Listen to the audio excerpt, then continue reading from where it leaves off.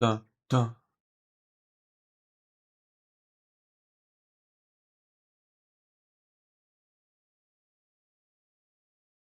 dun, dun, dun, dun. I heard there was I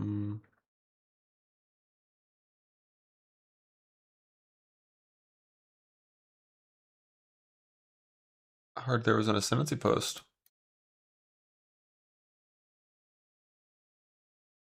And somehow the Discord ping just it's still in pictures? Isn't it like a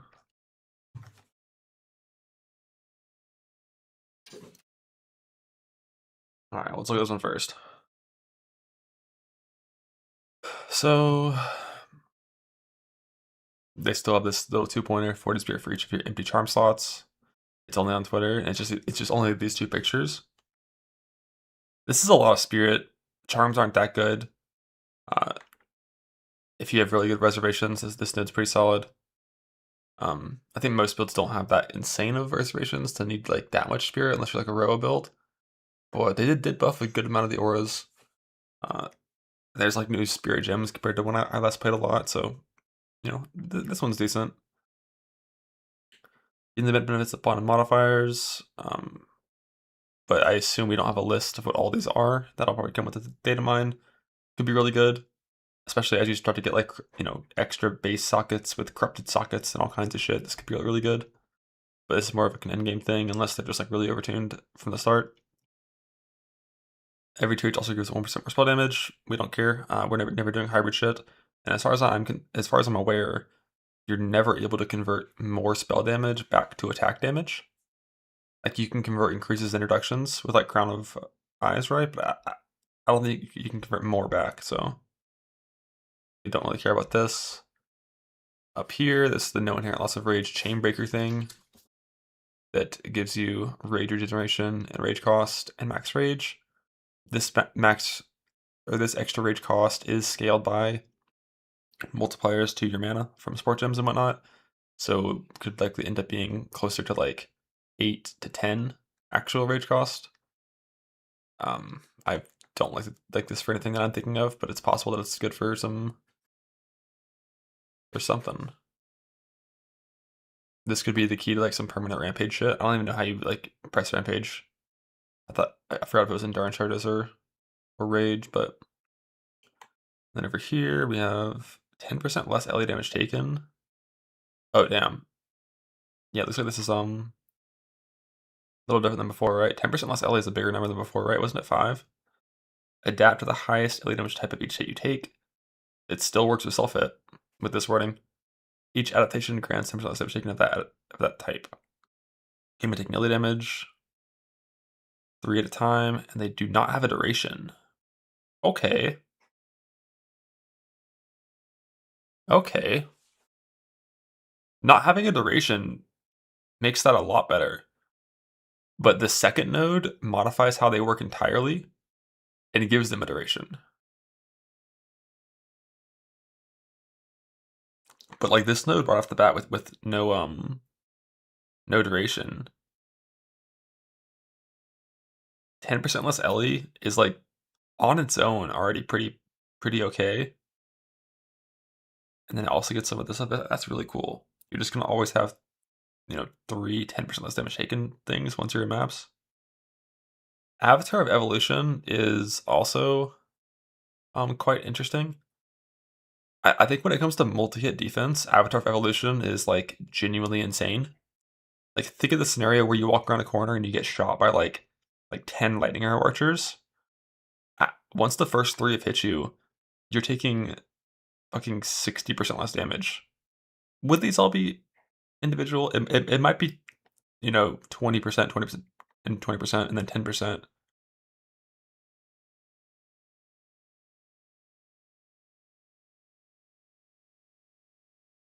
Yeah, they probably would be individual.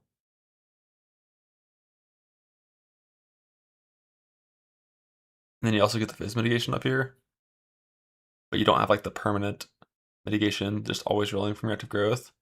I like this version of adaptation a lot better than what was first shown. Enemies in your presence have exposure. Gain 10% as extra random element. I don't know what the basic exposure value in this game is, but it's neat. It makes sense that it goes with Apocalypse. Build Glory by hitting enemies with elemental damage. When you have max Glory, you may become the Walking Apocalypse for a duration. Proccing a bunch of random things. Requires 100 Glory to use, lasts for 12 seconds. 0.75, you get one of the disasters.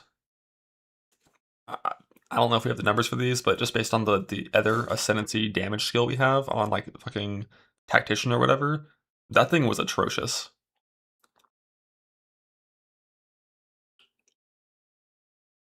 So until I see this looking good, I would never like plan around it.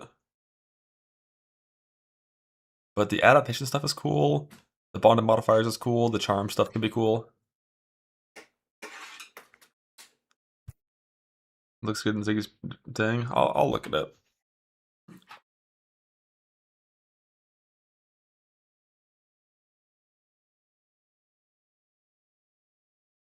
Invoker and Sork. Yeah, there's like quite a few of them. They've all never been very good, right? As far as I'm aware. But just like defensively, this adaptation setup with bottom modifiers and some extra spirit maybe could be okay. Or even just, you know, the exposure 10% as extra random element is always a good 2-pointer instead of one of these. Or even instead of the Avatar of Evolution. I really would need to see bonded modifiers on runes and idols to like fully lock in and play this. And I kind of want to play a pure fizz version of Druid if I'm playing like a slammer thing. Like I think I'd want to stay pure fizz. So I wouldn't care about this as much, but it's neat. I like it. All right, let's see this one. So you have the mitigation of things hitting you is unlucky, and you almost never get crit. Inevitable critical hits gives hits which could potentially be a crit, but do not roll a crit, will re-roll crit henge until they succeed. That basically means you will always crit. Like every attack you ever do will always be a crit. And the more crit chance you have, the less your bonus is fucked. That like cast on crit, yeah. Like this is definitely the coolest node of any of these ascendancies we've seen so far. There's so many like on crit mechanics that exist, and there's also like I don't know if Malagaro gloves would override this downside. I'd have to read the wording on those. They wouldn't. Gloves got that says your crits cannot be rerolled. Yeah, yeah. Ha, that's funny. But yeah. Like say you're walking around with like 50% crit chance. I mean, has someone already made a graph for the damage value of this based on your crit and multi? I'm sure you could plot this. But if you had like 50%, you're trying to dismiss hard, God bless you. But just like napkin math, right? 50% crit chance, half the time it's a reroll proc, half the time it's not. So this gives you, like if you had 50 crit, like 400 multi. Normally you're doing, what, 250 damage per attack from 100? Like one non-crit, one crit. Whereas with this, you would do both to be crits and one would have half crit multi value. So instead of 250, it'd be 400 plus 300. That scenario. Yeah, I guess you can't just assume it's always. Wouldn't it always average out over enough hits? It would always average out to one full damage, one half damage, right? Even if like in the moment on like small singular hit bases, you of course could be unlucky and have to get multiple rolls. But you also could get lucky and just crit on the first.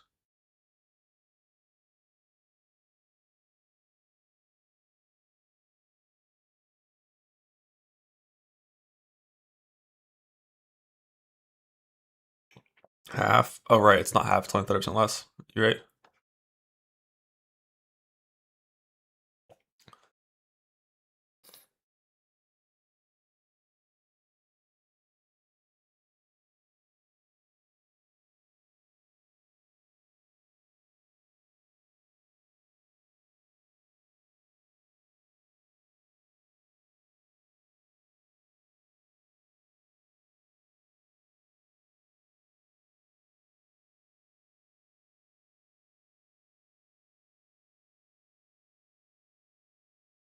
The math, if it's credit to a P, let's see it.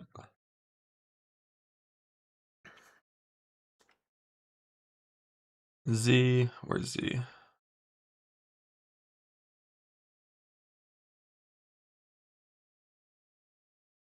Graphing, charts, flashbang. This is crit multi. Yeah, crit multi, damage gain stuff. Z is orange, what you'd expect, just straight line.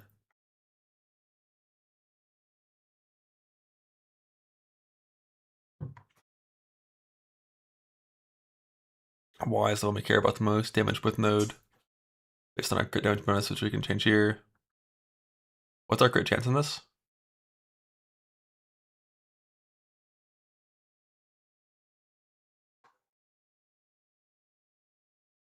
X.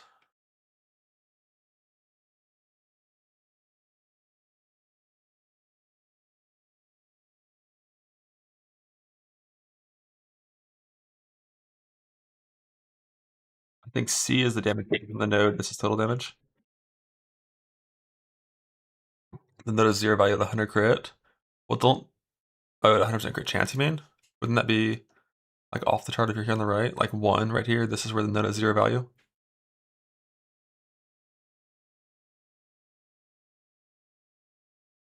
Yeah.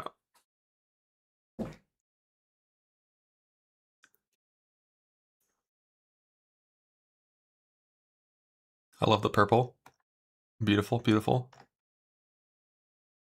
Negative numbers.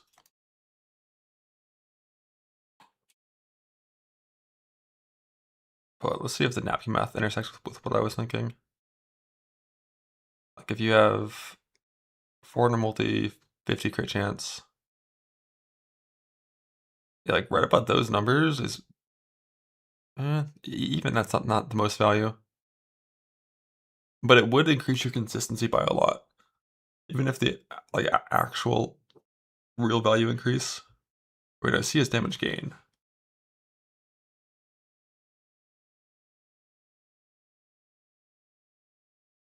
Too dumb. Either way, this is way better than the fucking support gem. Click purple line. Click purple line.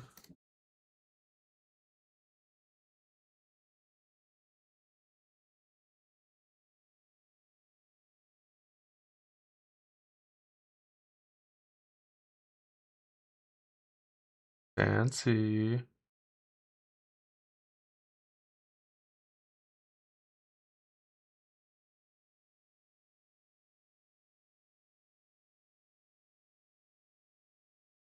So this is the boss arena.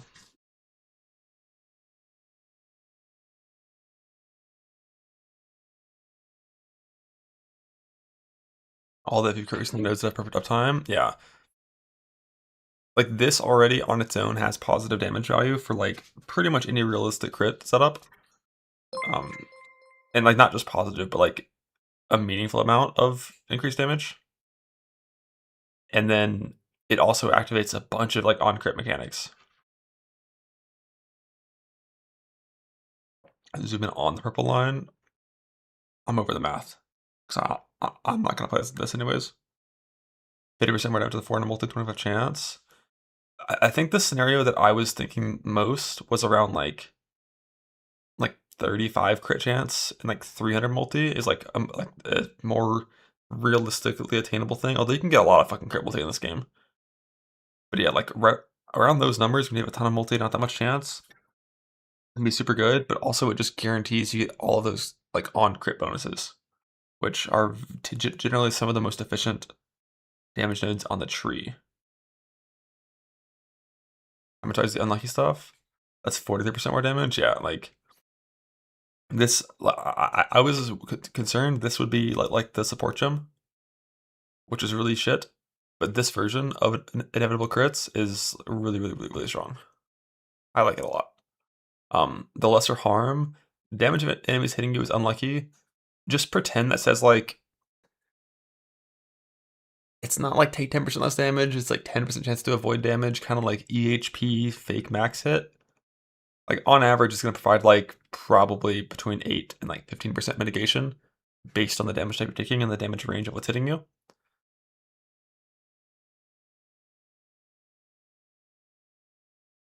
$33% less? No.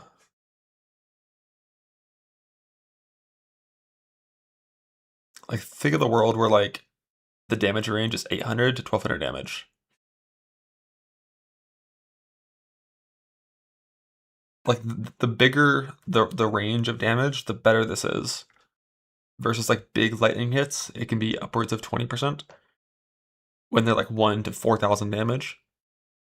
But in the end, like, you still could get unlucky and get hit with the max shell twice in a row. Like, you still could get hit for the max value, it's just unlikely. But on average, it provides you with, like, some steady, convenient amount of mitigation. And then make crit chance to get you is unlucky. This shit means you're not going to get crit. Like, when a target has, like, 10 crit chance and, like, 200 multi or something, like, it lowers that down to, like, fucking 1%. Like, this makes it so unlikely for crits to ever happen against you. The range was at 30% down, so damage average was down by 30% of the range difference.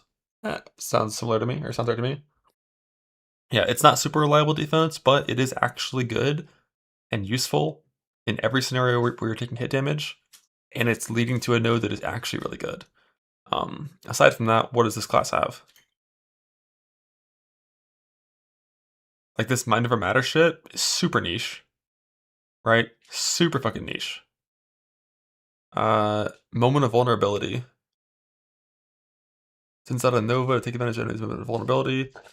Hitting Mr. Prime for stunned, or something. They have to be primed to be fucked. It lasts as long as the original target would have been affected by the form of immobilization. 98% of damage dealt to the Visage is also dealt to the original target. Quality doesn't matter.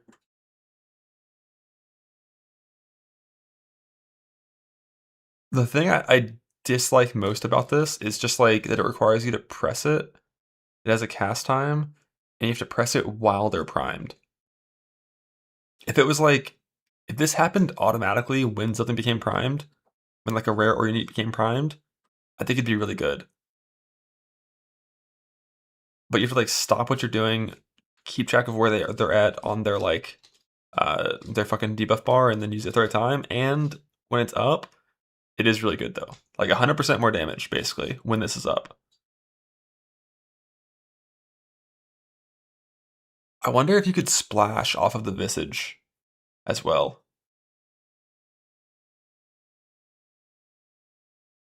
Try for 1 second. It lasts for as long as the original target would have been affected by the form of immobilization. So if you have a bunch of like duration scaling of like electrocute, if that didn't exist or freeze, it'll last for a while. And if you can splash off of this and splash off the boss, this could, instead of being double damage, could be 8 times damage, right? For like splash builds. You'd go from 1 hit on 1 target to, well, it depends if you were double splashing or not. I guess it'd be 4x damage, right? Like with like strike melee splash, you go from 1 hit on 1 target to, like, if you're hitting both targets and both are splashing, it's 2 on both targets. So it'd be 4x damage, I think.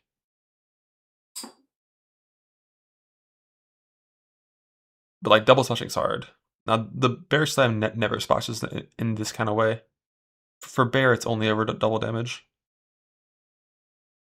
There is no quality, unfortunately. You can't quality these skills. It only comes from like global quality sources that don't really exist.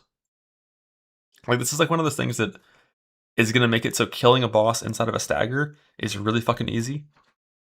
But like, that's mostly it.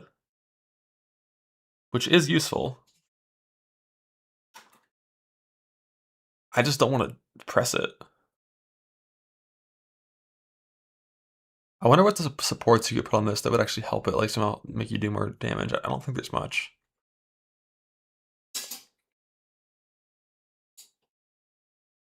Alright, aside from that, yeah. So this is useful, but like kind of annoying, and I don't really want to use it. Yeah, like piercing proj hitting both is always going to mean double damage. In the scenario where you have like chaining mechanics off of those targets, that could be more. So I'm assuming you can target this the same way you can target anything. Yeah, super niche defense we don't care about. And then what is Aligned Fate? So Aligned Fate is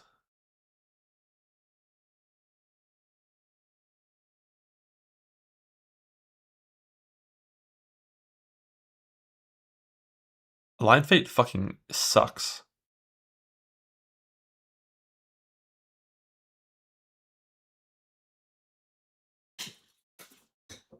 Like Aligned Fate's numbers are complete trash.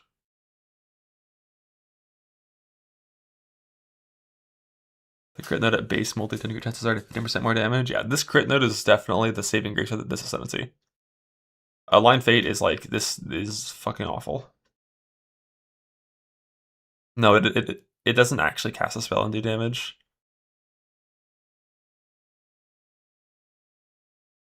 It's like, yeah, like with this frequency and the fact that it can pick any of your spells, not just ones that are, the skill you actually want to do damage with in that moment. Although it says until the next one appears, that like you have a long time to consume this buff. But damn, that is like, if it was like 50% more in like 7 seconds. But yeah, very, very weak.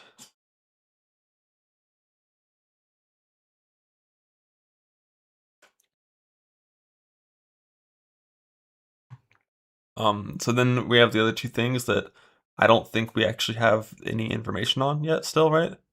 Or like, did they post what these nodes are for Pass Not Taken?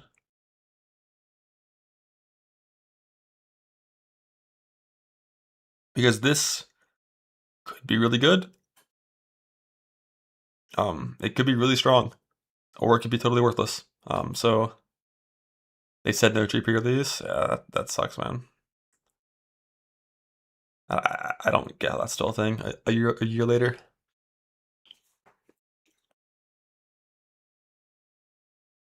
Actually, that's crit nodes. Yeah, I mean these nodes could be insane.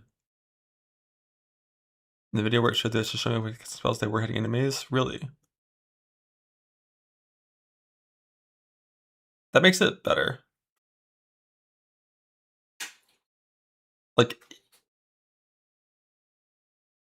if they're using your skill and it does full damage, that makes it a lot better. Yeah, but if you allocate one spell to weapon set 1, this is worthless. In that scenario, it's really weak in that scenario. You need to be taking advantage of like multi-spell use and like increased frequency to get this to a usable number. Because in the scenario where it's only one spell you cast, this is every 9 seconds. You can do a 30% more damage spell, and presumably it's also hitting for the same base value, which is quite weak for an Ascendancy point.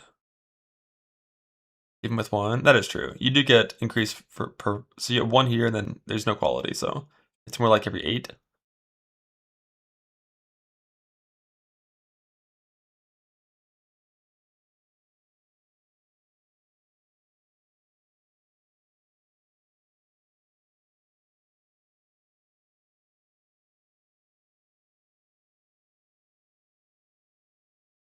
Like, for this to be good at these numbers, you would need to have such little cast speed scaling and be doing like spell slams almost. But if you're casting a spell like 3 times per second across the 8 seconds where you're waiting for this to respawn, you're casting 24 spells. And then this procs, you get a 25th spell from it doing damage on its own, and then like 20 fucking 6.3 spells for your extra one with 30% more damage. But that one's not even free. It has a cast time still. So it's really only 25.3. Like, in 8 seconds, if you had 3 casts per second, this is like going from 24 to 25.3 in terms of overall damage value, which is like nothing. So in this scenario where you're like just a normal spellcaster, it's really bad. It's only useful with like some duration shit for sure.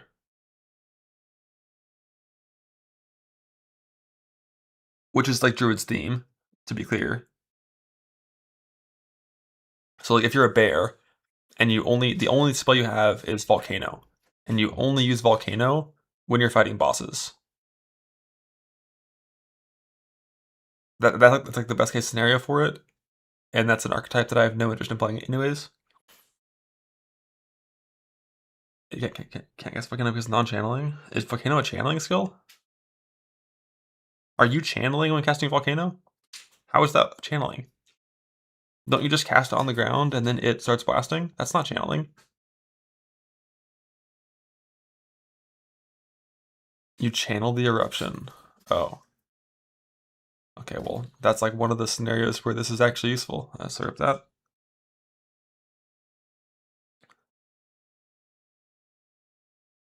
That's dumb. Yeah, fuck this skill. Fuck a line fate, it's trash. And then pass not taken. Could be good, we won't know until we see the tree, which we won't see. And this one, for the keystone thing, is kind of the same. We just won't know if there's actually any scenario where you can use this in a good way until we see the tree. So this Ascendancy is unfortunately still just kind of unknown. Of the parts that are good, this 4 points for Inevitable Crit Wheel looks very strong. Oh shit, there's a totem node. I didn't realize. +1 totem. Totem size 6 seconds after their life is reduced to 0. That's neat. But like, fuck the way they put totems in for this one. Oracle F tier? No. I think Inevitable Crits on its own is strong enough that this Ascendancy cannot be F tier.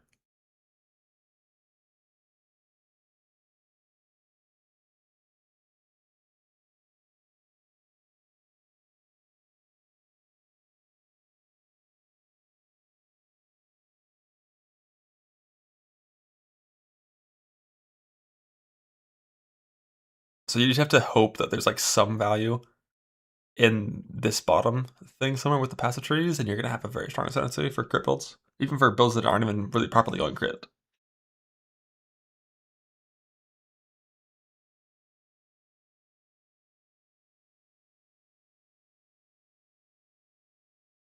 Harmony Within is pure F tier. Yeah, that one is like, for a generic normal character, this just makes your build worse. It is a thing. Hawk Spark 1-button build. Yeah, cast on crit is, could go hard with inevitable stuff for sure. Harmony Within is only strong for defense if you're building around this in a very particular way with a ton of mana stacking. And if you're mana stacking, you're likely doing it for damage, right, with Archmage or something. And you don't want to have a less penalty on your mana because then you do less damage. This needs a bloodline. The bloodline is Unseen Path and Entwined Realities. If they have good chances, to, good skills, good ways to spend points. Like I think what the pass not taken has got to have at least like 10 points in your tree you can spec that are higher value than normal, surely. With fucking 200 nodes, surely. But forced outcome is top tier.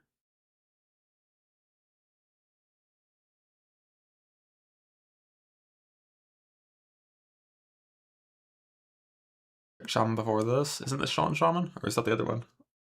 Yeah, but we looked at the other one. It's not very... Like the... Oops, that's the same one. The adaptation stuff is cool. Bonnet stuff could be good. But like, unfortunately, we still don't know what these are, so... Can't really, do much there.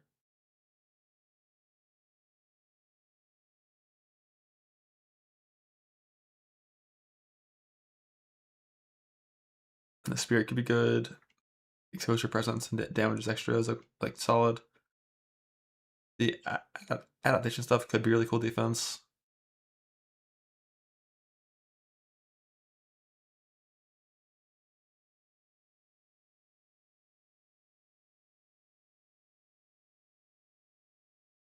Yeah, I heard there was a second video from Ziggy D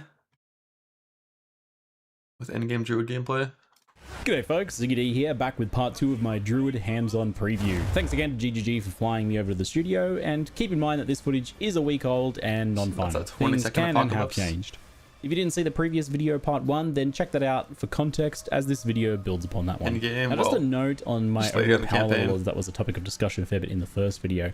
To help you gauge kind of where I'm at, it's a little bit tricky because baseline, I think my gear overall was pretty solid, quite good in Act 1, and then pretty reasonable to good for what I think will be the case with the Vile Temples that everyone's going to have access to, in addition to Abyss Crafting and the other various improvements that have been made there. Like, I think our gear is looking pretty good, but I didn't have anything super crazy in Act 2 and part. The biggest gap was spellcaster weapons affecting spell power level, so they were all a little bit more underpowered than they probably should be to look at. Also, due to skipping through some of the larger zones and missing a side quest or two, I ended up a bit underleveled and underpassived. And because I'm trying to test as many different setups as possible, my gem levels and supports are all a little bit bad for a long time. I'm quite a few levels behind on some skills and don't have supports kind of filled out for nearly everything. So probably a bit better than average gear, but a bit worse than average passives and gems. Anyway, make of that what you will. As I move into Act 2, I get a chance to cut my first level 5 gem, and this tier gives access to some pretty key skills for a few of the Druid playstyles. You've got Thunderstorm with synergies for plant, lightning, and cold damage water, builds. Your plants. More on those later. Devour for much easier charge generation on the Wyvern, pretty key piece for those builds. And Arctic Howl for freeze werewolves. And then Fury of the Mountain for the bear form, which is what I take first. And this one is excellent. This is a slam skill that creates fissures. You can have up to 12 of them out at a time, and it generates rage on hit. This skill immediately replaced Maul as the basic attack for bear for me, since it does the same role of rage generation, and Fury of the Mountain does a whole lot more in addition to that too. Rampage! Pounce! As a Fisher skill, Shockwave Totem can trigger bonus pulses, so that's a lot of extra damage for you. And there's even better news here. The pulses can also generate rage on each hit, in addition to that initial slam. So the Totem Fishers just keep pulsing, and they keep your rage topped up while you spend it slamming away. It's really nutty. So crazy, in fact, that I thought it probably wasn't intended and was a bug. So I asked the developers, and they're like, oh, we'll take a look at that. But then I asked Mark in the Q&A, he said, you know, it actually should work that way because that's fun and cool. And true to their word, I double checked, and that seems to be the plan. So it's a really sick rage generator skill there. Fissures? That passive ongoing rage generation is super nice for bear form, routing that out a lot. And on top of that, for Fury of the Mountain? Is that one of the bear skills? Mountain, since it's a slam skill, each of the initial hits can trigger volcano projectiles, so you can toss down your volcano projectiles and slam those out. As a bit of a side note, that's kind of related to this. In the updated patch notes, they just posted that the rage decay rate was halved, and the time before it begins increased from 2 to 4 seconds. So it's now small. And then Fury of the... So it makes fissures can give rage. Mountain and Arctic Devour.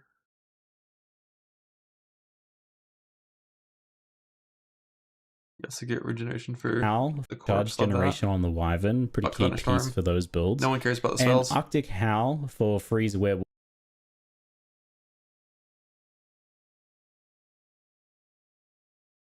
After frozen, or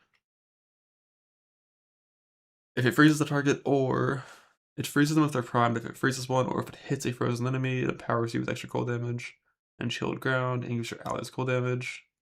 Cooldown 8 seconds, buff duration 8 seconds.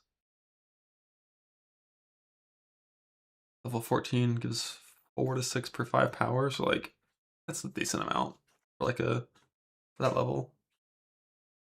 Oh, I didn't realize it also only empowered a couple attacks. It only empowers 2 attacks if you're fighting a boss. Wolves. And then Fury of the Mountain for the bear form, which is what I take those out. As a bit of a side note, that's kind of related to this. In the updated patch notes, they just posted that the rage decay rate was halved and the time before it begins increased from 2 to 4 seconds. So it's now much easier to keep rage up between packs as well. So all around rage and bear form is looking really comfy to play. There's so many lines of combo interactions going on here with like the bear form kind of approach. You've got Volcano being triggered by Fury of the Mountain and Furious Slam. Then you've got Shockwave Totems triggering the Fissures from Fury of the Mountain and the Jagged Ground that you create with Empowered Furious Slams. And it's all fueled by the continuous rage generation going on from the totems triggering the Fissures on enemies, powering those Furious Slams. So it's kind of looping. There's a lot of feedback loops of damage going on here. Sounds good. Makes for a pretty satisfying feedback loops of damage going on enemies, powering those Furious Slams. So it's kind of looping. There's a lot of feedback. Huh. I thought that would be just something that took you out of bear form. That's neat. Loops of damage going on here. Makes for a pretty satisfying bossing. And it's actually like pretty straightforward to play as well. You don't really have to think about all of those, I guess it is like, complex lines of play. You just kind of do all the things on top of each other. It works great. Oh, so I didn't actually play this setup for too long because I was a bit unsure if Fury of the Mountain was working as intended. So I don't think I did it full justice gameplay wise.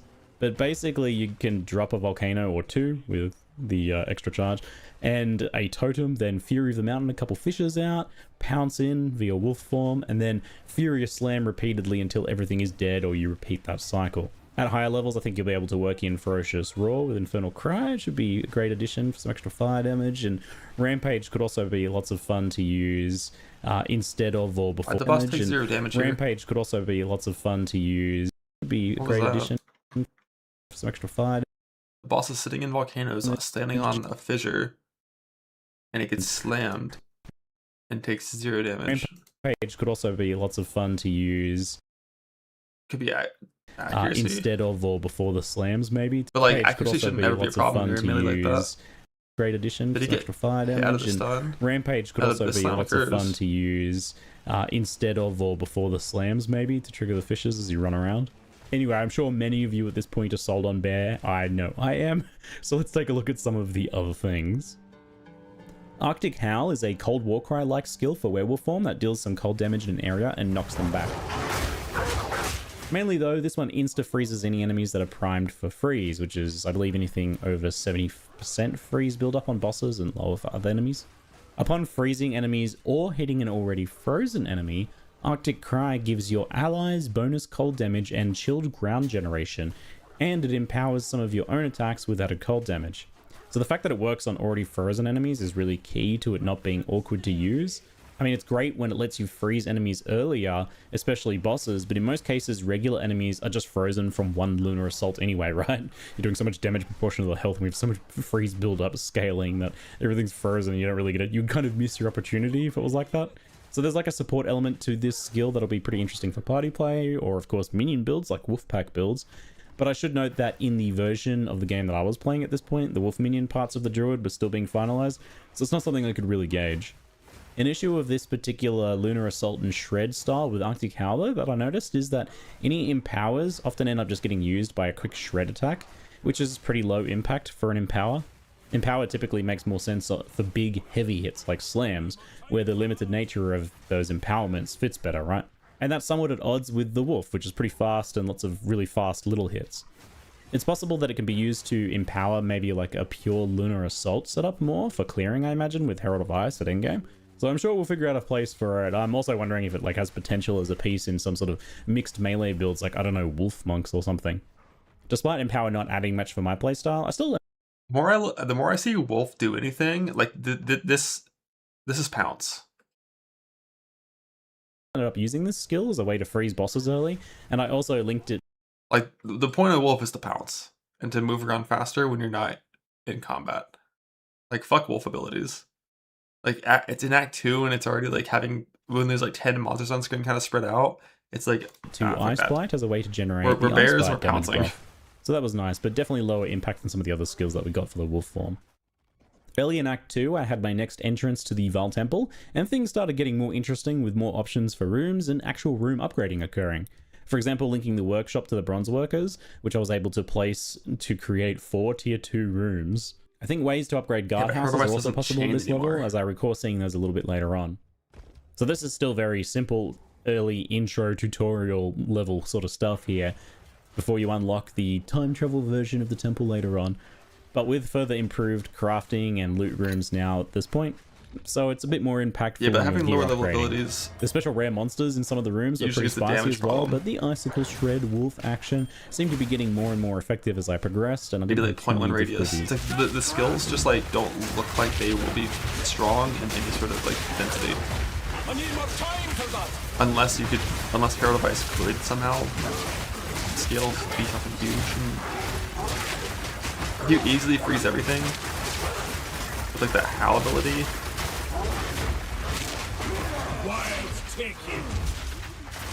And indeed, after my little temple foray to upgrade my gear, I peaced out and went right into the Rudia fight, where we get to see the power of freeze scaling this setup has access to here. Look at the debuffs. Ignite, chill, shock, hinder, armor break, immolate, and then some like plant shit.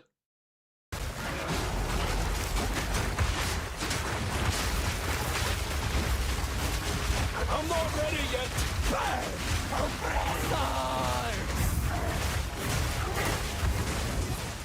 Meanwhile, warriors mace striking this boss.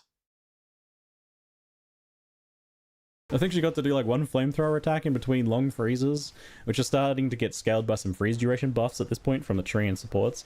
She didn't even get a chance to do her final melee form. Ooh. So after that, I got to try out Thunderstorm. This is a spell that has a lot of different applications. It strikes an area with lightning bolts over a long duration, so it's just another sustained damage thing you can throw in. But it's a combo piece for quite a few setups because the rainstorm, like, also creates, well, rain. It moistens things. The rain drenches water your plants. I feel like this is a meme skill at this point, so POE. Making them have, it makes them have substantial buffs to the chance to be shocked and their freeze build up on the enemies that are drenched. That rain also waters your plants. So silly. We'll take a look at that one later, but for now it's pretty effective as a booster akin to... The size of Arctic Howl looked pretty big. Pretty effective as a booster. Right, like, I have to assume it isn't that much area scaling. Look at that one later. But for now, it's pretty... So, like, if you could make this ability do enough... One thing, I don't know. Like, this ability freezes things that are primed to be frozen. But what if it's at 0% chance to be frozen? Or, like, 0% primed? And the hit of this skill brings them into the primed for freeze range. Would it then immediately freeze? I think that's how it works with crushing blows. And like that mechanic. It cannot freeze. Oh, it can't? It freezes things that are primed, but it can't freeze itself. Is that the bit? No freeze buildup? Oh, okay. Yeah, that sucks. Because like this was like the thing that's like, oh shit, that's actually big. This is the only wolf ability I've seen that's more than like a default attack worth of radius. Effective they can't as freeze, a booster and you can't do akin to, say, Volcano for Ice Wolf. Can it chill though? How does the Herald of Ice ring work nowadays? Because like they did something to it to make it not like make everything explode easily, but like could it still chill and then make that the ring make it be Herald of Ice?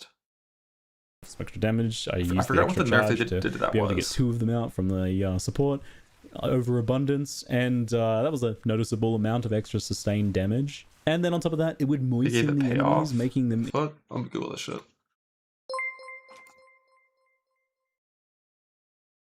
What to say? Enemies' chill bear hits can be shattered as though frozen. But then the nerf they did was the Herald of Ice, right?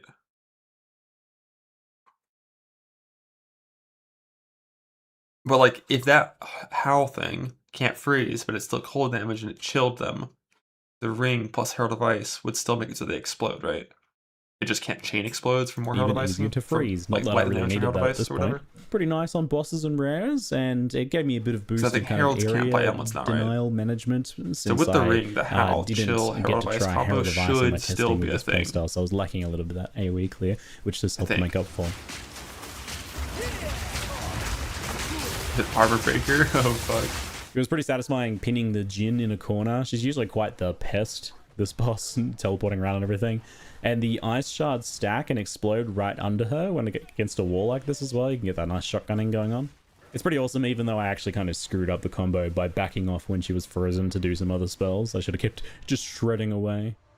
Anywho, I grab Devour next and just give it a brief test. This skill allows you to leap onto a colorable enemy or corpses and eat their bloody faces. Eating faces gives you a flat regen buff to heal up and generates power charges for you as well. This skill represents a pretty big turnaround for the power charge issue for Lightning Wyvern. It makes it really easy to sustain empowered lightning form while clearing. It's 10 seconds of buff auto attacks per power It's charge. not like killing Palm on Monk, I think, since the fact that... This auto is huge. I love that like Wyvern auto could actually be a build. Because it's really easy to maintain that buff.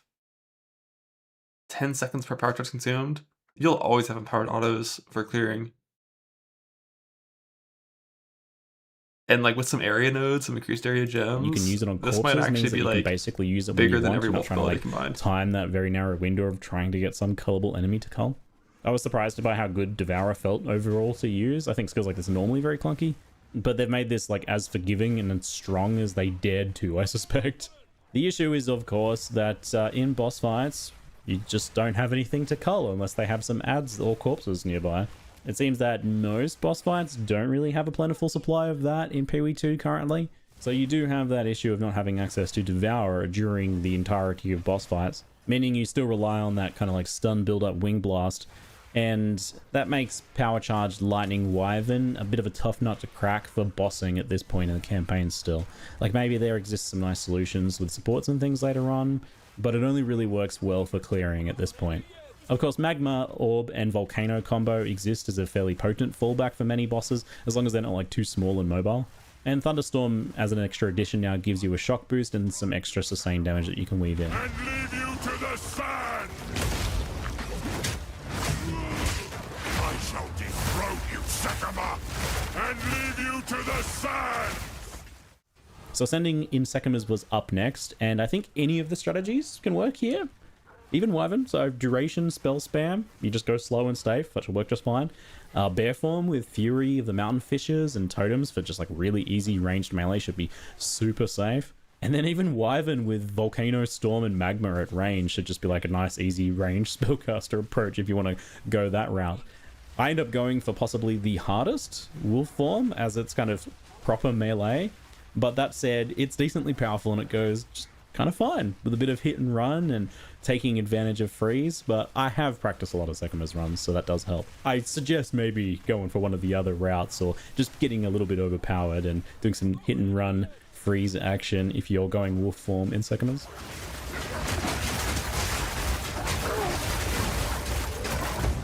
Look out for the slam!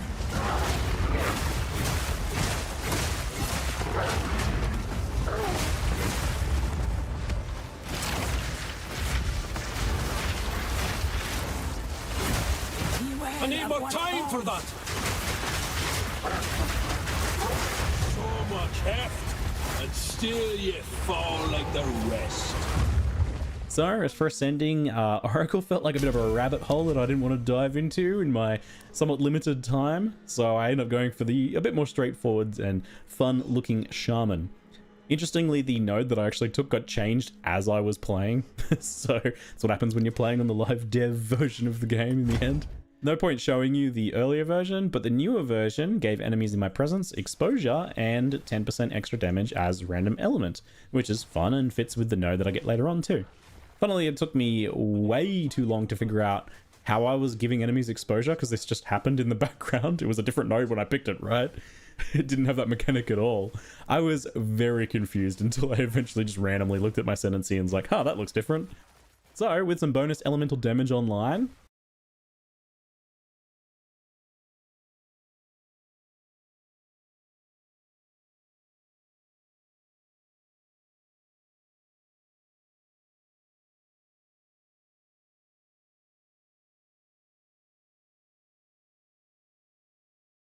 I head back into Act 2 with my beloved wolf form to test out the new cross slash skill that I picked up at some point. This executes a short hopback with a massive X-shaped slash. It's a pretty important skill for many wolf builds for two main reasons. It triggers any marks on the target, which in the case of Predator's Mark from Pounce means that you can summon wolves on demand. I imagine that also means that you can explode freezing or voltaic marks with it too, if you want to get some extra damage from that. And on top of that, when triggering marks this way, Cross Slash causes an extra shockwave of damage too. And then for the Ice Werewolf builds, Cross Slash is very powerful, as it scoops up any of those ice fragments in the area and dumps them all in the middle of that X. That means that you go from sometimes hitting bosses or rares with half or so of the icicles to being able to hit them with every single icicle every time if you time it right. That's a big burst damage boost to the build. So this unlocks like a new play strategy now. It looks a little something like Pounce In, marking the enemy, Lunar Assault, and maybe an Arctic Howl to freeze them. Then go for a full Shred combo and Cross Slash to dump all of the icicles from that Shred combo on them, and then start shredding again while those explode until the enemies unfreeze. Then when it's unfrozen or you finish your next combo, hit another Cross Slash for good measure to just scoop up all the rest of those little icicle shards. With a bit of attack speed scaling, it seems like you definitely get time for like two full Shred combos during the course of a lot of freezes, especially if you start scaling freeze duration as well.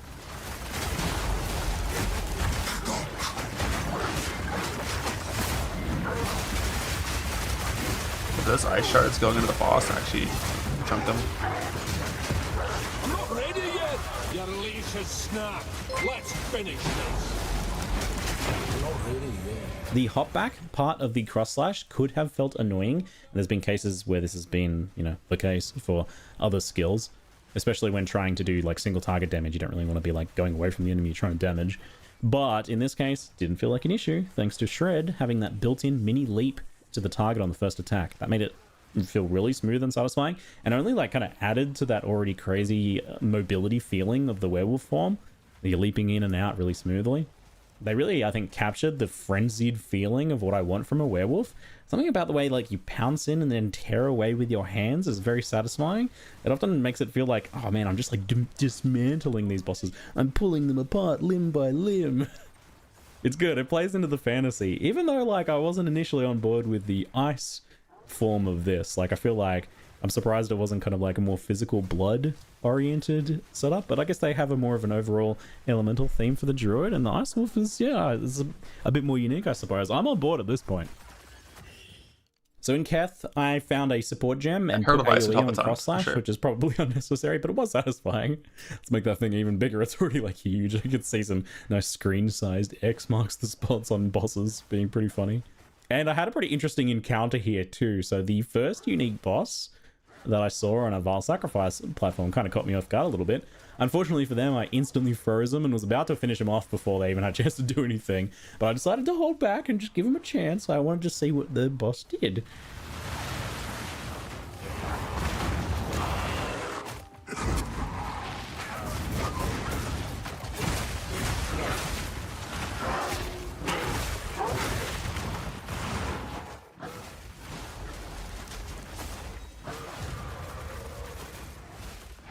Shortly after that, in this fun tomb encounter, I was really sad that I didn't choose Herald of Ice earlier. Yeah, like oh man, that's gonna be so satisfying there. This skill launches soon. I can try Werewolf that again, for sure needs Herald of Ice scaling to feel good, 100%.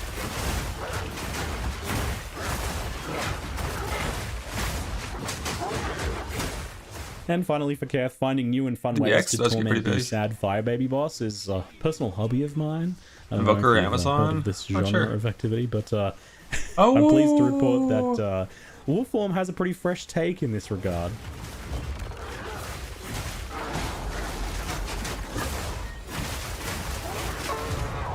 When he finally summoned the will to bring up his health bar, only to get frozen and then killed. Aww. So as we head into the Titan Valley, you get to see some of the Bell work with the slashes. I'm not really sure how Bell works with having a presence in the campaign setups. And I did actually get quite a few crafting items from Abyss during Acts 2 and 3, which does surprise me because Vault Temple is giving out a ton of crafting power, and it feels like we didn't really even lose Abyss in this regard. Drop a Bell, go back into fucking wolf form. Abyss would just be like non-existent until endgame, but it's there and you actually get to use it. I used it a few times. I was maybe getting a bit overconfident at this point because I suffered a classic for me giant skelly squish death. I swear it's like one of my most common deaths in POE2 is just getting these guys falling on me. The Titan Grotto boss points out a minor nuisance in freeze builds like this. Some larger bosses in POE2 have a mechanic where they cannot be frozen or like stopped during certain attack sequences or time frames. That can mean that you basically don't get to freeze them if you're killing them fast enough, which is kind of a bummer. I get that there's a few reasons to have a mechanic like this, but I think that maybe you could use some fine tuning, or maybe like a change like allowing the freeze to function. This one just like can't be heavy stunned. Able to move while frozen if they're like a giant Titan enemy like this. Oh they shit! Just, you know, get slowed. Got it. I think designs like that are great because then you don't get locked out of your actual build's mechanics. You can still have your like on freeze mechanic of like firing icicles. That boss just sucks. Anyway, it's not like the fight was difficult or anything. It's just kind of like a bummer that he spends, you know, a full minute on 99% freeze. Not just with freeze, with like 10 different things.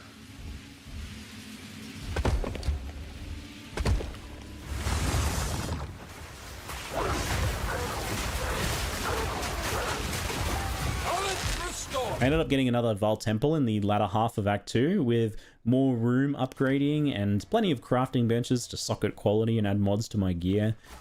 And this nicely combines with the Abyss crafts that I had access to now as well to round out some key gear pieces, you know, upgrading a chest or fixing up a weapon, for example. I actually managed to get the next Spirit Gem tier here, and I was definitely tempted to take her advice, but I wanted to check out some of the new stuff.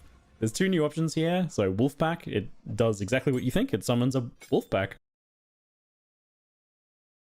When hit by an enemy, gain armor equal to 32% of ES lost.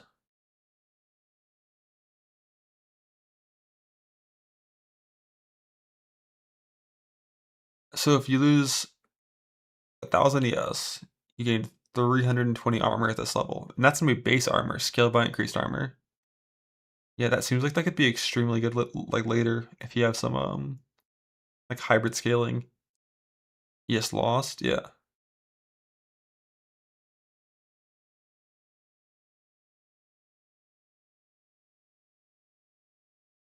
Could be good with bear. I like a little ES bear login. I don't know. It's neat. But like, is it better than just being Invasion ES with even nerfed Ghost Shrouds? Who knows? Apparently you can also get a crazy number of wolves with this plus pounce at endgame. I don't want to say like specific numbers that the dev said to me because I can't remember what the actual number was, but it was higher than I expected based on the numbers that you see here, which I think like I can have 4 and 5 right now, so 9. But I guess if you think you can have 9 now and then assume what you could have by endgame, well, yeah, you can maybe get the idea. Anyway, I don't know the potential of the minion druid side of things. They're trying to put every single build in druid, so I'm sure some of them will probably not be fully well-rounded, but I don't know, maybe there's some wolfpack potential there. Anyway, I opted for the other choice, the defensive spirit skill bark skin. This grants you a flat armor bonus for a duration based on damage taken on hit to your energy shield. With good energy shield recovery and armor plus duration scaling, for example, I think you can probably stack some pretty substantial armor from this. I'm actually kind of shocked that it doesn't have like a hard limit. I'm used to skills like this having or needing hard limits because inevitably some player gets infinite armor from it or something. But I guess in this case, since it's duration based and it requires enemy hits, like I don't think you could self-hit yourself with this or anything. It's probably, that makes it a bit more reasonable. It's multiplicative with itself. Really yeah, I'm not sure if it is or not. It's actually kind of messed around with a little bit for building my character, even though I was just in the campaign. I didn't really need it. I took the Zealot's Oath keystone to convert life regeneration to energy shield regen when my life was full, and that keeps it present in combat much better than recharge, and that enables Barkskin to do a whole lot more, I think. It's not really like a flashy skill, but I don't know, I really like this one. It seems fun to build around hybrid life ES, regen, and stacking defensive buffs that like spike the more danger, and I like that style mechanic. It's neat. And with Druid having like a lot of access to elemental damage taken to armor, I can anticipate, you know, this having a bit more of an impact as well. Anyway, alongside Cross Slash, Ferocious Roar, and Spell Totem are the other level 7 gems. Spell Totem lets you link a spell to be kind of autocast by the totem, but in POE2 it costs 3 charges. That sounds kind of annoying, but at least for bear form it's super easy to have 3 endurance charges passively and quickly even by just spending rage. So it's probably pretty easy to use it there for some like decent utility spell options, but it's not something I've really given any thought at this point. It seems supplemental for sure. Ferocious Roar looks pretty good. It's a bear form Warcry skill that lets...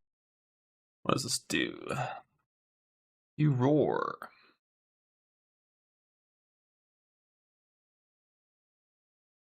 Of course, if you want, you can just use a base gem instead.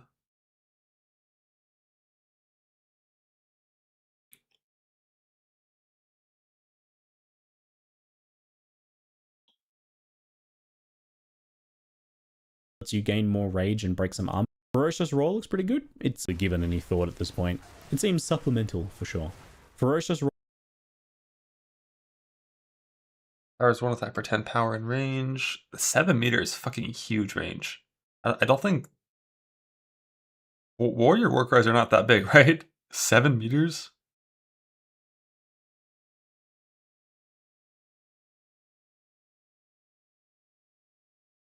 Two rage per enemy power. I mean, with a little bit of area scaling, that shit's all that's all screen.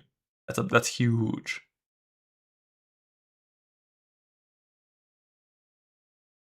But yeah, you press that with just like a normal amount of monsters on screen, and you're gonna just like fill your entire rage bar up. Does human warcry? Yeah, if you want, you can socket any normal warcry in, and instead of using the ferocious roar, it'll use that warcry. Roar looks pretty good. Reduce damage in a human warcry. It's the opposite. When using a human warcry, it uses the human warcry as a base size, so it won't have that 7 base size, but it gets 50% increased area of effect, so it still will be quite large. But yeah, like using like a 3.5 meter thing, of course, would be a little smaller. But it does, you get this like, you know, nice little 51% increased damage thing. Love that. I'm not really sure like which warcries that buff are actually even like that strong. Like Infernal Cry is the only actual buff one, right? I guess there's this the Aftershock one. Is that Seismic?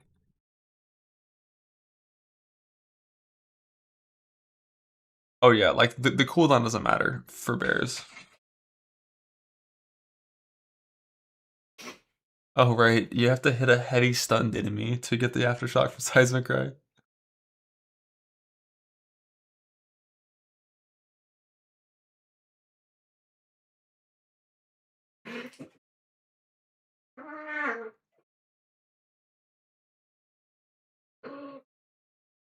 You hear this? You hear these fuckers?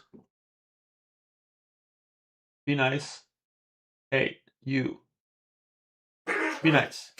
Be nice. Is that...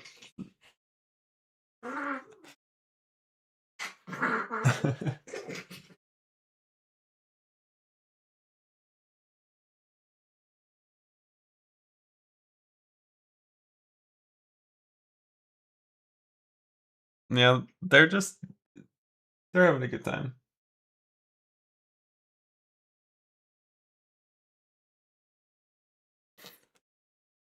Warcry skill that lets you gain more rage and break some armor in its default form, but the real use case is probably that you can link normal human Warcries like Infernal Cry into it to trigger those instead. That lets you use Infernal Cry in bear form, whereas otherwise you'd swap to human form to do it. And that will, you know, pair nicely with the Fire Fisher Volcano playstyles. For whatever reason, I can't really recall, I didn't end up getting a chance to test either of these. Probably because they need like other skills to make much use of them, or I forgot one of those. Anyway, end of Act 2 is often a huge difficulty spike for many builds, and weirdly I was getting a little bit under-leveled through Act 2 and 3, and also feeling like the cost of my erratic gem cutting choices as I try to test anything and everything. I feel like if you kill every single monster you see, you're still going to be like 3 levels under zone.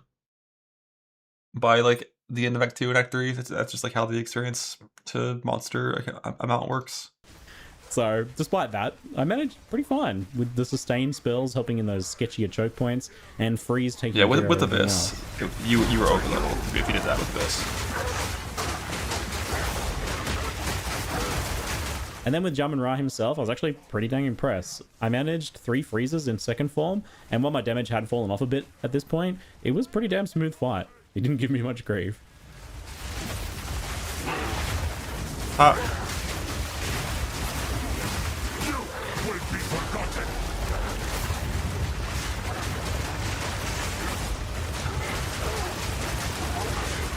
I need my have time for this.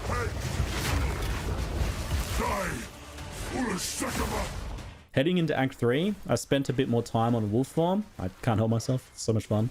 It's fast to run through zones. First though, something pretty unexpected awaited me on the Vile Sacrifice altar. Is that... That's a human monkey.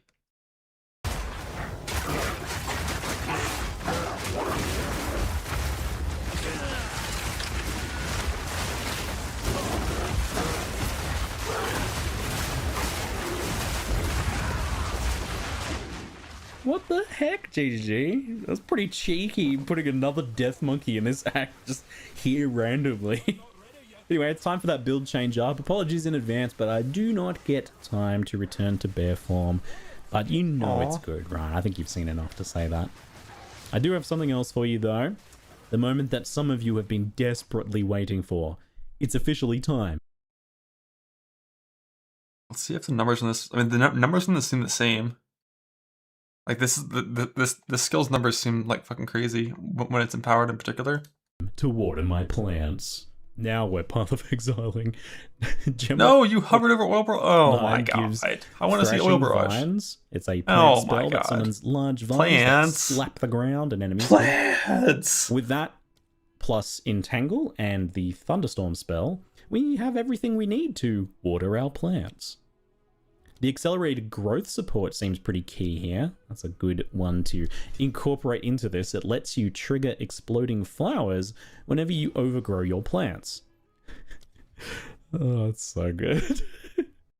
The fishes last longer.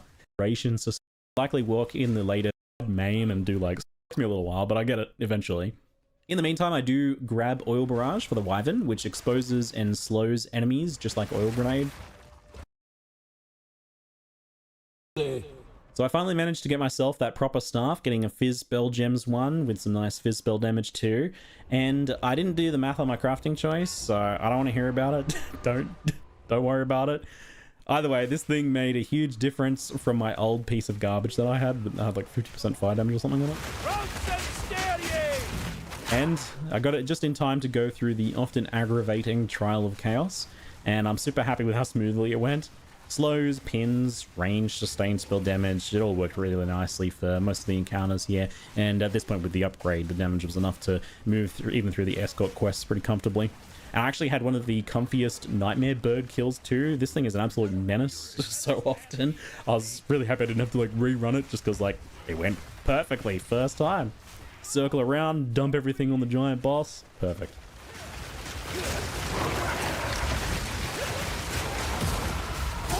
I mean, the plants are kind of covering the entire ground in like damage events. If it just did some damage. It doesn't have a coverage issue.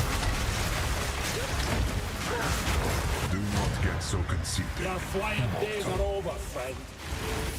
So this let me unlock the Bringer of the Apocalypse node, which I test a little bit later on, as I was still testing the Planty Druid on my new stuff. I just got the stuff, let me have a chance with it, eh? At this point in the game, it is pretty rough to like make everything look good when you're testing everything, because when you're playing one build in this game, you don't have enough, like you barely get enough support gems for one build, for when you're doing one planned setup. Like I'm pretty sure I finished the campaign with like one extra support gem. So if I was trying to make supports for like maces and Earth Shatter, and then also like randomly a third archetype too, you'd have problems for sure. So like this late in the game when doing that many testing things, like although he is killing more monsters than normal and like doing incursion and shit, the skill gems are surely fucked by this point. I think he talked about a little bit at the start. I'm still underleveled and missing passives, and this cheeky lady here likes to roll out of my AoEs, so that took a little while, but overall, like, once I got it online, the plant druid, the Watch My Plants druid felt very comfortable and very fun. Enjoy watering your plants at launch, garden druids. So next up, I wanted to mess around a bit more with Wyvern and also test Apocalypse, the uber skill from the Shaman. We'll get to Apocalypse in a moment. First, I wanted to return to the Oil Barrage skill. What's normally a utility skill here becomes a pretty hilarious lightning single target barrage when empowered with a power charge. So it spends a power charge if you have one to make the barrage much longer with a bunch of added lightning damage. And if you have 3 charges, you can just like hold the button down for one long mega barrage. With Devour, you can very easily, you know, generate 3 power charges. So I was actually able to use this and the melee lightning form a bit more comfortably here. Indeed, like the combination now of having Devour, Wing Blast, and Oil Barrage made Wyvern feel a bit more well-rounded, but is still definitely the more complicated one to play here. That lightning barrage is just absolutely hilarious. I will not be surprised if we see some sort of like boss barrage deletion endgame build here. Yeah, it seems like this skill is doing the amount of damage I expected to, which is like... I expect to see something. Like the numbers on that skill are genuinely absurd to where if it goes the way that it is, I feel like with 3 power charges, you're going to kill every single boss in this heavy stun. Because can't you generate power charges by proccing a prime per stun boss with like disengage? Disgusting with this. That's if, you know, people figure out some easy way to get those first set of power charges at least. Devour and sacrifice. That's a lot of effort.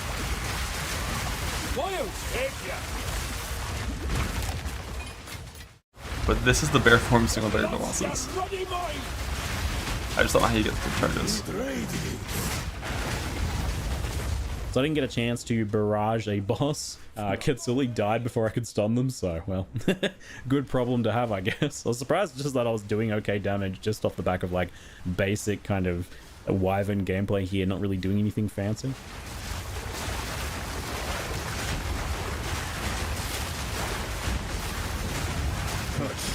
Yeah, but like Wyvern's power charge generation, the main ability for it relies on killing things and eating their corpses. I just forgot the disengage skill also and gives finally, you power let's charge. take a look at Apocalypse now. I didn't really have any supports for this skill, so this is just pure vanilla Apocalypse, but it's pretty strong right away, and it seems usable pretty often too. Apocalypse is a glory skill, with the glory for this being gained by hitting enemies with elemental damage, so obviously you're just doing that constantly, especially with like the sustained spells, just constantly ticking that up at max rate. So it's easy enough with the added random elemental damage on the node that you get before it as well, so it's going to happen regardless of your build.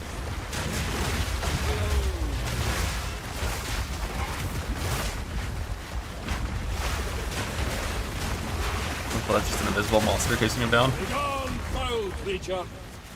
Using the skill causes a long duration where you passively rain down meteors, hailstorms, and lightning crashes randomly around you. It's duration based as well, so, you know, there's room to make it last longer too if you want. What can I say? Skills like this are really fun. I expected to struggle a lot on the Viper boss. She's tiny, she's dangerous, she moves around a lot. Doing this on Wyvern, I was like groaning walking up to it, but it was okay. Apocalypse and some range spam from Wyvern form handled it fairly well. Those wolves are just still alive. Just blast them. It went okay. I'm coping.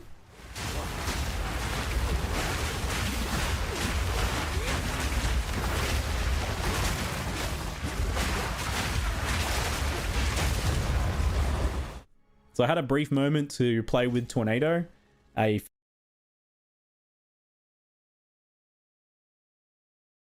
sucks in enemies.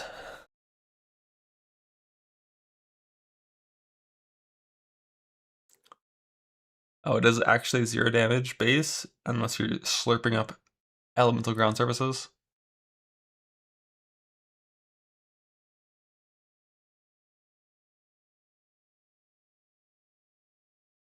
Physical duration spell I mentioned earlier. It can suck up elemental ground to empower itself. The only problem is that it's surprisingly hard to do that on the Druid's basic skill set, at least. So there's the Oil Barrage, is the only way that I really know of by default, and you can ignite that, but it's a little difficult to do, and it leaves oil ground if it's the non-empowered version. So if you have a power charge and you try to put oil ground down, it will just use the lightning version instead, so that's kind of funny. So I am sure that there's like some easy spells you can pinch from the elemental tree or like support gem combos or something to generate ground to empower the tornado. And in the end, it's a fizz spell that you can couple in with the plant, Rainy Druids. You know, tornadoes are something you can add into your storms, I suppose, for a bit of extra sustained area damage there. And you can also work it into your elemental builds with that ground empowerment. It's another sustain spell you can throw down before shapeshifting too. You've got a lot of them at this point. It's getting kind of swarmed. Are we sure this is okay amount of pack size? Sadly, that is all I managed to do in my brief visit to the Grinding Gear Games studio this time. It's probably for the best though, as I do need to rest and look after my family. Thanks for all the well wishes as well. I was really stoked to see how much you all enjoyed part 1, and hopefully you enjoyed part 2 as well. I'm looking forward to seeing you on stream at launch, and maybe for some Druid and Val Temple guides on YouTube and Maxroll too afterwards. Definitely looking forward to playing the Druid myself in a much less rushed fashion this time. I just can't decide whether I want to in and then tear away with your hands is very satisfying. It often makes it feel like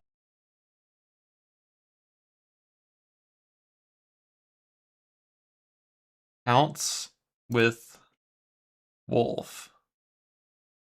Bear slam.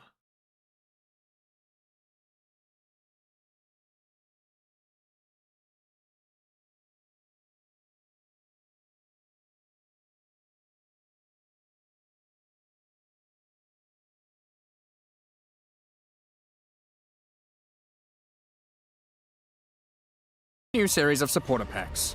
The Precursor and Calguran packs. These as Lunar Assault in order to and trigger for a time. To use your other wolf build if you want range breath. Jump forward into combat and slash your enemies with your lethal talons. If they're close to being stunned, you can blow them off balance with a blast from your wings, causing an explosion of damage. After the battle though, it's time to feed.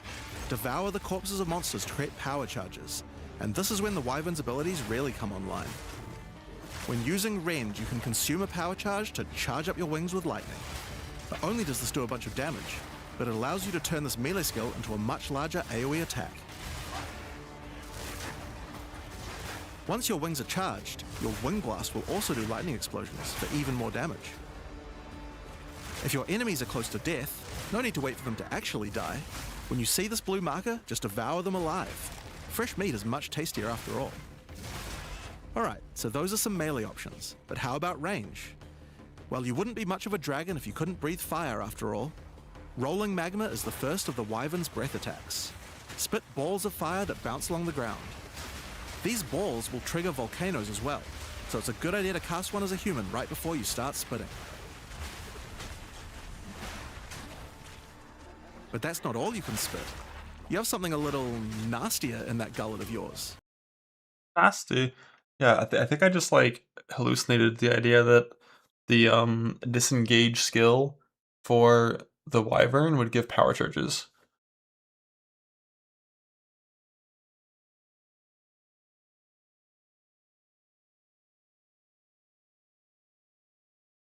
Doesn't it when it stuns? I thought it did, but like it didn't in that video right there. It doesn't stun? I thought it did. Do we have a tooltip of that?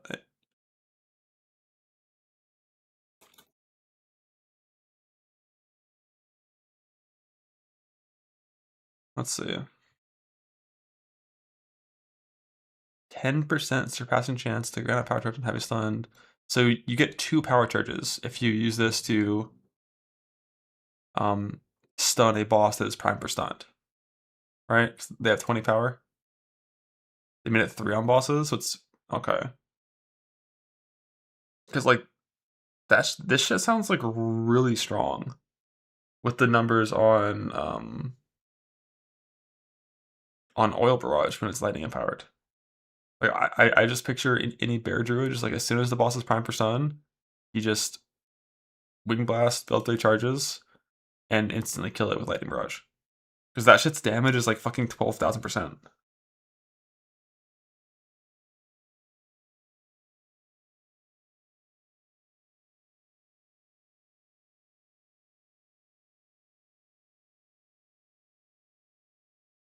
$15 gem sockets for Druid.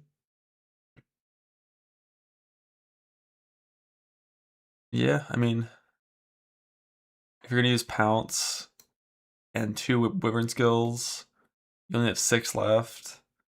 1 is gonna be like 2 of your Bear Slams. Probably at least 3 for your auras.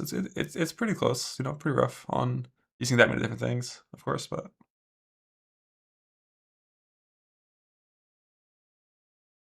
might not actually use penalty nose, but like wing blast into lightning barrage, it seems like it just looks like it's gonna do a ton of damage.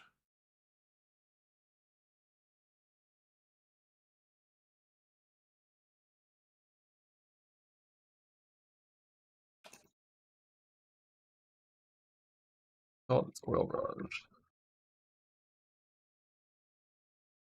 This one's not in here yet. But this one's on the actual page. That's compared to one serpent. I don't know, but like I still don't fully get the power charge. So yeah, so if you have 3 power charges, you can channel for 6 seconds. And while you're channeling, first off you apply exposure, so minus 20 res, and then you shoot sequential proj, which means 3 proj is triple damage. So it's triple speed, double damage, triple damage. That's like 1,800% weapon damage. And you can channel for the entire duration of the heavy stun. And you get free exposure. Would you use multi-shot? I don't know if that's even a damage increase nowadays. Yeah, it's just single target. Let's see what multi-shot does. Like going from 3 proj to 5 proj is what, 60% more? But then you get these downsides.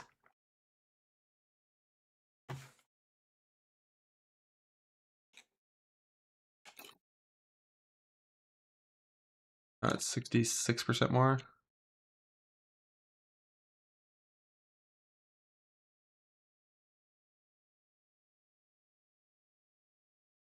Yeah, it's using multi-shot is equivalent damage to using no gem at all.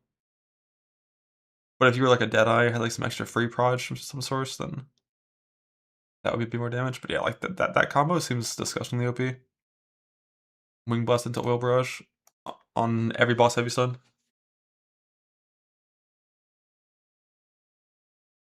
It does mean though, if you wanted to do that, you can't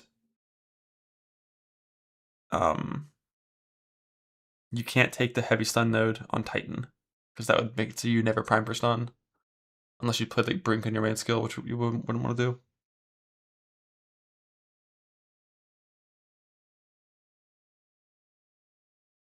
Salute Rue. What happened?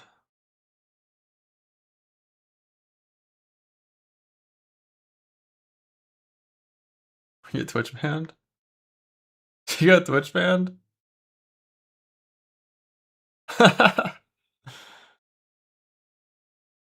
What'd he do? Kind of deserve. What'd he do? I'm unaware of any of the... Someone called a vet.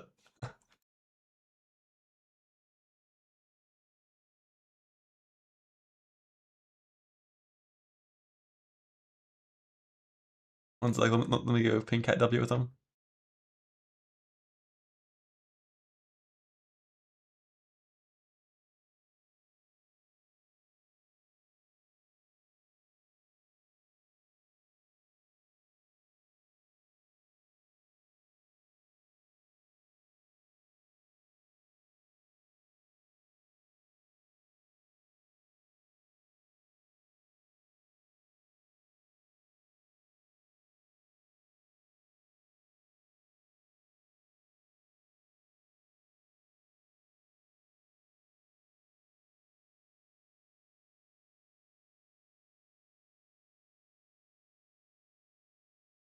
Alright, it's time. Back to mapping. No, it's not fake news.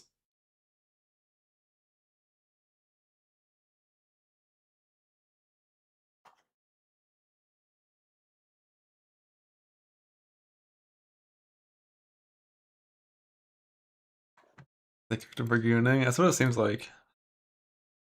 Alright. It's time. Log in. I go kill Arbiter, and then I want to make a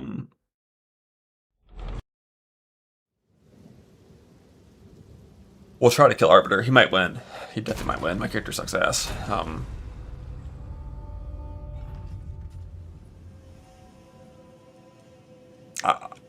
I want to make a passive tree for a possible like bear druid setup on like Titan or something.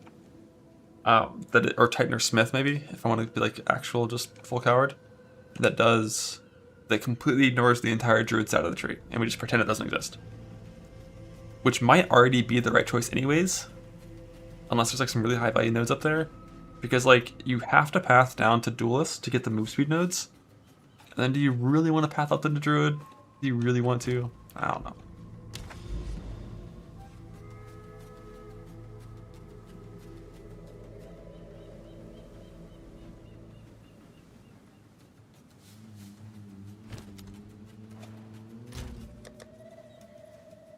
I just like never have map over sustain.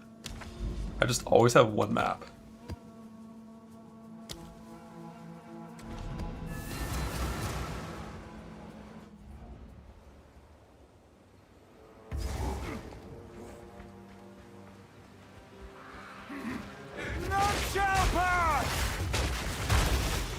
Are there 2 boxes here? Feel my wrath!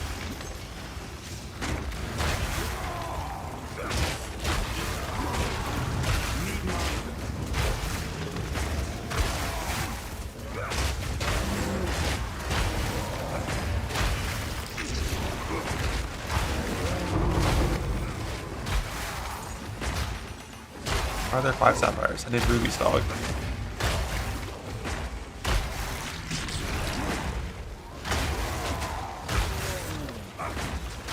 I forgot what this box does, but I feel like it's not worth clearing.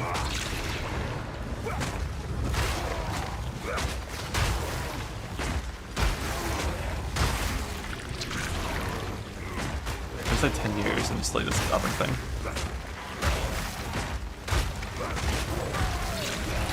How about there's still more waves?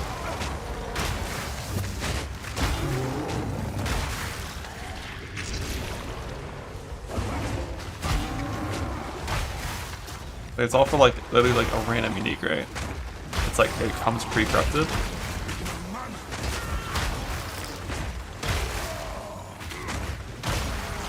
There can't be more.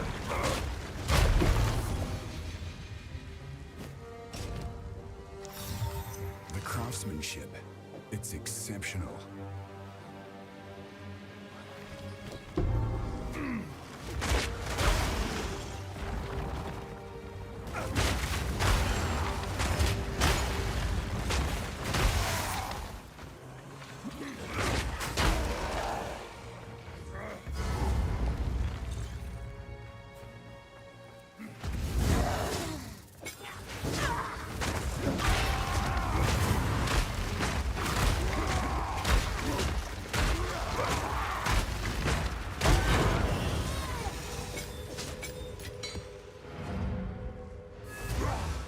That's when he is, hell yeah.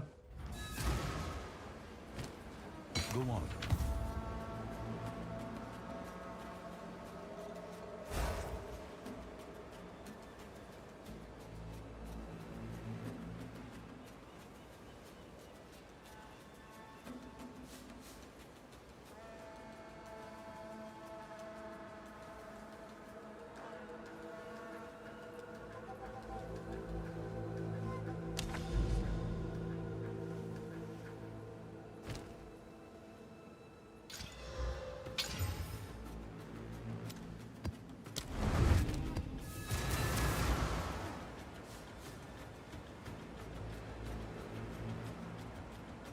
Go on. Take your time.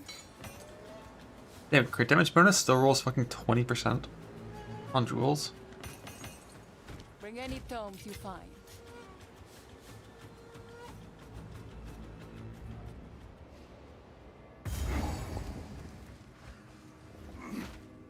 Bro, get out of my fucking way, urns. None shall pass!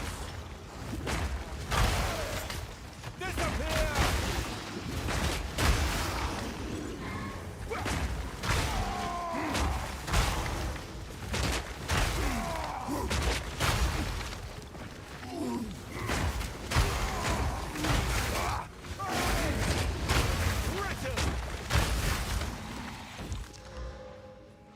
I want to give that a good augment. I should keep in my inventory.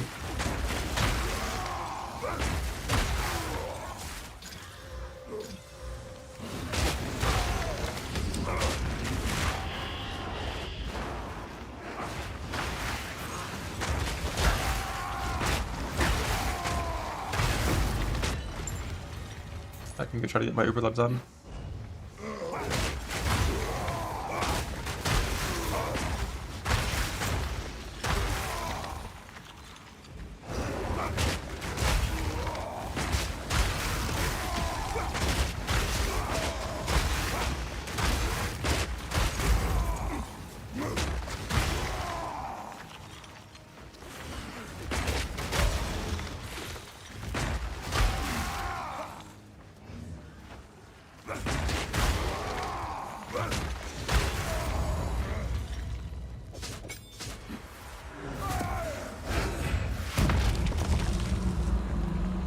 Carry soul for my collection. You shall die slowly. The spirits yearn. Raise your soul.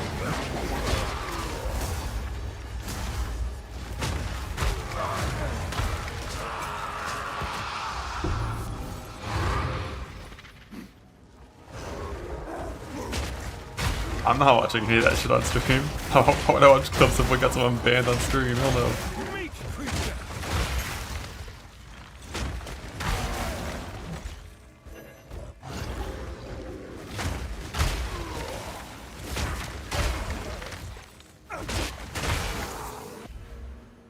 forgot what I was doing on this build when I stopped yesterday. Cause I just finished full attack speed. I got all this. Got this defense. I think it's max rage next, I think. Or like armor break damage effect stuff.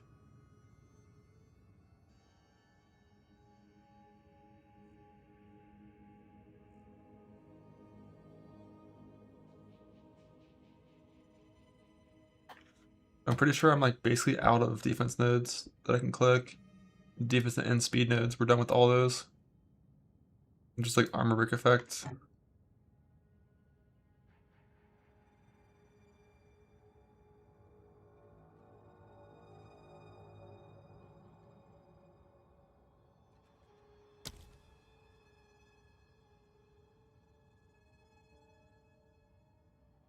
I also kind of wish I had like these points clicked to my Warcry 1 set. But we want all of this in both sets. It'd be like changing this travel node to be part of that weapon set.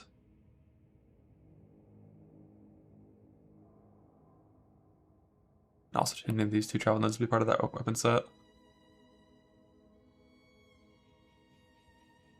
So I can get those 2 points back that way. And then grab the damage with the war crows. Not shall pass!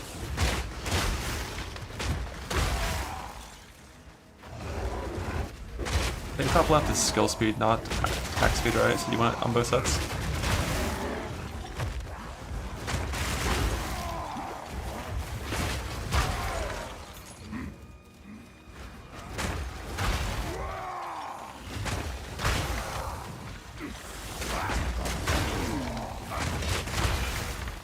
Bit of breach.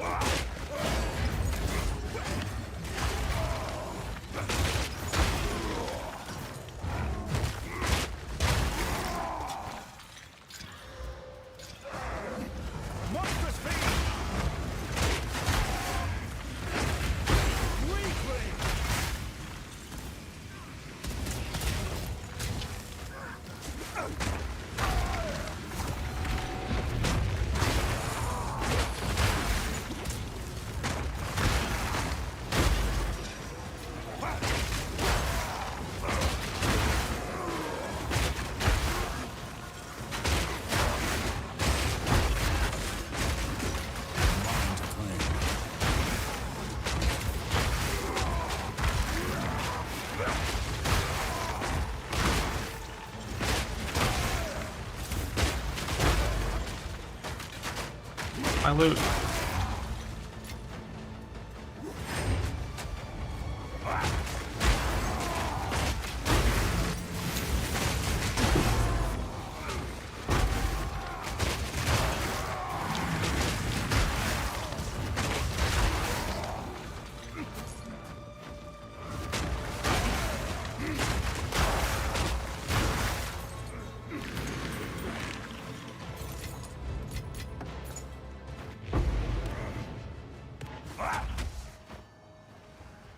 Oracle best Ascendancy in the game. I can't wait to cast my crit stuff at that one.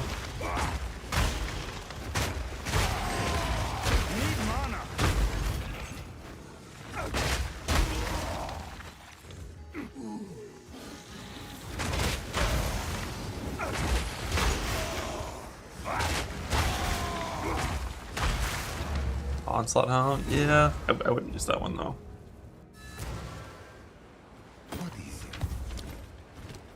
Even if I had it. It's good enough to rip an essence onto it. Like body armor essence just kind of sucks for life. Be like one of these.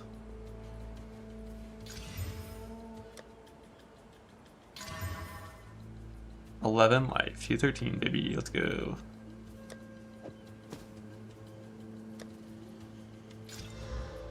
Block chance. Not up for us, unfortunately.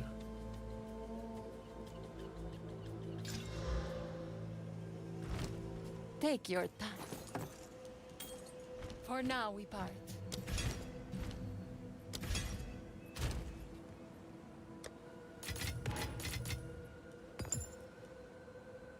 Go ahead and try to ascend, see if it works. I think Corrupting Cry quality I was gonna do, I think, or Fortifying Cry. Sure, bigger. And then also, Yes. gotta do some research to fix my tree. Mind. I hate that I can't like turn these into weapons at one point, right? Wait, oh, can you now? Yo, they added that. Let's fucking go.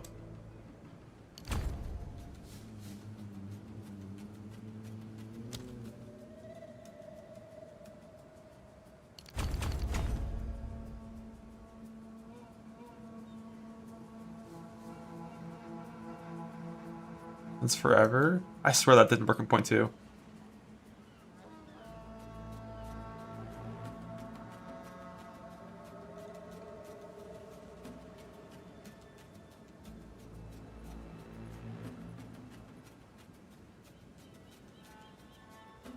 I still have 2 more I can do. And since the beginning, I don't believe you. I know I tried to do it.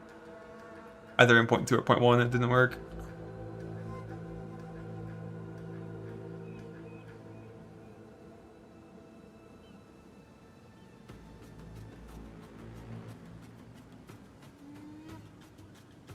So all of these points we want in both sets.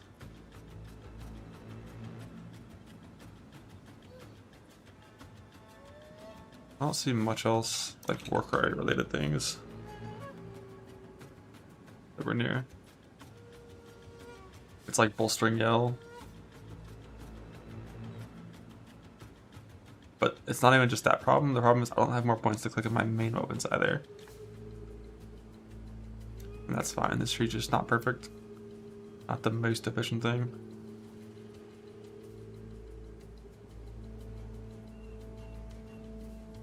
I guess we'll just do Molten One's Gift.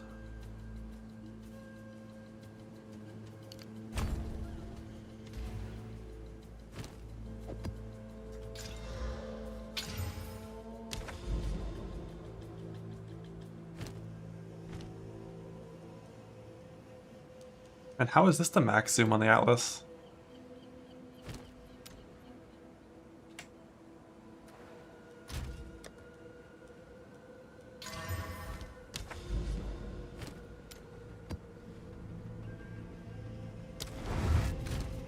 I'm gonna get to this party afterwards. Performance stuff, yeah. Yeah, the Atlas stuff is like, just give me like some shitty 2D like pixel art trash that I can zoom out of and open without a load screen.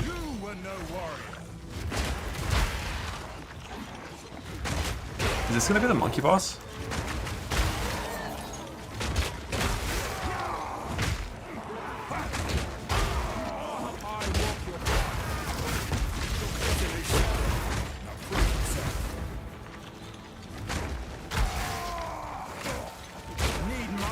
It is? Yo, I have 10 Chaos Res.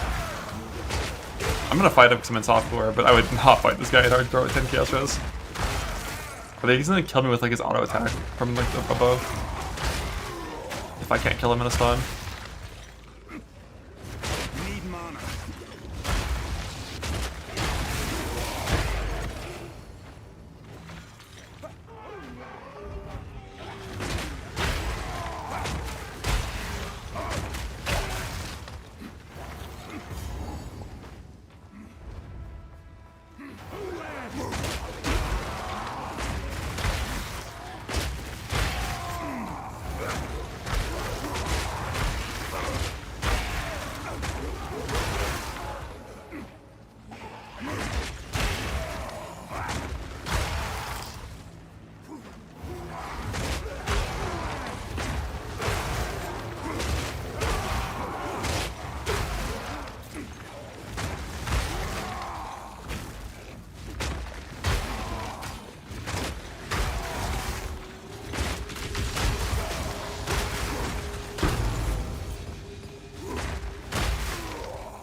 I have mana leech. I don't use mana bots very often, only when I fuck up.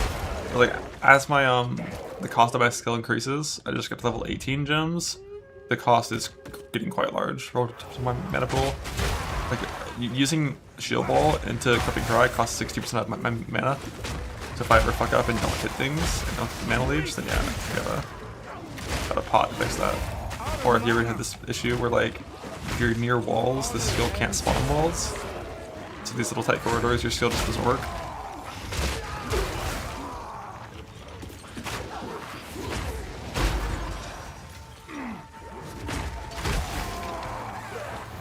Yeah, this monkey is certainly gonna kill me. Let's go ahead and put a little portal down, you know.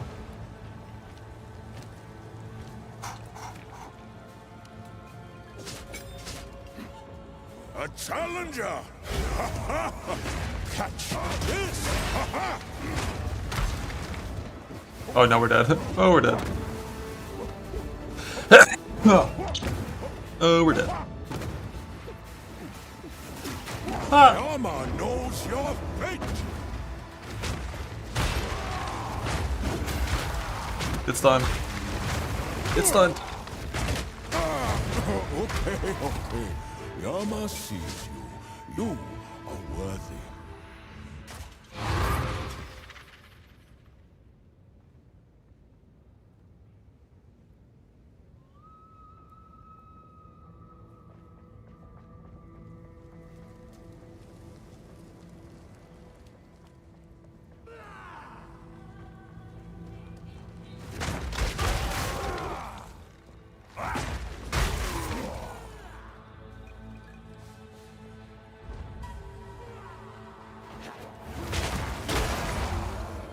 This isn't Act 4, this is a tier 15 version of Act 4.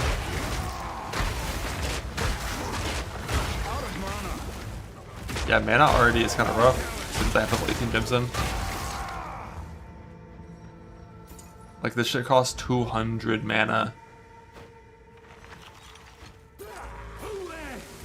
Protection! I feel like the short-term fix they should do to mana is to make it so mana just genuinely stops scaling past level 20 until they look at the mana scaling and then adjust it. That's just crazy. This is a level 22 gem. If my gear was good, it would be a level like 33 gem. It would cost 900 mana for one attack. Like, what are we doing?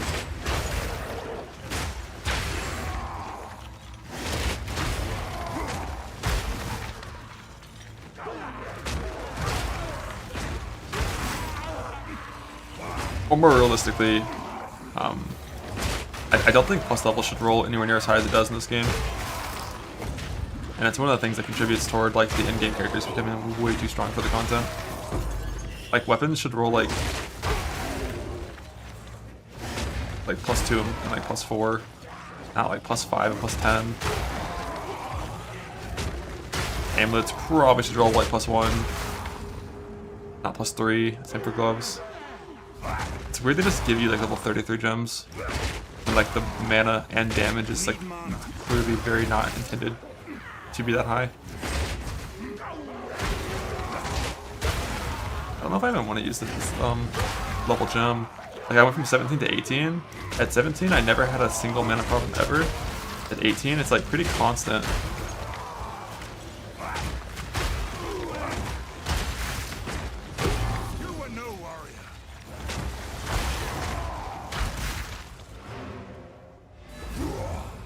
Oh, and it's not even a mana generator problem.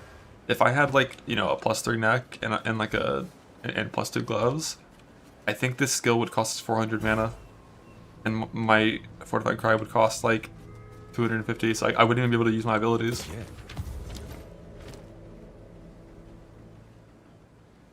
That's pretty good suffixes and a good prefix. See if we can hit like a high life, high armor. That's hybrid. It doesn't have damage conversion, but like if I hit big life, big life, big life. Mana! Yo! Just what I needed. I'm pretty sure I actually would need mana on gear to play this build properly. This is what we have available. Bring any tomes. But like no one wants to gear fucking mana.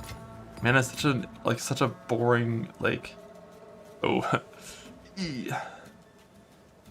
hardcore issue.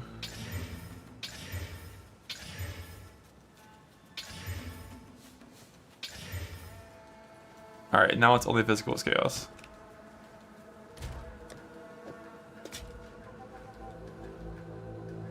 I think I probably should use this mana helmet. Minus half the chaos orbs of my entire drop time when playing the game.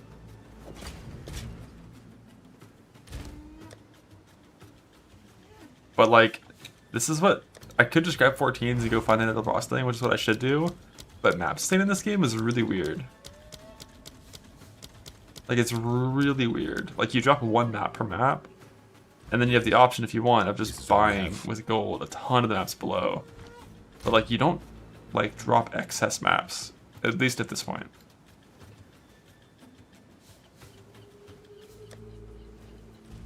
And like, physical is chaos when I have 13 chaos rares, probably can't do. To kill all rares, yeah, the problem is finding all the rares and killing them is hard. When there's no icons. Like, I tried in that map, but I just couldn't find them all. I felt like I full cleared it.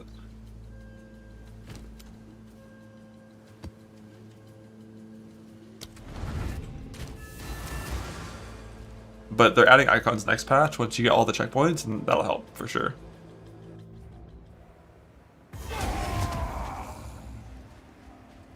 A land that tests all those who walk it. I wonder how much damage we're gonna take in Extra's Chaos map.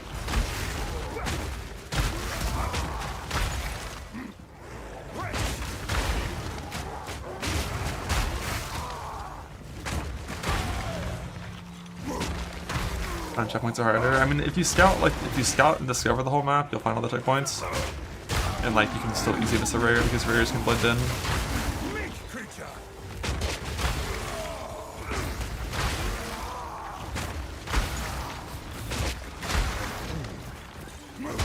But I've pretty much never full cleared any of these maps. I just do the boss and leave. Next patch, hopefully, I also would have Abyss tablets on.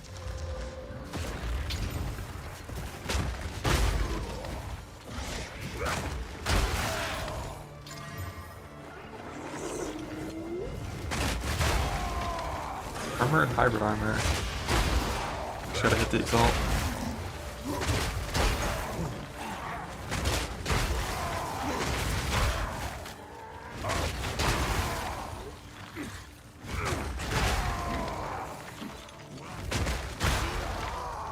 Gotta hit the exalt, it could be big.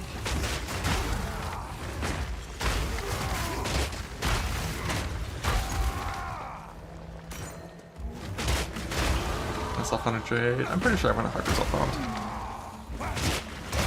The more I play, the more I'm pretty sure. I just don't want to trade. Especially in this game. It's like I think one of the biggest ways to make profit in this game is by crafting upgrades and selling them. I don't want to craft shit for people to sell. Fuck them. I want to craft it for my build only.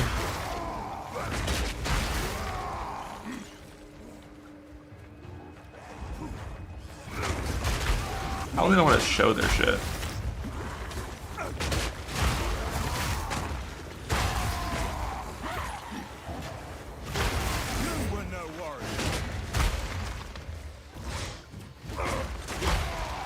Just Ritual Abyss. Yeah, I mean, the goal is as soon as possible is to get an Abyss tablet and put Abyss on every single map.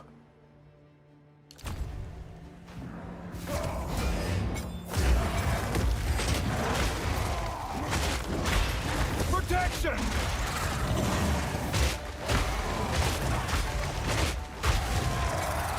That'll help a good bit with the yeah, like global drop lineage supports tank.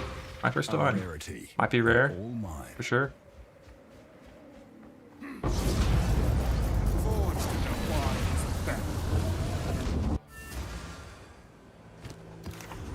Alright, let's see if we can exalt flat armor out of this thing. The suffixes kind of suck ass, but the only thing that matters, flat armor. Dog shit. Dead.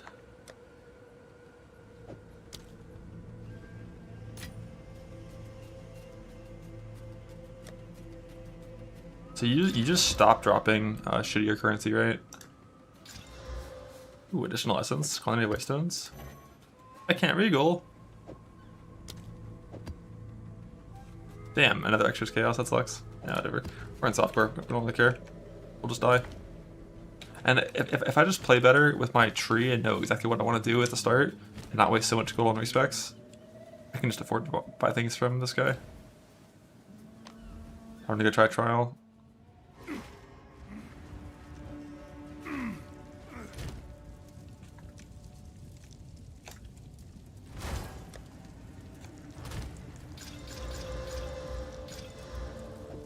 Okay.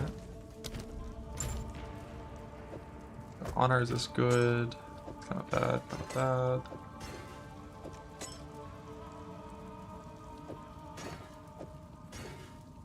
I don't think that's honor is cap, but it's close. I got Defiance of Destiny and Ashen Menace in this run.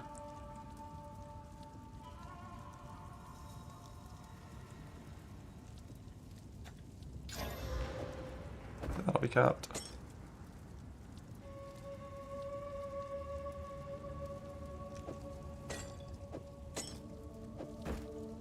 I pivot this in a way that I have access to a different thing.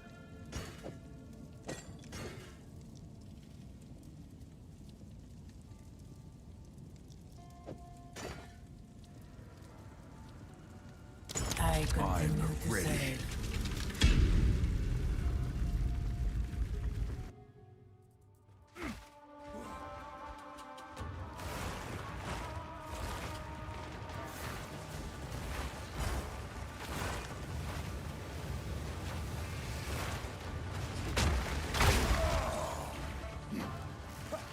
Advantage up both. The Ashen Menace dropped from a fucking Act 4 boss. And then Defiance of Destiny from a random like T14 map.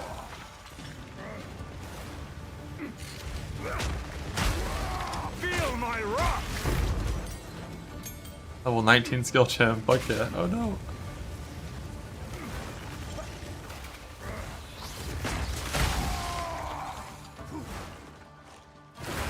Oh.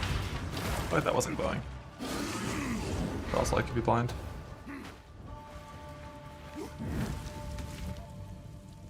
Mana cost.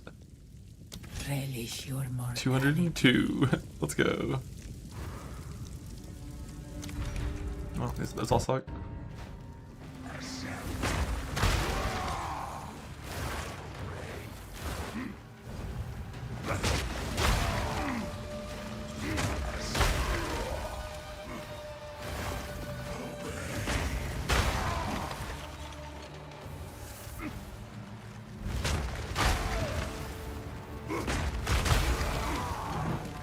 Riddance.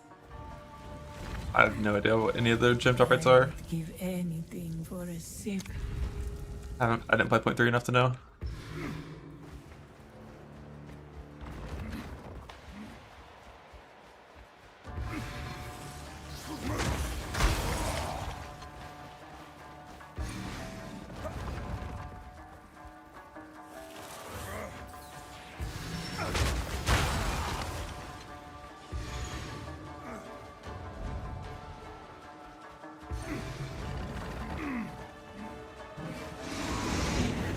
Stand tall.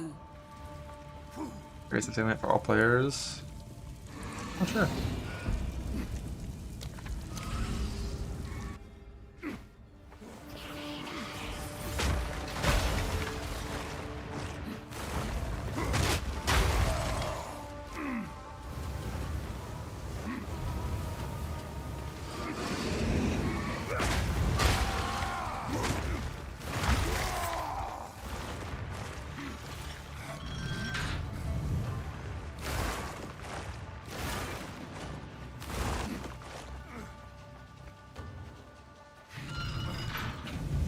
3 is gonna be tomorrow when it gets data mined, because they just don't release those nowadays.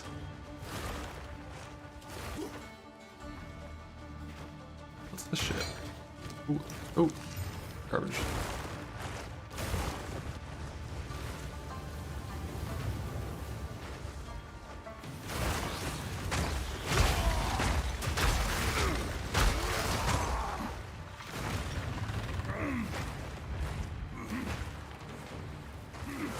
Face me!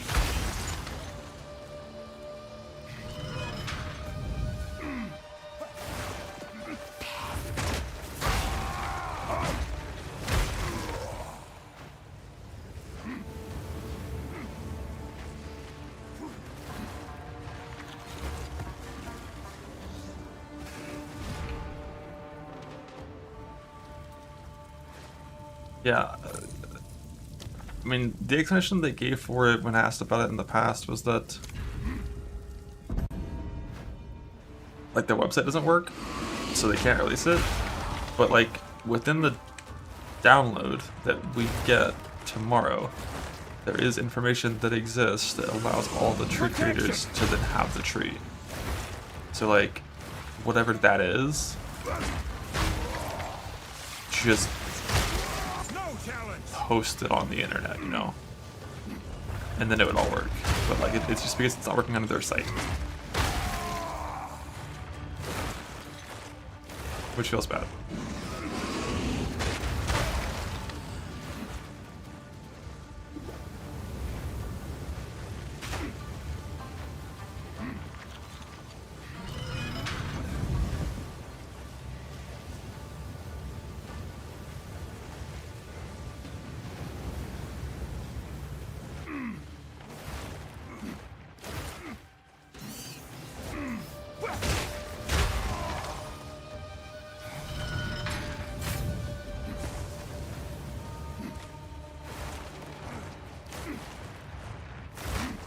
What? Too early? Yeah, I'm still a Warbringer. I should just stay Warbringer for now.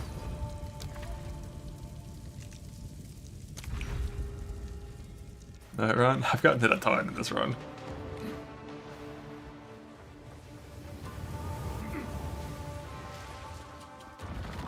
I'm gonna get hit a ton more.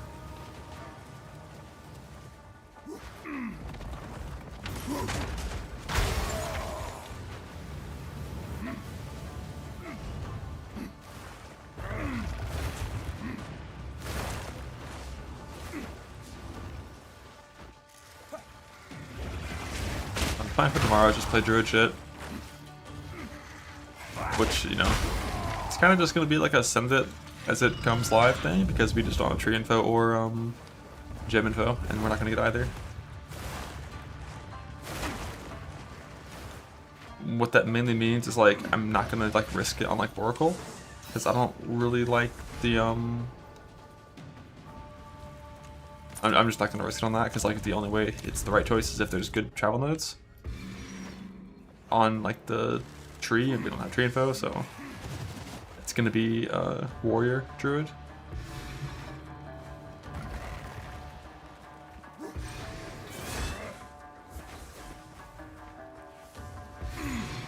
It's gonna be warrior druid, attacks only, no spells.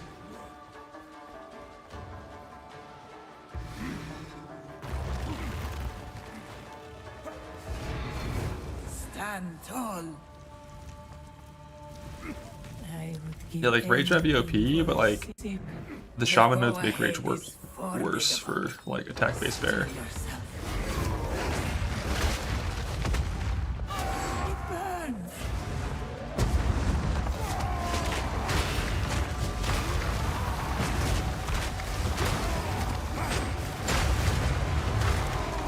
Up.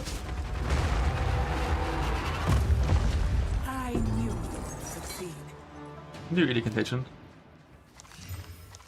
Rage isn't nerfed. The whole bit about rage being nerfed was not ever real.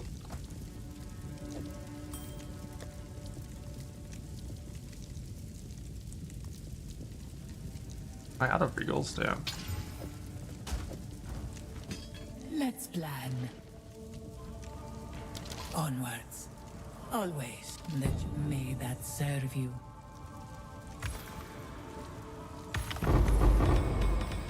Bro, stop with the sapphires. We get it. Everyone's playing ES builds. Yeah, I definitely burned through too many regals and alts and augments by a little bit.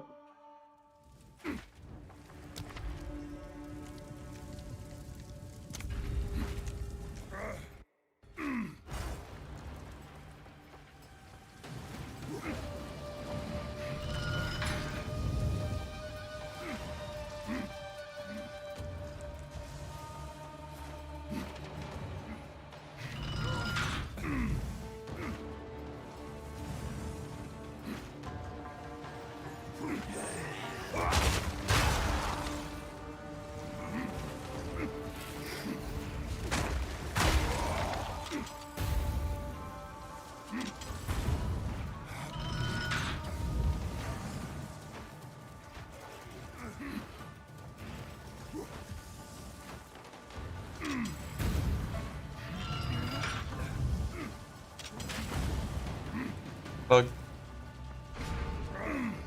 The chat really looks big. Has it always been that big? Relish your mortality.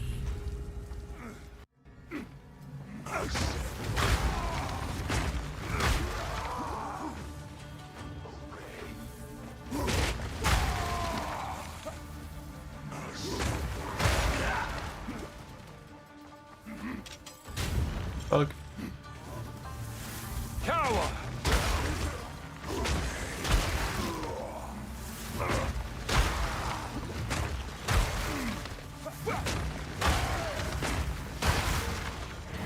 Good riddance. Played to be a gardener, what Ascendancy? I have no clue. Pretty lich.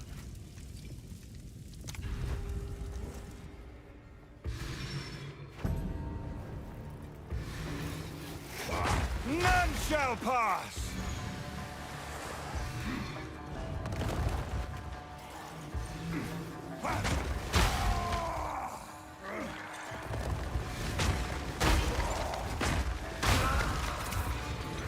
Stand tall.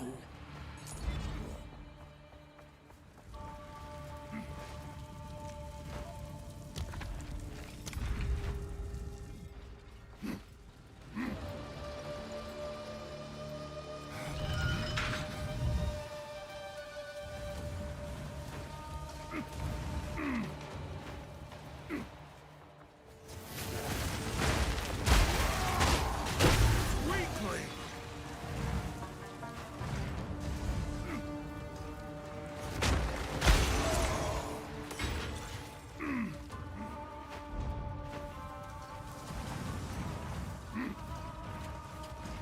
One lever over here? Yeah. The wall itself doesn't scale with area of effect, the explosion does.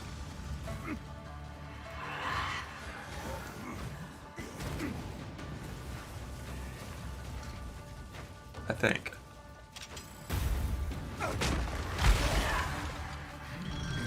Like the way you make the wall bigger is with the lineage support that turns it into a fissure, which this patch came with a bunch of downsides. Next patch has none.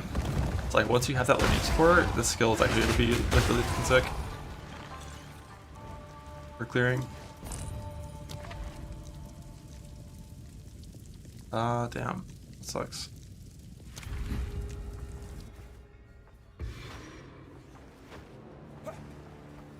But I have no clue how rare that lineage support's going to be. It might take a long time to ever get it in Soulhound. Because it is one of the global drop ones. Not very targetable.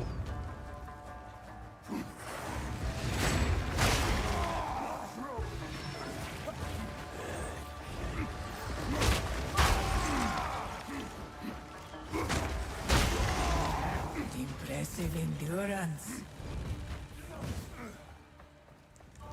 TLDR though, they're just like support gems. You're only allowed to use one of them in your build. Some of them drop from bosses that are thematic with their lore of the gem. Some of them drop from just randomly in any world drop. The world drop ones are being made more rare next patch. We don't know how much more rare, but more rare. Good riddance.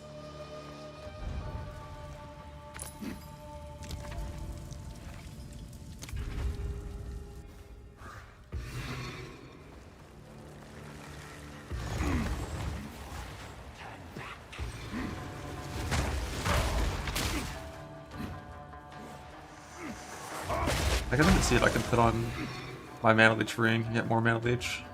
Because my gloves are just a low number of mana leech, and I have a better item I could use for it. And it's not like POE1 where you just have like a tiny source of mana leech and you're good forever. Leech in this game is like more OP, it scales. Stand tall. The more you have, the more you get. Greetings. In a big way. We will succeed. Greetings. Onward. Just that. Yeah, the affix on Maces is global, so it'd work with anything. I think. Move quickly.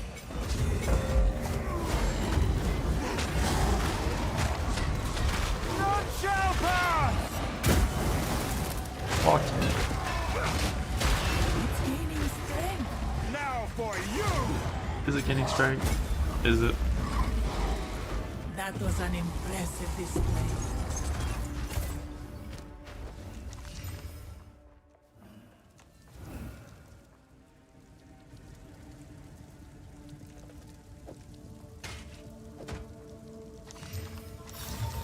This piece has an iconic history.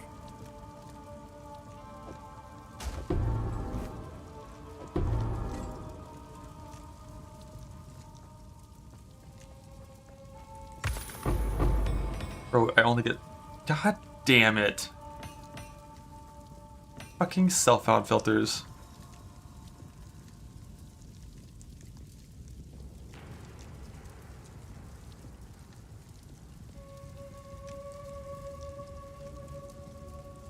I made sure in the leveling filter that I saw all versions of gems, but I didn't make sure in the mapping filter.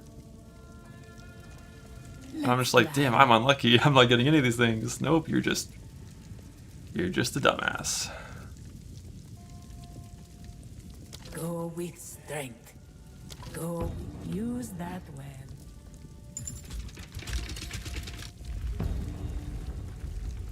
Minus 20? Probably a lot more than minus 20. And my gems suck. Nice, go. 100 hit. 100 hit with like nothing else, but it's something.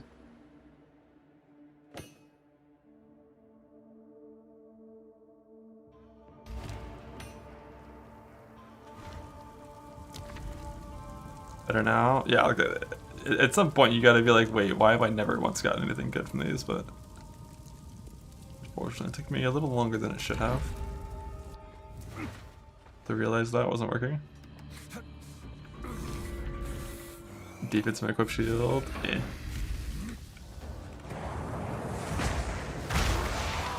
Also, next patch, you just get 10% increased area of effect for free because they're removing the downside on awakened area of effect. Or not awakened, level 2 area of effect.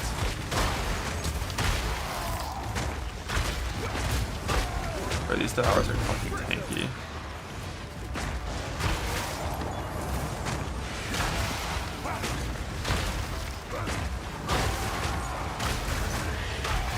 At least I'm enfeebled.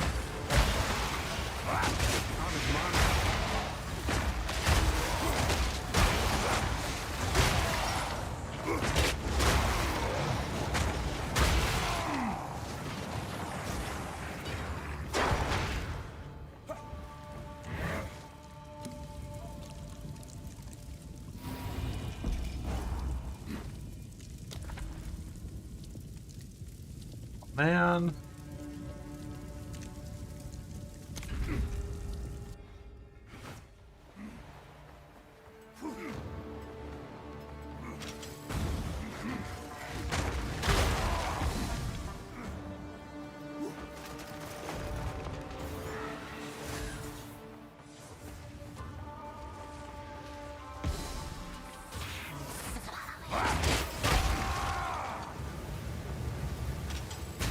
Ow.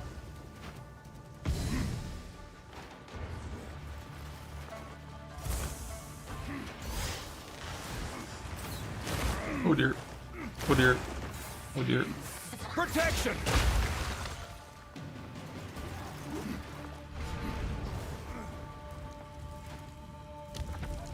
I can't ever do the 5% remove on hit. Those little urns still insta-kill you with that.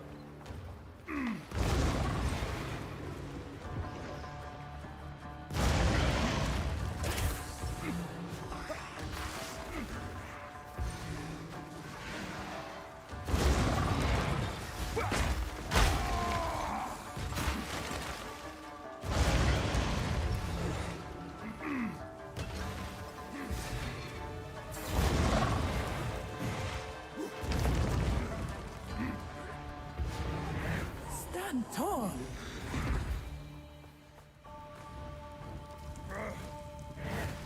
A moment of respite.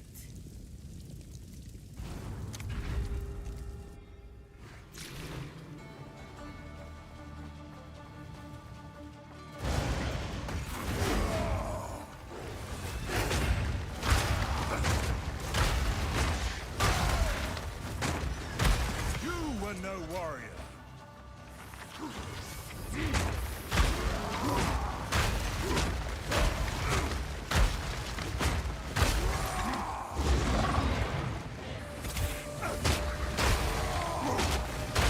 No mana.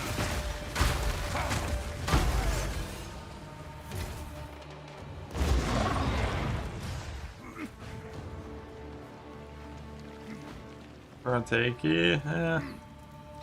I'm enfeebled. They also have less life too, so it's kind of actually what they would be normally. Probably should just have conk in whenever I'm doing these, like always, like start to finish.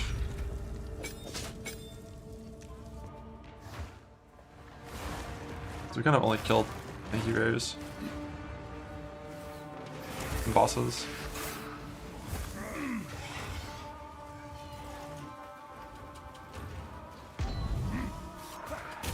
What the fuck was that? She's out prod? I've never seen that before in my life.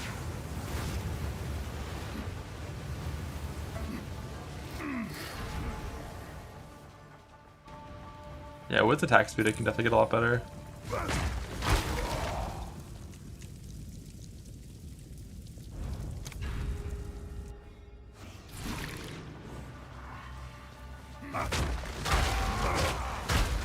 I think I've pretty much got all the attacks that I'm getting though on this build at this point, right?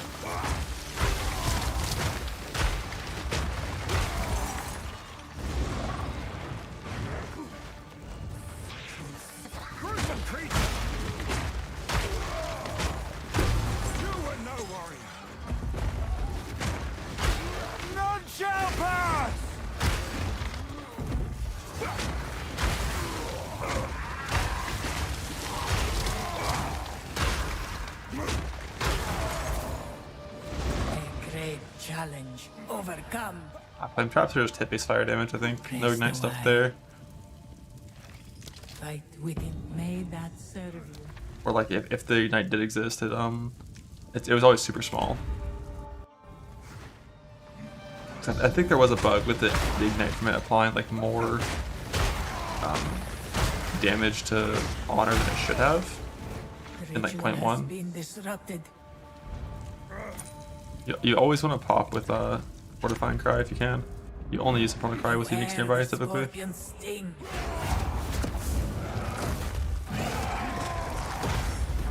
You ready? The sands fall.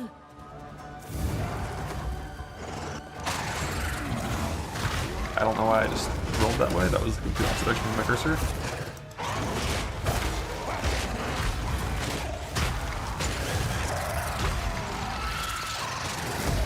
This was the end of the trial in my time. Or like where I was trying to go, I guess. It's possible that I like pressed a button right before Perhaps you can challenge the roll, because I was trying to move to the right. can find them. But I could have just put in that input right before hitting roll that was different, I guess.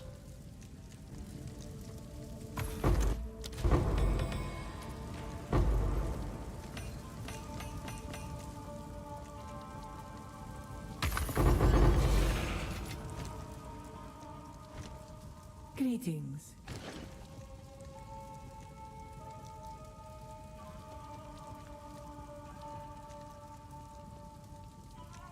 On. Use that way. No guarantee I get any more anything from this point.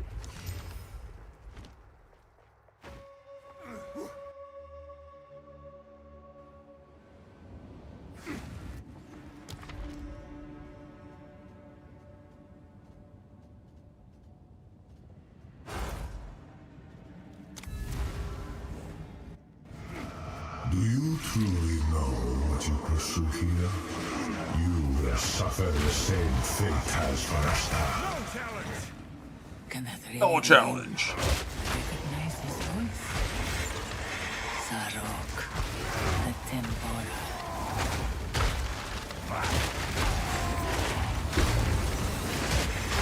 Bro, fuck this area with this skill. I tried to kill those first monsters, I just didn't spawn a wall because I'm near walls. A great challenge overcome. A moment of respite. Only 100. I didn't take much damage. If you think about it, I took like 100 damage.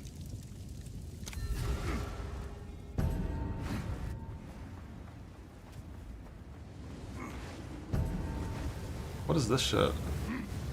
Did they add a new gauntlet room for this?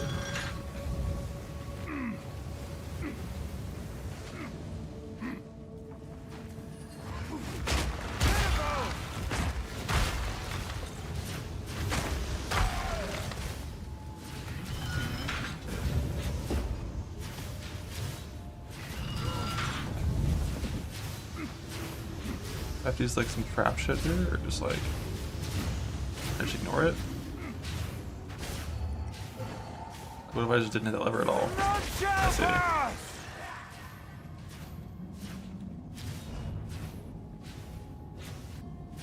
Has it ported me yet?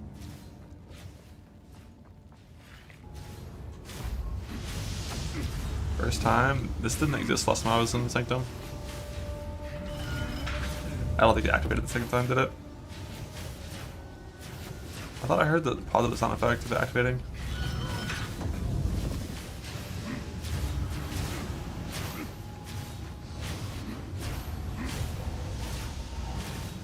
Let's get that debuff, I guess.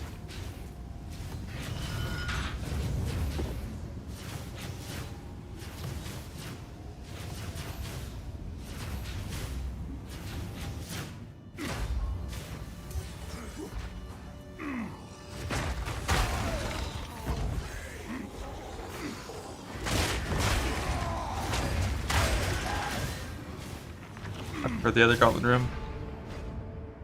The old one. Back in the good old days, there was only one version of this room.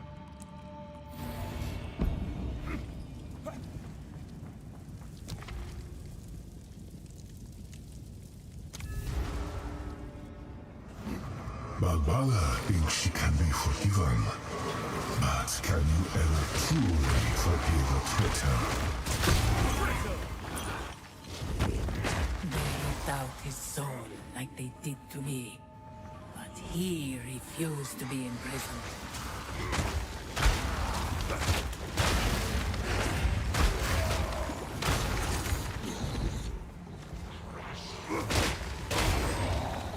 Protection!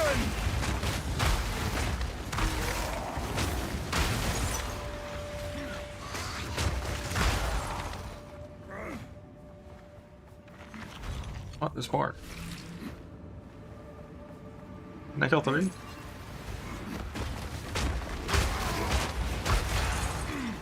This is level 22 is when you can start shield walling, but it feels pretty shit until 31, I think, still.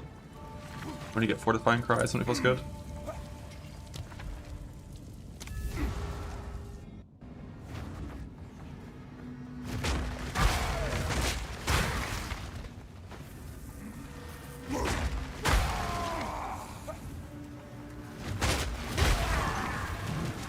Good riddance.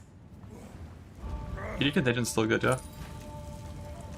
Because there's not actually any ES nerfs as far as I can tell. For you, time is of the essence, but it is of no consequence to me. We cannot allow him to disgrace I'm gonna play Titan this shapeshifting, I sacred think. place.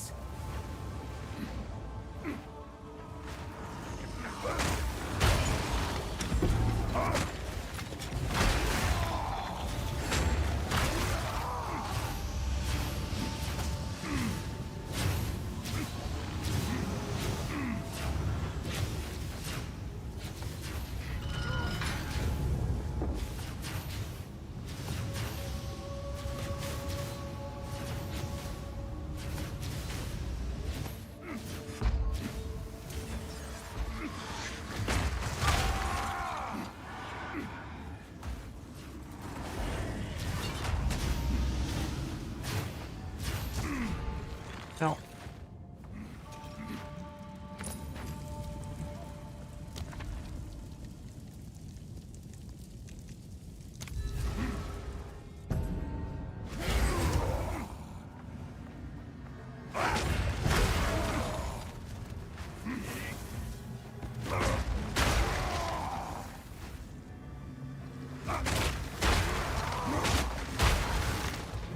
The ritual has been disrupted. I was looking at what that actually was.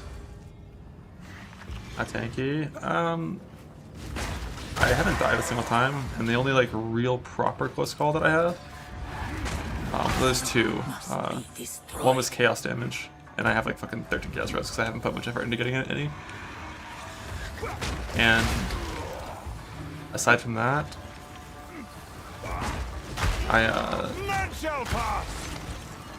the interlude boss that's like the special version of Viper, the crazy ass spears and shit. I ran into that one in maps, and I tanked the lightning spear hitting the wall beside me, and it procced my little life omen. I don't know, like, you know, how close it actually was to one-shotting me, but it procced my omen. That's the only two close calls I've had. A moment of respite. But I'm pretty sure this is like This battle is ours. definitely 200 HP. It procced the omen. Who knows? I have seen But yeah, what has that's a come lot. and what will be. Lightning spear. Time to finish this!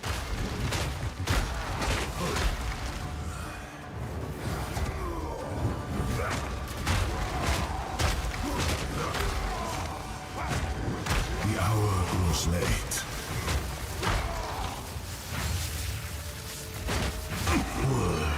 This changes nothing. The sands of time wait for no one. They ever add anything to this phase? You may have delayed your destiny. Or do they would have added like some damage events to it so you can't just easily sprint it? My son runs out. There is no more left to challenge me here. How did I get relic wise? Additional Baria.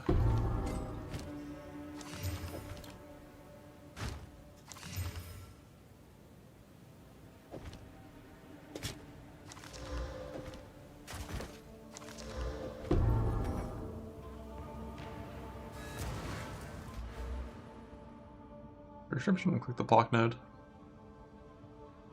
I don't know how much armor below 0 brick actually gives, but I can't imagine it gives that much damage. Because the armor from those bad and we do big hits, so we're just gonna hit the block node and just enjoy being almost block cap now. We're almost free.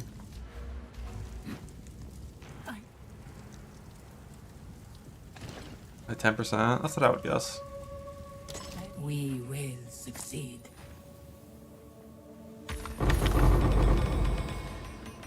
I've nowhere to keep that.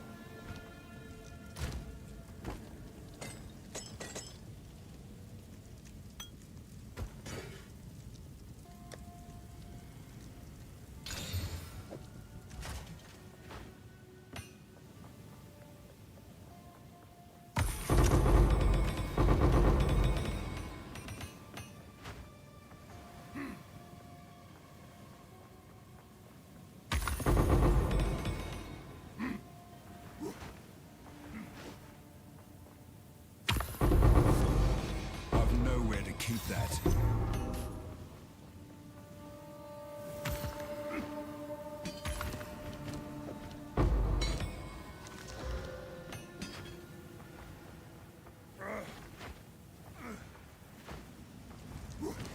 New reviews? Yeah, truly.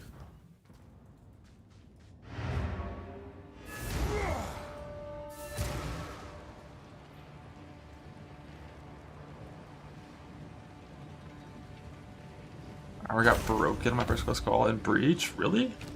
I got my fucking armor broken in that Breach? That's crazy.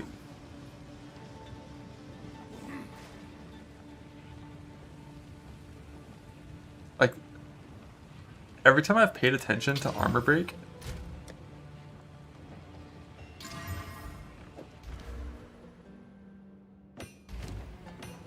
when I had it rolled on the map mod, it like never even like touched me. I was like, damn, they actually nerfed this so hard, like my armor is always full.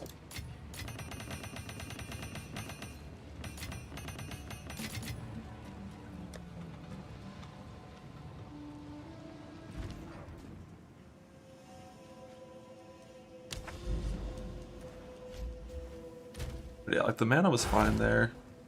But like this ring is pretty bad. Pretty unnecessary at this point to have this one on. I think instead I want to put on one of these mana leech rings.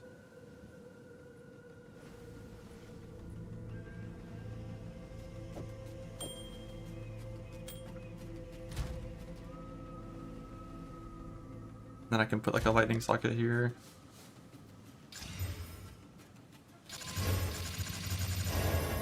Oh, I just never have enough scraps to even quality my shit.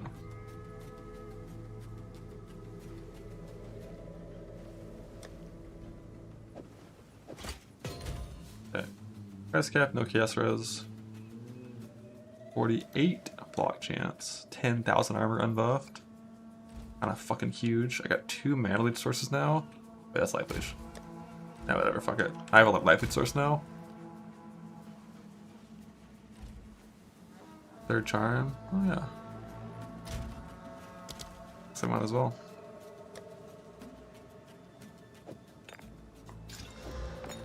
Rarity. Duh.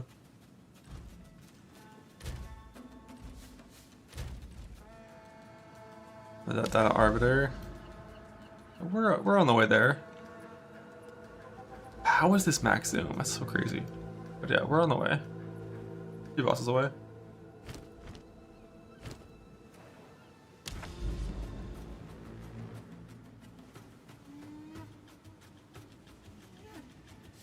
But I feel like I need to like go to these boss maps and try to get some extra waystones from them. Although this map might kill us. This is some multi-proj extras chaos shit. That's not good.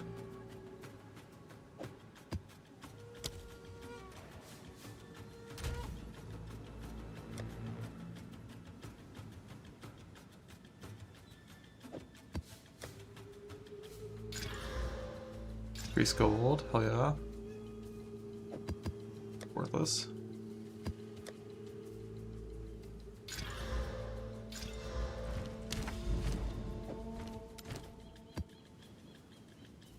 A big number on rarity.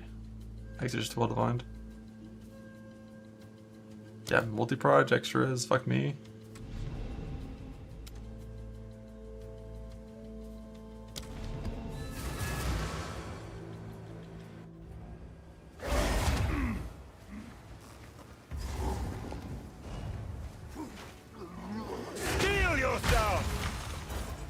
Like, damages chaos is definitely a banned mod at 13 chaos res in hardcore. But like, I just want to go fight Arbiter and then stop playing this character. And start looking at trees for possible druid stuff.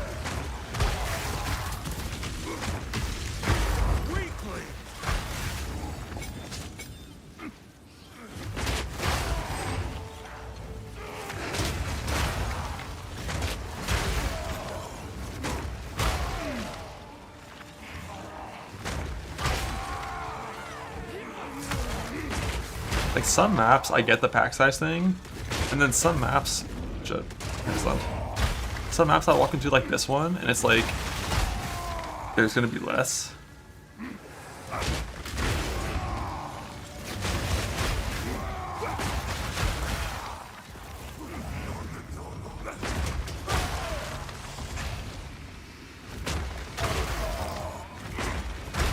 Definitely not gonna do the breach with multi-project shows chaos.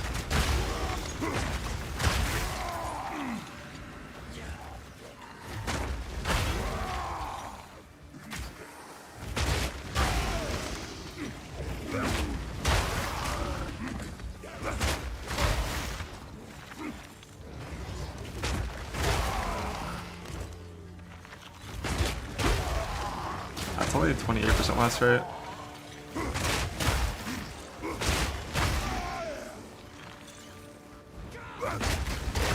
But yeah, I will have Abyss in every map from tablets for sure.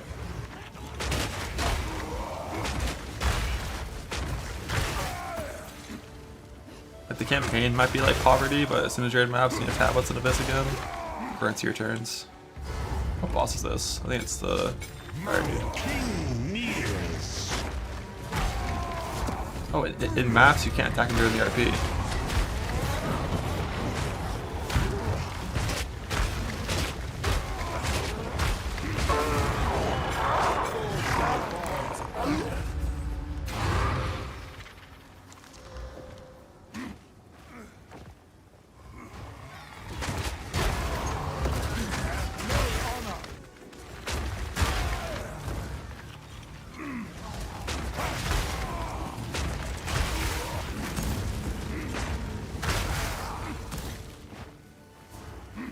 I'm gonna make sure I kill every single rare.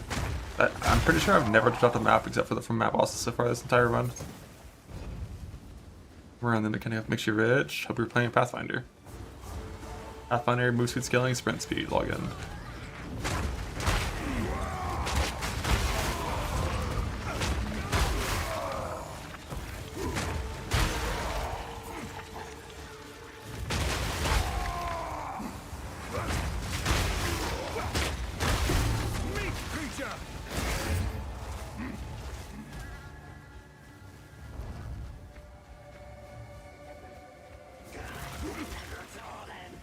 Completely killed the boss, but like, I swear, like, I swear rares don't drop maps anymore. It's only the boss. Unless there's actually one hiding back here.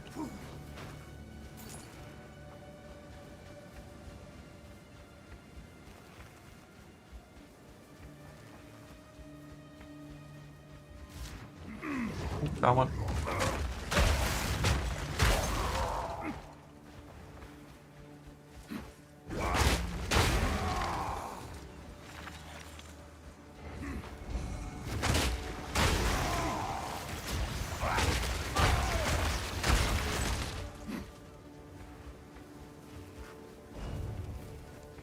Show up on the map next patch once you find all objectives. But currently, no, they don't.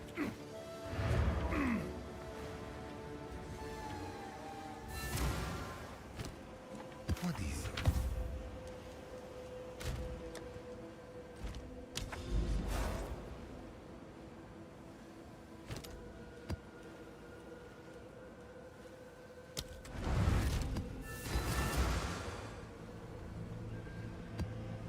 So when I actually fight whatever boss, I definitely would get rid of Herald of Ash.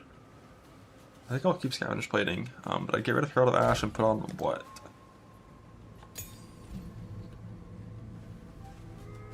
I can't move time when you get nerfed, that thing sucks.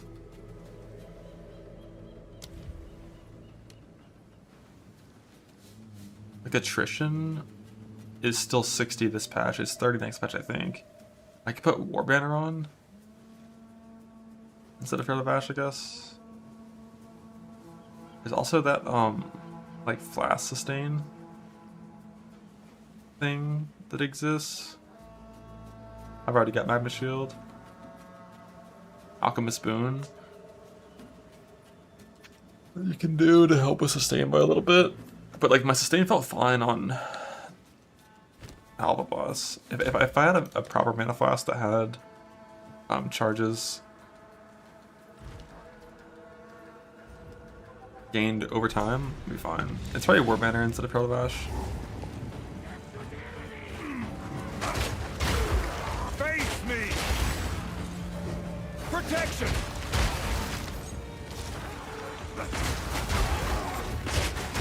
You are no warrior.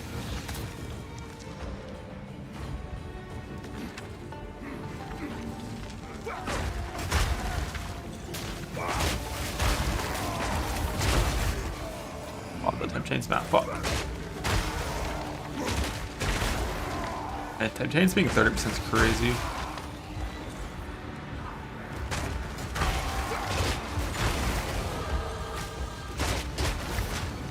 I didn't avoid that one? Fuck. Like once you get hit, it's just so hard to avoid the future ones unless you're like so on top of it.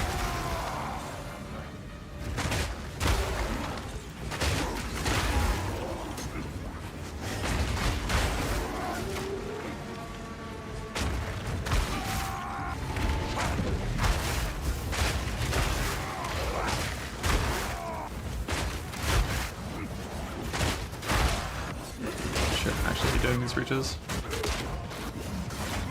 Yeah.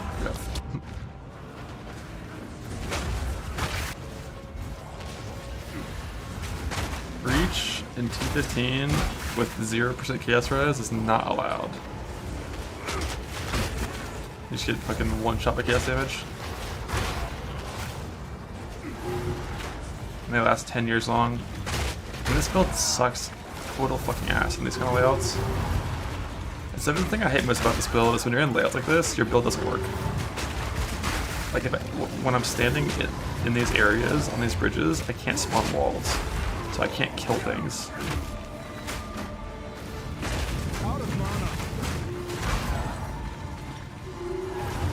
Do you notice that I had that problem? Bear. Good Smith. I want to consider doing Smith Bear. It would be so fucking tanky. But also, if I just actually had resist, I wouldn't really be concerned about chaos damage.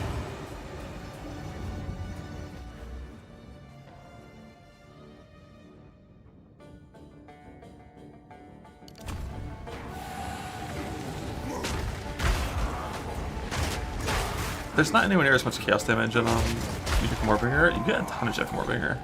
Moorbringer is really high value. Like right there, maybe I can just tank all this because like my build ability isn't spawning walls. Like anywhere over here, it's just not spawning walls.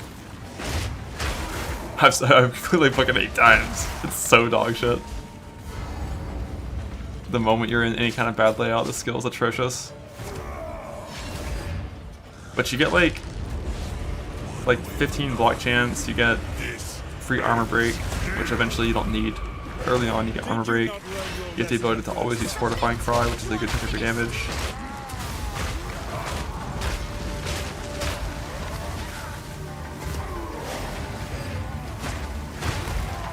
And then you also get Encased in Jade, which is just 10% additional PDR, which is pretty good considering Fizz feels like I take more Fizz damage than Fire Cold Lightning damage.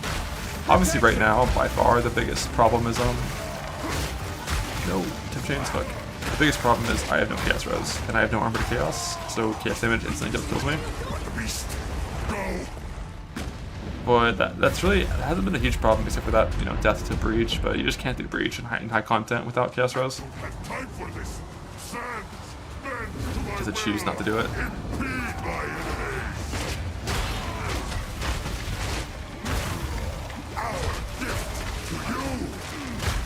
Bro, I can't dodge roll because my fucking shield was in the way.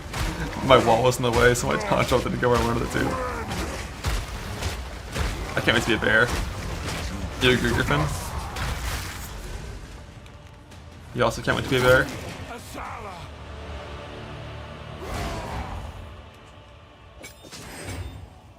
Oh, kill this guy. This is not over. Not yet. Monkey send yourself your wall into your own wall. Yeah, it's a constant thing you have to be worrying about when playing this build, because you're fucking generating terrain that you can't path through. Have you found more? God, I hope Bear is good. I hope Bear is just OP as fuck.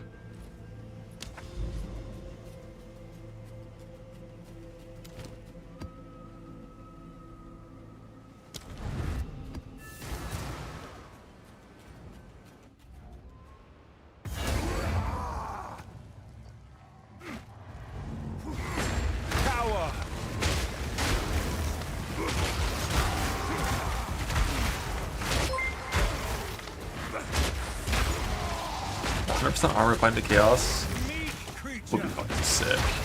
Because those hits that killed me from chaos damage were only doing about 500 600 damage. So applying like, you know, 10k armor, which 10k armor is very low for a Smith. Applying 10k armor to 500 damage hit is like, I think that's like 60 DR, I think. Isn't it 10x for half armor in this game?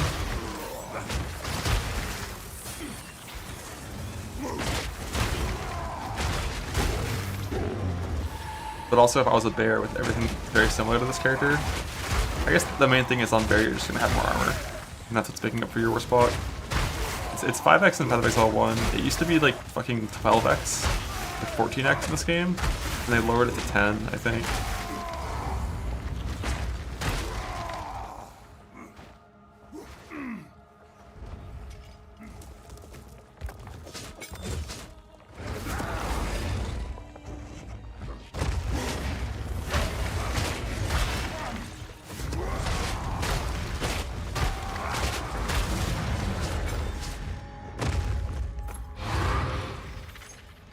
Yeah. Alright, let's see if I can get a wasteland from rare monsters in this map. 10x and 20x I think is 66% DR. Following that formula, I think. On Kataba, you click 6 points of the armor nodes. You click Fist to LE, Fist to Chaos.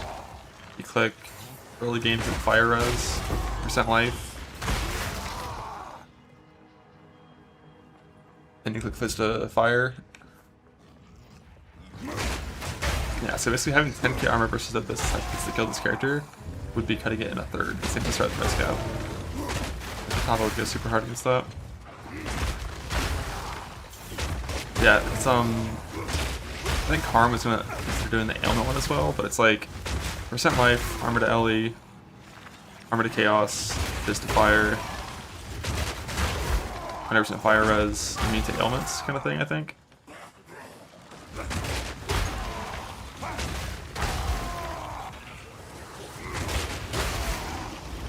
Because dots are a big issue with these armor builds. Now at least gets rid of all damaging dots from ailments. Yeah, it's 200 per, so you get 1200 base armor from that. And then you get like, at this level, I would have 350 base armor from Bear, 2000 base armor.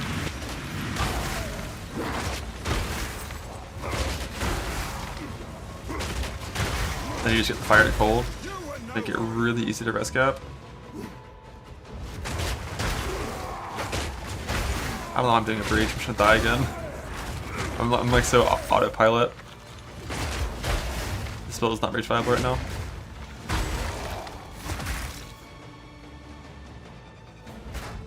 Let's go away breach. Make it fast? No.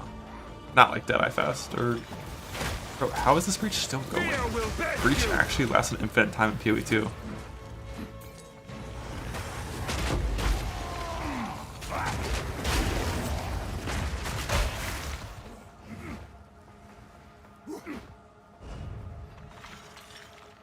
Like, you're never gonna be just like 90 move speed walking around on a row, one shot in the screen with these. That's never what this build is.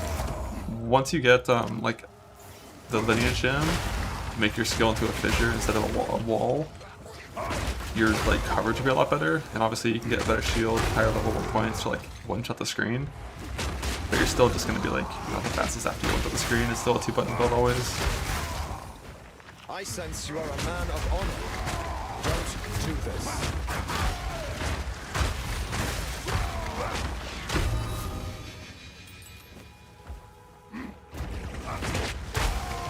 But yeah, like that was the graphic that played from killing that rare was the one for killing all rares. I just don't think those things drop maps anymore. I think it's only from the boss.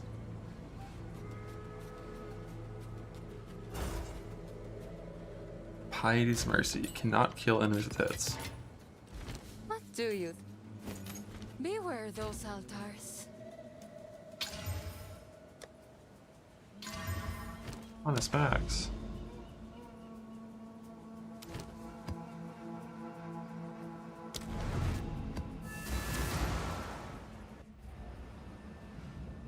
Playing warrior? I don't know. Still looks strong, I wanted to try it. I think it is strong, I just think I need to I just need to get chaos res and a 3-second weapon.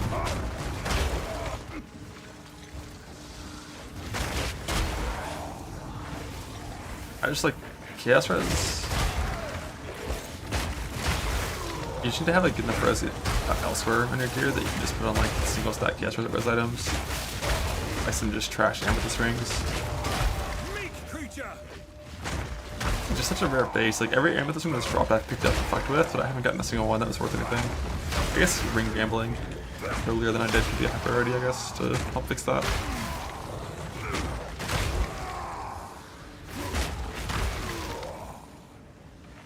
Yeah, Deadeye nerf is pretty rough. Like Windward was very... I kind of stopped hitting this Regis, dude.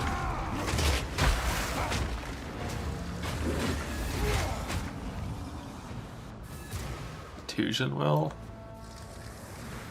I could try. I have to change my keybinds to actually do Expedition. But yeah, just be a Bear Form Smith and be an actual full fucking Quinn build.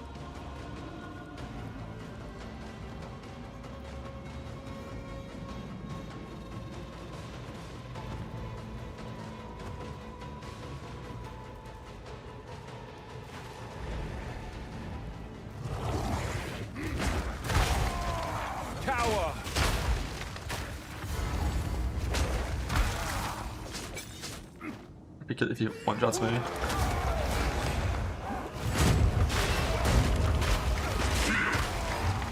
don't know if he will, but I know I'll one-shot him. Good point to armor nodes.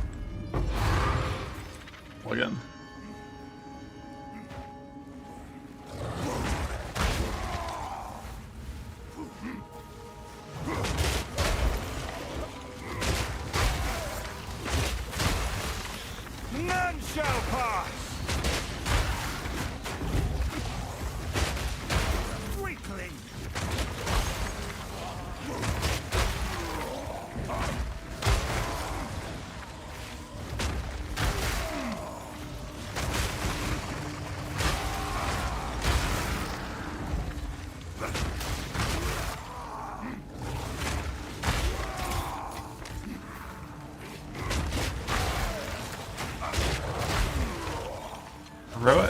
Spirit is still a lot more balanced. Obviously the fire is Decode Lightning. Kind of. Because like, are you just taking 2 more small nodes? I feel like the last 2 small nodes you take are just really weak. Whereas that node gives you effectively like double res value.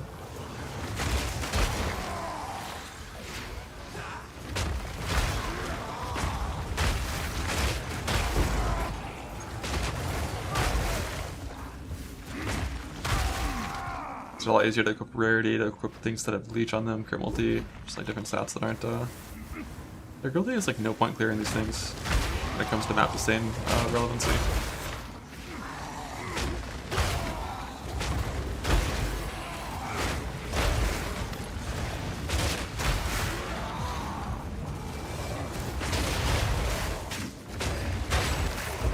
Pathfinder is gonna be faster than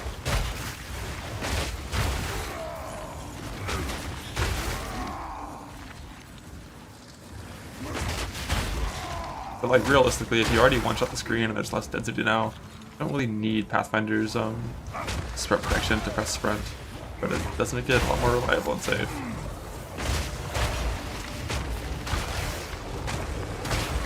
Especially when you're already like an innovation build.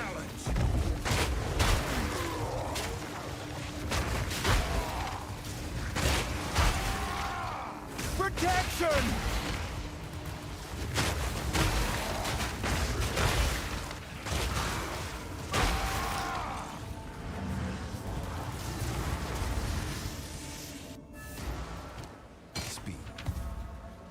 Take your time.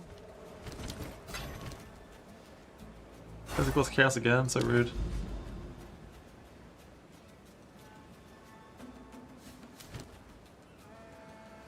I wonder what Sun Temple boss is.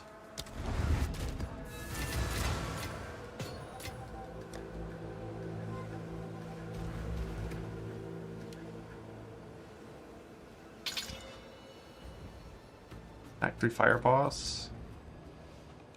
Oh, this, yeah, makes sense.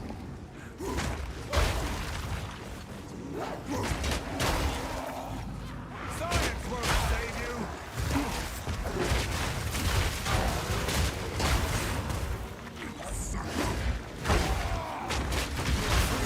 For as long as you can fight.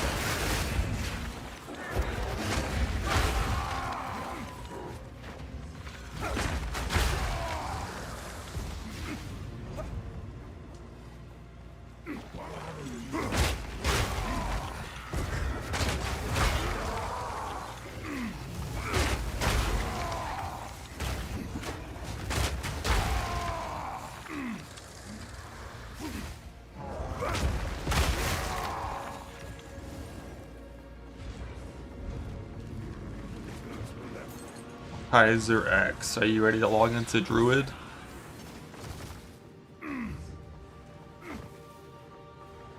Which Druid Ascendancy is your favorite? Titan, Smith, or Monk?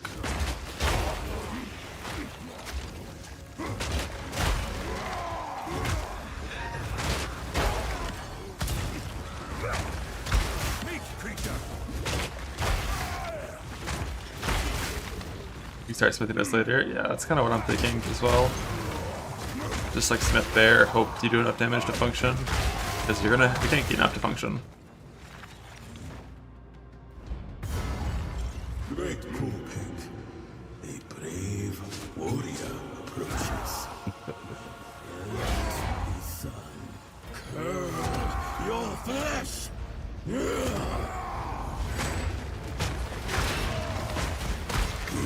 Consume. Touch of cold.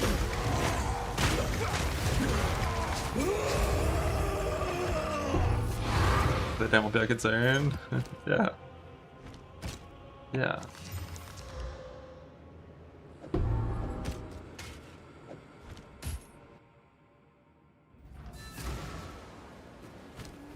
Yes. What does react? I don't know what any of that means. Or why is damage just cast on every single map? I'm gonna explain.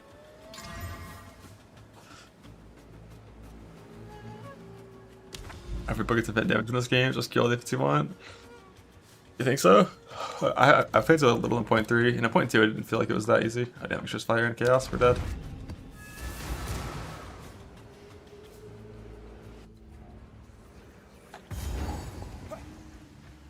Oh, this is her too. I will not brave. Nah, I do feel pretty tanky in these maps aside from chaos damage, considering like I have 2k life and only 10k armor. Shit, I have to breach. Run, run, run, run, run. I'm trapped. No, there's lasers. Run, run, run. This is bullshit. I'm Tim Chains and there's lasers. Protection!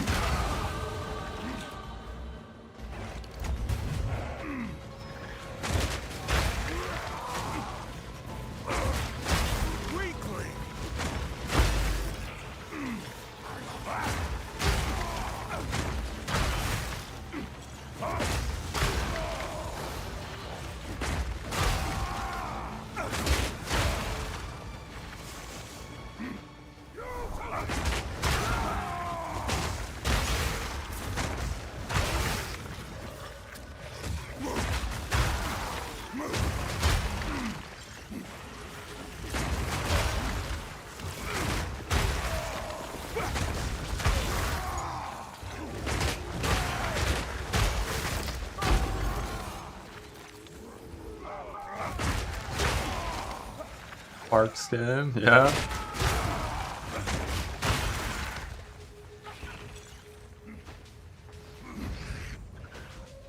Portal drop on react farmers. Oh, had drop started in this game? This boss might one shot me. Double extra damage bonds with my res.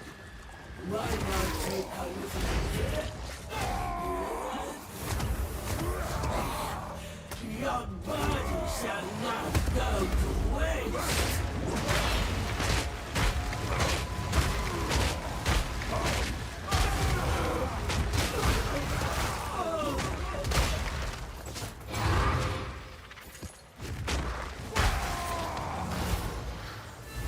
Each category from P, it drops for what?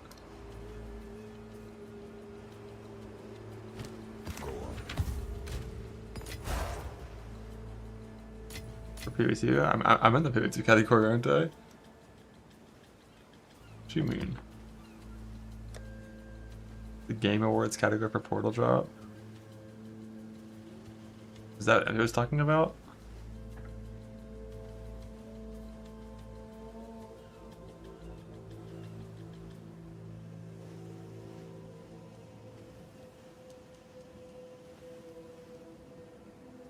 React padding. Oh yeah, everyone's watching the Game Awards. Oh fuck yeah. I don't care.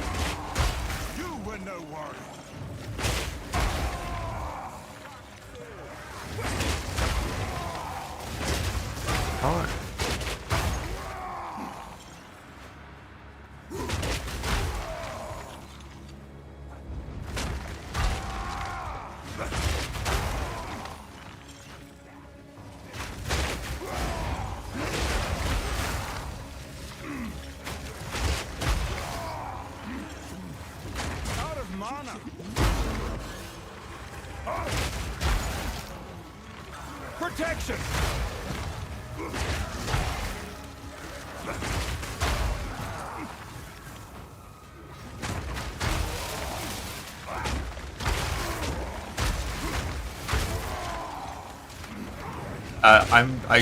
Like right now, if I had to choose to log into a Diablo game, I'm pretty sure I'm picking D3. And I would just play like some multi-shot Demon Hunter and have a good time.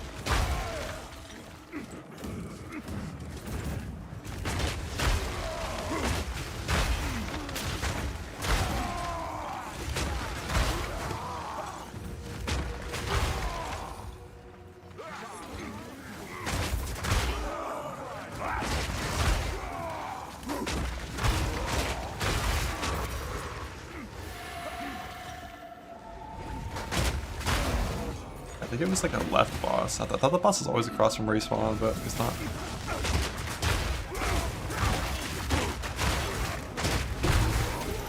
A stout crossbow, rank 5, what? Trash.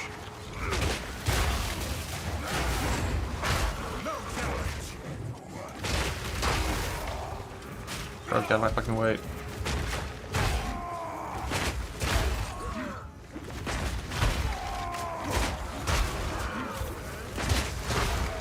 Fair form, it's gonna be OP.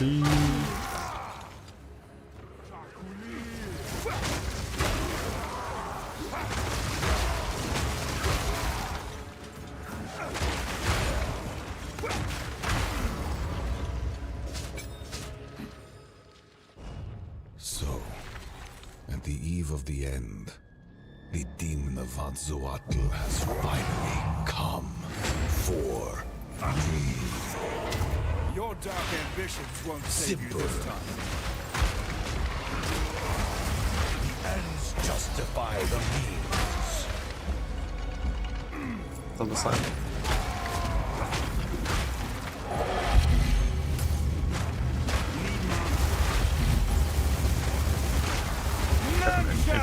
Switch categories? What? Alright, I'm sold.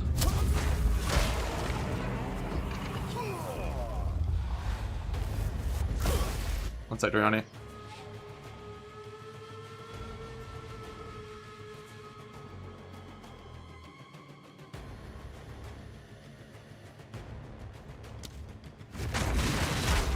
I can't give up. I must save my people. Derust for sub. Oh, it's a gifted sub campaign? Oh.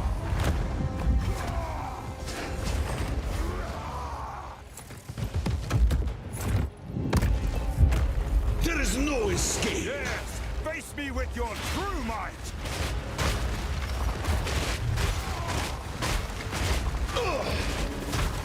Unexpected. Thank you, boy. Critical. Go stream it. I have to join into a fucking co-streaming group with it? Holy. There's layers to it. Holy. There's layers to it.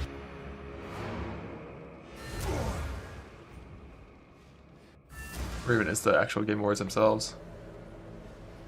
Is it like, is this it's still part of the Streamer Awards? Is this like Game Awards? Random, the Druid quest, like the little Spriggans, you can get it for.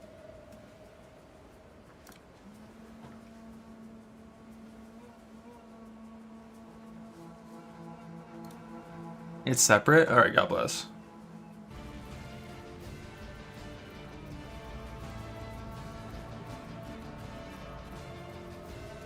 So what do I have to do for this MTX? Show me the MTX. I'm a bear.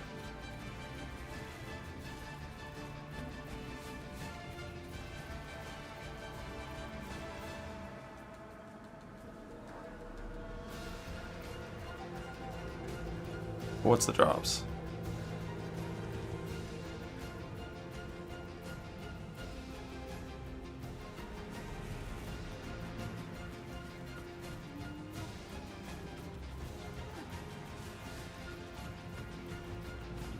One gifted sub to get a werebear skin to someone in this category. Can I get it to myself?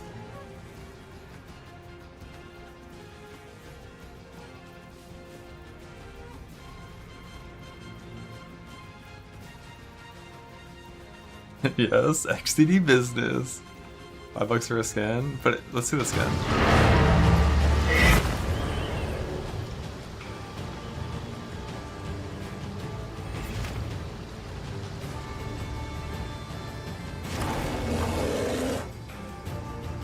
I don't know.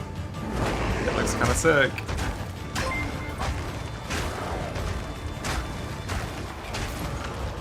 It's got like arrows in its back.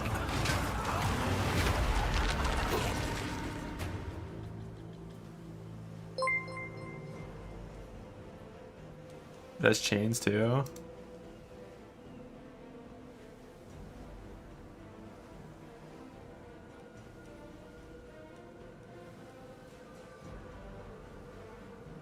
Isn't able to drops. Drops are always on.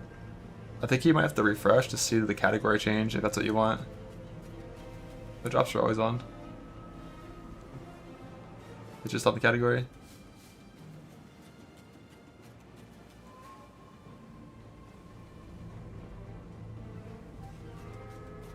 Doesn't start till 30. There's like a. When I open my stream, this pop-up is here. So I'm pretty sure it's up. Because there wouldn't be a thing there if it wasn't already up.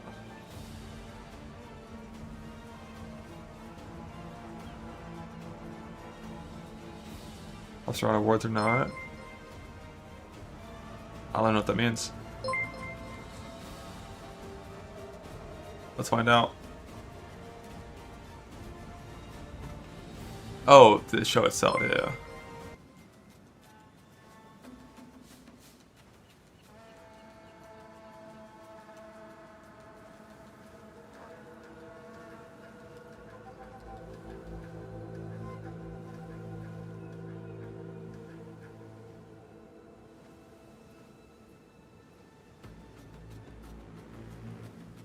I wonder if I rip this gift sub, which monitor it's gonna pull payment info on.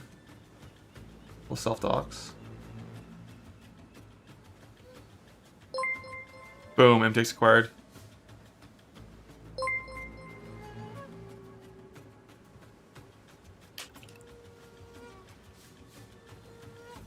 Myself.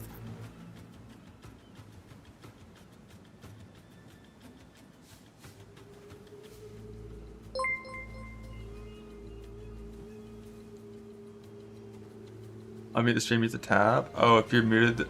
Oh, I see. Boom. Where even is like the drop progress bar?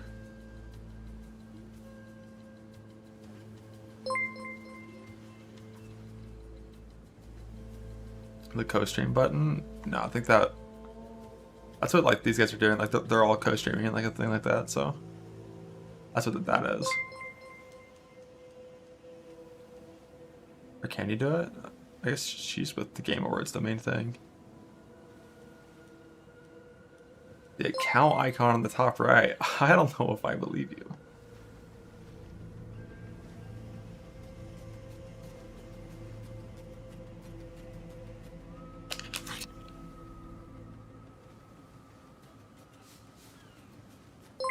The cheapest armor in the game. All you need is a donation wall. Enemies spelling critical kill, become plus damage. Sounds good.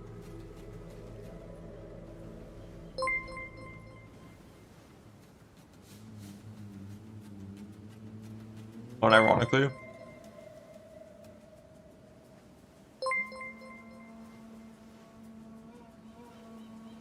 Go!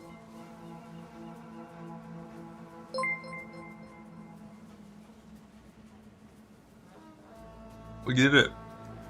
We did it.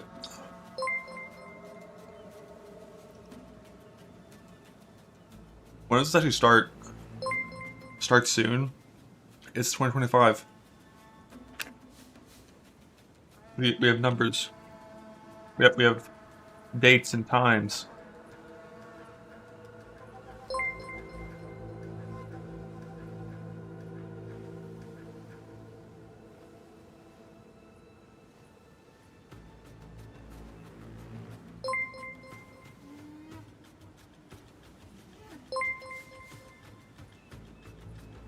Doctor's gift. Yeah, if you gift a sub to any channel that's streaming in the Game Awards category, then you can go to your drops inventory and claim a War Bear skin.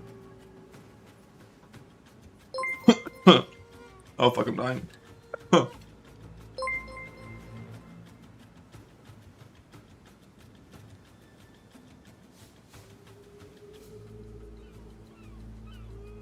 Like what? I've never seen one of these before. Is it gonna be like game with best, like fucking graphics? You get like a little gold award. Game with best story. Game with crispiest movement. Like.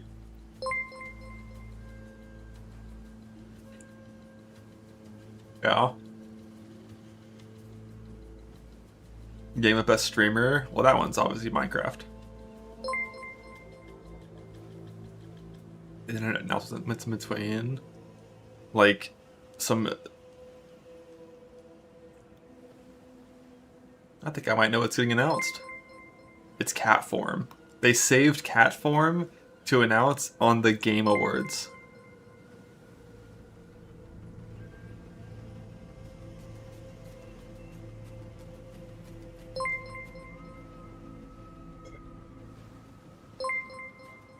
The top 50 patch notes here. Oh yeah, I haven't checked that yet today. Let's check the patch notes again today and see if oh no, still no ES nerfs.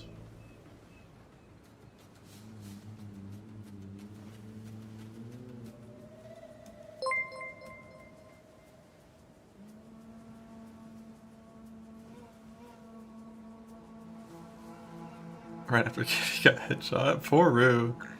We're gonna announce POE3.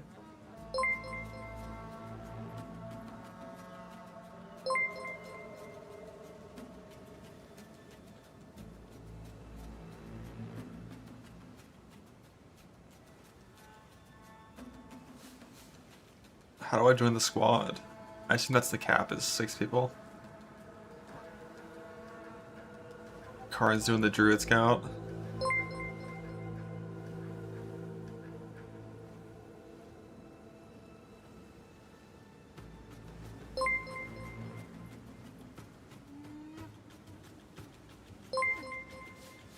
Your portal link not progressing. Make sure your stream isn't muted. If you have the stream muted, that might not work. Speaking of which, drop progress. Let's see it. 20% 30 minutes. 30% of 30 minutes. Yeah, Feltipody just updates like right before league start, which is only kind of tragic, specifically because we also get the passage like an hour before league start. Went to Game Awards category, instant ad for cat litter. Yep, cat form is confirmed and coming. Yeah, like you use the browser tab itself up here instead of muting the stream if you want to get progress on it without having sound. And I don't think anyone wants sound. Oh, it's a timer!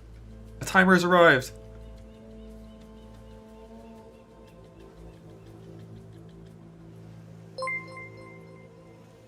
That's ready to drop way sooner.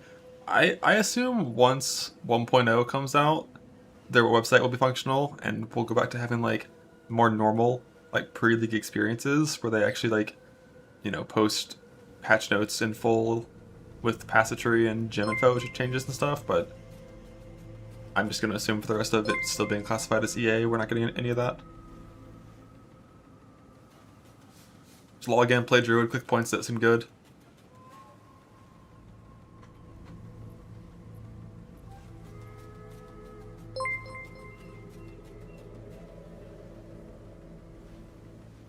But knowing that ES like almost certainly isn't actually nerfed, I'm in the right category, Numb. You gotta refresh the stream.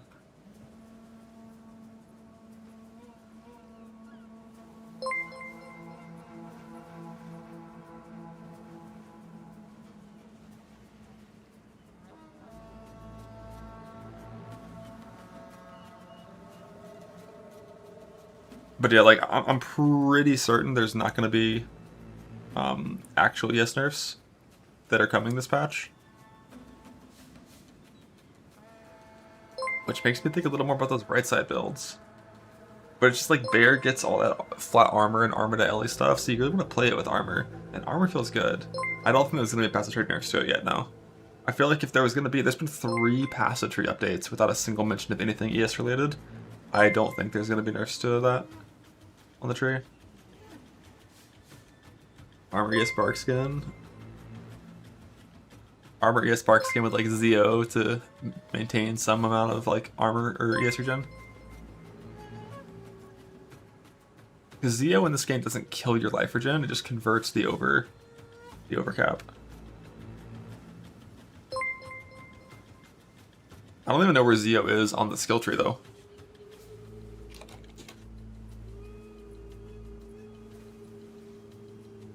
I assume it's top left, somewhere.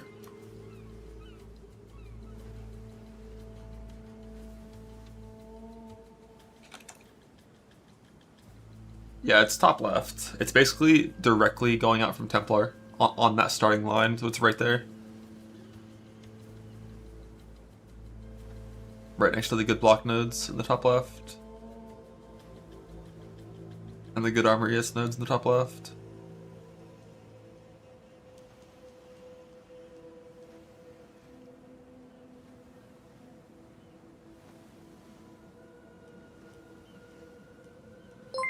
Well, I guess that was on the old plastic tree. It's possible it's moved now.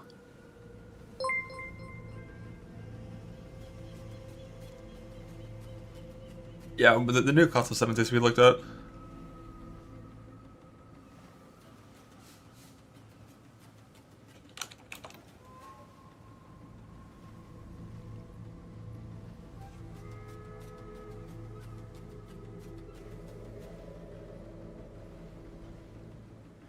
Insane armor for 0 invest with what?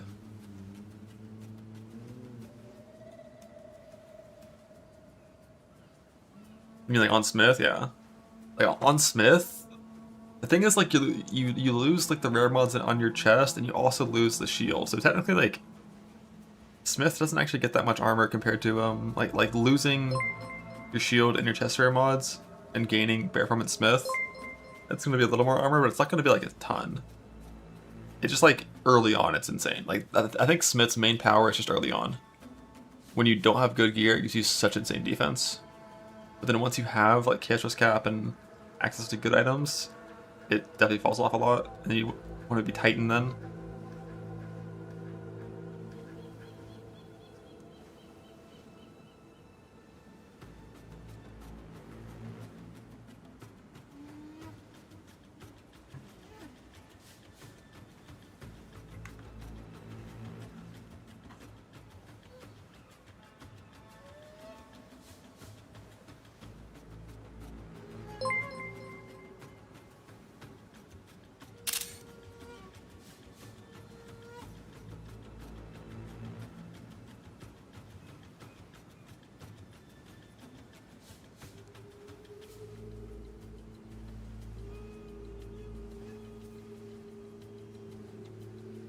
Warburg Totem Buff's still gonna edge out even on the bear. I mean, Warburg Totem Buffs are really good, but you have to like fish for them, and it's pretty annoying to do so.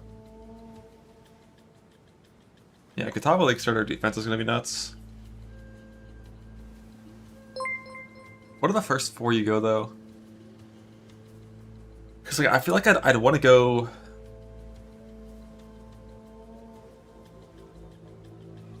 Like Merklab is gonna be the resist one, the fire to cold lightning resist. And in the first 4, you need armor, like you need the fire as one to actually help with your res cap, I think. Is that still 75 next patch, or is that increased to 100? For some reason I thought it was increased to 100.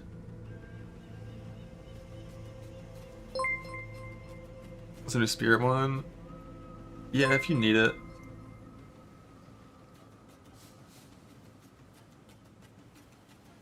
It's still 75? Okay. That's good, but like, if only there were res swaps.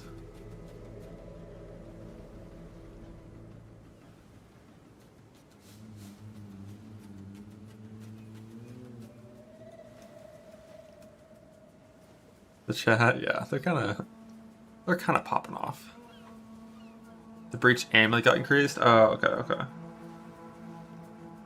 But even if you don't have That fire res thing clicked. Once he has some okay res, we don't need it. Oh, wouldn't you want to convert cold to fire always? Unless you're just assuming fire res is worth this because you're so overcapped at that point.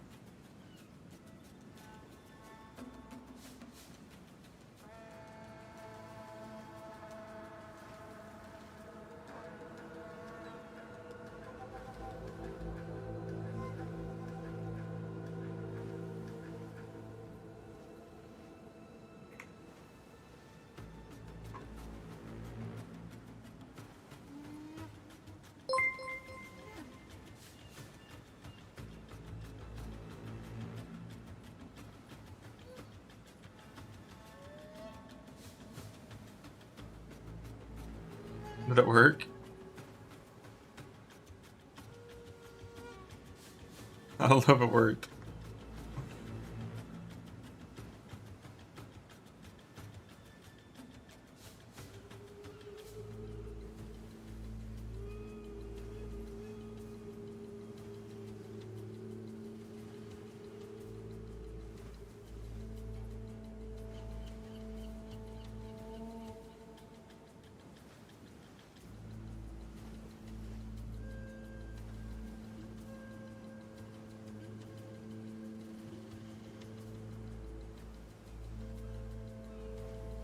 Oh, did you play later for an hour? Fuck yeah.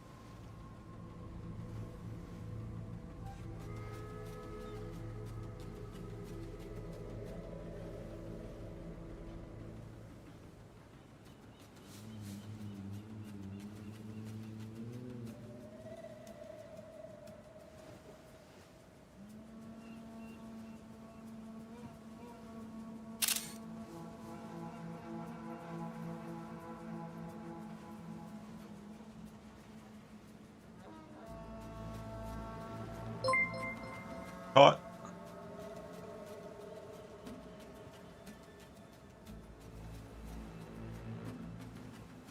Time to watch this. I'm gonna have this open until I get this portal skin, and then I'm gonna go play the game. So like 10 more minutes for me.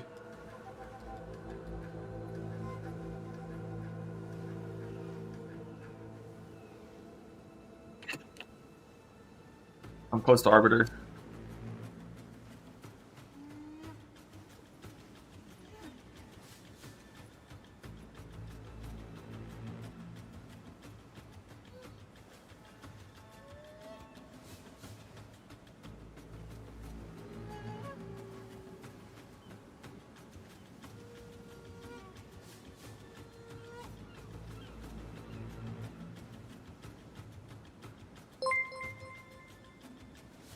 Arbiter heist again? No, not quite.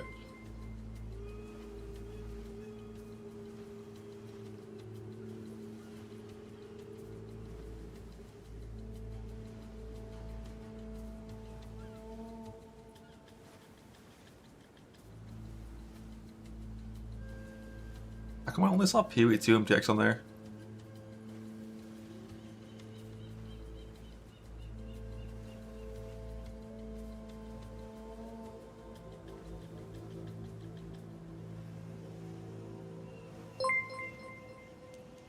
What's better than Axie Jug? I have a Bristle Matron because my turtle died, but you want to use a turtle. Most likely. Or like a Grace Bird. With the over to exchange, you can get dodge plus ball rain overlap. Overlaps only happen if you phase the boss during, like right after he spawns the fire circles.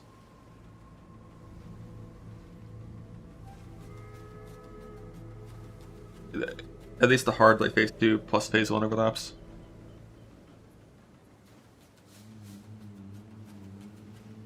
Oh, we're in.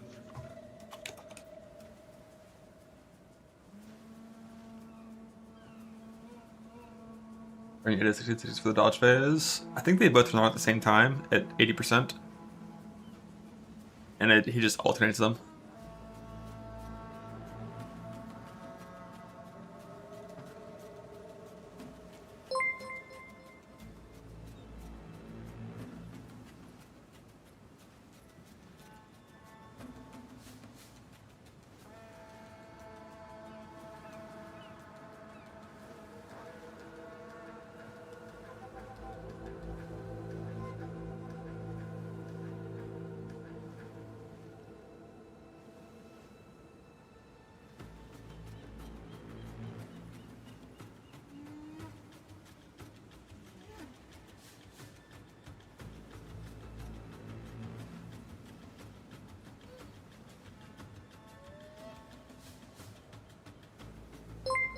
Right. What's it? Live from the Peacock What's happening Theater here? in Los Angeles to celebrate the year in games, with special performances including from the Game Awards Orchestra and Evanescence, surprise guests, and world premieres like Resident Evil Requiem, Phantom Blade Zero, Lego Batman Legacy of the Dark Knight, and many more. Plus, over 20 brand new games you haven't heard about yet. It will make you believe the universe is conspiring for you. And you know what? I don't think I can wait any longer. Let's just get started right now. But there's a timer in the top right. Very special Game It Awards says 30 because minutes. 3 of our Game of the Year nominees are from indie studios. So we're going to start things off. Oh shit. With the announcement of a beautiful new game from the Burlington, Vermont-based Frame Interactive Studios. This is The Free Shepherd.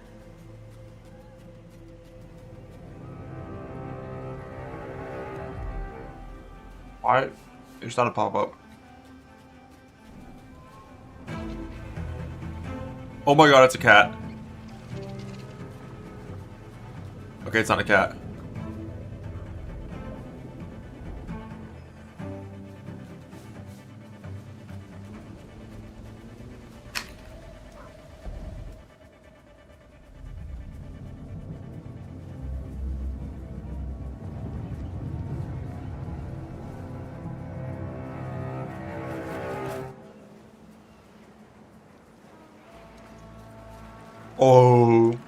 Oh, who's a good boy? Okay, I'll say it. The protagonist is not only powerful, but I'm proud to also confirm it is adorable. And now it's time to give out our very first Game Award. Here are the nominees for Best Family Game. Donkey Kong Bonanza, Lego Party, Lego Voyagers, Mario Kart World, Sonic Racing Crossworlds. I bought Mario Kart 8 instead of World. And the Game Award goes to Donkey Kong Bonanza.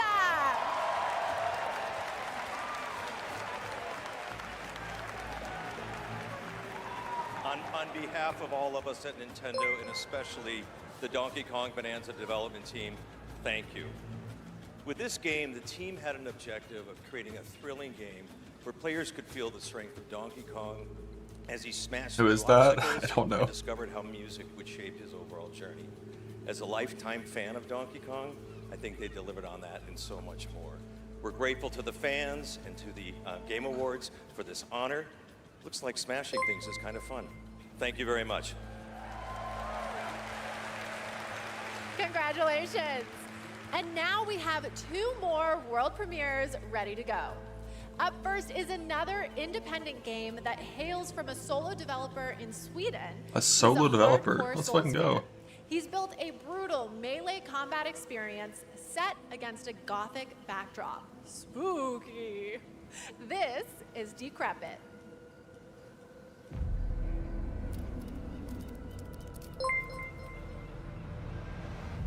D5?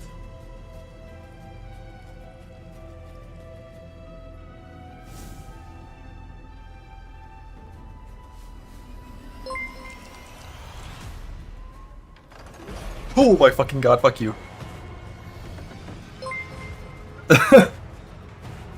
That's mean. That's mean.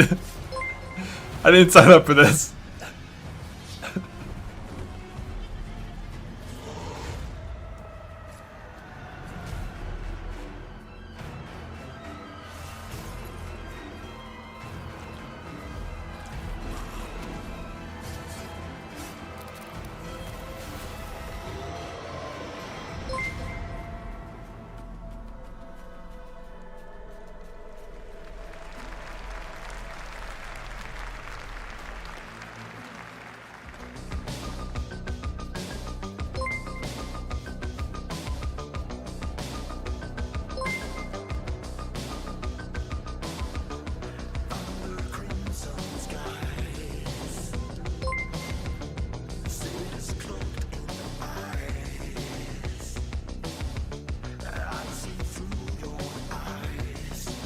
Alright, are we close?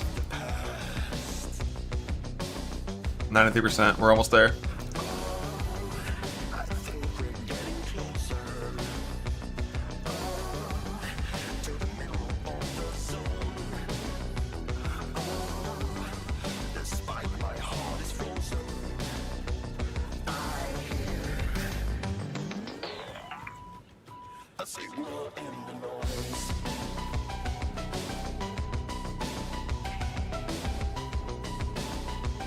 Getting Geometry Wars vibes.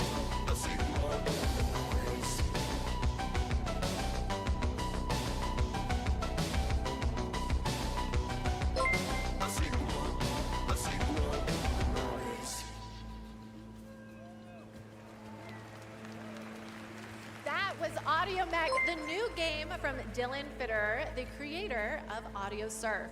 And starting tomorrow, you can play an Audio Mech demo available on Steam. If you want to check out that demo, other Game Awards demos, and wishlist games showcased tonight, we made it easy for you. Check out the Game Awards page on Steam. We'd like to take a moment to remind everyone that tonight's Game Awards broadcast is available on YouTube with dedicated ASL and descriptive audio feeds. And in that spirit, it's now time for our next award, Innovation in Accessibility. This year's nominees have all demonstrated their commitment to making games that are as playable as possible by as many players as possible. And D4. Assassin's Creed Shadows, Atomfall, Doom: The Dark Ages, EA Sports FC 26, and South of Midnight. And the Game Award goes to Doom: The Dark Ages.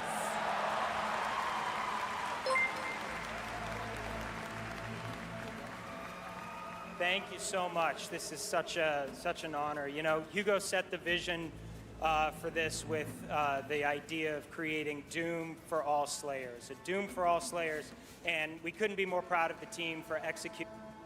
Alright, stop gifting. I'm gonna change my game category back to Path of Exile 2 because I don't want to watch any of that shit. If you want the bear skin, then gift a sub to someone that's still in that category. I'm changing. You're not gifting my subs here. I don't want the money. You want the skin. You're 80%. Open the stream in another tab. Sorry. I can't.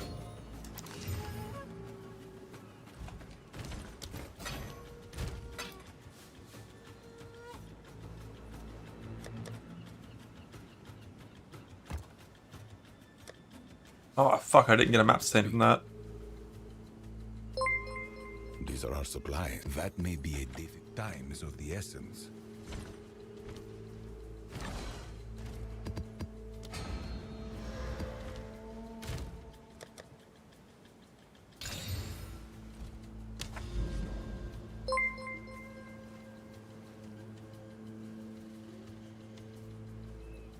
What's the next one?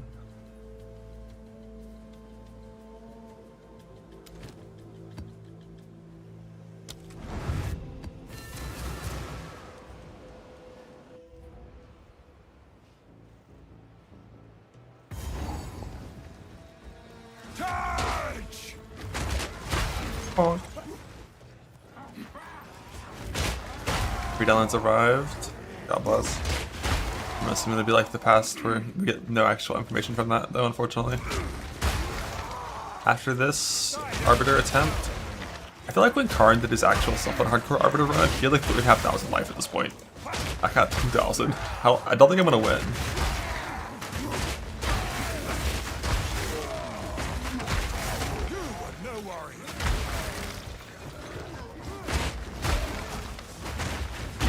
Also, my filter doesn't show life flasks and mana flasks, and I gotta fix that because I need to actually have better flasks at this point.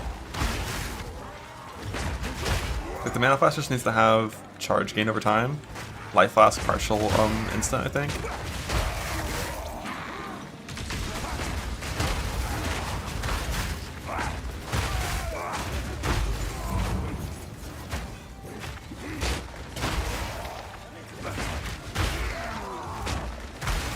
Yeah. The beams are actually gonna instant kill me for sure. But also, what do you even do about that? Besides be an ES build with like 50,000 ES? Because like they removed like all fucking maxes from the tree. I mean, in P2 you just don't stand on the middle of the orb when he's doing that. And like avoid the giant beam, right? Or no, he doesn't even do it on the open phase 2, right? It's just the giant beam. Is that one still bugged and hitting like... It's like way behind him? So I'll find out.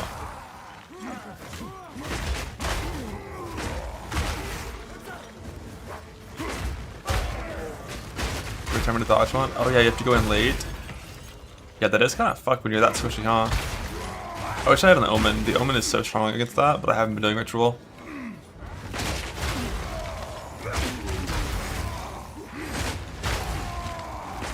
But that timing is pretty tight. And it wasn't abnormal for me to take 2,000 damage from that when doing it on ES builds. I haven't fought the boss in so long, so there's no chance I do it. That doesn't the first try. Unless I can just kill him with a heavy stun.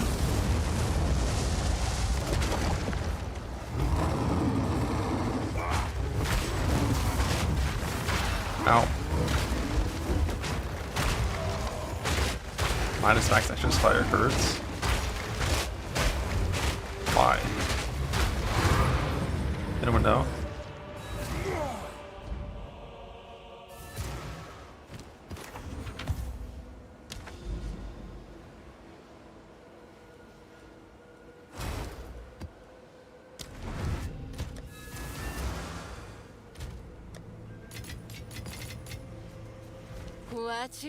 Beware those altars. But if you have mission on Meltdown, we'll see. I just had like actually no defense against them. Oh my god, this shit's so fucking annoying. The skill not working in tight corridors would tilt me so fast if I was actually playing this like for a long time.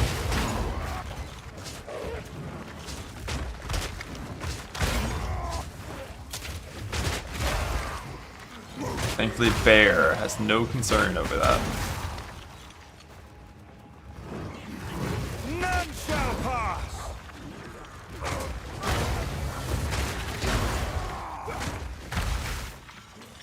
I think my mat device is loading a lot faster today. Yesterday it was like 5 seconds per time. Bear Slam, yes sir. Bear Slam with Wing Blast and the Lightning Barrage, or something like it, can't wait.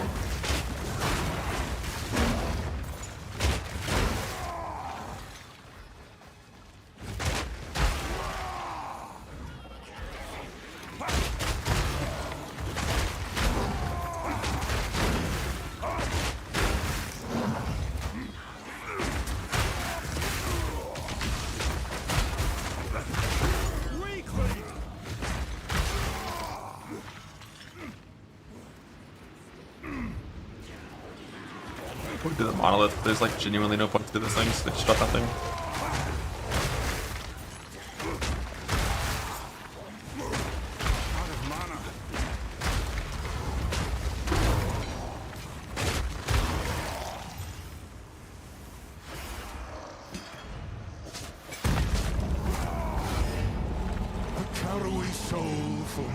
collection. You shall die slowly. Rend your soul. These spirits are your own.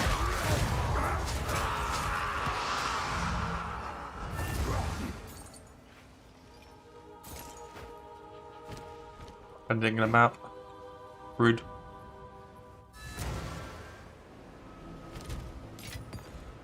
Greeting. Go on. These are our supplies. See what you can achieve with that. Indeed.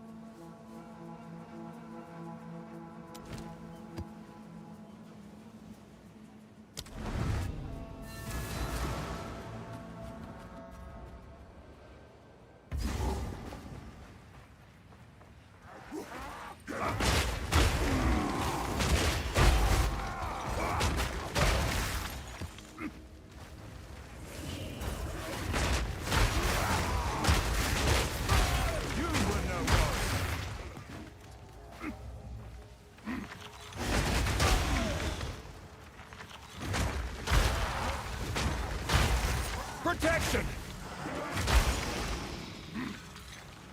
Need more mana leech.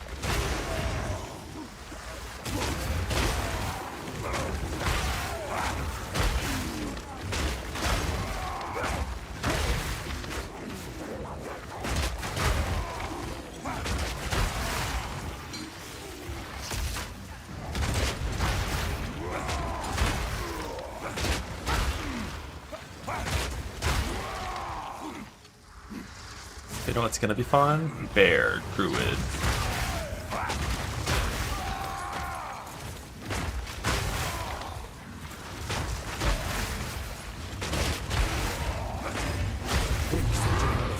Buried within.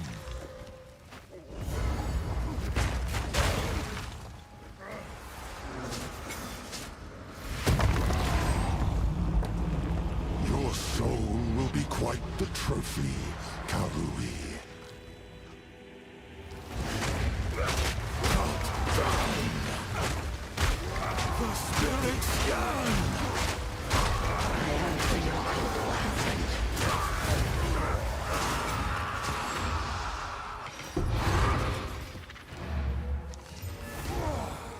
Yeah, almost. The Invoker Wolf strat, love to hear it. Good luck. Bug.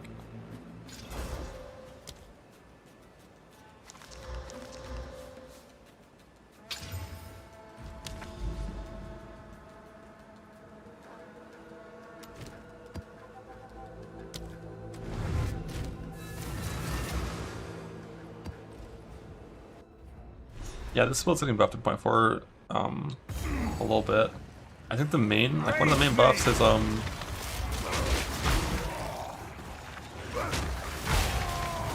the lineage support that turns into fissures is getting massively buffed. The increased area effect support is getting a small buff. The rage is getting buffed to fall off slower. So it'll be like all this time when I'm mapping, you see my rage is like going up, down, up, down, up, down, up, down, like not just hitting it full. It'll always be full next patch.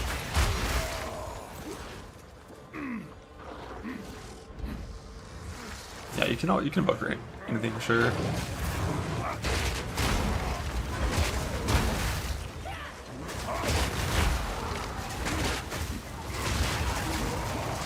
Blow up, man.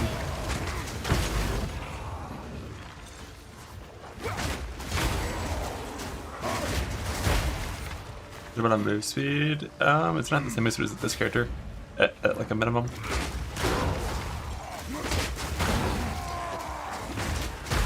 And then also, hopefully, Pounce is really good.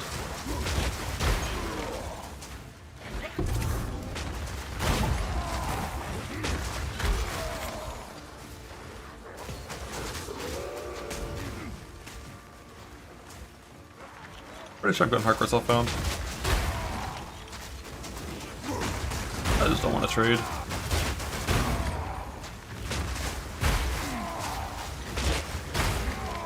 That looks insane. I think it could be insane. I just worry it might have like leap slam distance.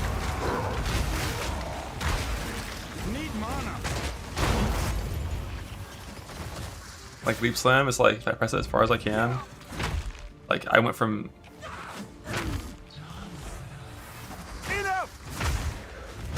you can go like 5 meters with leap slam.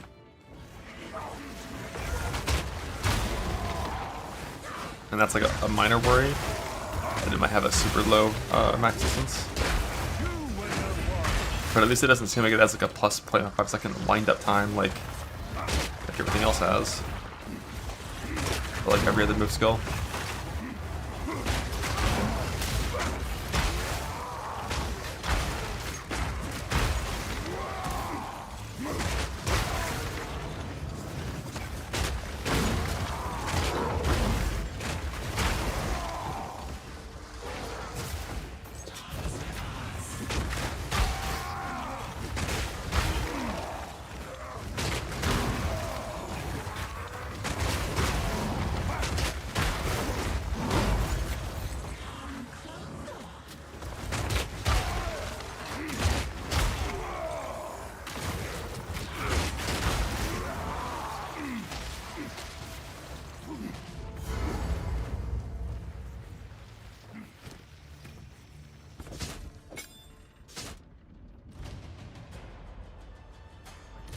It's gonna just like swipe one shot me.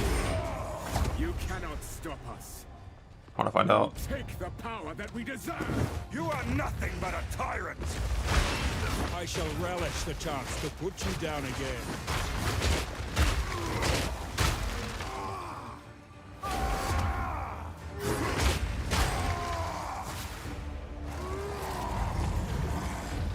That's how those work. They spawn in batches of 3.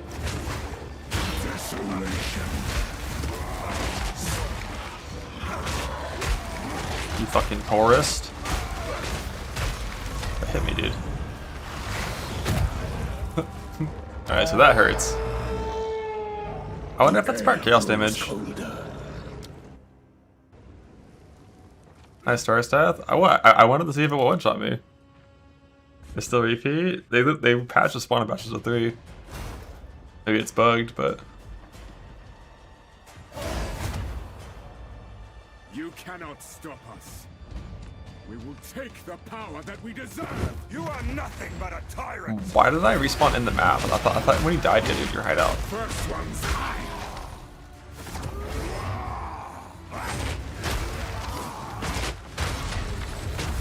Is this one shot? Yeah. I hate block when trying to figure out how hard things hit you.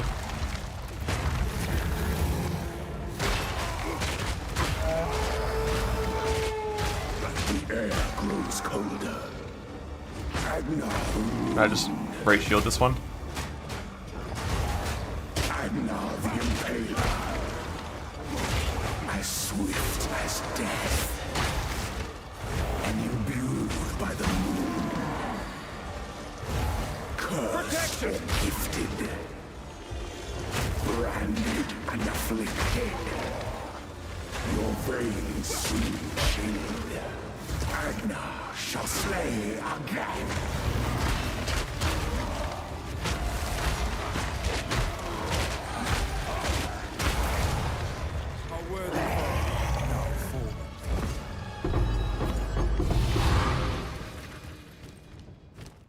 Get 2 unique tablets, the fuck? I want to send her to do it fucking dudes. Yeah, you might. That skill slow as fuck. What do you think? Beware those altars.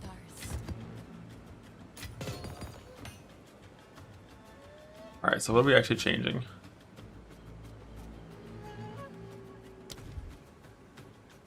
I don't know if I have a low enough level spirit gem to try to do attrition. So you still can't down level things in this game. Not attrition, sorry. Boon. 1 or 3. I actually would need like the lowest level possible. So I probably can't even do that if I want to. So we're gonna do War Banner.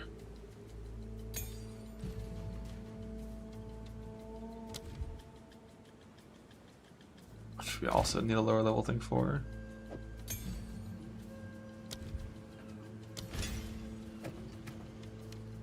Warbenders that are filled with ass.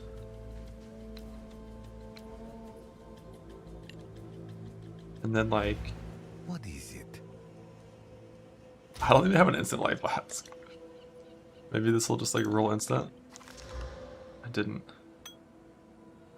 I don't have an ignite charm. Alright, let's go die. Different plan. There's like no chance I can kill this boss. At least not deathless. How can I help? This is what we have available. Yes. Acceptable.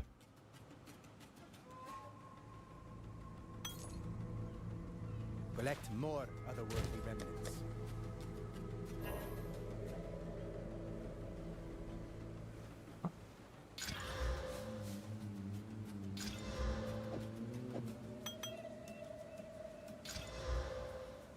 I want the on-mana plot, but whatever.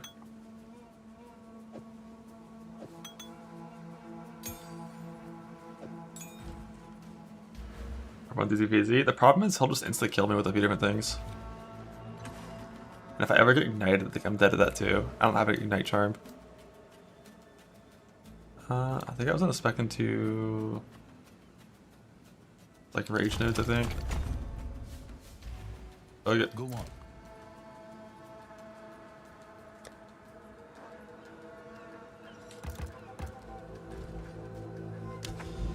And into Gambo. I don't want to waste gold in case I have to reslick back. We're just gonna send it, attack some shit, see what happens. Is there a button I can press to snap back here? Yeah, I'm very poor. I'm very poor, I don't have the auras that I want, I'm missing 1,000 life, I'm still the wrong Ascendancy, let's send it.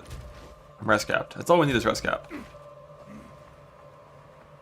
The only chance is if I just kill him in a stun. Won't budge. What is that? Not unless I find the missing pieces. Switch to the more dangerous for. Will it let me? It wouldn't let me, right?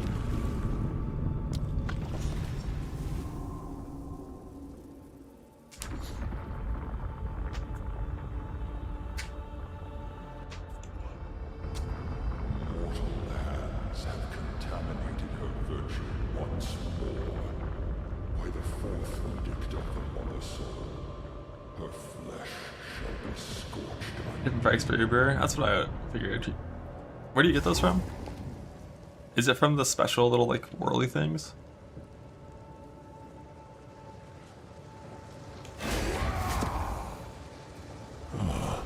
Some is more at the center. That makes sense. I will finish this. Yeah, beamed her and the seed will instantly kill for sure. This beam is super fucked. No shall pass!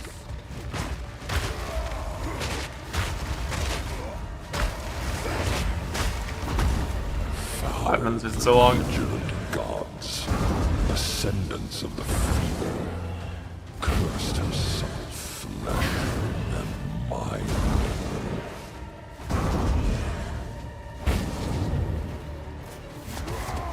Fields of ash and Yeah, I beamed her in this, which let me so quick. shall restore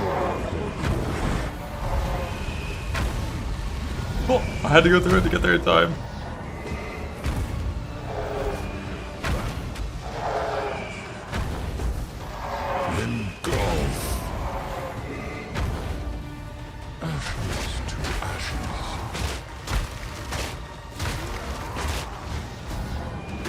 I wasn't away. Why is he not heavy stun, by the way? Does he have like insane stun build up?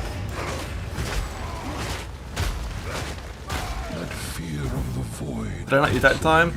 Oh, I didn't eat it in time, I'm fucked.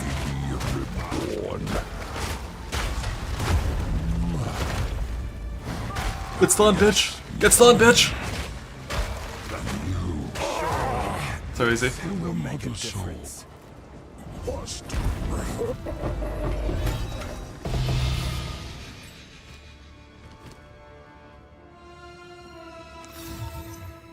Chaos Res, Life, Global Defenses. That's one of the good ones too. I'm Unfortunately, I killed my character to a breach and then instantly tanked a wolf slam on purpose, but aside from those little things, reasonably deathless. Not actually. I think I had 2 hours of AFK time. I bet sub 10 is possible.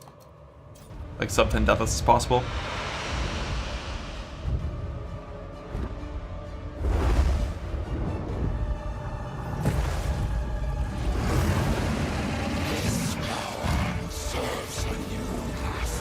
Only for a local, yeah, not for a tourist. Not for a tourist.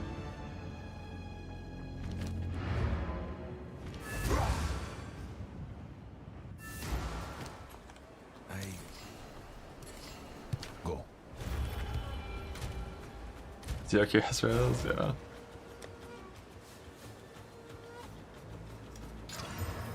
Oh, +1 socket, non-quality, let's go.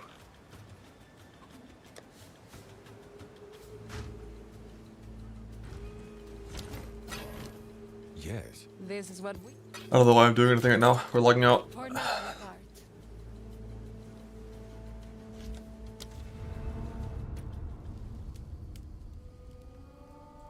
At one time. Now it's path of building time. And by that I mean Poe Planner. I guess I'll use path of building, but like this program is just kind of Yeah, Game Awards run. We watched it for like 30 minutes to get my MTX, and some people got some gift subs. I just don't really care. Like that's not. It's just not interesting.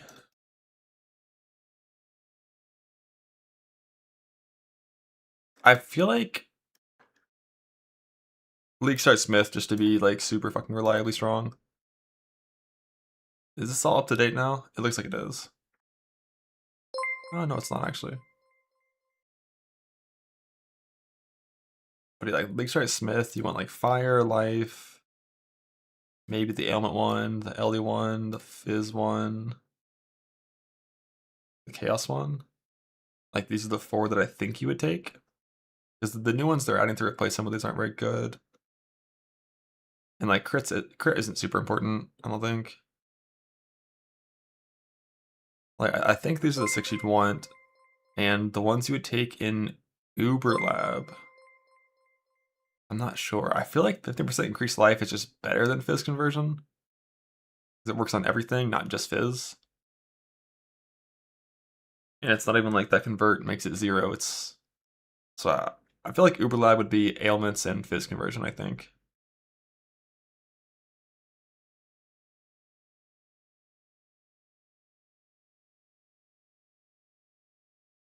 And like early on, it's like life, armor to LE. Like life, armor to LE in normal lab. Armor to chaos, and then the thing is like the fire res doesn't feel that good before you have the Merc Lab node clicked. Like it means you could just skip fire res entirely at least.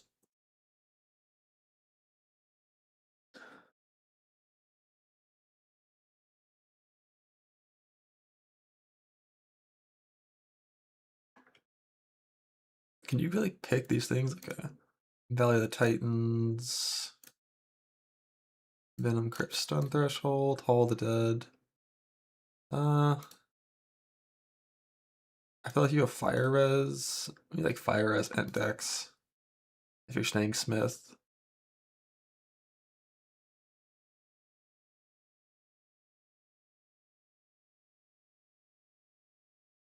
Oh, I don't think I got the life cover from Flasks in prison in my run. I'm pretty sure I didn't get this.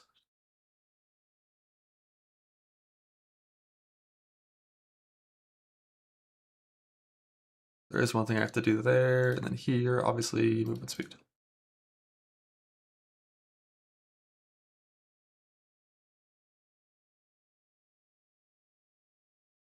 Yeah, I got the key. I didn't know what it was for, though. If you try to tell me, I can't read. Not my fault. Or even in POE2, this dumb has 3% pens here for no reason.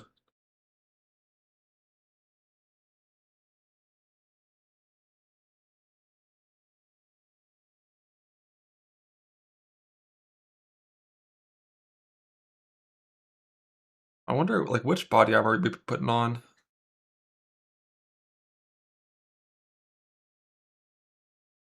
Regen or armor to LE?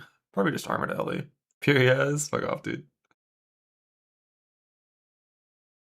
Ornate. You think it's regen? Like regen would help with, because like you already are gonna have a ton of armored Ellie. If you're Smith and in bear form and you have points in the tree, you're gonna have fucking 200%. And regen's harder to come by, so I kind of agree because it also helps with the like bear form rage thing.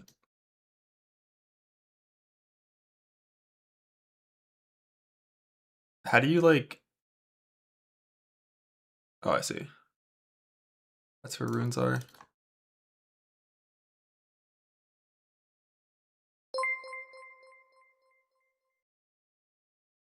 But yeah. Wait, do these points not work? No, they don't. Or is it? Oh, it's because it's normal, maybe? Or it's not normal, so it doesn't work. There we go.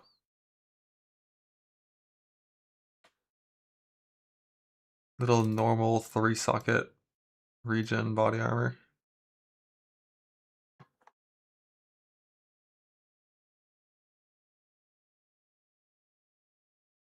Yeah, like 1 point, 150 res. It's kind of convenient.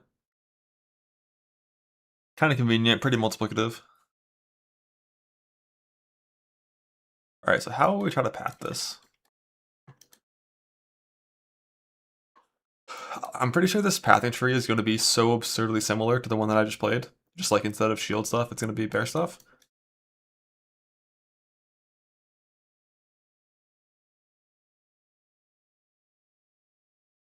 I don't know if you need like the... Although pathing through sturdy metal over to the right feels a lot worse on bear. Because you're wearing a shit body armor. 5% PDR to cover the chest. Yeah, I mean 5% PDR is probably better than an extra socket.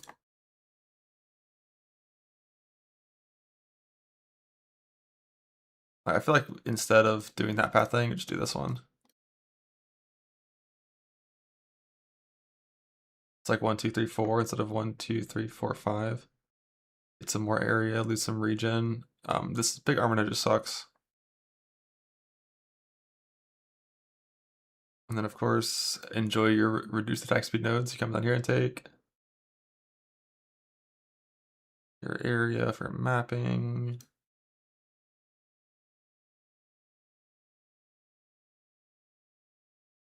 Definitely like accuracy stuff seems like not too important. Come in here, get your extra reduced attack speed node. Woohoo.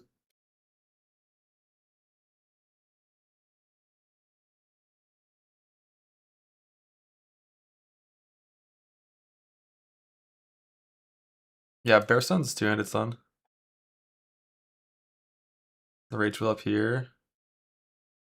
It's just like the 3 travel nodes into it do nothing because the cooldown on gaining rage, assuming it's still in the game, applies when you are hit or when you hit. So like you don't really like any of these points. So like that many points for just like basically the same thing as some armor travel nodes. Doesn't feel as important to me.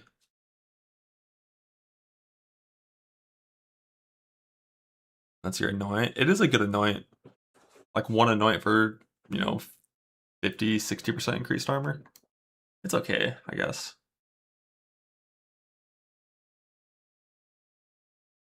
Going bear no matter what. Yeah, amen. All gonna play bear. I just don't know what Warcry you would use. Like just use the base one. What did the base one even do? Didn't it just give you a bunch of rage? Did it even do damage? Like it's probably gonna be just infernal, I think. Oh, it's armor break too, right. I mean that might be how you maintain armor break.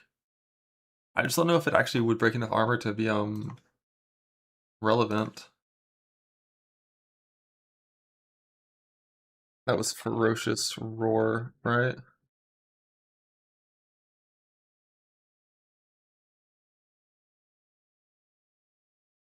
I guess we just don't have the numbers. But you do need a source of armor break. You can do both. The thing that makes me like feel so inclined to play like Infernal Cry or some shit, you can do both. Oh yeah, but, You can't really do both, right? I mean, like, would the game even let you? Because you can't use 2 of the same active skill gem, right?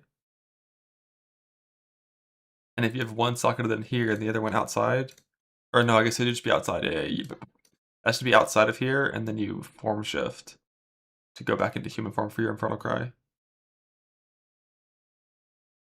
But like when you socket it in here, you just also get a bunch of increased damage for like your Infernal Cry attack, which is kind of a vibe.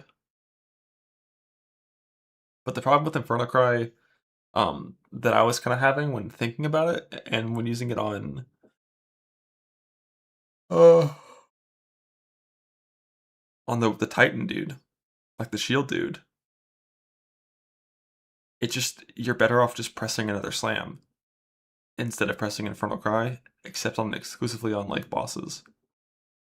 Then you can Infernal Cry and then attack 3 times, and Infernal Cry attack 3 times.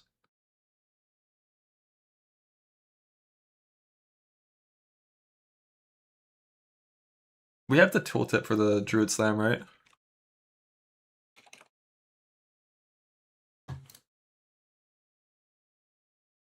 It's called like Pulverize or something.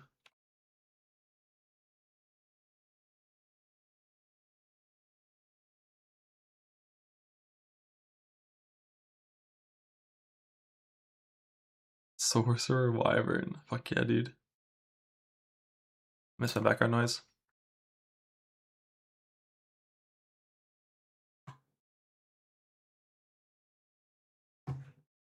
It's this ping in the POE thing. Torrent download. Yeah. What skill on bear? You kind of only have like 1 or 2. Just the ones they've given you.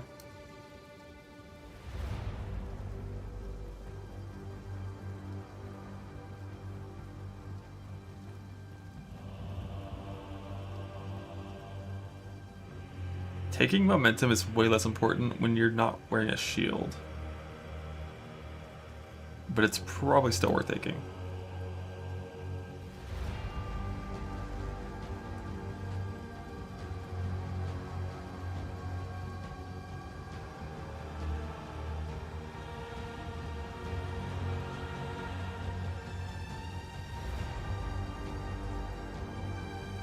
It's familiar? Yeah, I mean, it's the exact same like archetype. I don't think you would really have much deviation in tree unless the points up here are insane, but like there's no point even thinking about this part of the tree because we're not going to know what it is until a day before launch. And by a day before launch, I mean an hour before launch. So I'm pretty sure the tree is going to be quite similar. But I should go ahead and get these set up properly with weapon slot points. If we're only using Infernal Cry, this entire thing, you'd want to be weapon slot points. How do you use these again? No. Why would you bat like that? That's so rude.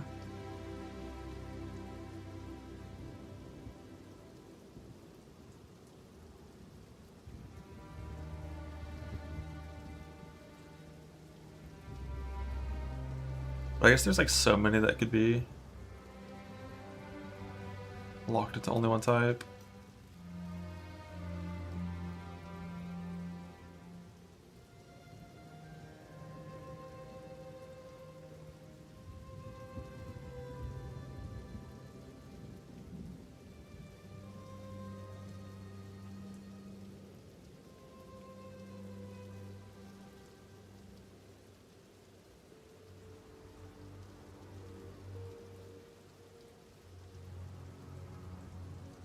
Quite easy to use. Oh, whoops. It's quite easy to use all the points here.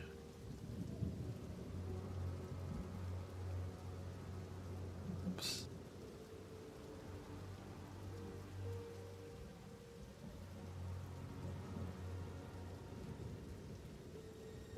Did I get rid of the random attribute node? I think I fixed it. Yeah, hardcore stuff on like start, I think is the plan.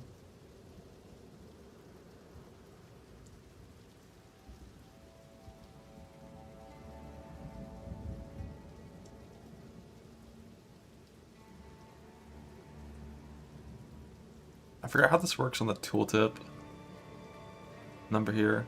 Like 99 points here would be level 100, right? Or is that... No, I think I can use more than that. No. Yeah, like I have 24 green to spend for free and I'll still be at 89, I think.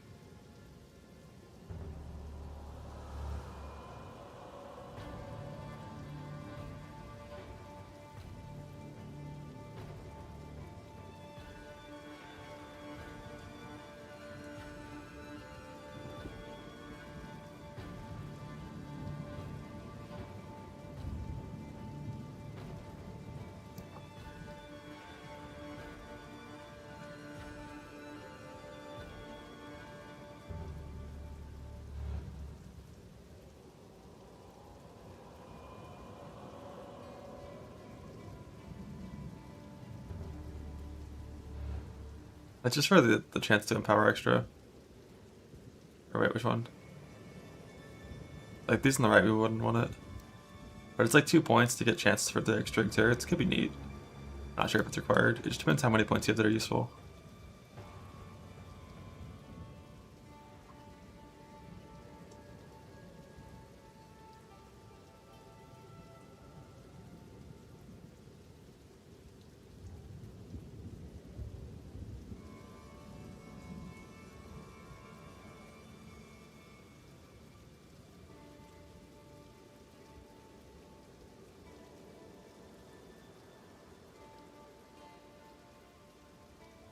Then main tree points. I don't know if armor duration is that important ever. It just depends if you can actually reliably armor break as easily as you can on...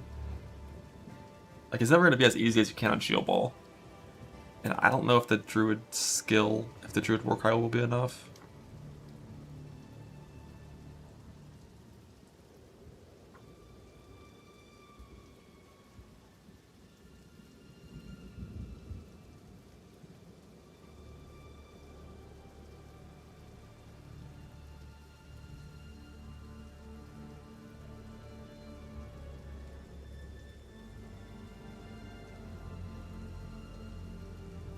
Hey look, it's not the exact same tree. Look at this difference.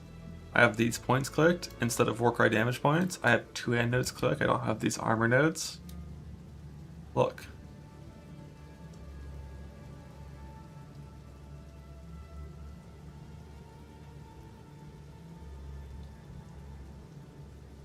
Put that up here.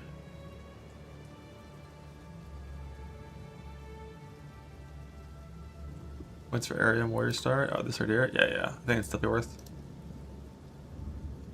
the extra armor brick as well. And then for more armor nodes,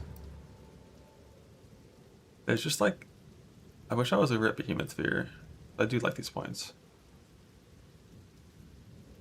Is there any aftershock stuff? This is all mace is the issue. I mean, like once we get this tree, it's possible you might want to go up there for some stuff.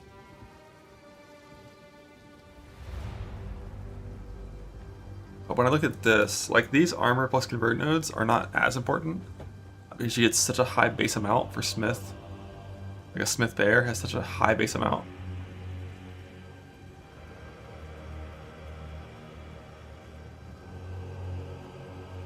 Called aftershocks? Yeah, but like where do you get aftershocks from?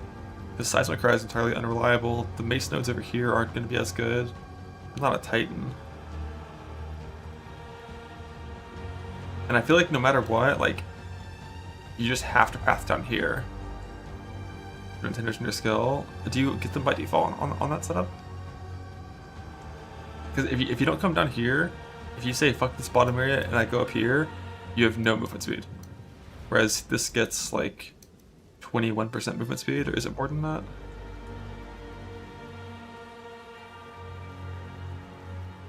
(23% movement speed plus this. You have to path over here, or you're just gonna hate yourself.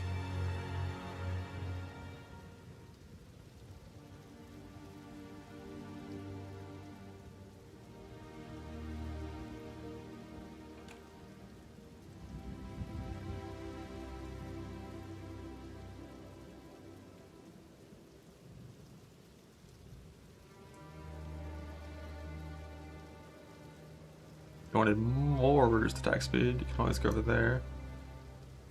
But we don't, so we wouldn't care at that point for any of that. There's still these speed nodes over here, which you probably would still want. Because like on a bear, you've been hit recently.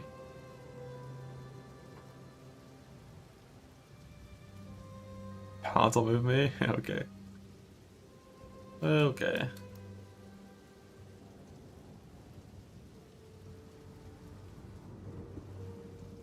Yeah, I might not need these fire lightning wheels. It just feels like if you're going to spec into increased armor, you might as well also spec into these points that give you the extra conversion. Yeah, if this part of the tree looks sick, it has mainly...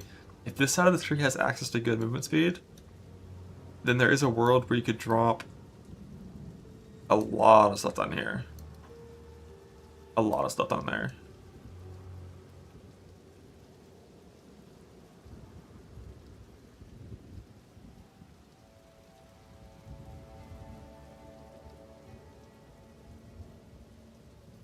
Doesn't armor break already last for like 12 seconds? I just don't feel like I'd ever need that.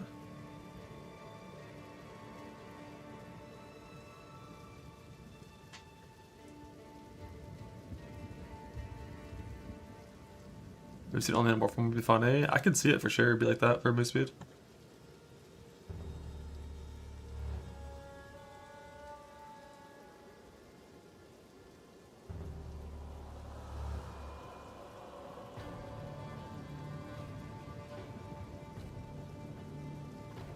Where even is the armor node?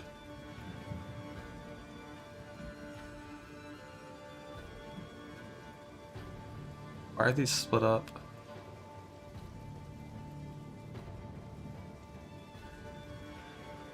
Damn, is that right? It's that little increased armor in the tree right now?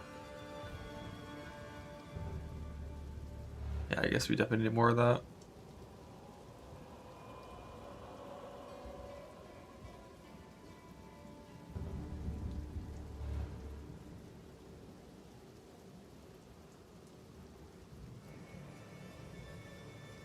Green needs to be yellow on the left. Oh, you're right.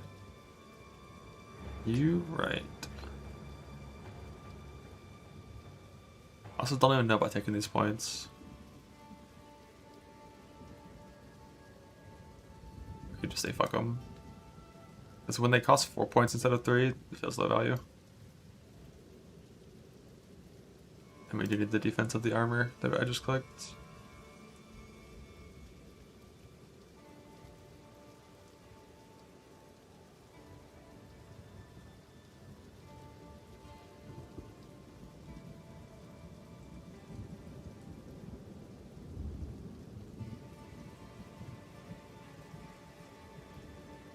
I am starting Bear, but not on Druid. There's just no reason to play it on those Ascendancies. But yeah, like how, if you're not using the Bear Warcry, if you're trying to use the Infernal Cry and not use the Bear Warcry, how are you actually armor breaking? Because the way the Bear Warcry reads, until we get Gem Info, we can actually see the numbers. I have concerns about that actually breaking enough armor to ever be reliable. Yeah. Because like you really want to break armor on... I know you can get it on a weapon with the Abyss mod, but that's a little later than I'm thinking.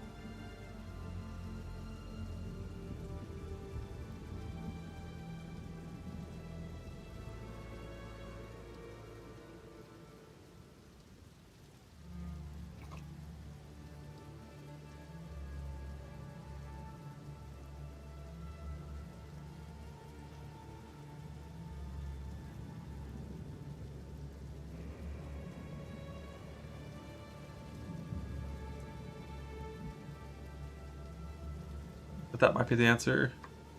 Because like you get it so simply on shield stuff. Reduced MS.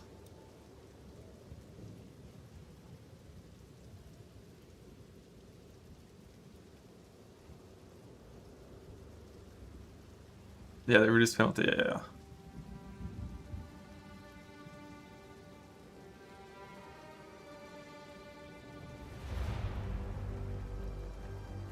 Like, these are definitely less important on bear because you don't have a shield. But like this whole section, every warrior build always.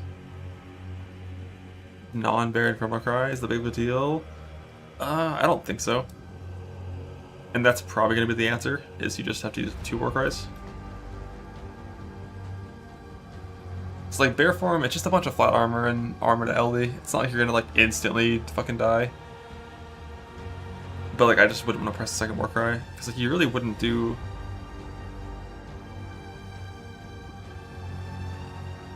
I want to look at Ferocious Roar again. Like the base roar, it just pies your rage.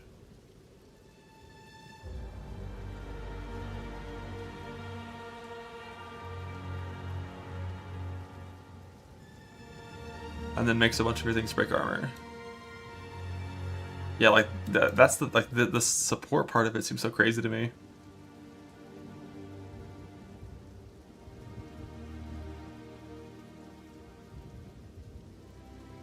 You just get like 50% increased damage, like 60% increased damage to your attacks with Infernal Cry.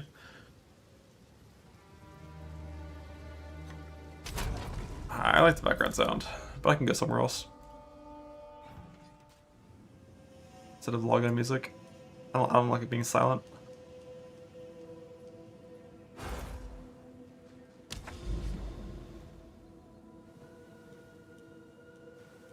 Back to the 10-second Atlas load screen. There we go. So the first one was super long, and then they're not long. If it was always like this, it'd feel great. But yesterday it wasn't. It was like every single load screen was so long. I need to look at Armor Breaker.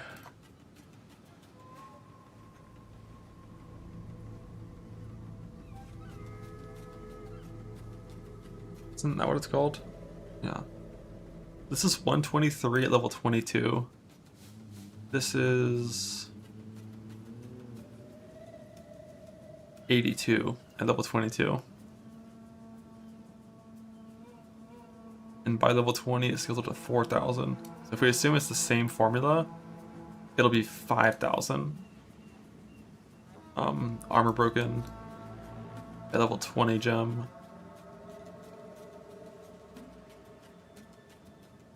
If we get it to like 25, like almost 7,000. But this doesn't have a melee tag.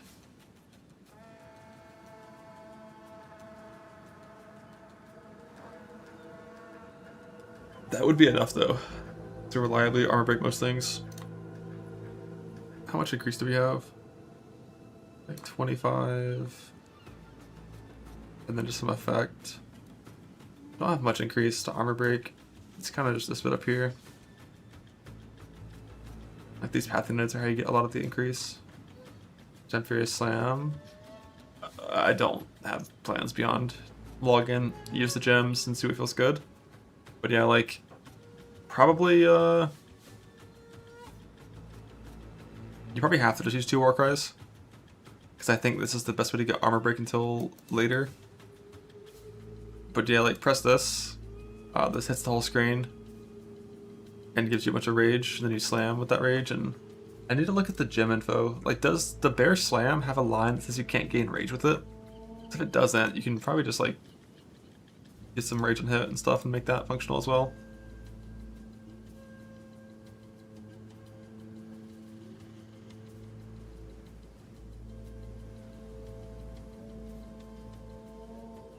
But just like rage on hit support on the fissures is already going to make you be able to spam rage.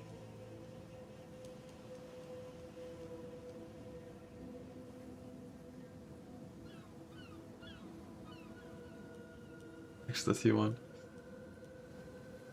Yeah, I think it's going to be like Ferocious Roar to armor break things, and then on unique bosses, self-cast Infernal Cry in a different setup.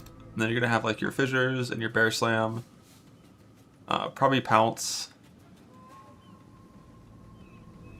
to move around and stuff, a couple reserves, one of which is going to be like the move faster and do more damage one.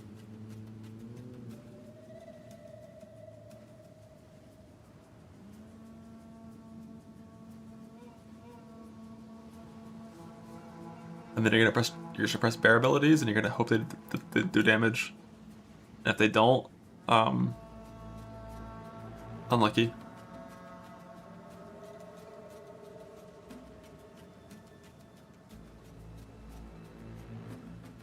If they don't, then this tree is so close to the shield wall build, you just like farm on bear to get some gold and some gems, and you pivot to the shield wall build.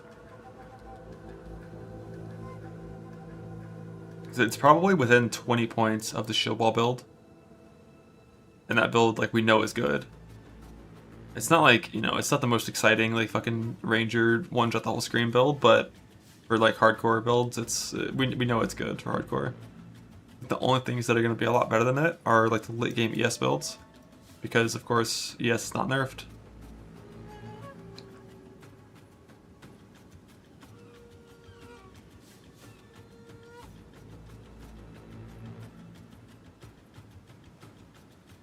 But surely Bear is going to be OP.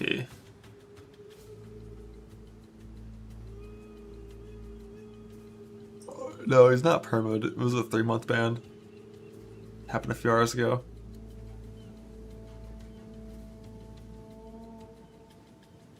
But yeah, how much armor do you actually get? Let's see. Because we get 1200 here, and at level 90, we'll just call it level 80, like 2000 base armor, right? So with no gear on, 8,000. Barkskin OP. Has to be OP. Exile, you better fucking log in on these Druid builds, you better. I swear to God, if I see a single grenade thrown. But I'm not running plating? Yeah, for sure. For sure.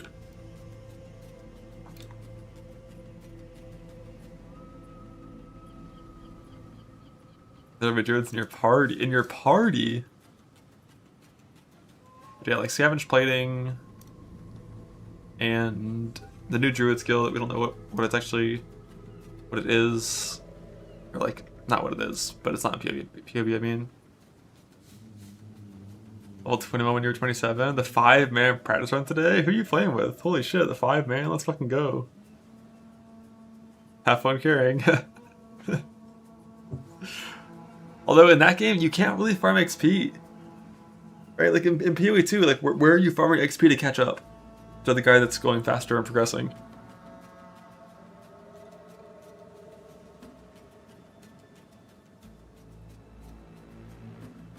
Race the first Arbiter? I'm not even gonna be racing to Arbiter. Like, in this run, I started not really even trying to progress map tier very fast. That wasn't my goal. My goal was exploration to get my Atlas complete, and I ended up doing Arbiter. What would have been like around like 11 hours played, but like on a character that's totally not actually like Arbiter viable. I just deathless it because like it's softcore and you can just kill him fast. But in reality, I wouldn't do these citadels until I've completed my Atlas tree. Like right now, I've only found 3 cryptid zones. I'm gonna find 3 more, or even like consider doing these things. So that's gonna be many more maps to run and farm and get stronger.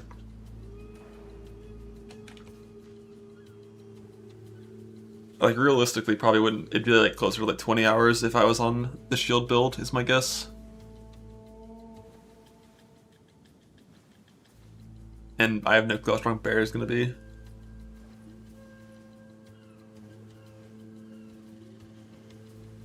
But then Darren Turtles in the Bear build, what will I do with them? What does that one thing do that like turns charges into passive stats? What is that called?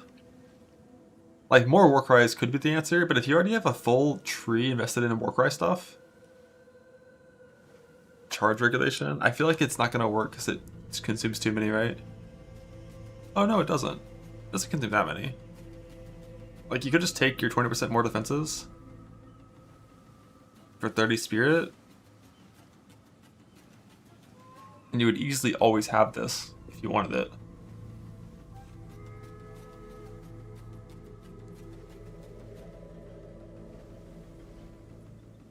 But it's probably, yeah, I mean, for the ES Bear, it's a lot better for sure. But that's a, you know, dex int requirement. Probably not going to have that much dex int. We're going to have like 50 tops of dex and probably not that much int. So likely it'd be like 17% more. Armor ES Bear Stonks Rising. And it consumes one of each charge every 10 seconds. And endurance, we're always going to have infinite amounts of frenzy. Maybe from pounce you can get frenzies, maybe? But I don't know if you'd ever be able to just like passively always have enough frenzies. 1 per 10 rage. Yeah, Bear will just always give you infinite endurance charges.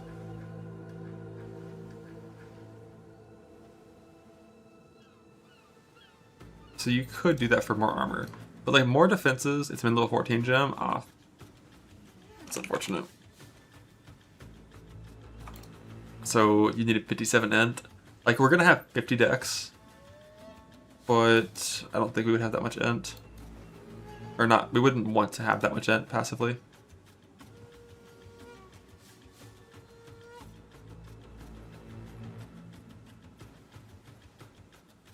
But yeah, like you need int. Oh right, you're gonna need some for your talisman, right? Oh, druid skills, like, are all druid skills hybrid int, or only the caster ones?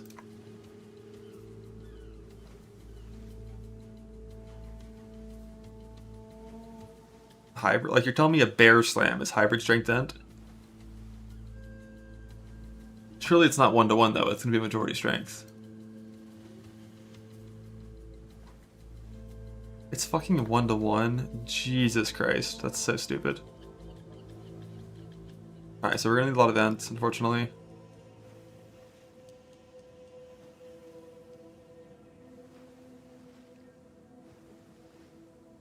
How much do you need for level 20 gems with hybrid? Is it still like fucking 90?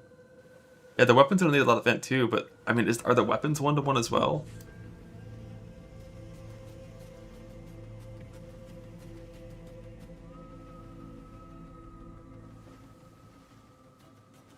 I don't know if the weapons are on here properly in a way that I can find them easily.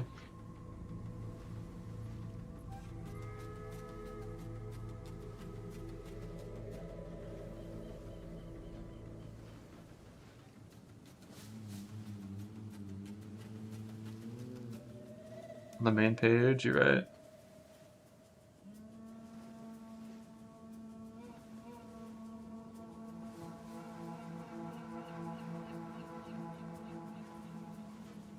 Okay, at least these aren't 1-to-1.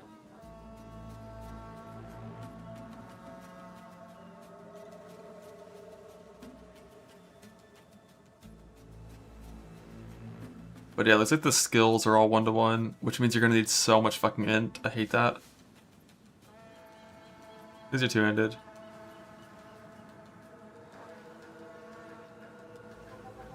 Which armor he has. Yeah, you're just gonna have less life. But yeah, they're all 1-to-1, so we can just look at like any armor ES skill that has hybrid requirements.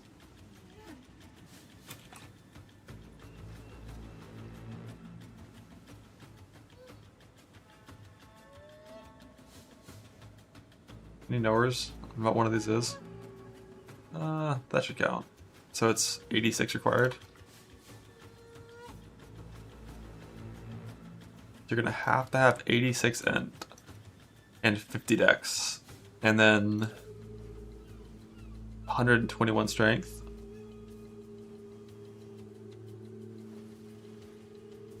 I wonder if that just works passively with the tree.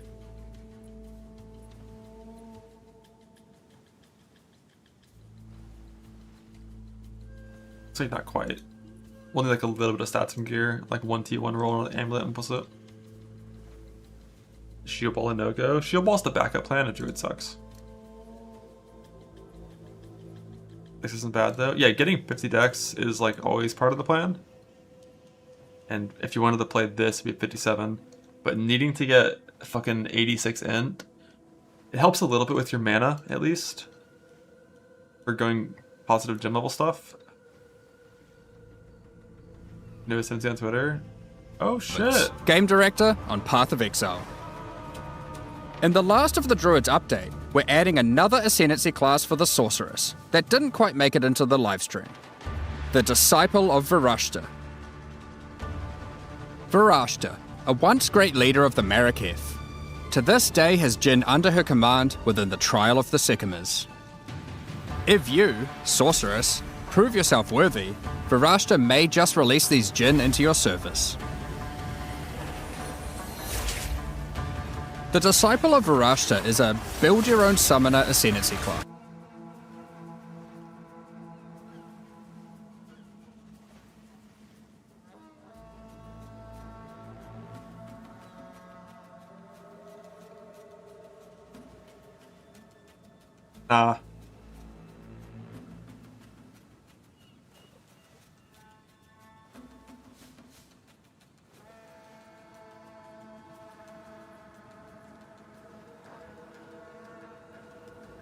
Hi, I'm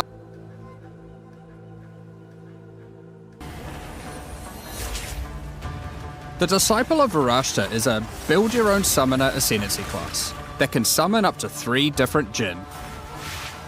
Ruzan, the Blazing Sword, a formidable fire Jinn.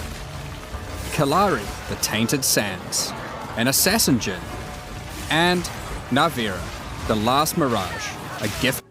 Yo, I'll be real, that actually looks kind of cool. What if this is like the mercenary version of minions?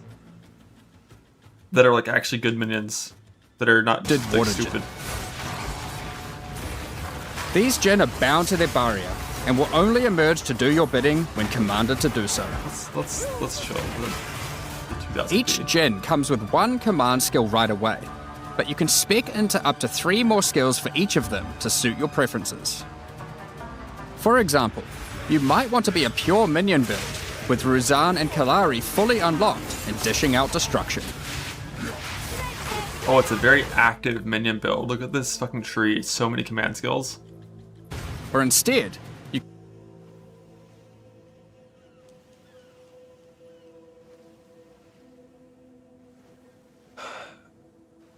More sources of ES recharge. That's just what ES actually needed. Was more ways to recover itself immediately.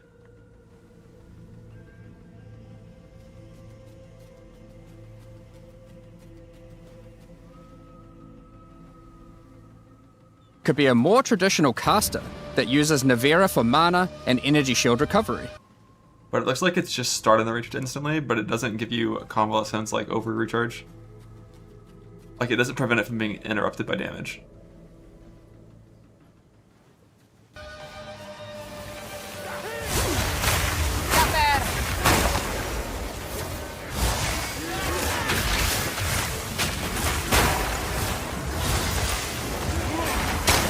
Or Kalari.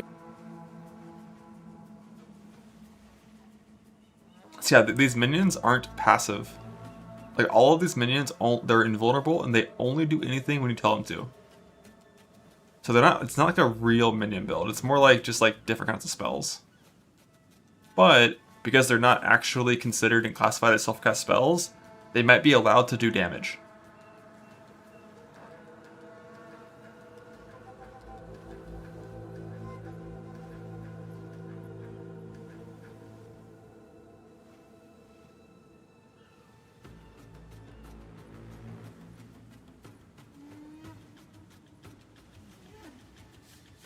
This one is a fucking channeling skill.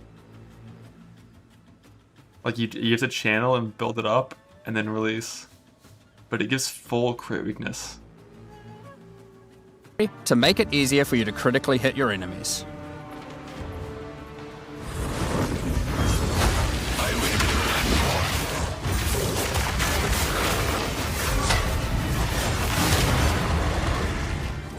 So, as you can see, commanding these powerful Jinn gives you a lot of firepower and utility.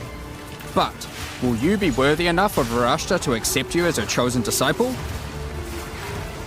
Thanks for watching, and see you all at launch. That does look really cool.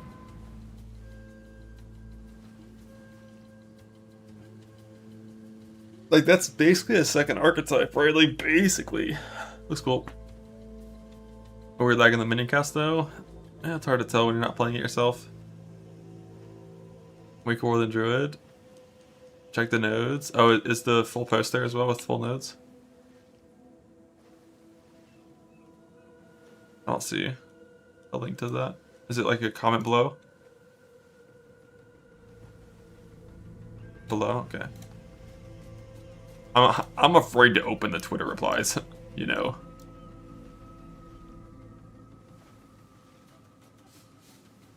Oh, that didn't do what I wanted it to. How are they minions? Because they're not technically you doing it. Like, you're summoning a minion to do it. But yeah, it kind of is just your own skills in a way.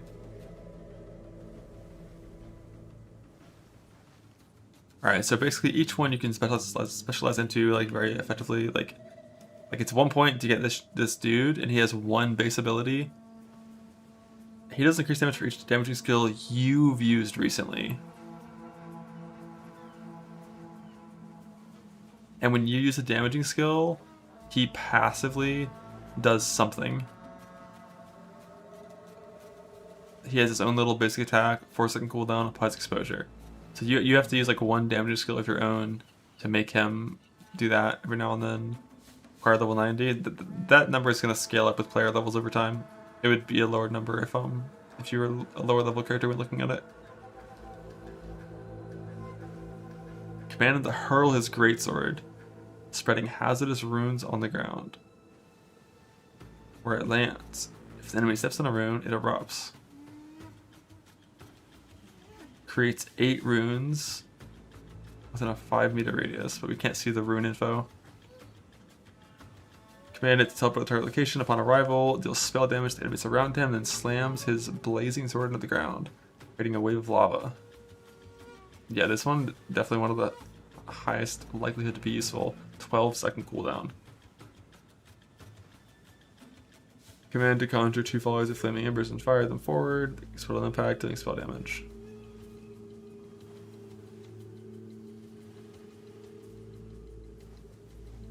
The cast time, I don't know if there would actually be any cast time on these things. Like, that number, it could be a thing, but like, I don't know if it'd actually be a fucking 2.3 second delay when you press this before it goes off. I'd be very surprised if it was that delayed.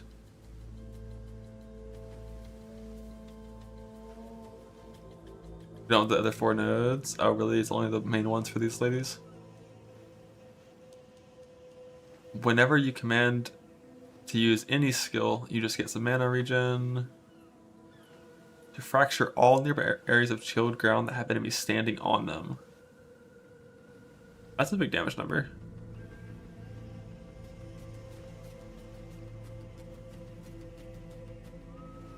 I assume I can just keep going to the right and it's there eventually. Commercial ground within 8 meters turns nearby ground into an oasis, a mirage, which grants you blast charges and recoup, and it waters your plants. So it turns chilled ground into like a massive recoup thing. Never using that in my life. To bolster your energy shield, causing it to charge immediately. This is like kind of like convalescence, but it's worse because it doesn't give you ES recharge, cannot be interrupted by damage. So we don't really care about that one too much. Passively consume corpses in your presence, causing corpse beetle minions to burst forth. The beetles passively follow you until commanded. On your command, they rush the target and explode. Motherfucking banelings! Let's go. Running back to StarCraft 2 gaming. Can't figure out how much damage they do because we only see one section of the gem info. Channel and command to channel alongside you, creating blades that hang over target location. The longer your channel, the more blades it will create. Yeah, and then you can release and they do a ton of damage. This is like one of those like win more abilities where if you aren't full channeling it, where it does no damage. On a full channel it does huge damage, but you gotta be tanky, or I mean if you're like an actual minion build, just like by default, bosses don't really move very much. Because they just can't. They're surrounded by garbage. So like you can just channel this, and you can channel this while moving. So you can still dodge some boss abilities while moving a little bit. And drop some big ol' hits on them. Summons at your bidding. I don't know what this is about. Oh, this is the passive minion part. And he passively always does crit weakness on hit and has built-in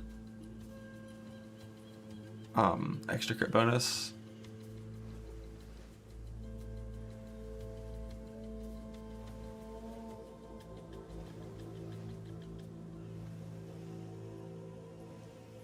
Create a blast the target location that does spell damage. Leaves a clone that persists. If you use it again, that clone will explode and do even more damage. And if you consecutively blast it,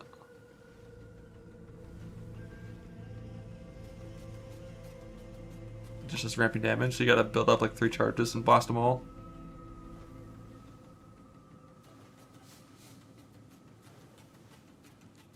$15 base crit. Yeah, 15 base crit over here on Chloride Judgment as well.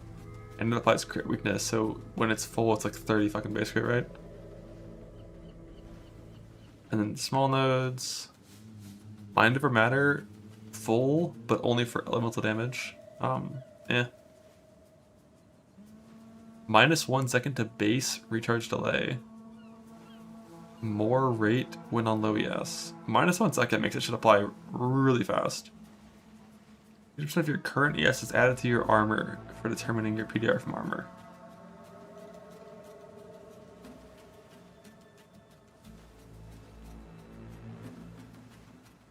More ES buffs. So it's current. This is very much a win more thing. But if you're walking around, so this won't be affected by any of your multipliers to armor or anything. But if you have like, 10,000 ES, this just means you effectively get 6,000 armor for damage formulas. But there's no scaling happening to it after the fact. And as you get lower and lower ES, you become more and more vulnerable because you have less of this. Yeah, it's similar to Invoker. It's definitely neat. It's very good like multi-hit defense versus a bunch of small things when you're already strong. Yeah, and then you can get the armor based on the ES you hit from Barkskin. I think that works as anyone, right? So like as you get hit and lose ES and this has lower value, Barkskin steps in and gives you higher value. To give you some amount of Biz mitigation. And then instrument power. You can wear a focus while wielding a staff, 50% reduced bonuses. This is really fucking good. Because staffs also already got buffed. You can get what, an extra 1 gem level? And then, 1 gem level on its own from that focus is already the average value of an Ascendancy point.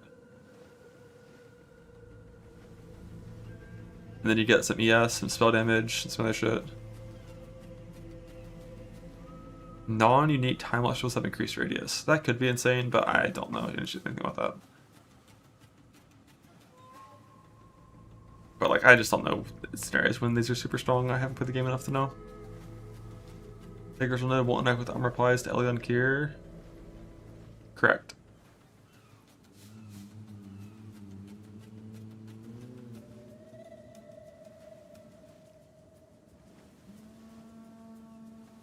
How do you know it's not? Put 5% on the tree. When Druid moves the other way around. For Barkskin, it just has to do with the wording. Like, this ES is added to your armor for determining your PDR from armor. It just means, like, this node is not giving you any armor. It's causing something else to count as armor or PDR mechanics. So, like, it's never going to be scaled a second time. Whereas Barkskin is, like, whatever is like 30% of ES loss from hit is added as armor. It's added as a base stat to your character, which will then be multiplied by whatever increases in things you have.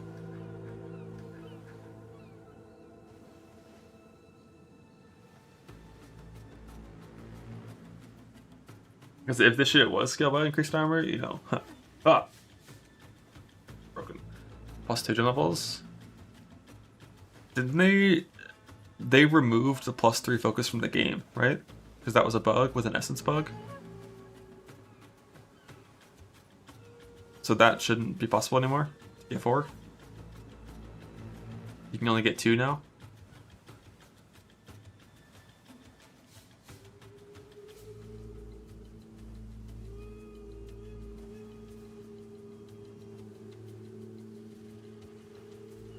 But even still, just like Instruments of Power for sure is very good. I don't know if it's very good for minion stuff, because how do these even scale?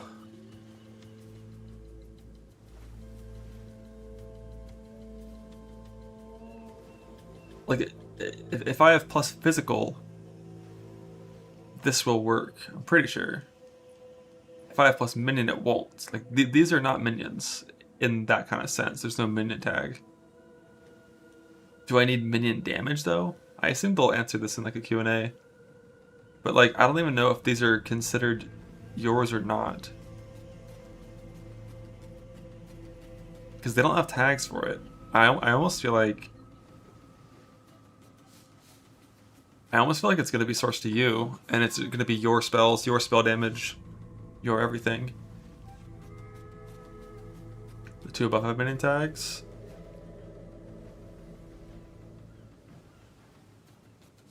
Well, this has a minion tag because... Oh, wait. Is minion up top? Why are some things up top and some aren't? So, like, would plus levels affect this up here? And then this bottom skill is just sourced to this minion level?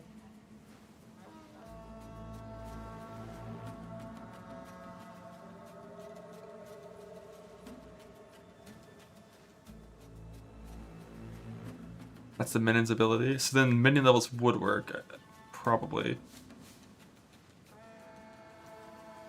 Yeah, like the base thing itself has a minion and these have command tags. I didn't realize they just don't have minion tags in the fucking tag list anymore. They have like a second tag somewhere else.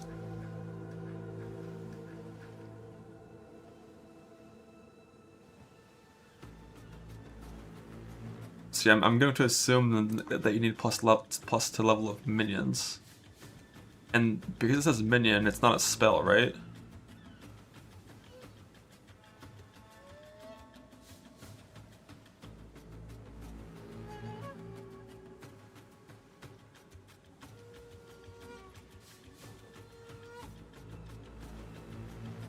So you can't use staff? Yeah, because for minions, there's only a minion wand, right? For plus level of minion gems. Scepter, right? Yeah, Scepter. Well, the minions do spell damage. It's just a matter of if it's yours or the minions. And it probably would be the minions.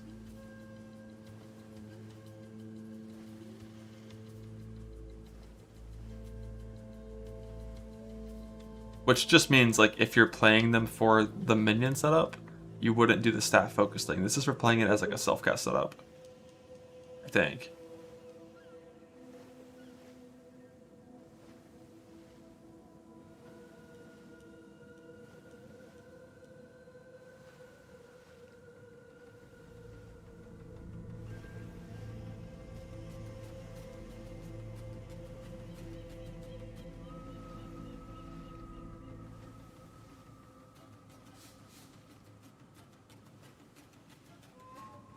Yeah, I think it's minions with commands, and so you need minion damage and you need plus level of minions, I think.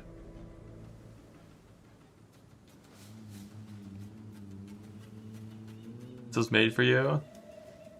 I kind of like it too, I'm not gonna lie.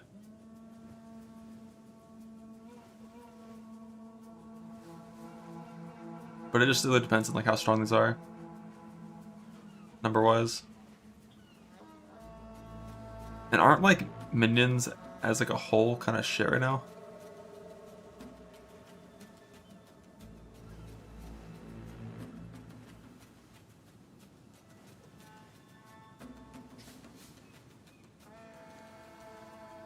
Because, like, you know, if you start right here, how do you get movement speed?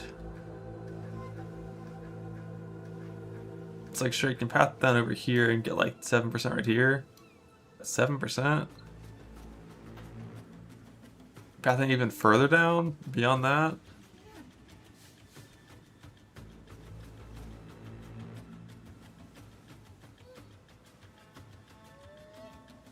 Weapon swap pounds. Yeah, like the benefit is you have infinite ES.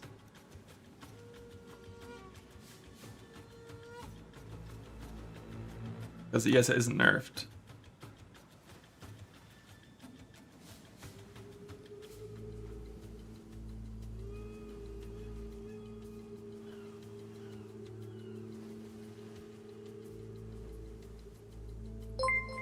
And block? Yeah, I mean if you want. If you want. You definitely can do that.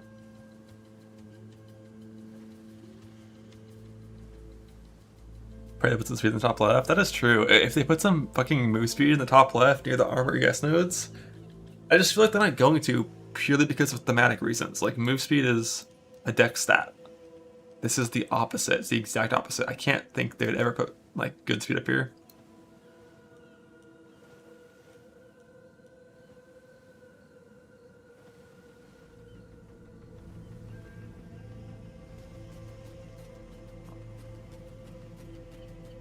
Yeah, I mean 50% MS boots is like endgame stuff, and even then it's I think only 40% now, right? Unless you're low life.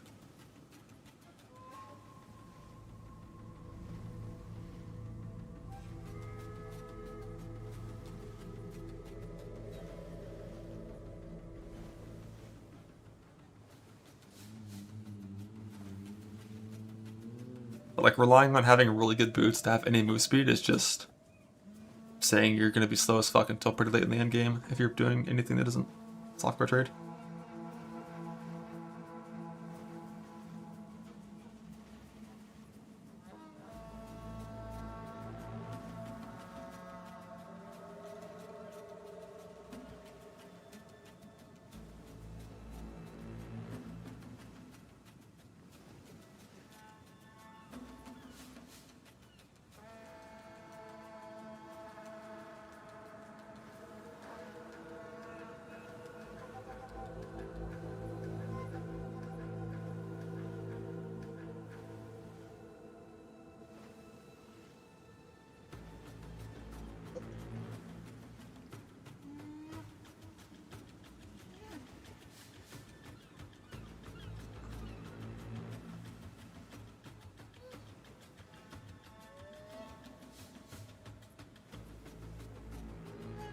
But these could make minion gaming feel a lot more fun.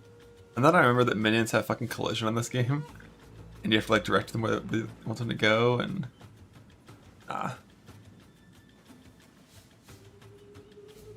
It's cool though.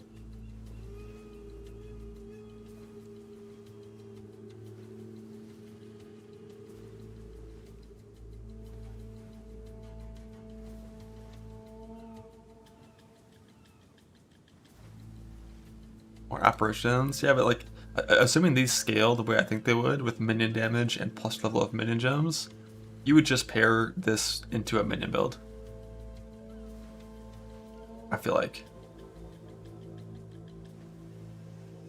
Because you're already going to be using all the things that scale minions. And then you'd have permanent minions and these like special minion abilities that could be really good. It could be really cool.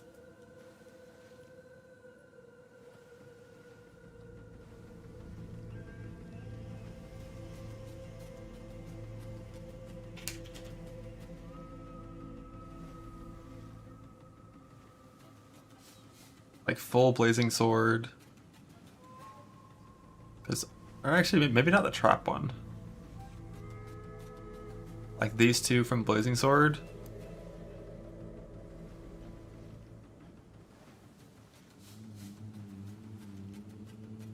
And then these bottom two from the fizz one. And then 2 points into like faster recharge.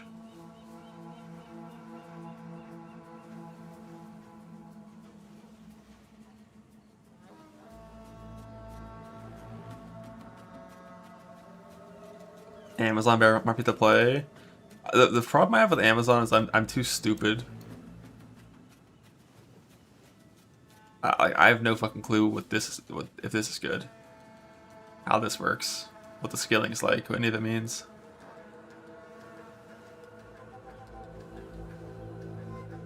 If you're wearing a two-hander, you wouldn't really want to use penetrate as much, right?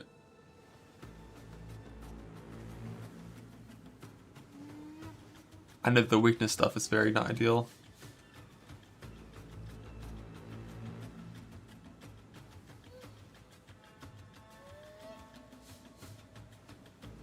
This lets you do what? Like what unique body armor or whatever are we wearing? Visage and Talisman seem low. They're two-handed values. An ESS piece. Ah.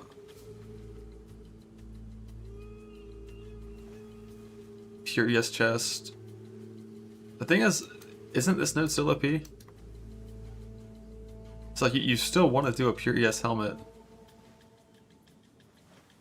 Even with this shit clicked.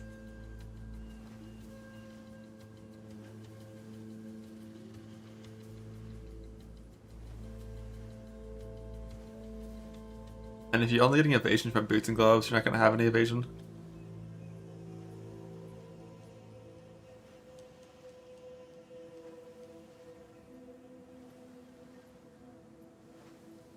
And that's life leech, not mana leech as well.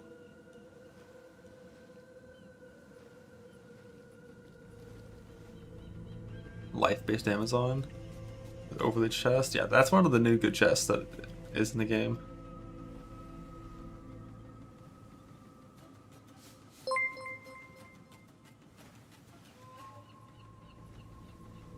Pathfinder's bait. Look, if Pathfinder has like 40 travel nodes clicked and has enough stats on gear to go full 5% increased damage on all of them, that's 200% increased damage.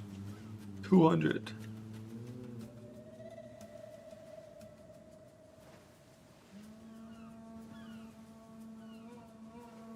Permanently immune to all slows. It's just like you don't ever do it on melee because melee skills can't be used while moving. Only range skills can.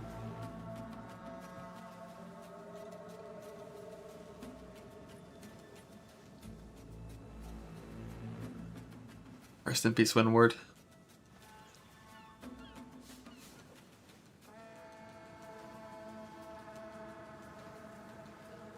But yeah, like mobility-wise, Pathfinder is definitely gonna feel super good. Then you just get like a couple extra passive points and some slightly better travel nodes once you have access to really good gear to not need the stats. But like early on, cell phone loot, I feel like it'd be kind of rough because you wouldn't have the attributes to even like use these points in a different way. So like all of your offense from your entire Ascendancy and defense is coming from having like six extra passive points. It's more just like a quality of life Ascendancy. You need good gear before you can play quality of life Ascendancy, which is why I think almost all of them are going to be Deadeye League starts. But I just like Deadeye in hardcore is quite a bit spookier with Windward gone. Even though like when I was playing crossbows, Windward was my Uber lab. You know, you didn't have this in the campaign, you didn't have it early mapping. This was Uber Lab. But they also nerfed Tailwind by a little bit. And Ghost Shrouds by a little bit. On a build that already wasn't like that easy to survive on. Until endgame. Like once you get good ES, you're chilling.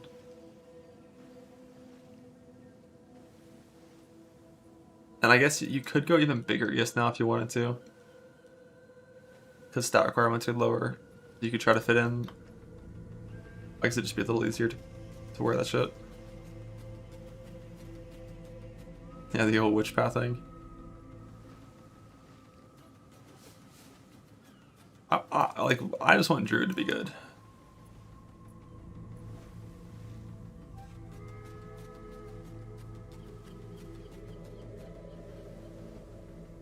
That's what I want. I need to find... They definitely hovered over the gym info for Druid, for the Druid Slam, right?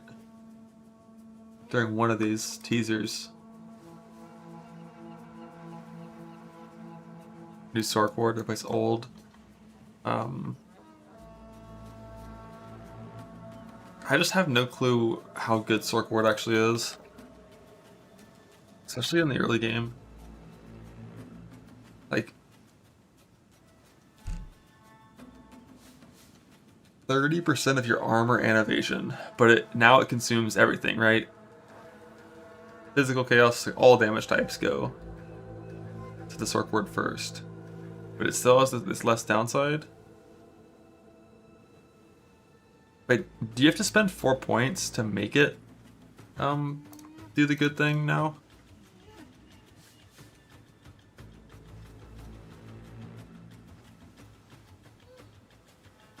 And what do you get for those 4 points? You just get...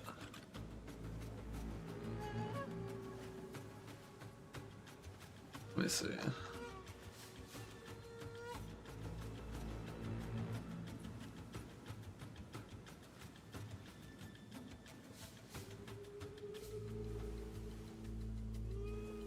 So you, okay. Spend 2 points to make it apply to Fizz Chaos as well. And you lose the recover faster and the increased effect. So, in a world where you after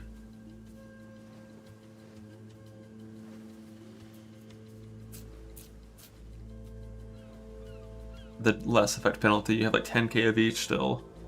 It's that's pretty big.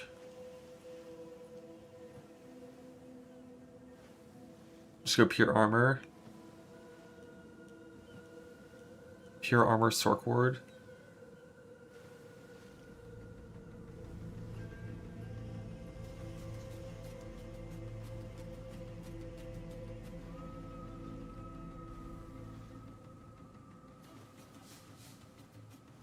That's just so fucking slow to recover.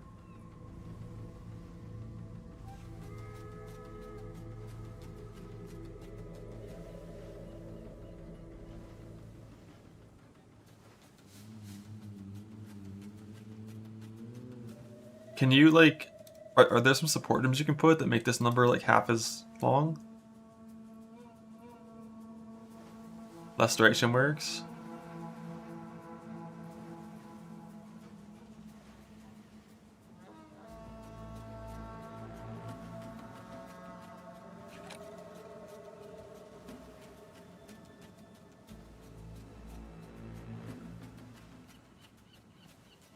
So it becomes like 4-ish?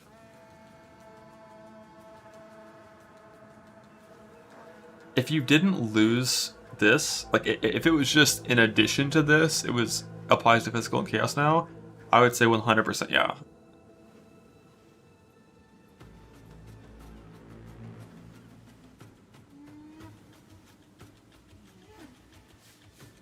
You said you go Iron Reflexes.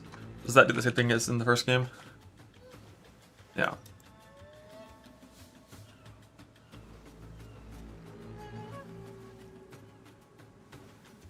So you just go IR and click like full armor evasion gear.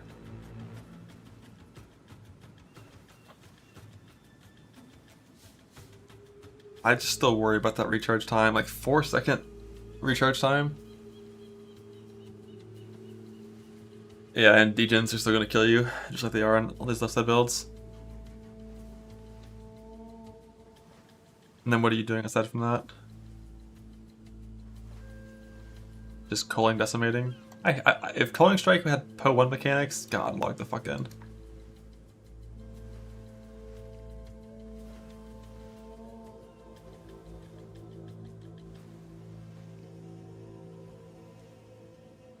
But if you attack super fast, it still could be good. On like really fast hitting multi-hit builds. Like crossbow stuff, like Galv Shards and whatnot. Could just play Lightning Crossbow on Witch Hunter instead of on Deadeye. Full armor Sork Ward defense.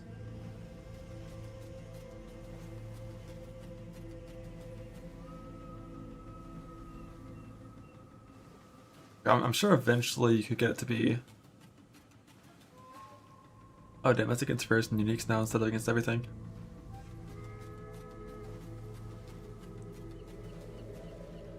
but it's only rare and unique.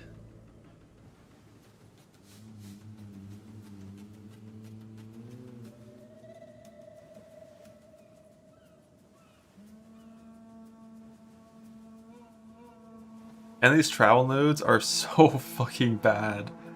Damn. The travel nodes are like worthless. Damaging things on low life when you have Culling Strike as your Ascendancy, that's so awful. And these are Armor Innovation, which is like not the worst, but...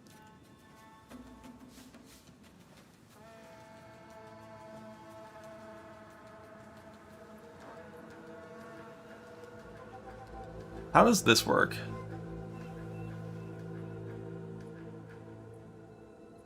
So you break concentration equal to damage dealt. Their max concentration is 40% of their life. So is this, once you've done 60% of their health, they take 40% more damage? Or no, it's 40% of their health, they take 40% more damage? It's 30% now? So once you've hurt them a little bit, once you've done a third of their HP, they take 40% more damage. That seems a lot better than Culling Strike and Decimating Strike.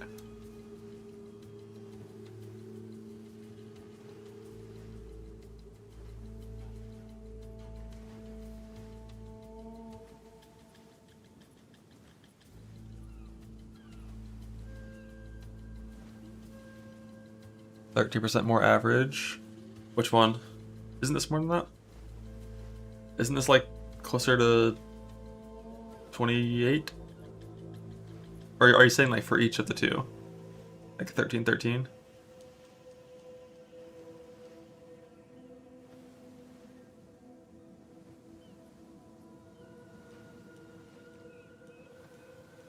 Did I update the bingo sheet? No. I don't even know where it is. I don't even remember what was on there.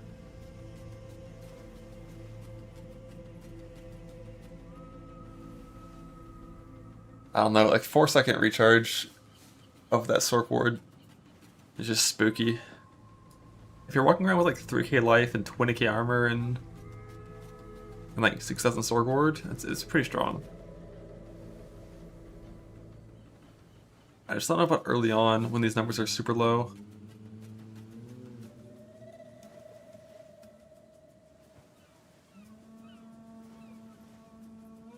And it would really help if you were also, of course, like breaking armor, so you could get the scavenge plating value.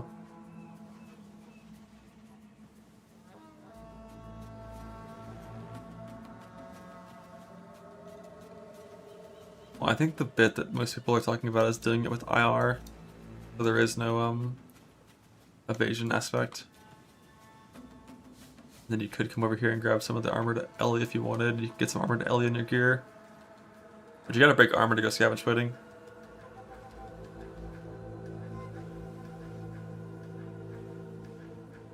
Weapon swap for more sorcery ward. What, swap until it activates and swap back? And then take damage once and never do it again? I mean, you also would be swapping for like a bunch of increased armor nodes, I assume. So it'd just be like for like a boss pre-stack. But then you're sacrificing your weapon swap tree for it. 200 nades practice run? Nah. I guess CDR travel here is good for that. So I think that's what you would do, is like full Sork Ward and full concentration stuff, I assume.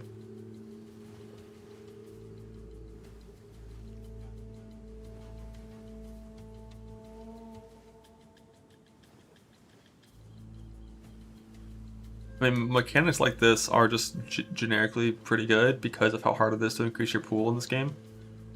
Was Shield Wall that bad? Shield Wall was only ever a backup plan. The goal was to play a Druid setup.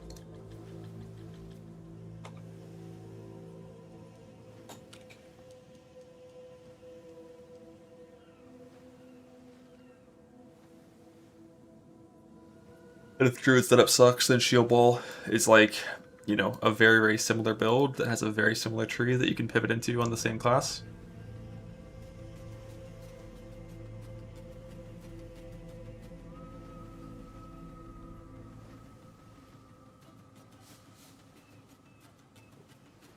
And Shield Ball is new to me.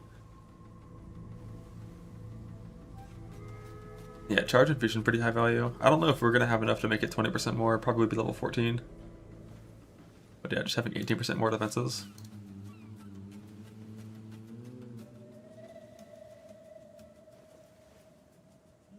You want where to play this, that is. Scavenge Plating, Charge and Fusion. I had Herald of Ash on like my Shield Ball guy forever, but like I don't know if you actually need Herald on that. I'm not sure what you would play instead, but like some regen stuff.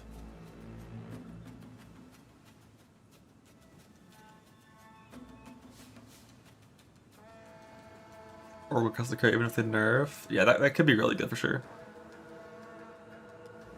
Enough area person hit the whole screen. I was looking at that on this setup. This is about 100% increased area of effect if you stunned recently with the gem in, which hopefully is enough to make it pretty big. It's like area cluster here, here, here, and if you needed to, like you could come down here and get some more. It's 3 meter base.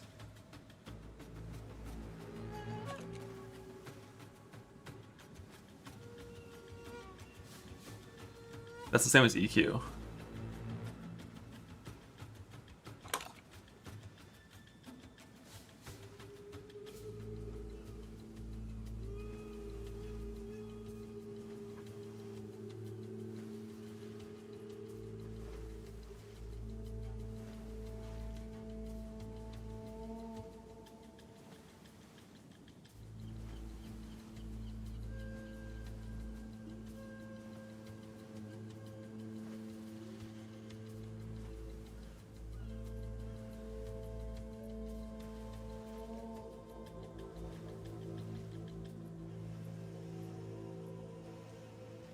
That doesn't seem very big. Level 1. Oh, you think it'll scale over time?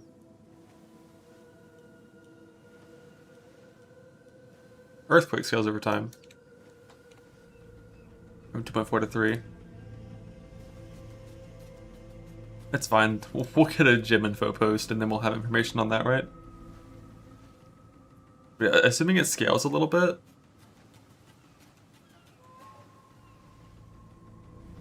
And it gets up to like 5 meters. 5's pretty big.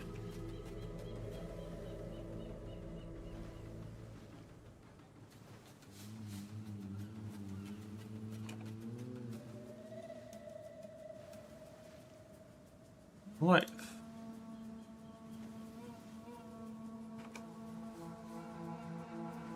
Massive mitts with life. Boots with life.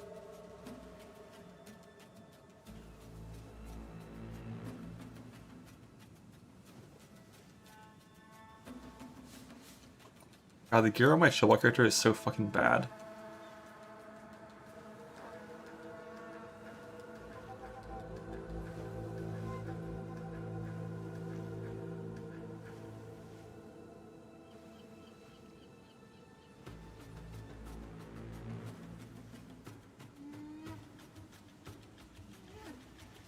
So funny how little life you get on life builds, man.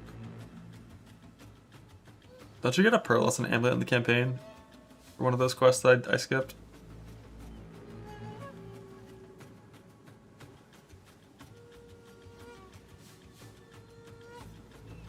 Here you technically can get double life mods if you're good at the game.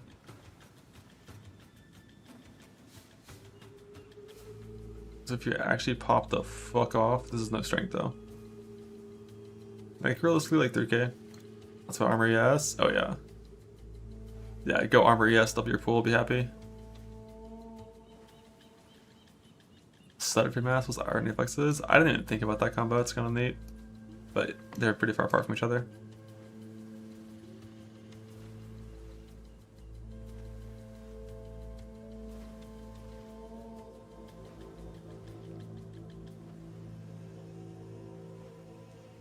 Yeah, I mean, Titan, of course, gets more life than Warbringer.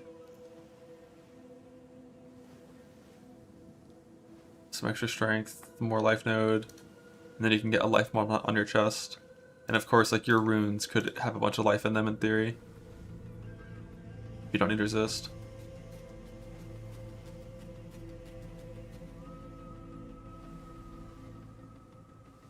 I just wanted to get the armor number.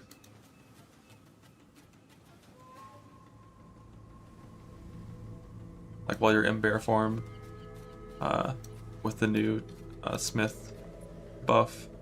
That I'm pretty sure my character, this character, what are we at? We're at 10k.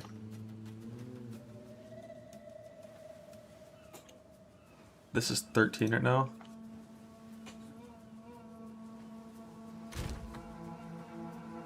How much armor and alloy did I even have? Not very much. Mostly just the tree points.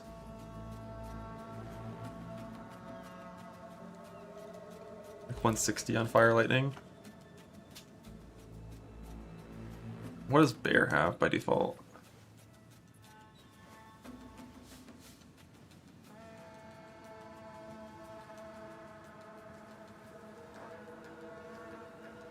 Oh, I don't have the bear stats in. Wait, why are the smith nodes not adding there? Oh. Doesn't work. Is bear 50 or 30 to Ellie?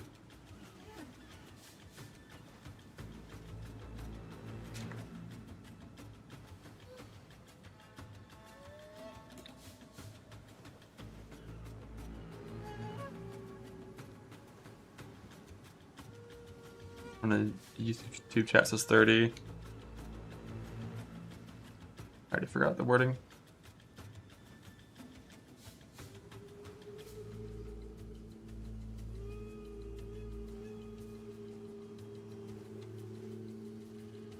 Okay, with 0 of them on the actual gear. Just a little smith bear. 170, 110, 170. Which is pretty close to what my current character has right now. Because I have some on shield and chest. That's the thing with Smith, like the more you look at, like damn, having a shield on is so fucking OP for defense. Like I'm pretty sure that this shield wall character is beefier than a Smith bear is. Except against chaos damage.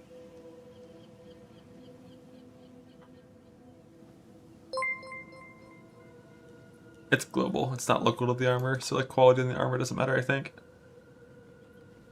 But actually, now I'm not certain. It's possible the quality on the armor would matter if it was this wording. But it should be global, I think.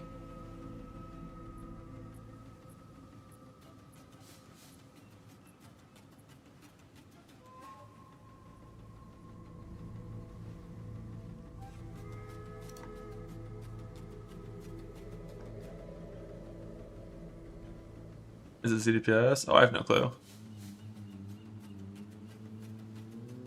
I have absolutely no clue. Like, Shield Ball's not. Shield Ball's good.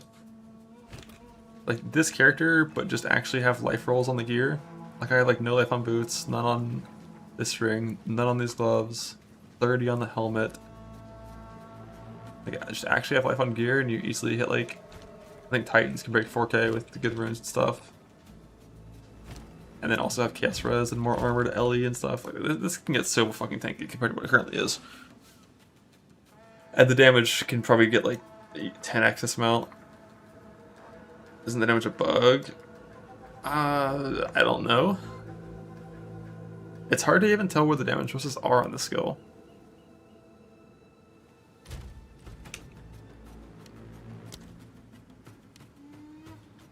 Like why it does so much damage. There's like a few different like scalars that aren't included in this. Because like, you know, bleed's not there and impale's not there and the 140% more damage isn't there. And then Fortifying Cry has its damage too. Or it's like 7k damage per use in the Fortifying Cry. And getting more links here, of course, would also be more damage.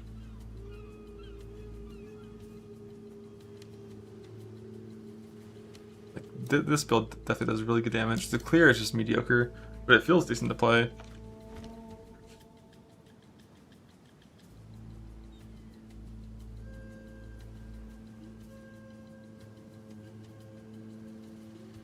Like just getting like some PDR, some block, the ignore cooldown thing, and free armor break. It feels pretty good. Just needs Chaos Rose. A 4,000. You think Witchhunter has a 4,000 pool in Act 4? How the fuck? Alright, how do you have 10k armor in Act 4?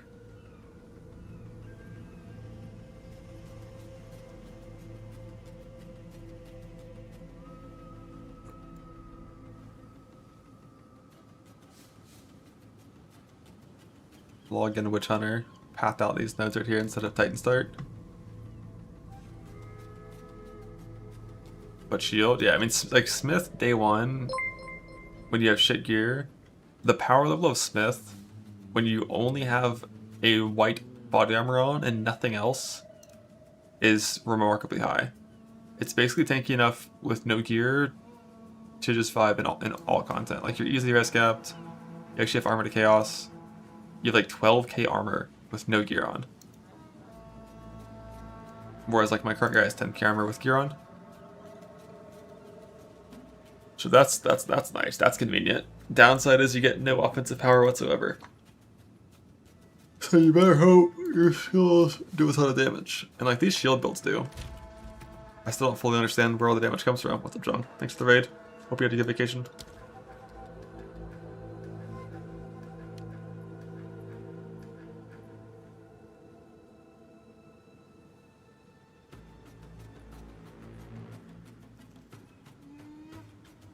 Broken shotgunning. It feels like it does consistently the right amount of damage.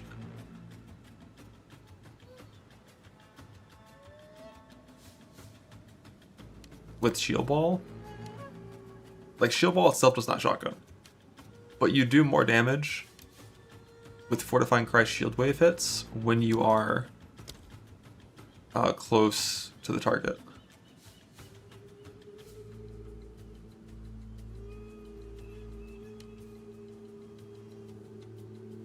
Ah, fuck, I didn't drop Warbanner when I was fighting Arbiter.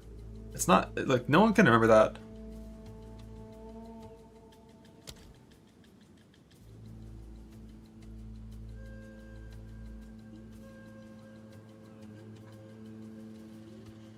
But yeah, like, the shield ball build's good.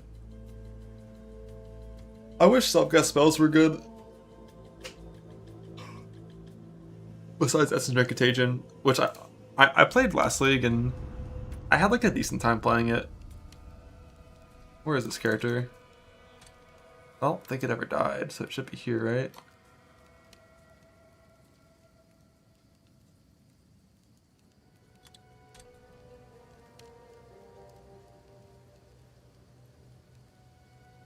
Am I blind?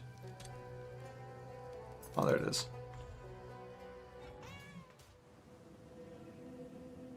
I don't know what the proj support is. This is a totem shit character. But like, we got no move speed. It's a minor problem. And you don't get it until pretty late. I think I should have this amendmented probably. Just a little bit.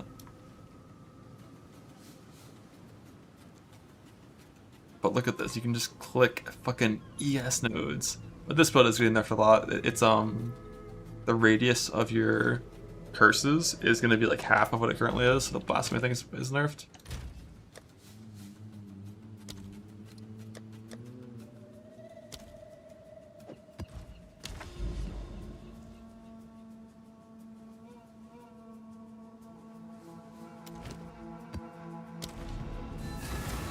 How's this gonna play again? Contagion, Essence Drain, Totems, Despair, Chaos Volt. But I should have fucking 7,000 ES.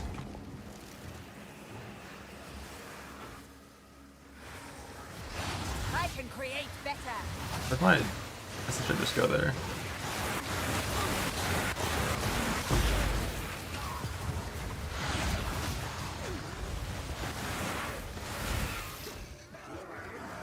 Death and decay. Too soon.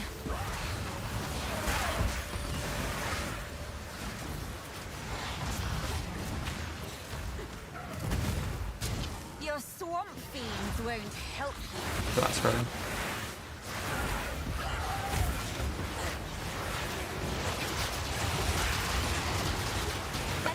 Holy shit, that damage. Yeah, like you can make really good endgame boots on this still, right? 60 MS boots, yeah, eventually. I have no clue how hard it is to craft those.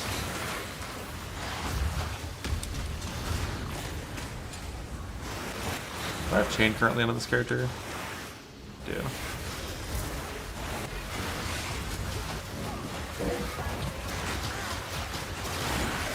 But the thing is, even though this character is so slow, I'm pretty sure I still clear maps faster than Shield Wall does.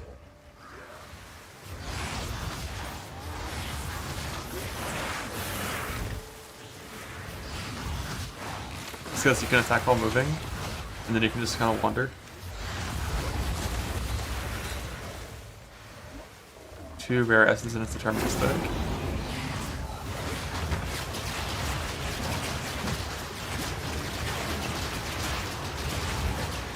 Although my single threat damage is like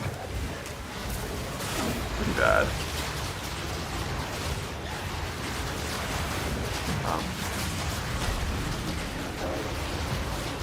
Right, I forgot I have to stand near them to talk up in the storm.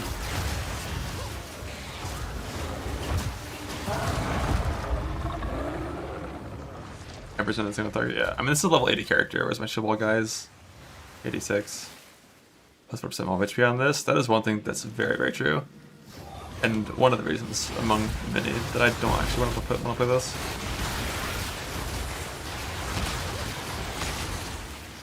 Like, for some builds, 40 mob HP is not that big of a deal. For this build, it actually could be super fucking shit. Until you have better gear. I don't think this guy's gear is very good.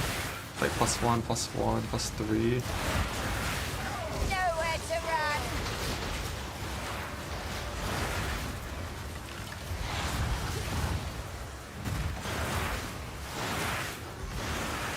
I do have, like, double 5 links here, no 6 link.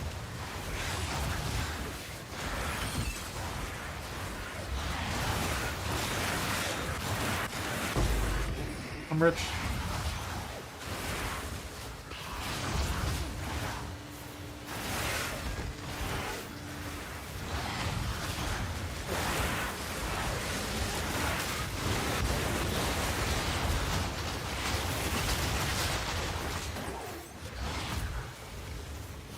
Placement speed, yeah, like your totems will come up faster on this build.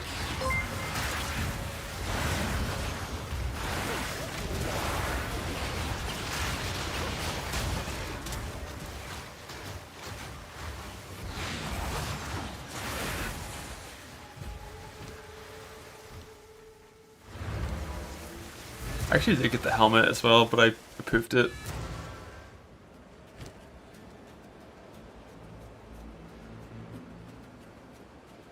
Crazy how much ES I have for having like this can have like 500, this can have like over 1,000. These each have 200. Like, why do I have 7k ES? Why do I have 7k with this gear? If I put on actual gear, I'd have like fucking 20. Why? Why is it so high?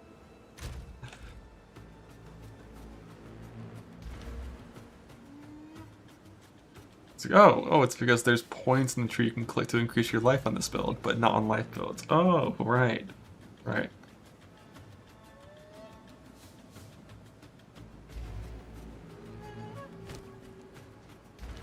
Also, Lich travel nodes. 20% yes. Oh, I'm not even uber assistant on this one. Which, you just take... Is it Unholy Might at the start? Yeah, I think it's Unholy Might at the start, and then a good Jewel later. They'll 20% fucking travel nodes. And yeah, and then the Jewel thing also is another 40% ES on it from the good Jewel you have in here. Such absurd defense on these builds.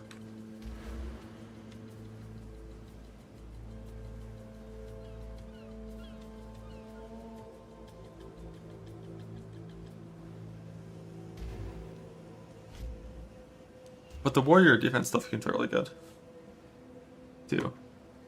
Once you get better gear, better armor. But because ES seems like it's not actually receiving any nerfs at all this patch, so to be topside. 34 armor and a build like this, Barks 130 spirit. With no scaling for percent armor, no. You need to have some armor scaling to go Bark Skin.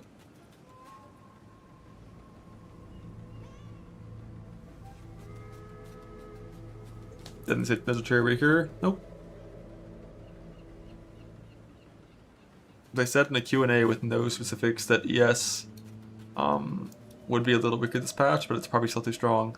And all we've seen since then is a Ghost Shroud nerf.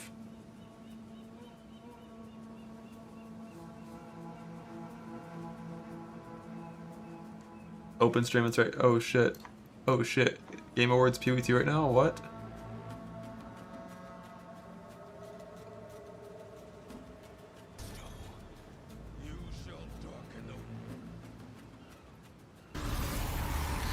That's Diablo. That's D4. What are they gonna say about D4?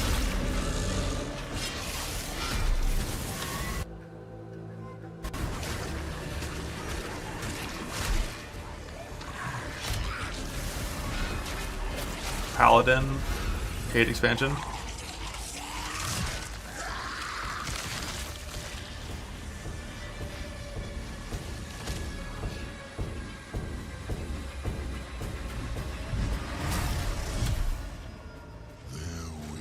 Jesus. That they alone can stand against the inevitable.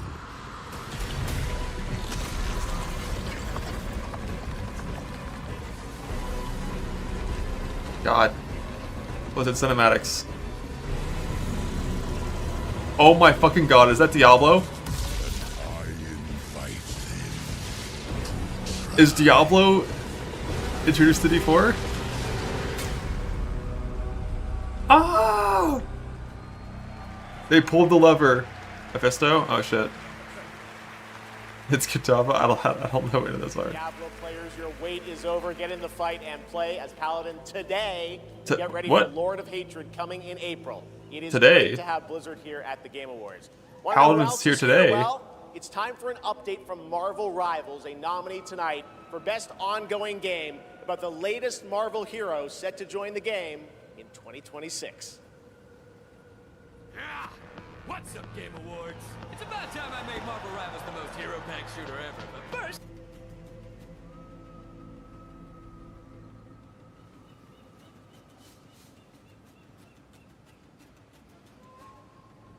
Dock leave. I think it's time to rip some Act 1 runs.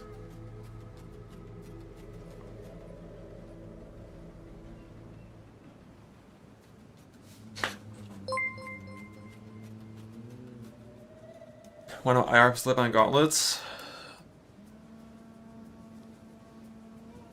What is leather brown? Is that just evasion?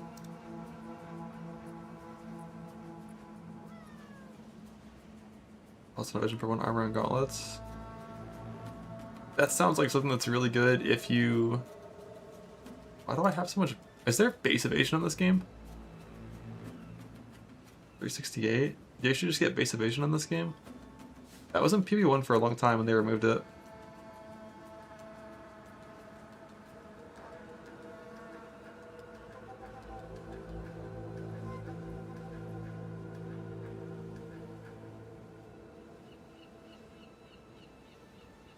So then, what, you have to make some big ol' evasion gloves? I feel like you're still gonna want life on those gloves. On gloves, where is plus levels? Is that prefix or suffix? Suffix. It could be big armor, but that's gonna be late game, not early game. And also where we don't want to have 101 dex. 57 is the most I want to have. Because if you're sacrificing 50 strength to do that, you're already armor gloves on evasion. Oh, it's that direction. Yeah, you're right, you're right. Let's see. You had sick fucking gloves. 21 key armor. 28 key armor. For for 5 points. I think armor 5 points. The travel node is 1k armor. It's like barely better than travel nodes. If you were Titan, it wouldn't be better than travel nodes.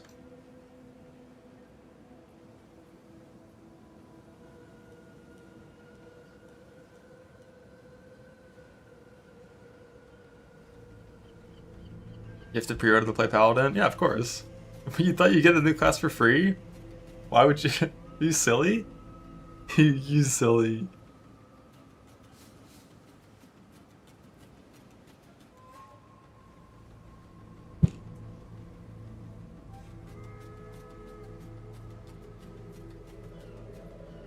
Oh, I guess I'm missing the life here.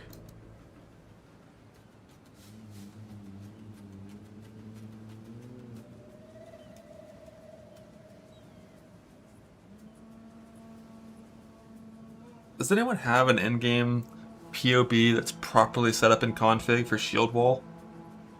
I'm curious, like how much more damage is shield wall doing in game compared to what you'd expect?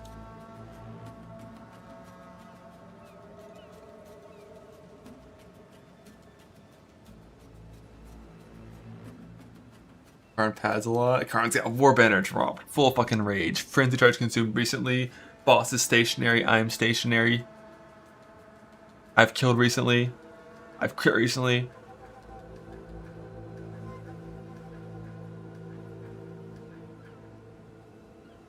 I wonder if imports work.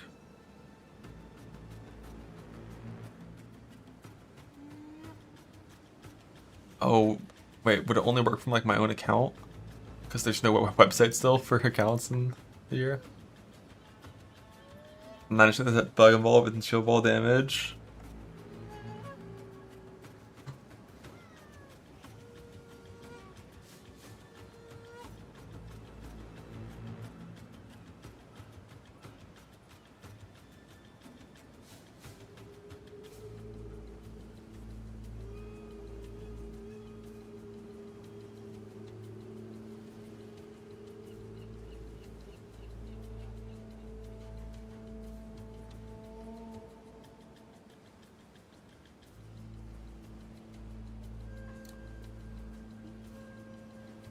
I wouldn't be surprised if doing some Bone Shatter Mace early game is going to be the correct way to level for Druid anyways, because Maces are actually like really fucking good in the early game. They just take doing the leveling experience properly. But like all these starting nodes and all this pathing at the start, first 20-30 points is going to be the same anyways. So you could just do Maces.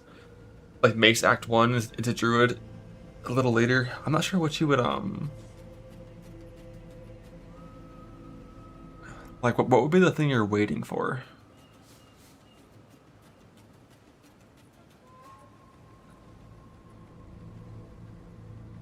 Yes, what bear? You convince me. Bear. Bear. Pounce. Yeah, I mean Pounce is good.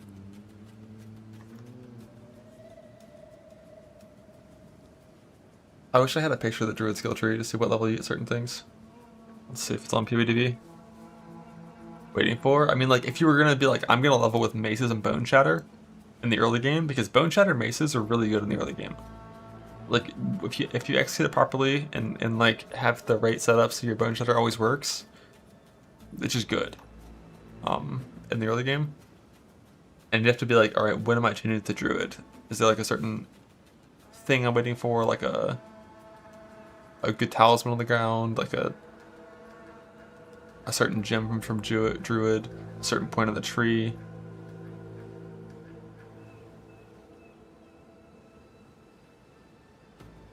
Like Pounce is a good skill. Wolf Pounce for stun and then Bone Shatter, now we're talking.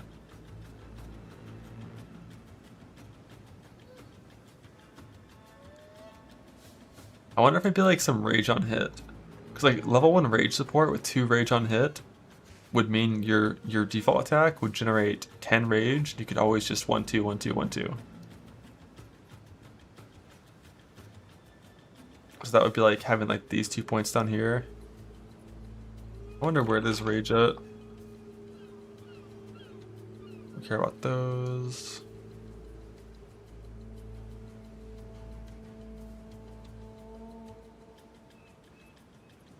A rage over here and over here. Yeah, you could just strength pathing and get that.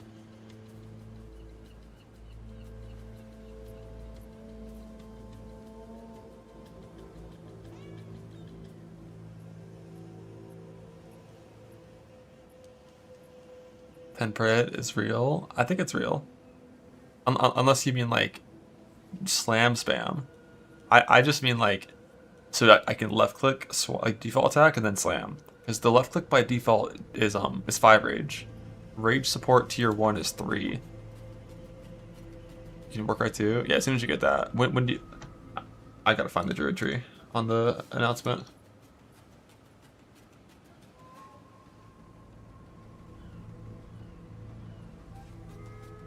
Gullet of yours. Spitting a barrage of oil at your enemies will cover them in a viscous sludge that makes them easier to Do they show the tree in these walkthroughs, or is it only the Ziggy one? Do they show it? Like the back to it, but giving you the more power to break your game, you to socket in. But ferocious, more endurance charges you have when you use it, the more empowered attacks you will gain. But Ferocious Roar has another special feature too. It's a meta gem that allows you to. Yeah, I know Ziggy D definitely shows it. Or I think they don't. Cry to stun your enemies and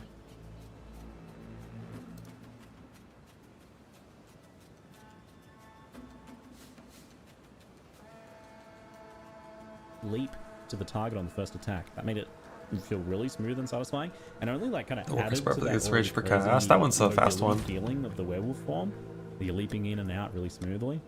They really, I think, captured the frenzied feeling of what I want from a werewolf. Something about the way like you pounce in and then tear away with your hands is very satisfying. That's level 2, so it's I feel like Act 2. I'm just like dismantling these bosses. I'm pulling them apart limb by limb. It's good. It plays into the fantasy, even though like I wasn't initially on board with the ice form of this. Like I feel like I'm surprised it wasn't kind of like a more physical blood. Yeah, I saw it there. Yeah. Just shredding. Screwed up the combo by backing off when she was frozen to do some other. Then just give it a brief test.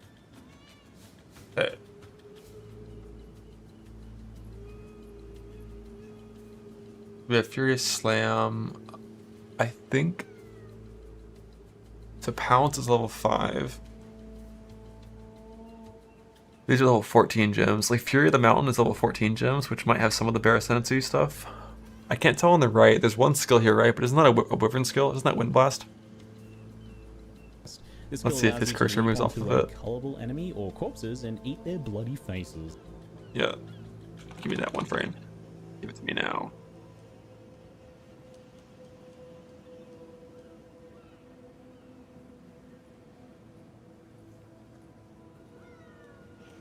The Ferocious Roar is not until... This is 22, right? So Act 2, early Act 2, you could have Ferocious Roar plus the Rage support on Ferocious Roar to get like a big Rage infusion.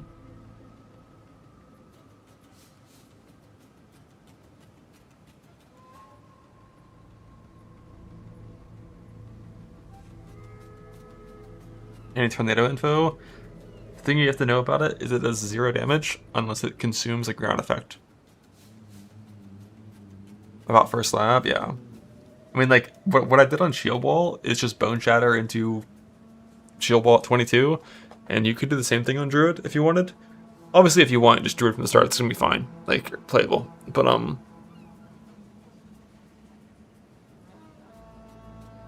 the two breakpoints for gem things for Druid is definitely Fury of the Mountain and Ferocious Roar.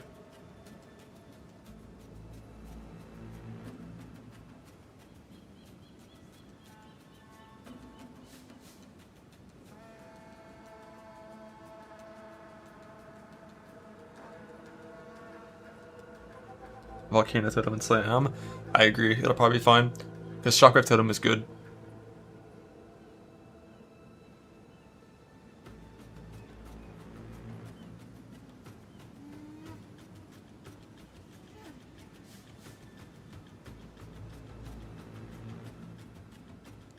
But like right off the bat, like level 3, level 2 on Bear, those first few zones, you don't get that much defense from Bear. Once you're like level 4 though, you're 40 armor, huge. Fear of the Mountain might Warbringer, Shotgun Totems, and Fissures, but Bear. Does he? I mean, I assume he hovers over Fury of the Mountain at some point.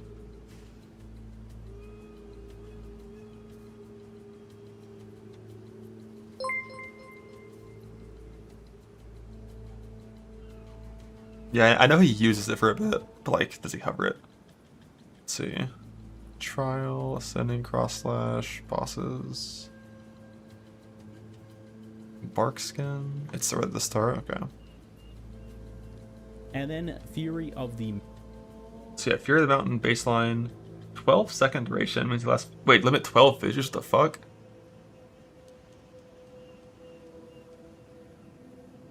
What kind of fissure support is there? Because can't some, like, spawn extra? I know a lot of these got changed. So, like, Upheaval.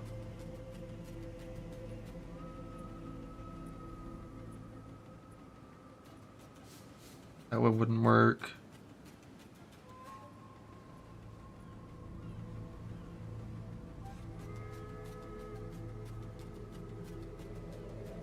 Branching's better. Can you only use one?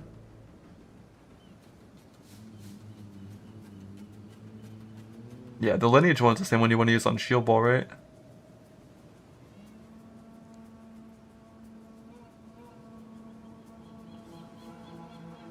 But this doesn't buff fissure skills, right?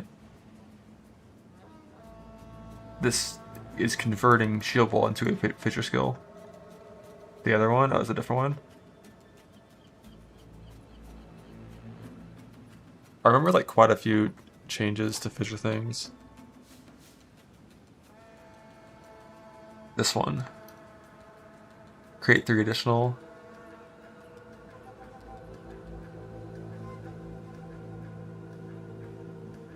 And like, can you stack these? Can you Upheaval and Madness? If you wanted to?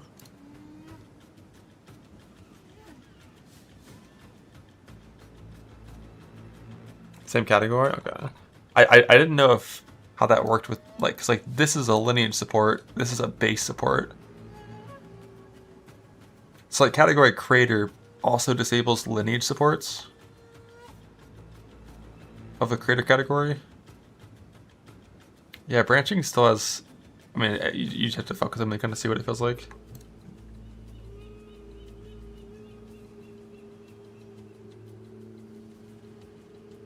Yeah, Combs Madness got buffed to be less of a penalty. And then...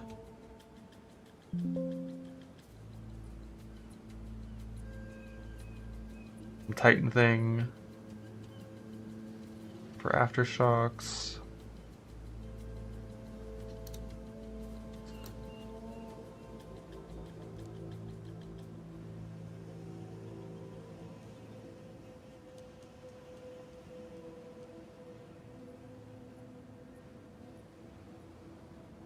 That is like so many that you're allowed to drop. And the way that every single fissure works is that if you slam it, it like does damage again.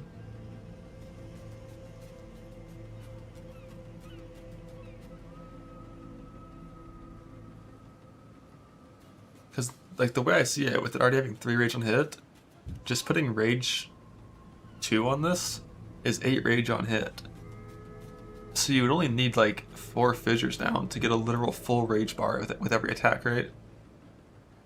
And you don't even need a full rage bar, you just need enough to cast your next slam. But you'd want to over sustain so you're still at full rage. Just trying to replace his auto when he got it. That makes sense, yeah. Yeah, like you're definitely just gonna be like spamming slam. Did he hover over pulverize on this? Much easier. Or Fury Slam? I guess that, if so, it might already be in here. Yeah, with Comb, you'd have infinite Visage so fast. Forge Hammer, insert that rage, just 1 rage on hit. Interesting. So level 1 skill, 70 speed.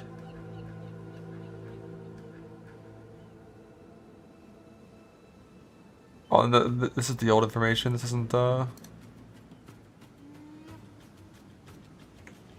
Empyrean 1 million stack decks. Wait a second. Wait a second. Where's the spreadsheet? Let's see it.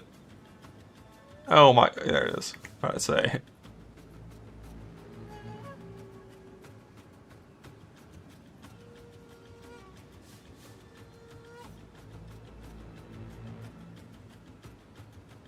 Not loading. Hates me.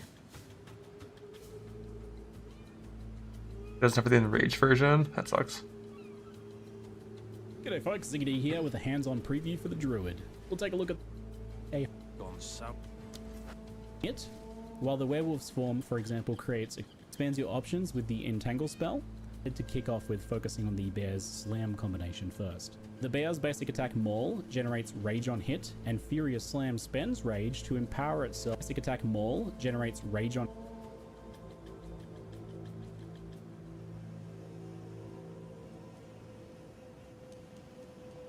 hit, and Furious Slam spends rage to empower itself with a more powerful explosion that leaves behind jagged ground.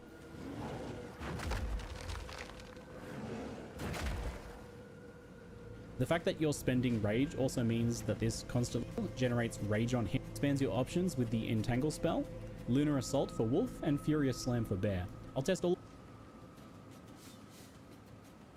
I thought they removed all these plus seconds to attack time when shapeshifting things.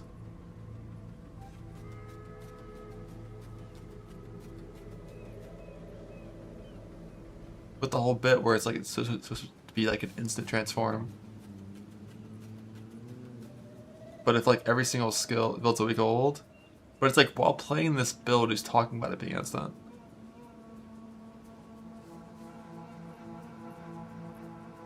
But it's on like the default attack as well for Bear. All of them as we go, don't worry, but yeah, it's not on Lunar Assault. I decided to kick off with focusing on the bear's slam combination first. The bear's basic attack Maul generates rage on hit, and fear. But this one has it too. Like if you're not in bear form, like you'll transform instantly, but your attack is still just slower. Slam spends rage to empower itself with a more powerful explosion that leaves behind jagged ground. Look how fucking cool he looks though. The fact that you're spending rage also means that this constantly maintains endurance charges due to the bear's passive bonus. Rage has been simplified across the game, with rage spenders now more consistently costing 10 rage, and a new visual effect shows in your character to indicate that you have at least 10 rage, making you glow, even in shapeshifted forms too. So this means that whenever you're glowing, you know that you can use a rage spender. Yeah, I mean, like, that's one of the things that feels best about Shield Wall in particular, is they don't give it a super slow speed with fucking extra, like, base bullshit that can't scale at all and there's no counterplay against.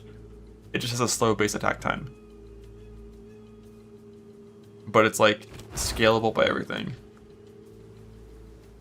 Like, it's just simply, like, 1.25 seconds, not all these, like, shitty, like, plus 0.4 things. Because when you have all of those mods that affect your attack time, you just, like, every single investment into attack speed is just devalued.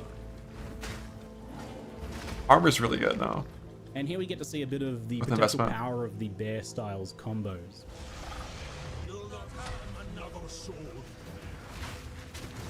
Yeah, it looks like default attack makes you stand up. So volcanoes spit fire globs at an even pace, but slamming them causes an extra set of projectiles to fire.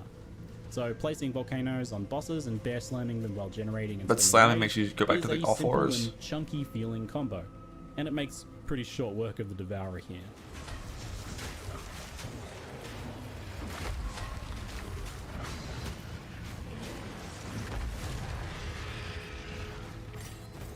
Yeah, I looked at the video of one of those guys with 100k armor, 400k to LA taking everything, and they almost got one shot by a fucking a breach boss hand slam. To empower the Furious Slam, which plays very smoothly. It's perfect pairing with this, as you naturally tend to space out the slams anyway. Armor's biggest weakness, physical damage.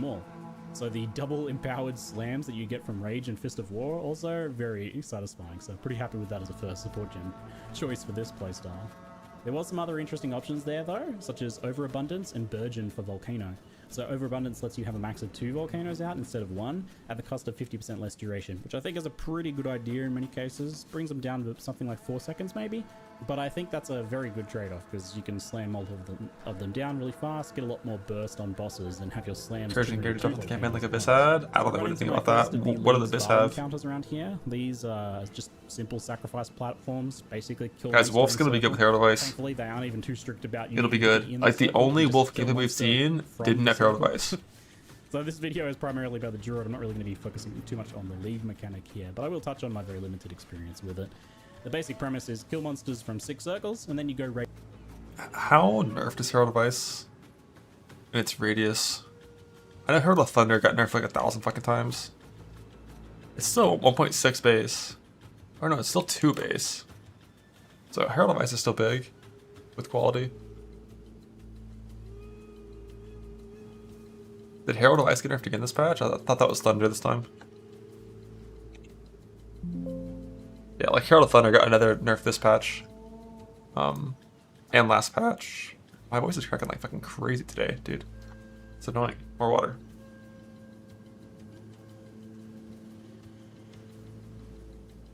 I feel like I've been on pace. I'm just talking a lot more than I have been. Wrong game. Wrong forum. Where do we see POE2 fucking information in this site again? Because doesn't pathofexile2.com just take you to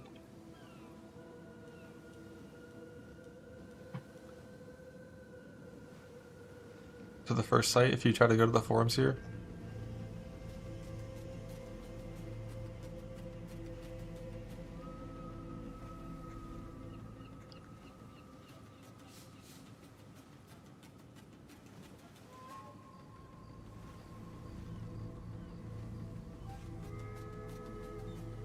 Yeah, 0.4 Herald of Thunder damage nerf, 0.3 Herald of Thunder radius nerf.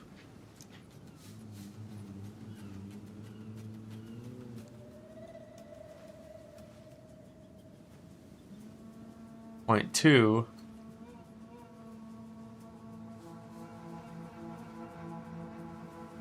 Herald of Ash nerf.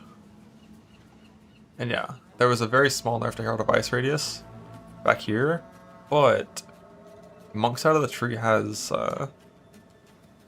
more area nodes now. But I don't know if there's enough like generic attack nodes to go Monk side of the tree. And obviously we don't know what's on top left side of the tree.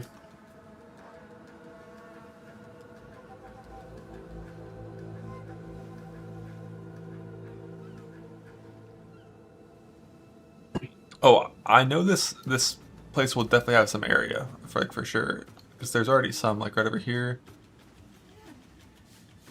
and of course you can just path a little bit down into Warrior to get a bunch of area. Like if you're on this part of the tree, you for sure have access to area if you want it. It so quickly becomes spell things as soon as you're up here though. There's some area shit over here, or attack shit up here, which is gotta be Druid stuff whenever it gets reworked.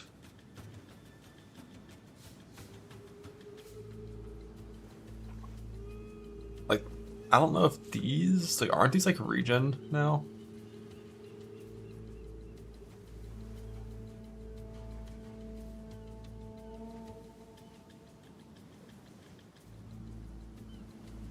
Yeah, pretty much all of this is wrong. Yeah, like top left is just like speculation entirely.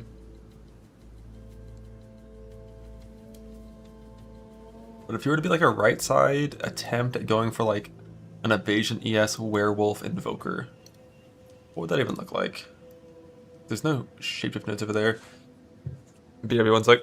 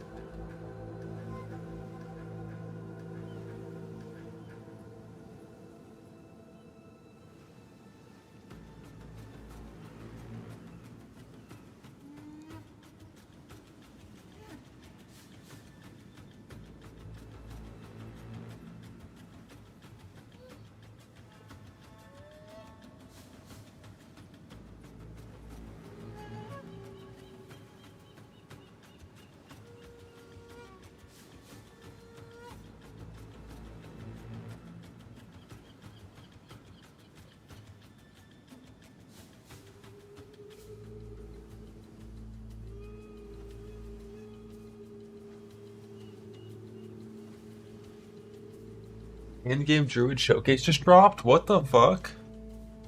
What the fuck? When I was gone, pulling the lever? A 6-minute Path of Twitter, Exile Twitter 2, video? The Last of the Druids, is just around the corner, and you might be wondering, what is the Druid actually capable of? Can I watch this on not Twitter? Well, today we've created a handful of builds that might help you out in the Fresh League, or inspire you to come up with something even crazier.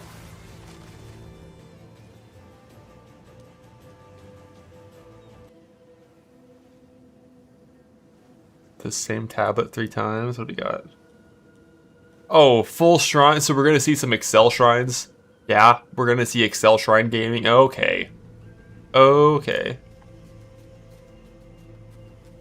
Hi, I'm Ibn from Grinding Gear Games. I see you, Eben. I'm Ibn from Grinding Gear Games. Path of Exile 2, The Last of the Druids, is just around the corner, and you might be wondering, what is the Druid actually capable of at Endgame? Well, today we've created a handful of builds that might help you out in the Fresh League, or inspire you to come up with something even crazier. So what's in the map? Some threshold stuff, some damage stuff, temp chains stuff, a little bit of haste. Nothing too crazy, one way or the other. A little bit of damage, some speed, some tank. This shaman uses the advancing storm support and ground debuffs to make his tornadoes into whirlwinds of elemental destruction. Tornado sucks up any elemental ground surface it encounters, empowering the tornado with those effects and extra damage. To create these surfaces, the ferocious wolf form can easily freeze enemies, which allows us to create chilled ground with this support. We've also got a curse setup that creates burning ground, and unique boots that drop shocked ground. We've also made use of some of the more powerful effects from the shaman's Wisdom of the Magi node.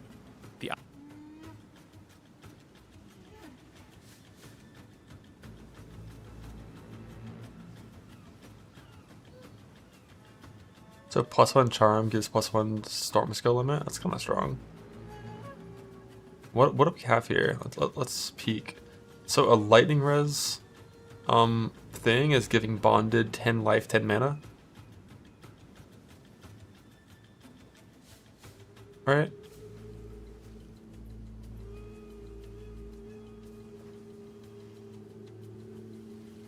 Idol of Maxarius increases our storm limit for maximum ruckus.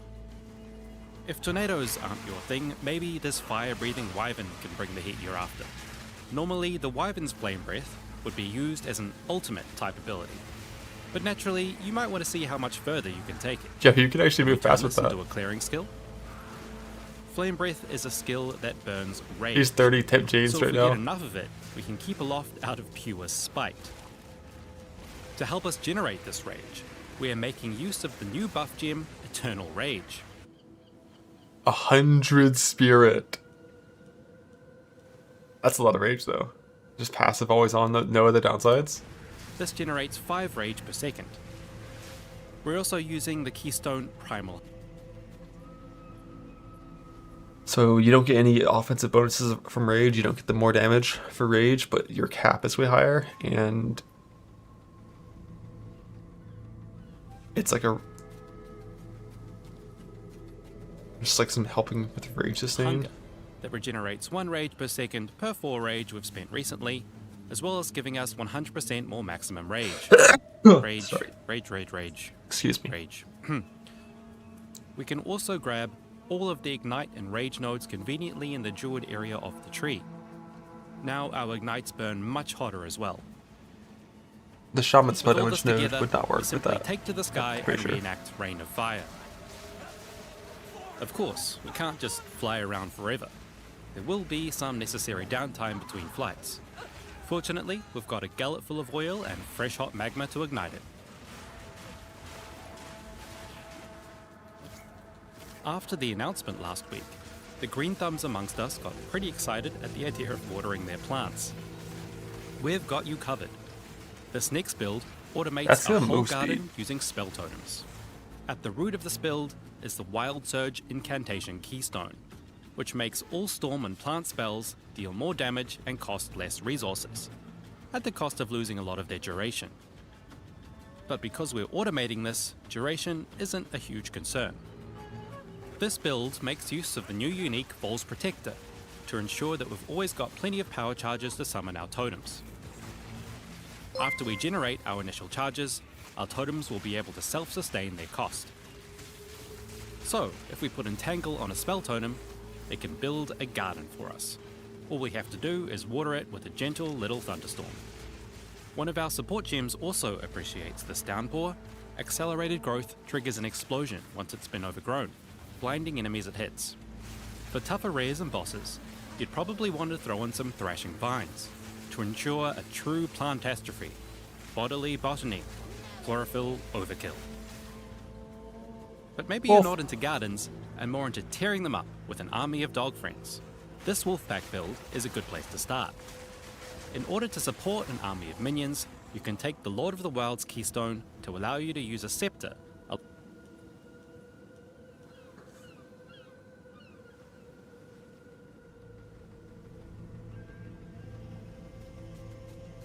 So you could use a scepter, non-unique scepter.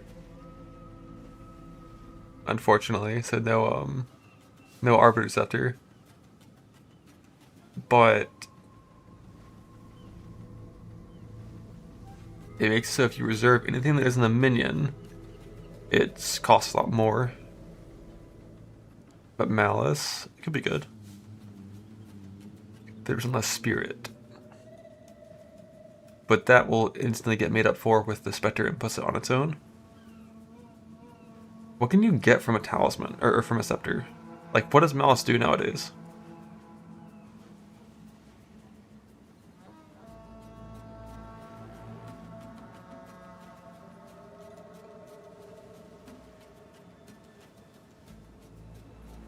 It's crit weakness like on hit? Is it like passive around you every second? Is it spirit and mana? Yeah, like the passive thinks itself here, I don't think you can get too much. So it's just passive, 0.5 seconds, crit weakness. And then last 4 seconds, and then you can support it with duration stuff, I assume, to make it a little bit longer. Yeah, it's a debuff on the enemies that passively ramps. This will buff your minions and provide a respectable pack of 8 wolf friends. But we can get this number even higher. As we pounce around the map, our damage is enough to shred our foes and attract more wolves to the pack. But what's the point of this build if we're not howling? That's so many wolves. Lunar Assault helps us clear and freeze enemies and buff our wolves for even more damage. This build also makes use of Rage in a few, and buff our wolves. What does this do?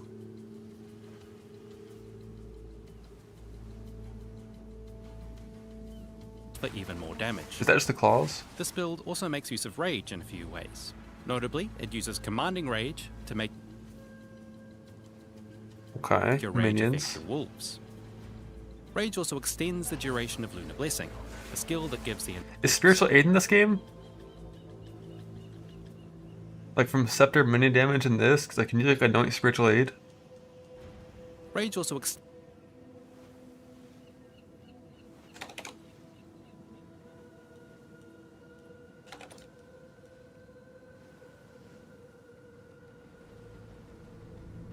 Like no. Would it be A? Also? I don't think it's in the game.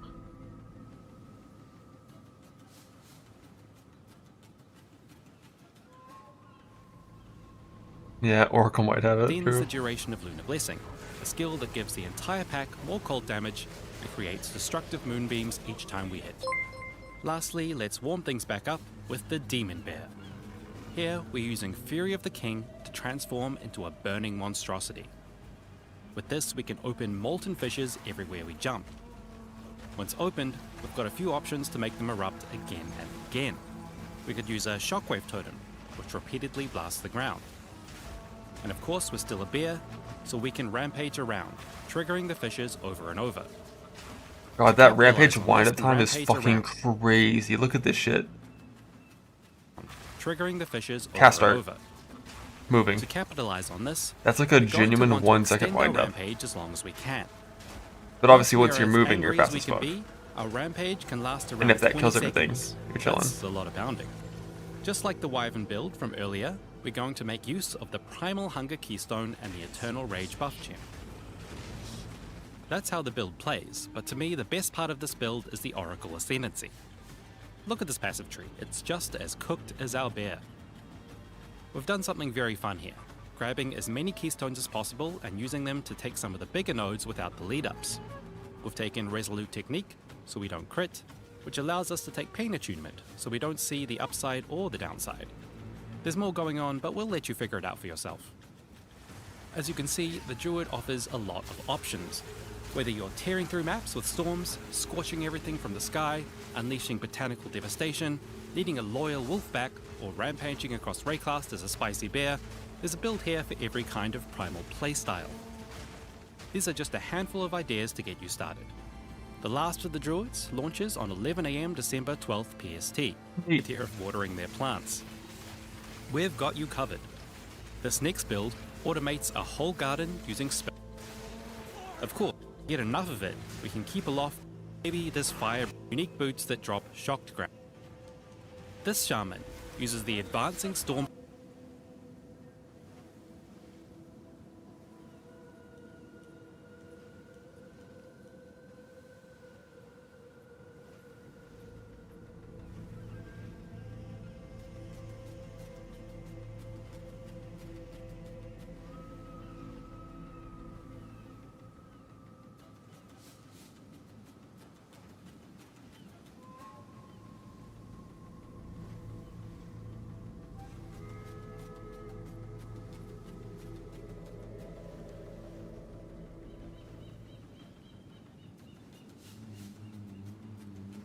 Yes. Tree is next. Yep. Can't think about anything related to that shit until we have a tree. So, my opinion is the witch had probably like fucking 300, some huge number.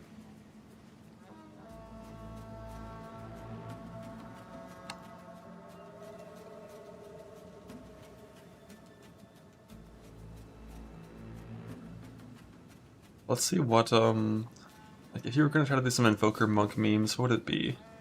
For werewolf?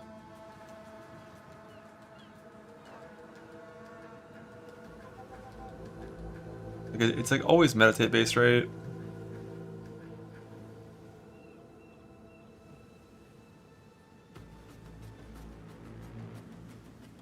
So like meditate, like lead me through grace.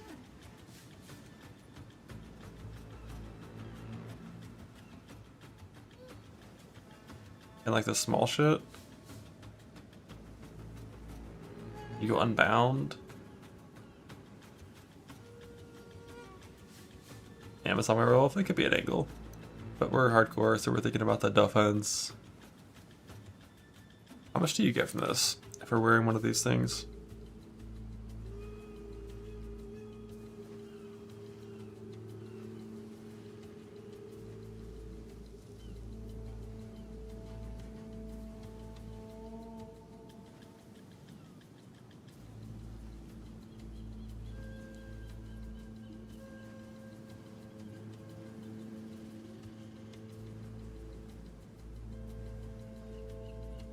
$119 spirit from that.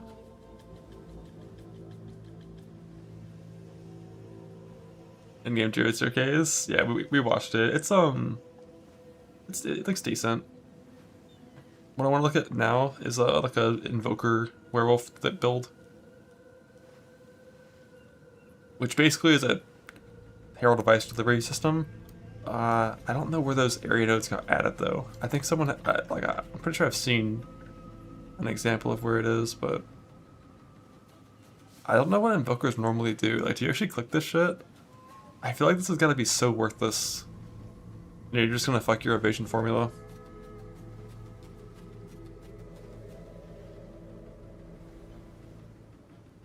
Got buffed a bit. It's 35% now, right? But still, like, you just don't have enough evasion, I think.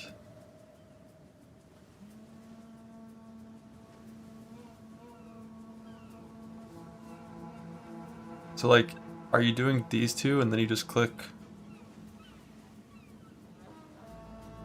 like double smalls? Or do you go unbound? You have to press this button. Unbalanced kind of neat. What's this one do?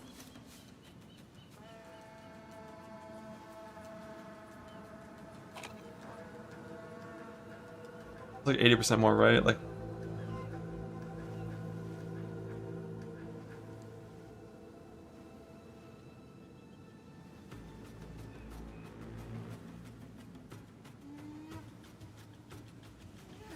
only 40% more?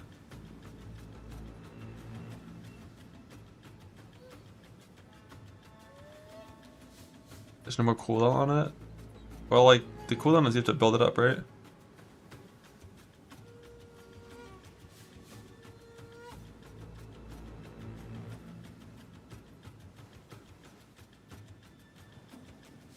Oh, this cooldown right here was deleted? I see.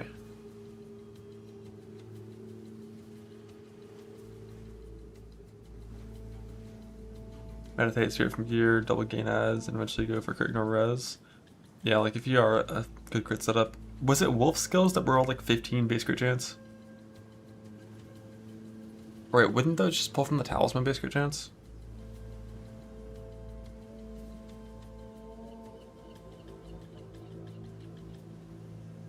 It's just like when it's up, is it even that good? Eh.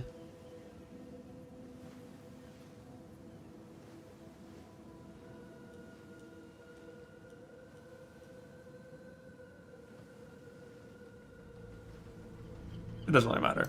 You could do any of them, of course. But we'll just pretend we're doing that at the start.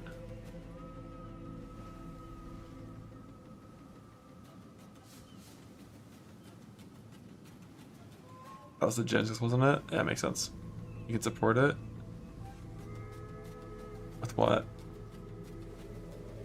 Alright, but yeah. Let's see. POE2.4 passive tree differences. Nice, I found it on the first attempt.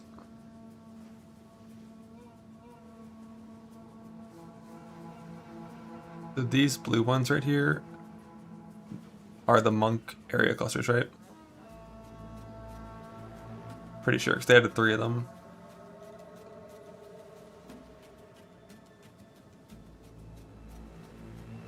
So 2 of them are on nodes that are very simple and easy to get to. They're green, these are blue. They're teal at best. And this one, I don't know about the one on this dex node. Like, what else is over here? Like, fizz damage, bad. Poison, bad. Pride, bad. There's Hollow Palm.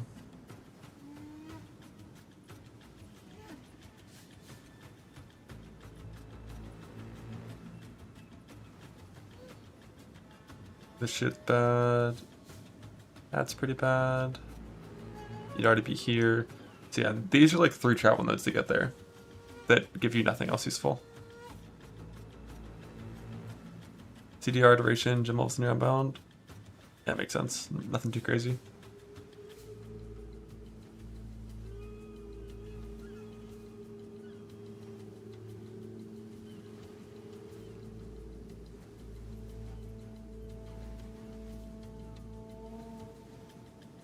Bro, why are crit damage nodes still so OP? Yeah,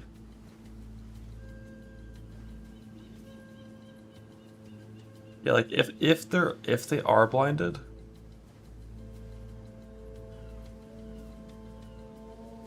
they're definitely not bad. But you have to be like have ready to blind on hit for that, and not just like 10% probably. All palm weapons like shattering palm, clear solved.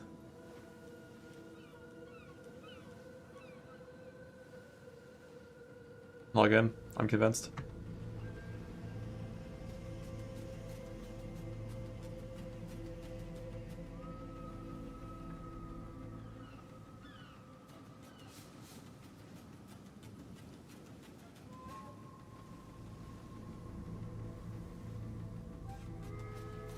I just feel like you were probably going to be crit, but not early on.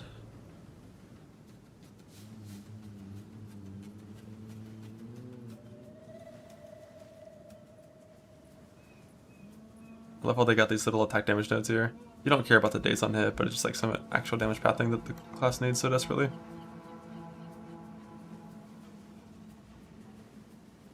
There's another good damage with the click anyways. It kind of makes sense. Does Herald of Ice have any crit scaling? It's just like your weapon, right? It's not like POE2, so... Or it's not like POE1, so like if you have good crit in your weapon, it should have good crit as well. And you're at 2N builds, your Herald can go even harder. Pathfinder is better. Meditate's kind of good.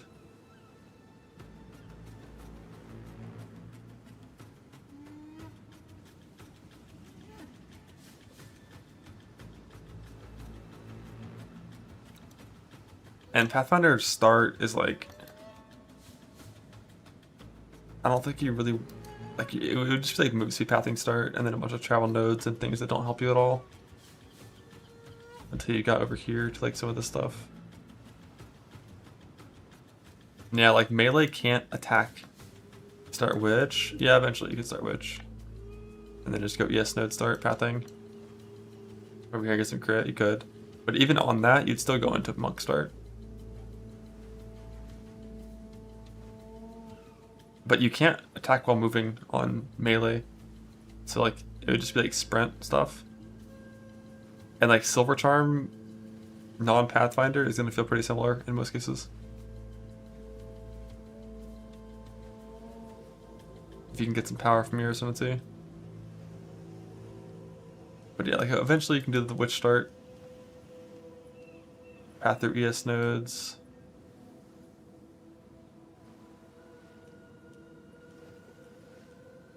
ES nodes and crit and stuff. I want to talk Hollow Palm Monk. Where do you get the base damage to do this? Oh, I see. It's damage from the skill level.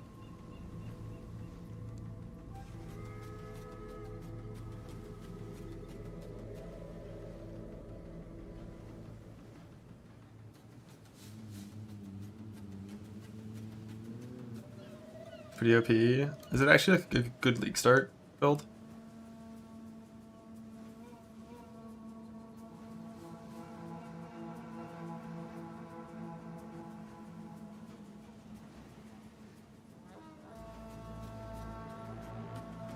You weren't trolling? I could see it.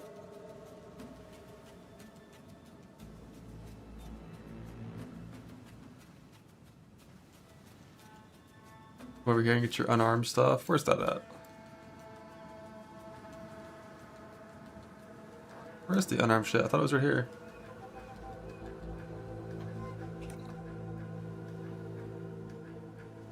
Wait, is it not on the tree anymore?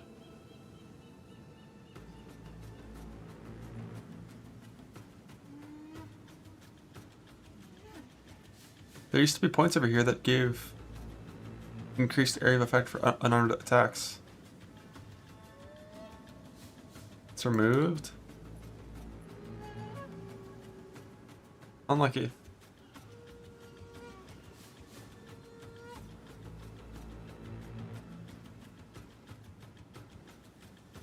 Rest in peace, Eternal Youth.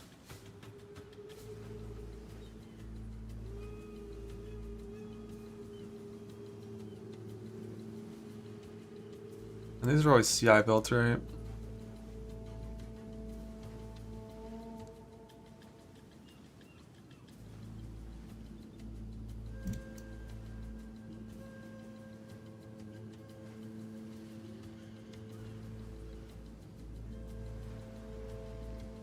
Freeze threshold.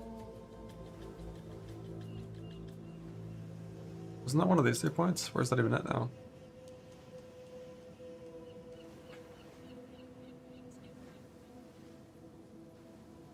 It's 50% now. Last time I played CI, I just had a freeze charm and it was like good enough even when I dropped this.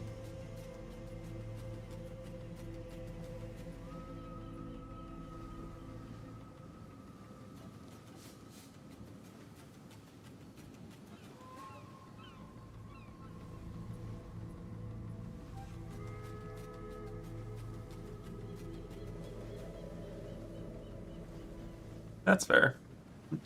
That's fair.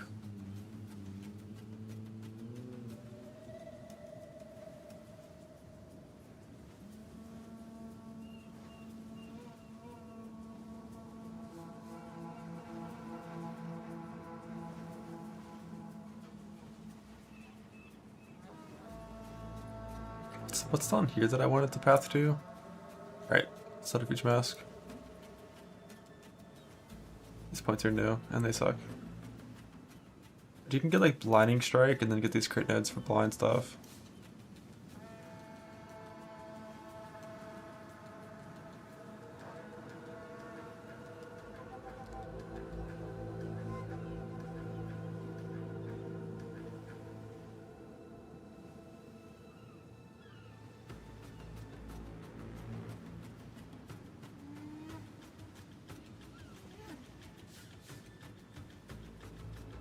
Yeah, this part of the tree, we don't know what it is yet. So instead, you know, just kind of planning possible shapeshift setups for the parts of the tree that we do know. Kind of.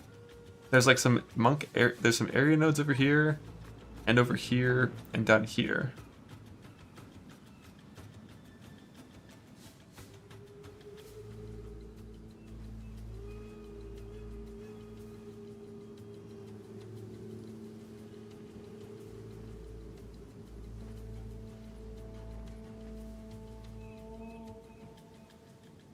These points, like, they don't seem that good to click.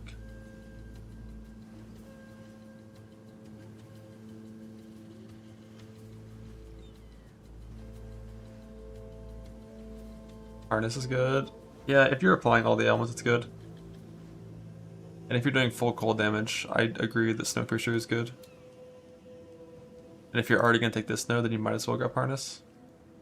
You just have to be doing enough that you're doing at least 2 ailments, and then it's really good.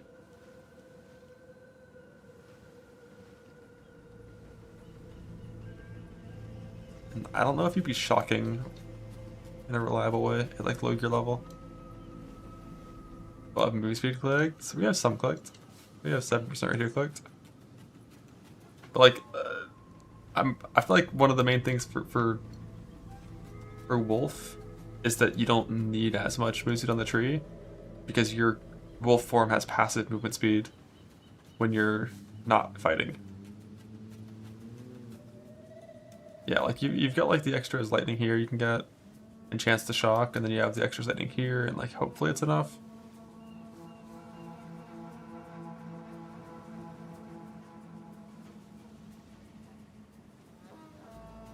Is it faster than warrior? Surely. But yeah, like you definitely gonna want some pen. Wildstorm, what's that one?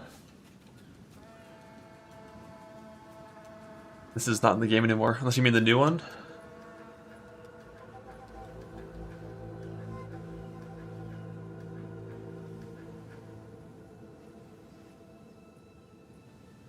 Yeah, 4% extra of each. Opens up Shattering Palm and a Wolf. Good. Like lightning damage pathing when you're doing mainly cold damage doesn't sound ideal. But yeah, probably you'd always go up here at the very least to Patient Barrier on a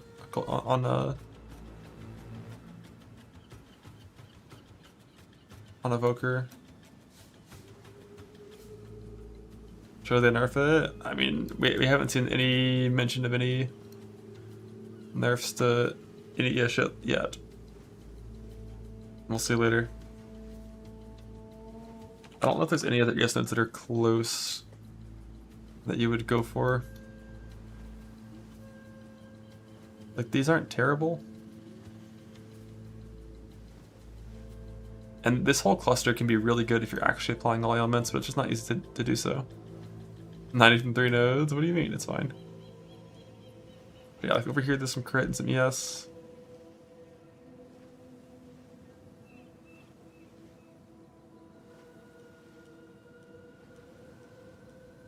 Some evasion, some ES. But if you put ES things in the few jewel sockets here, you're probably fine. You need more. But yeah, I gotta get these travel nodes at the start.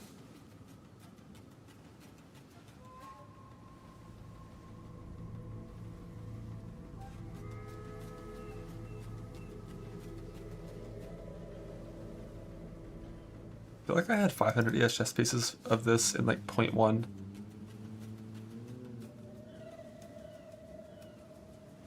Interfaith about there. Yeah, this is definitely always an option. Some deep trance interfaith stuff. I don't know if there's anything on the way that you care about. I guess you get back into crit damage instead of through here. What do you get instead of endurance here? Frenzy instead of endurance. So Bear could also get infinite frenzy if it wanted to. Oh yeah, we're using the move speed. Brother.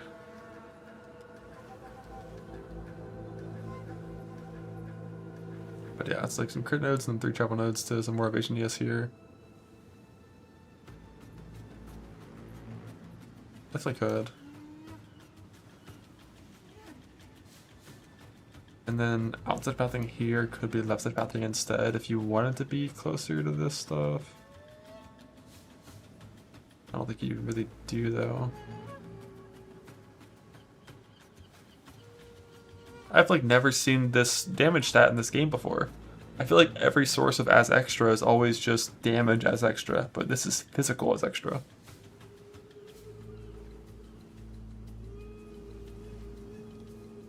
Momentum. What's that one do?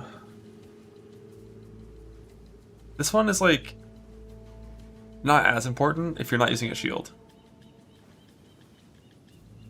When you're using a shield, it's huge. When you're only wearing an evasion ES chest piece in particular, you don't lose that much move speed for wearing these things. It's like a 4% move speed node at the current move speed. Obviously, once you get more movement speed, this becomes better and better.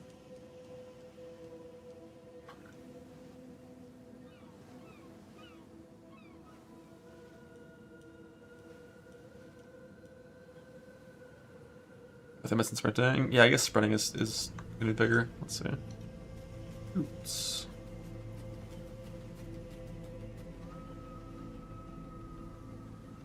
Some ethical 35 MS boot or 30 MS boots, you know, very ethical, very cool. 35.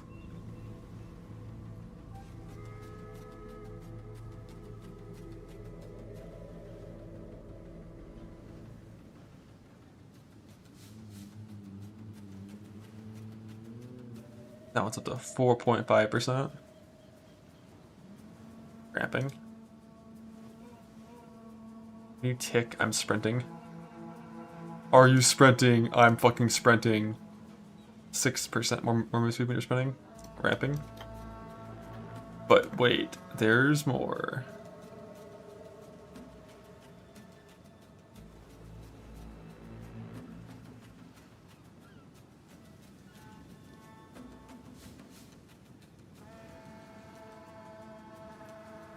But yeah, you probably would need Essence of the Storm. Monk over Zon. Amazon? I'm too fucking stupid to know how good Amazon is, and Monk gets really tanky with Meditate.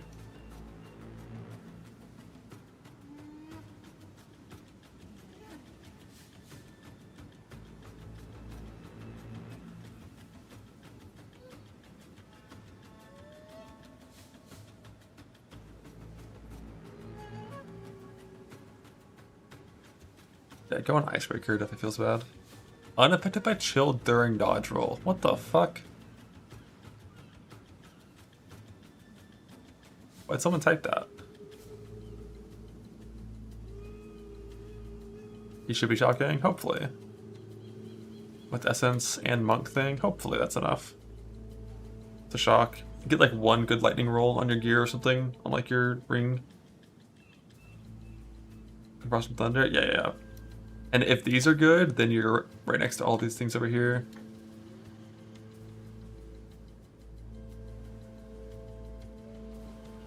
If you want it to be. Or, actually, I guess that could be this path thing. And 1 point in from the top.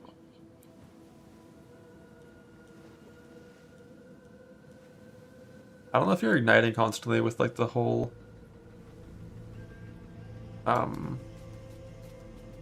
like change to ignite magnitude. I have no idea like how much fire damage you would need to actually do this. Why can't we just hop over here?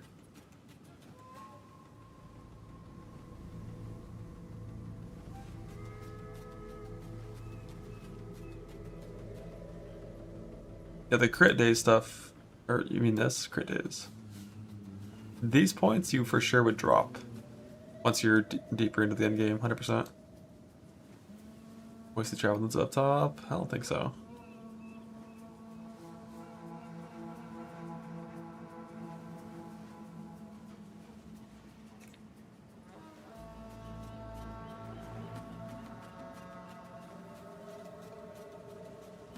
This stuff. It's just very far. What else is really good over here? Oh, this. Not just day stuff. More physical is extra. Strong with the jewel. Yeah, you put a time loss jewel here and get all this stuff. I think we did that on point 2 on spear builds.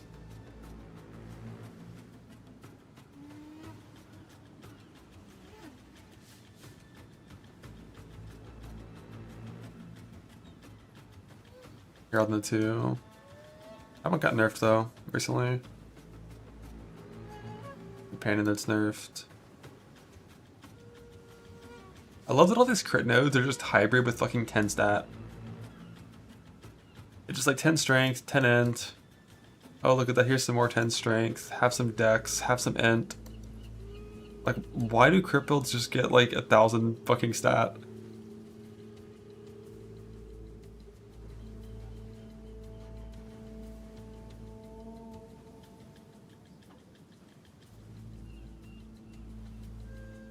Pretty far to path. It's definitely good stuff, but it's just far to path. But a good Timeless Jewel would go very hard here.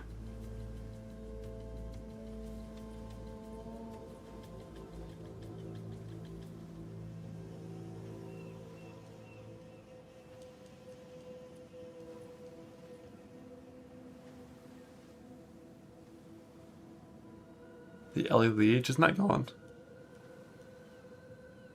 This shit's not in the game anymore. It's out. Deleted. Cooked, you're not a real crit build. I don't think so. I don't know about that. And to click yes nodes. This is enough yes nodes clicked, I'm pretty sure.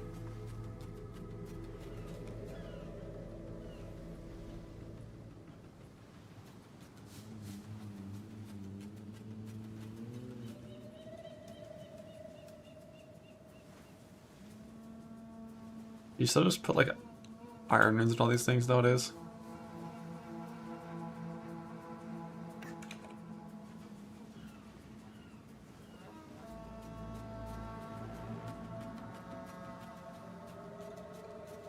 Although you probably just want damage mods on your gloves. You only want yes.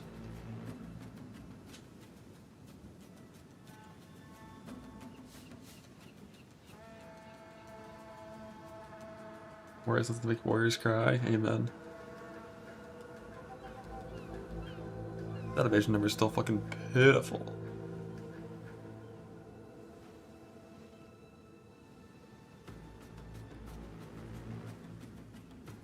Oh, we need rage on hit from a gem here. Just one more ES cluster. Amen. Let's get rid of this sprinting shit.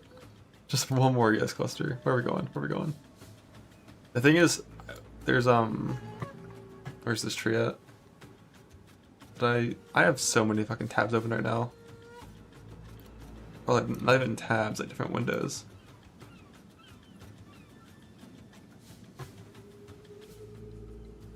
But there's a new area cluster being added right here and over here. And also down here but I'm expecting to have to click like a good amount of those points.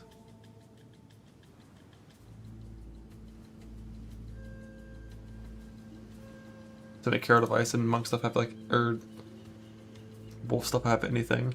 Like 10 points here and 5 points here. I'm gonna guess you're going 4 points into one and 3 into the other minimum. And the one on the right you definitely might do.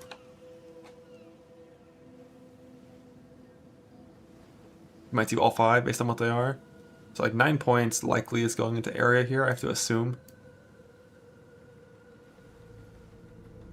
So in that context, you know, you're already pushing level 88 or so.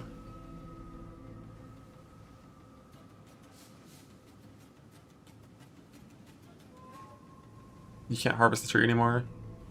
They changed it so you can't data mine that shit anymore.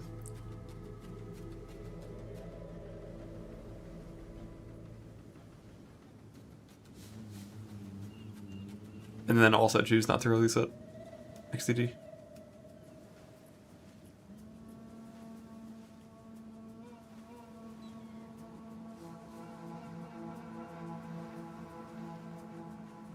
This would be 10 more points for this. So like getting both this ES wheel and the crit wheel is not really fitting.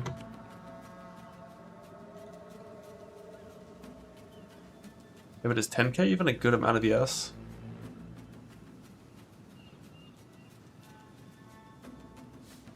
I guess we wouldn't have concussive at this point in the game.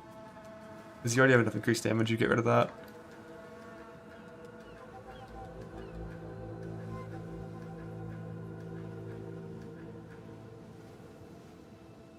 And Blinding Strike, if we're not going for these blind nodes, not actually very useful. But if you do, that's a lot of crit.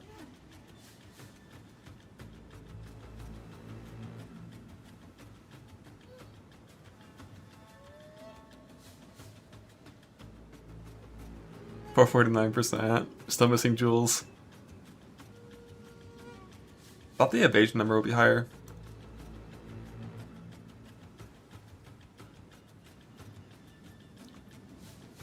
Over 100% more, yes. What? It's just 1,500 life for 7 passive points. Which is so close. Nah, this is all the ES we'd ever need.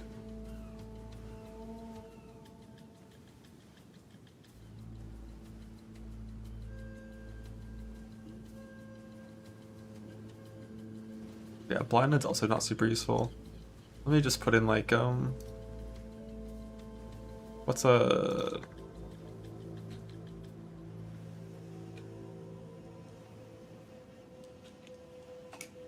the fuck?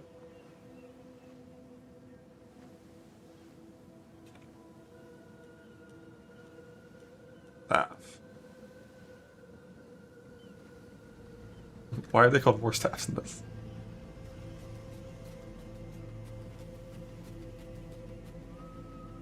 Is this POB? Is there actually a staff that does double the damage of a different staff that's right next to it in level requirement? Who knows? Doesn't matter.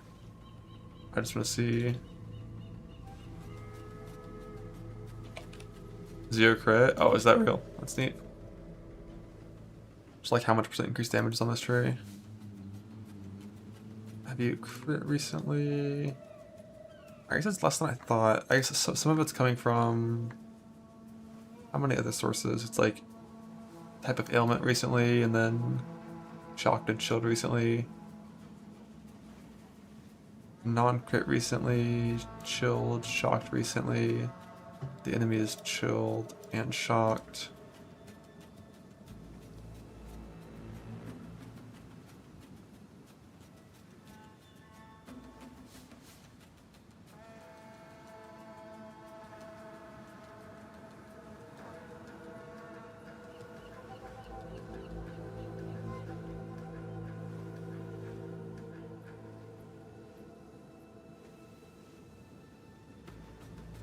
Oh, whoops, I didn't change pathing to that.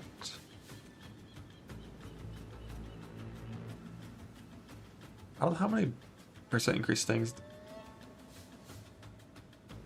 Yeah, it might just be like an unknown angle, or like a get rid of all this shit angle to go over here, because these points are definitely really good.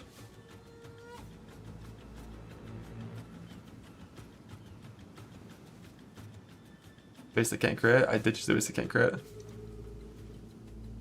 But I just wanted to put a staff in so I could see percent increased damage totals in POB.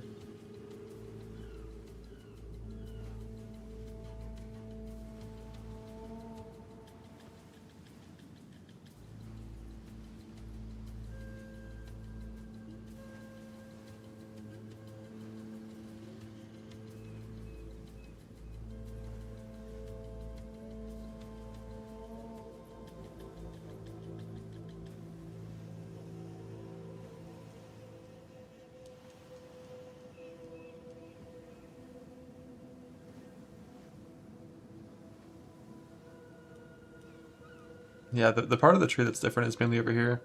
And there's some area nodes added over here that we would have clicked as well.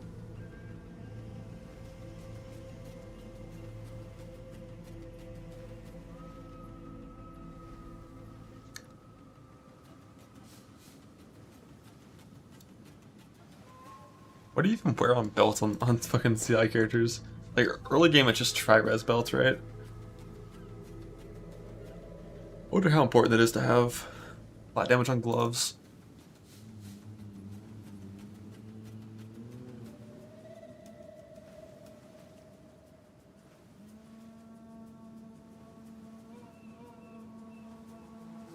Let's put in an actual thing.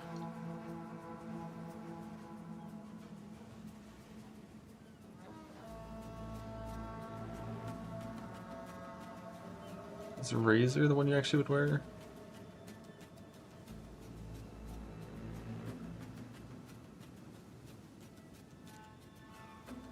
Ingenuity. I think you're probably right. Probably would still just be an Ingenuity until Headhunter. Yeah, like Shav's early game is really nice.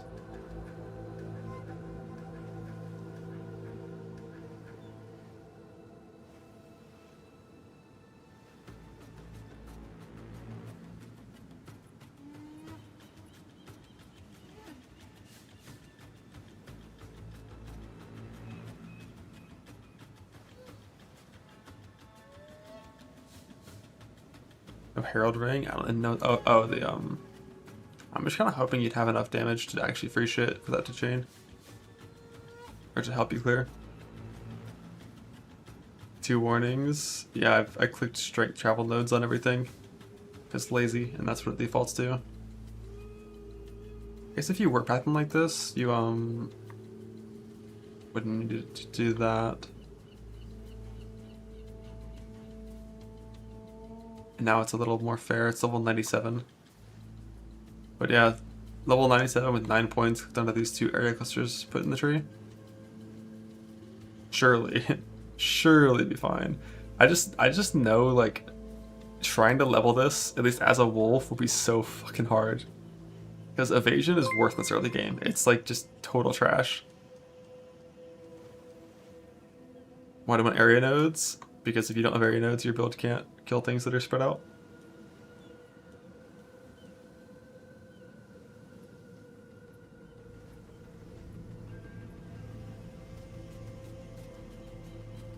Strength at early game though. I mean, that's fair. You do get a little bit of strength from that. But damn, I didn't even think about that. You need so much strength for a fucking talisman too. Because you need... How much dex would you need? Probably only 67, right? Or no, Herald of Ice dex, 86? Hopefully it would be 86, so you could stop with. 86 dex, 115 int, and then whatever you need for a talisman, which is probably going to be 127 strength. That's a lot of stat required. Not as bad as the prior patches, of course, but... Yeah, like 127 plus 115 plus 86. 328 stat required. The tree only gives about 230. Yeah, crossbow... How do crossbows look? Like, crossbows are even strength deck, so they're less Whereas talismans are high strength, low int, right? Yeah, true. 1.25 stat. Helps a lot.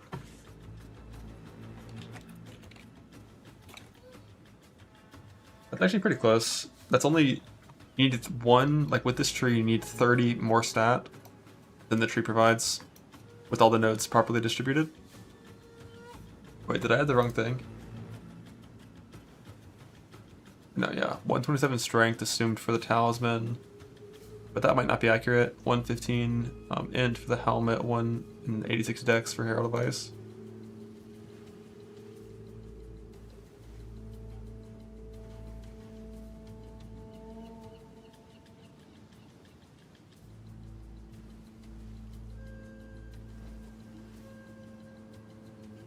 I forgot where the link for that talisman we have was.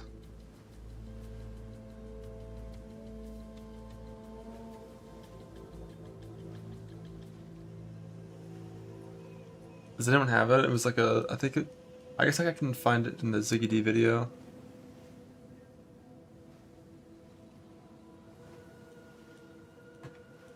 It's in the Druid page, thank you. The levels... I don't like that example. I feel like there's no way those numbers are right? Level 61 requires 34 strength, 25 int. That's so low. That can't be right. It'd be so free. Let's see what Crown of Exile says. I wonder if POB has the wrong numbers on those hybrid things. I think it might.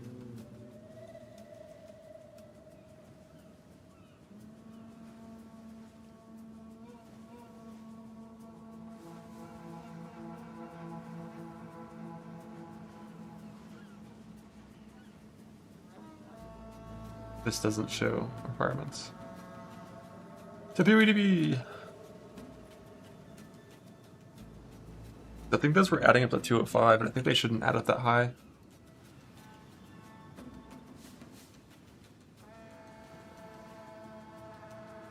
And this still says it's 127 plus 50, 177 stat required for a quarterstaff. It seems so high. Thank you for this. 7452 for level 72. Is this matching in-game quarterstaffs? Are they actually 127.50? Let me see if this is even right. This is what we have available. Bladed 8133. Yeah, it is right. So quarterstaffs are 127, but this is level 72. It's 74.52. It's not as big of a split. Like 74.52.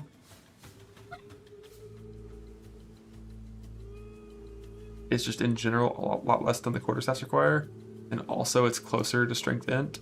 So I don't think you're gonna need 126 strength for the talisman. So I think this tree, the stats would work with no stats on gear, I think. Yeah, it's only 67 according to POE, whatever. And we need 86 dex for Herald of Ice anyways.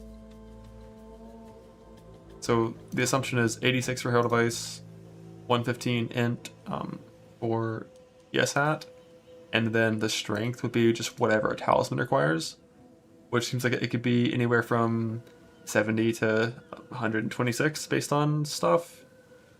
The Wind Dancer, oh, I haven't put any of that shit in yet, but Wind Dancer doesn't need to be it doesn't need to be max level. If it's a little under level, it's fine.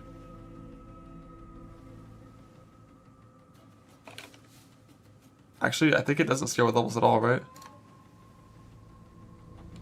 It's like you get stages a little bit faster.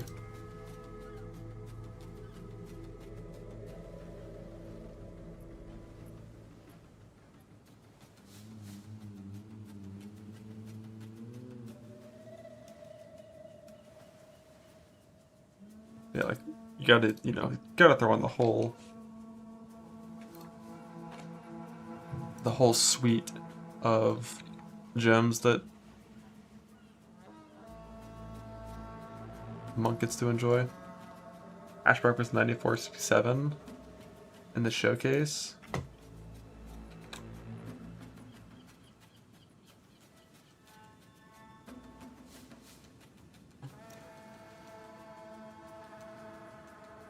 9467. That sounds a little bit closer to accurate. Assault 72, so let's just say 100 strength required. Probably 100 strength, 115 int, 86 dex, that's 301. Tree has 298 stat, so it might be like a tiny bit more. The other 130 spirit, what to do with it? Isn't there a Herald of Ice support that's good? You could just go rage per second just to fucking make rage always full, in theory. I don't think you actually would, because you can just get rage from a jewel. But yeah, like Deadly Herald is gonna take some.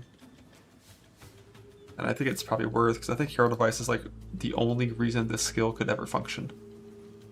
Like, and by this skill I mean the entire wolf archetype.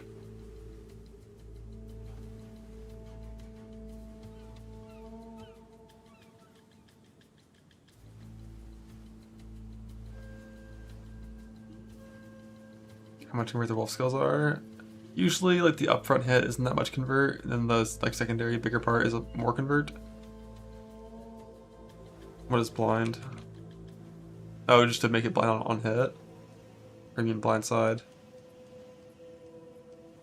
I don't think the blind would be reliable enough to do any of that stuff. Yeah, what's up, Ziz? Thanks for the raid. We're just doing theory POB stuff. Not probably not something I would play.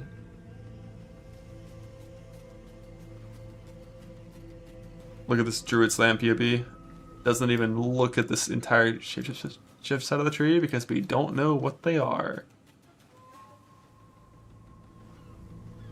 So it basically is like 90% the same as just a shield slam or a shield wall POB.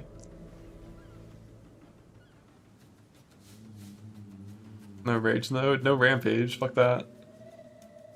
We're ethical, just like Furious Slam, whatever it's called.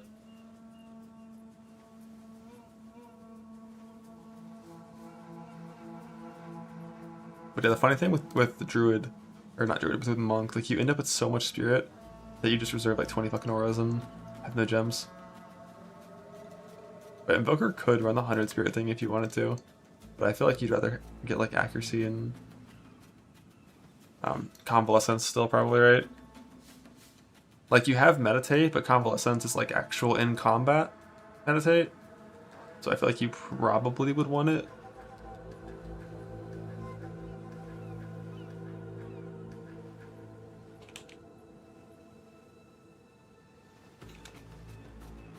Why is it called compressed duration, not less duration? What are we doing?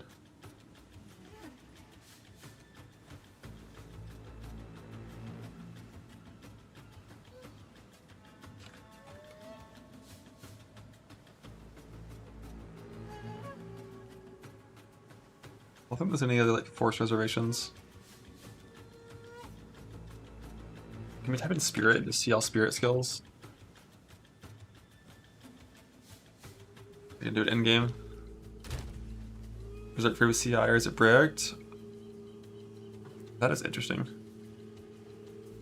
I think it's free with CI as long as you have a tiny amount of regen.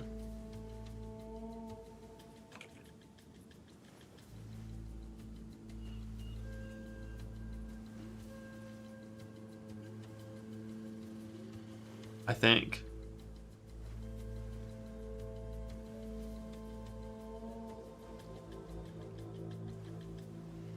The new aura? Yeah, the new aura for sure.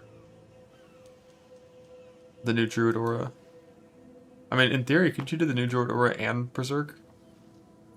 But fuck. The regen... I think because you have such low life, you just want like a single point of flat regen anywhere, right? And then you're fine.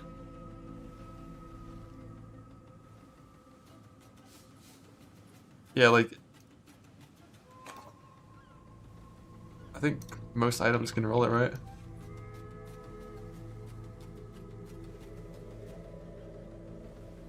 And then forget and dead. That'd be a funny way to die. Ideally, you could get that flat regen from a different source that's more reliable. But, like, the regen on auras is percentage based, which also isn't regeneration. Like 2% vitality regeneration.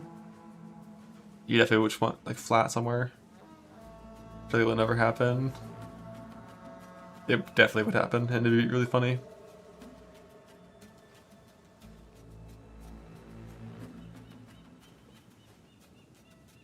It's calculated on 1 life for the degen you take from like Berserk and stuff. Which is to turn off regen, right?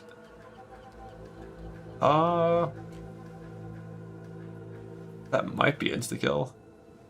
So instead of Monk, we're gonna look at it on Lich and just not be CI because it's just better.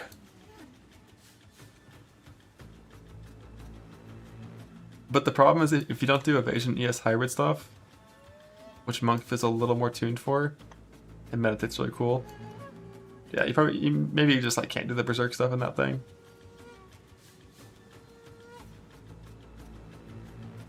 Because like, I think you are right. If you stood in a degen effect, you probably would just die instantly. Not a degen effect, but a like regen disabling effect. Like you probably would just die instantly.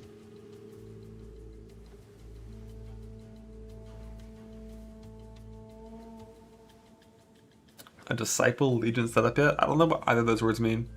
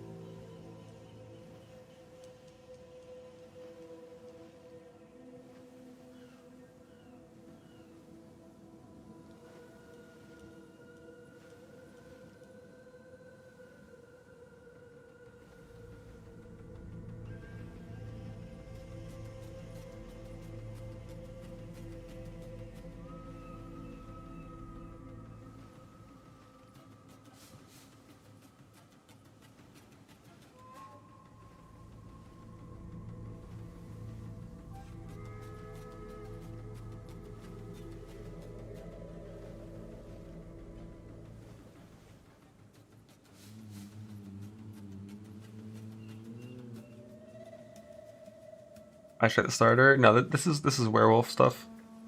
Like some werewolf bit. Infernal Legion. Oh, like the Pathfinder autobombing stuff? Nah. If I wanted to play that kind of build, I'd play POE1. Why would I play it in this game when it's going to be 1,000 times worse? I'm here for meaningful combat, Jung. I'm here for engaging with my foes on the battlefield.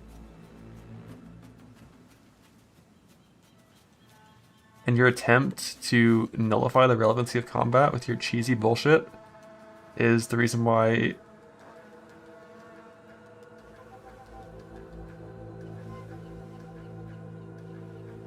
you're going to be joining Rutu in timeout with your TOS breaking exploits.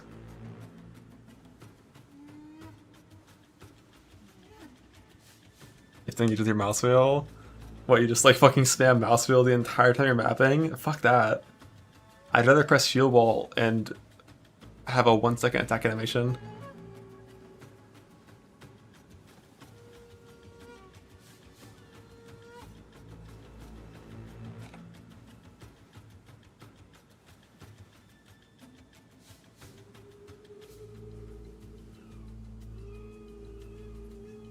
Let me see that talisman link someone showed earlier. Ooh, Ashpark Talisman is 8 crit chance. That's a low number.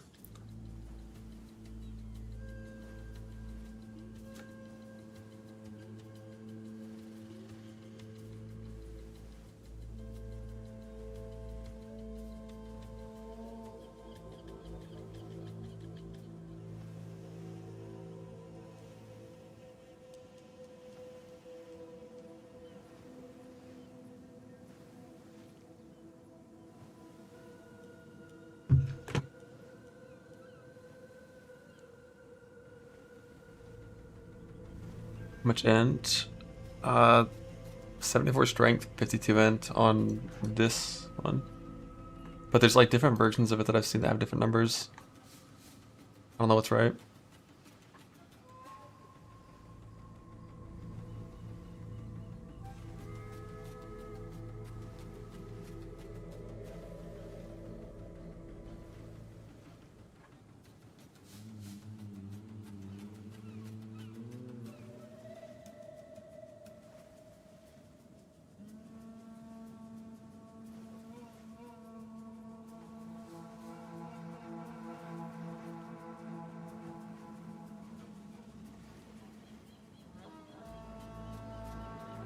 Pathfinder Wolf guy. It could be good. It's just like one of the main perks of Pathfinder of like making attack while moving better just doesn't work on Druid because you can't move while attacking on melee.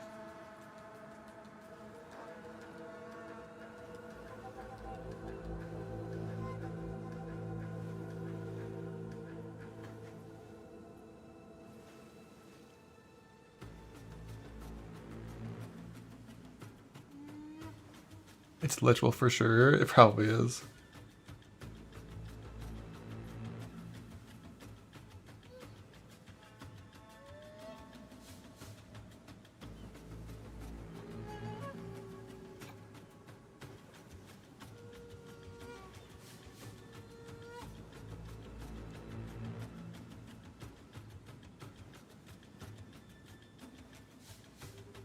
No, I'm probably not starting Invoker. I just wanted to throw it together and see what it looked like.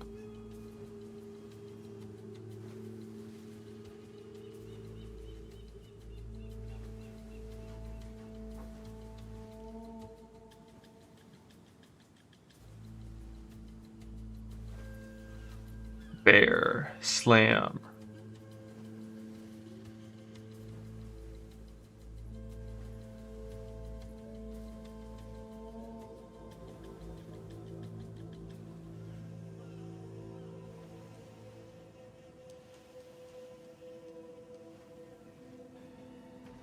With all this together, we simply take to the sky and reenact Rain of Fire. Of course, we can't just fly around forever. There will be some necessary downtime between flights. Fortunately, we've got a gullet full of oil and fresh hot magma to ignite it.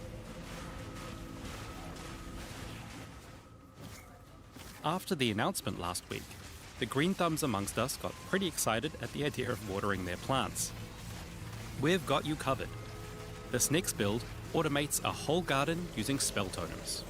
At the root of this build is the Wild Surge Incantation Keystone, which makes all storm and plant spells deal more damage and cost less resources, at the cost of losing a lot of their duration.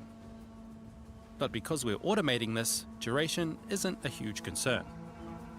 This build makes use of the new unique Falls Protector to ensure that we've always got plenty of power charges to summon our totems. After we generate our initial charges, our totems will be able to self-sustain their cost. So, if we put Entangle on a spell totem, it can build a garden for us. All we have to do is water it with a gentle little Thunderstorm. One of our support gems also appreciates this downpour. Accelerated growth triggers an explosion once it's been overgrown, blinding enemies it hits.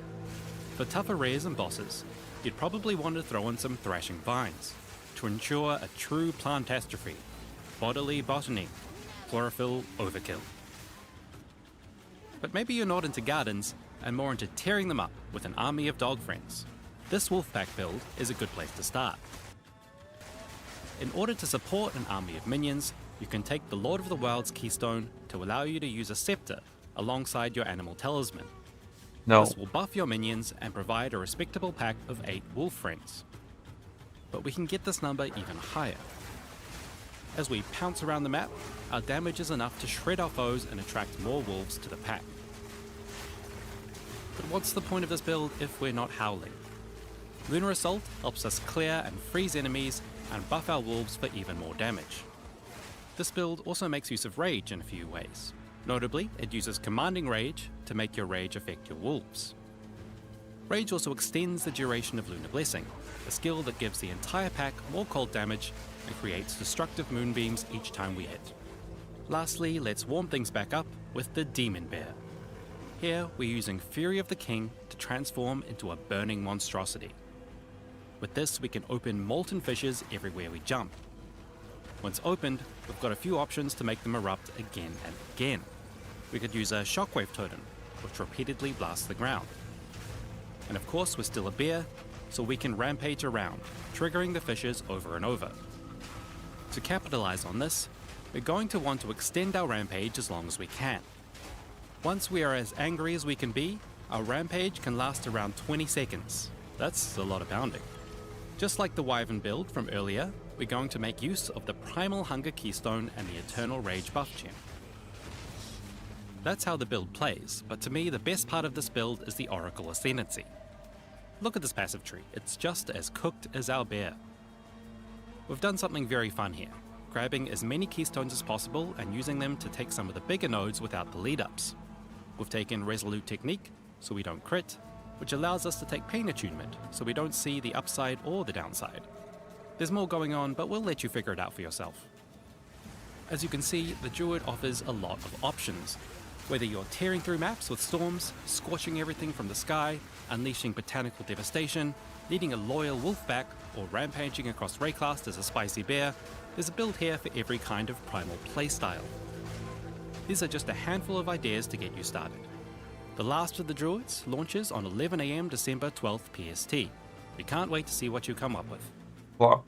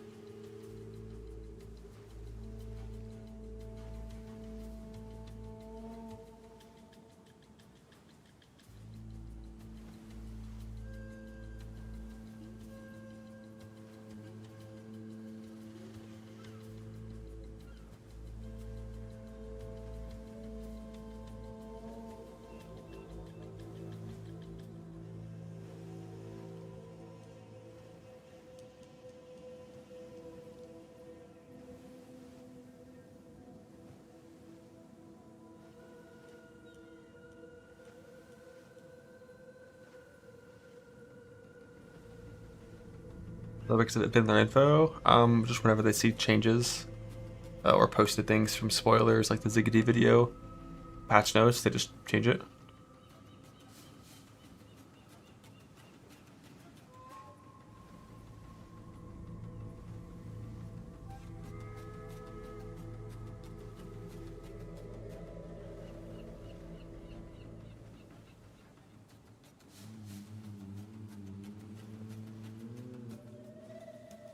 I think on Bear,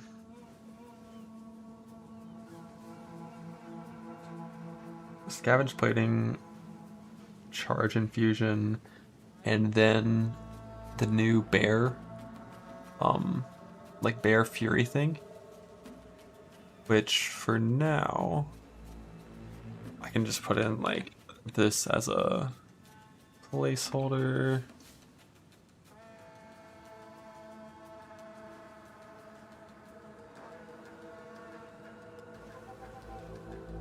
And probably, if you only have 10 Spirit, just rip the classic Precision 1, because you can.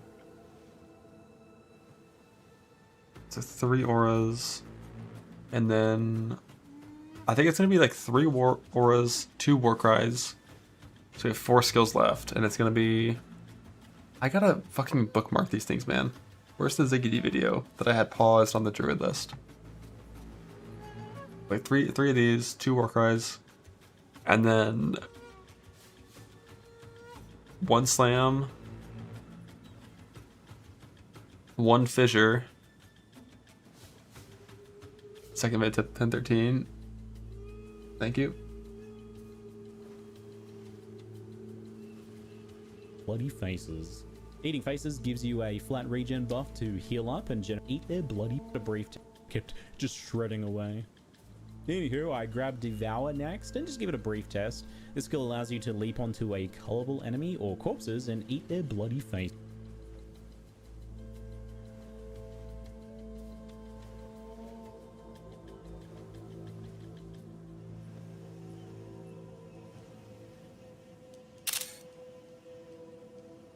Talk you out of it.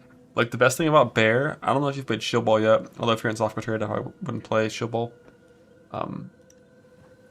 The Bear tree is so close to the Shield Ball tree, you can just pivot into Shield Ball if you have to. But that's like a hardcore thing, probably.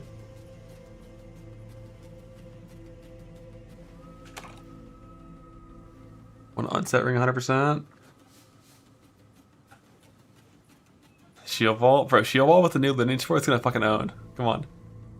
Yeah, bear stuff. We have 4 skills we can use to attack.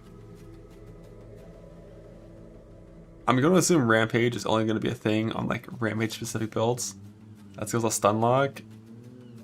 Isn't every melee skill a stun lock?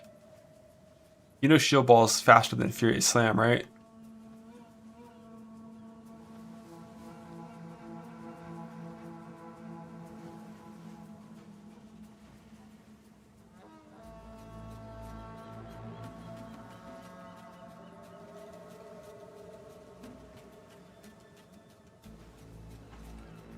Oh, Exile, you don't have to do that. By having a talisman on, you can use every single druid skill. Like, which thing you choose only determines your auto attack.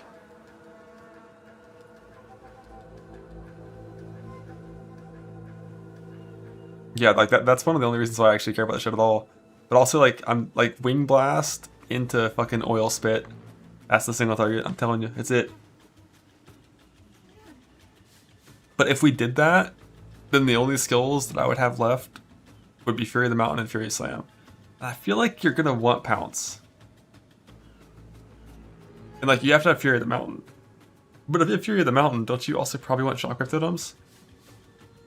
How does proccing fissures even work? Is there a cooldown on proccing a fissure? Or if I have 2 totems down and I'm slamming it myself, can I proc it constantly? On my own? And with totems at the same time? Let's see if there's anything on the wiki.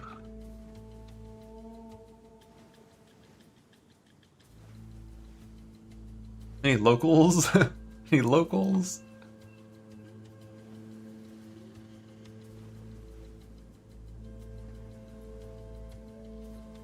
And the Wolf is Ice Strike Monk with one distinction, and that is you move faster when you're out of combat by default, you have a cool pounce skill, and the third distinction, they're adding area nodes to the tree on the monk side, which you never had before, so you couldn't scale area very well. But now they're adding area nodes over there, so hopefully you can make your hero device bigger.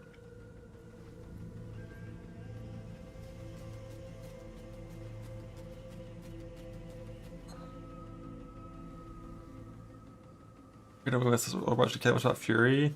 But like, Wind Blast Oil Barrage would genuinely only be like a I'm fighting the map boss single target skill. It wouldn't be for rares, which isn't as good this patch because all rares in the game and all monsters in the game that are not bosses have 40% more HP now.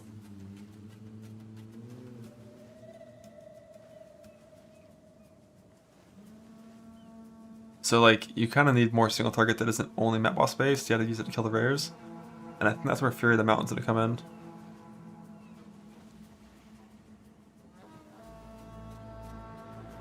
So you could just do like the, you know, seemingly kind of intended setup of just go like Fury Slam, Fury of the Mountain, Shockwave Totem, and like Pounce. As your 4 skills. What are the areas are harder? That has to do with the pack size change. And yeah, it likely is a loop buff.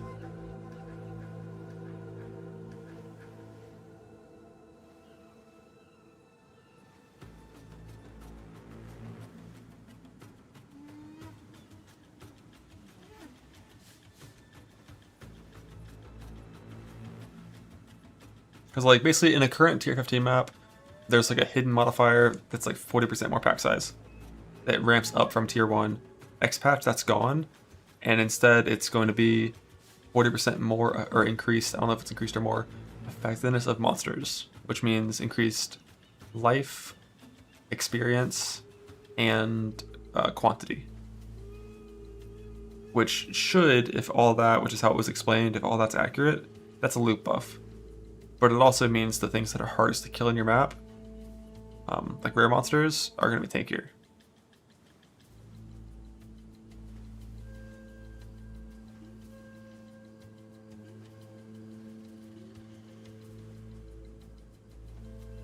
Yeah, we watched the new Endgame Druid showcase.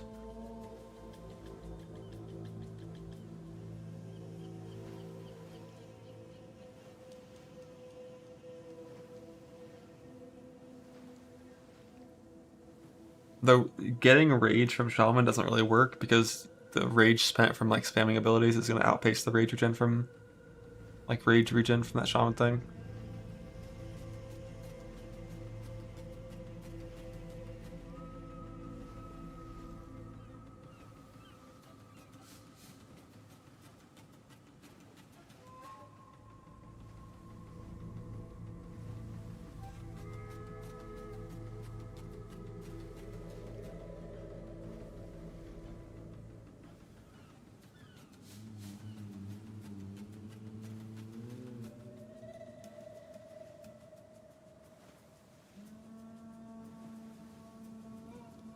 The 1 Spirit Rage Aura? The 100 Rage Aura? Nah.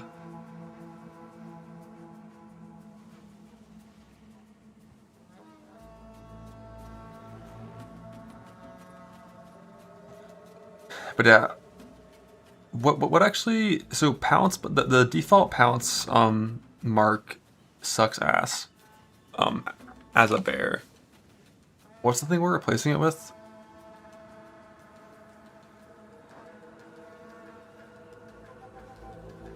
Mark for death from better armor breaking. Are marks permanent in this game too? If there's no stated duration? Or is that a support? Oh shit, so you can do anything you want and then mark for death it.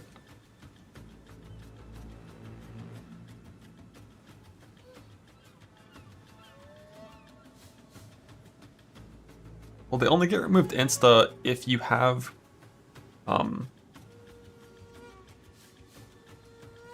if you're able to remove them with like their condition for being removed.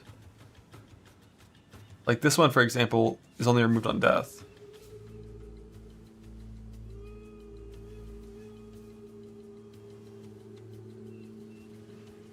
Like this one lasts 8 seconds and goes away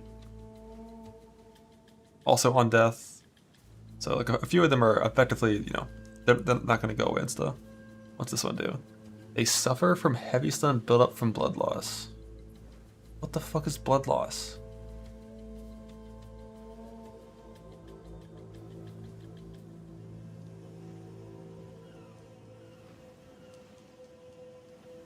A bleed mechanic?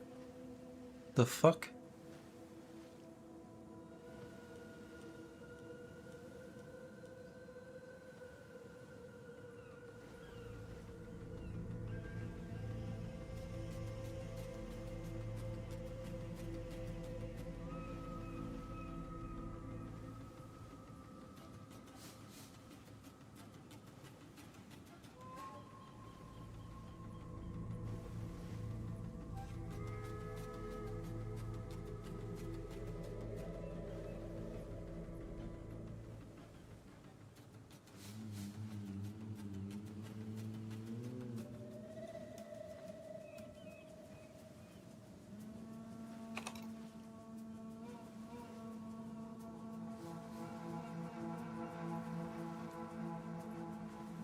But yeah, I guess you'd probably just do the like pounce, whatever random ass fucking mark. It doesn't really matter which one, just for the support.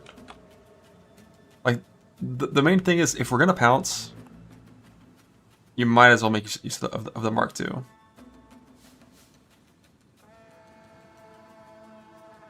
Can help charge regulation of your RT.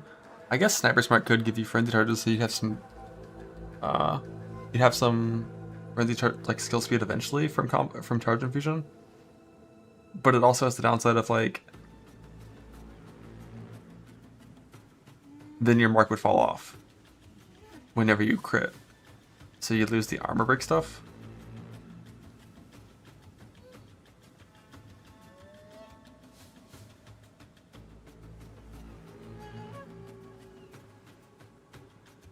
What does base Predator's mark even do? It only spawns dogs, right?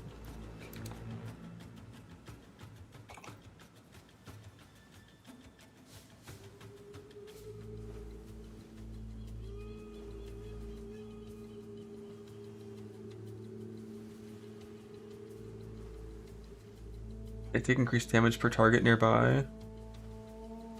That's kind of neat. But do you get, like, we wouldn't really have wolves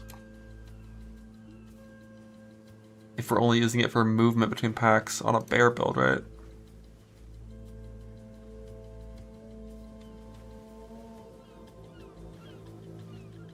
Stuff enemies nearby. Oh, so it'd count for us too.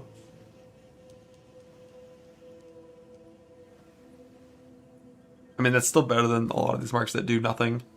Because like I don't really like the idea of Sniper's Mark making it so I lose.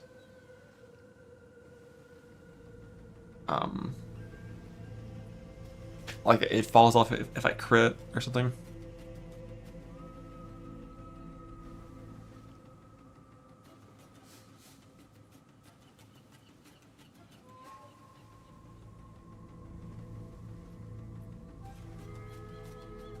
Yeah, if you have Totem, do you, like, was this hovered over in one of these videos? Right, 2 frames ago, surely. Boom, pounce. But we have to see Predator's Mark.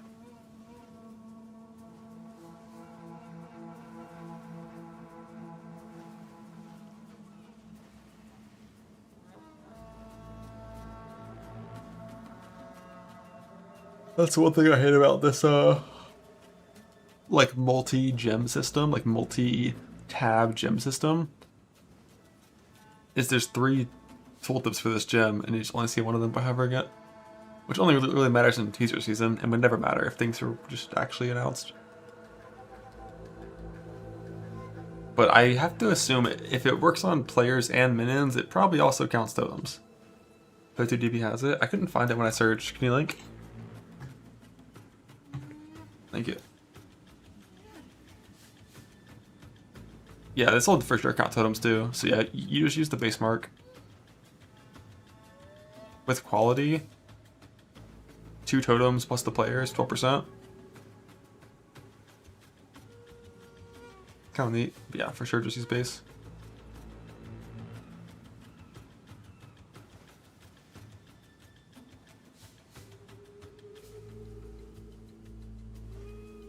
To kill off the wolves immediately? Nope.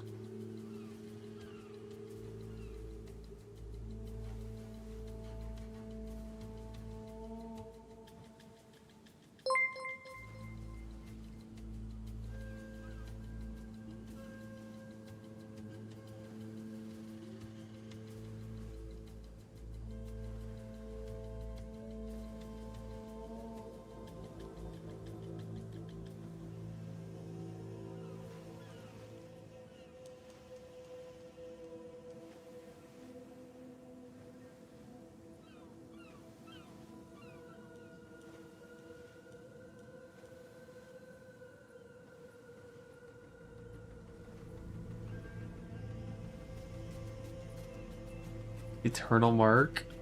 Oh shit. Alright, how do I even... It's so... I guess I can just rename for placeholders.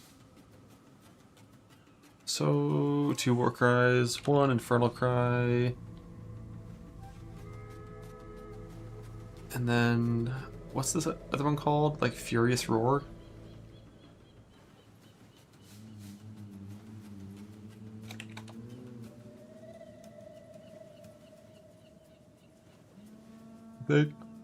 I guess I have the thing open right here. Ferocious Roar. If you put it in front of the new War Cry, it doesn't do both, it only does one. And like ideally, like if you're walking into a boss and you're gonna always maintain your mark, you would want your Infernal Cry in your Ferocious Roar links, because you wouldn't really want to press both. But I think when you're mapping, you want Ferocious Roar to like armor break things while mapping for your scavenge plating, and then also to give you tons of rage instantly. And an Infernal Cry would just only be on single target. I hate this shit isn't 20 by default. And Convalescence is just what's the bear one called? Alright, that's not going to be in this picture because it's a spirit gem, but it's called like Furry Attack, Furry Rage, Furry Anger.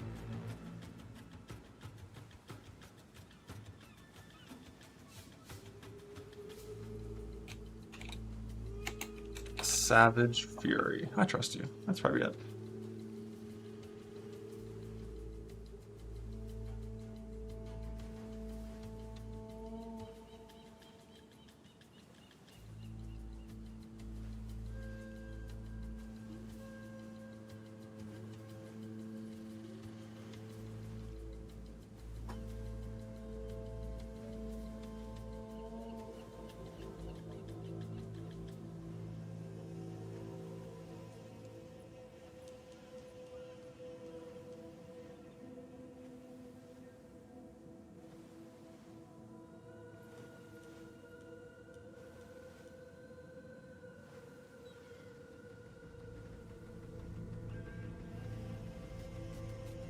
And then our slam, which is called Fury Slam. One day I'll actually be able to remember these things. Ooh, I have it on my other monitor. Furious Slam.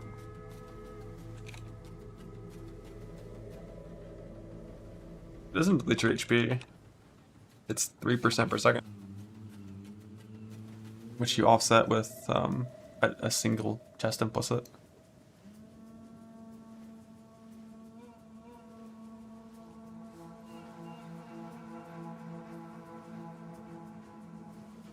And Herald of Ash doesn't really do much.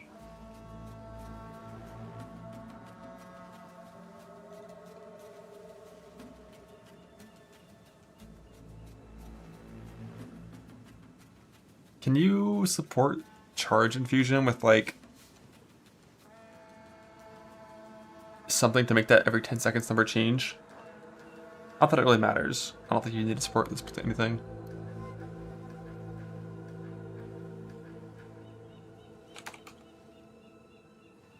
Nah, 5 rage per second for 100 spirit is only...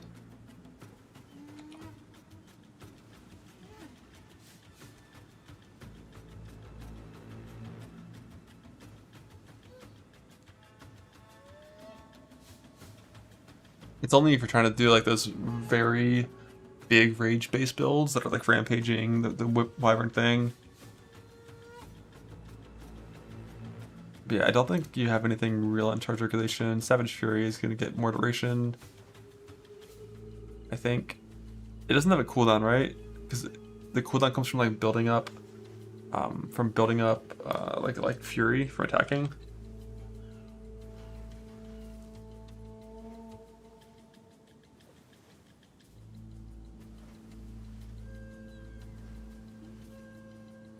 That's no actual cooldown. 1 Fury on hit, no more than 1 per skill use, 20 max Fury.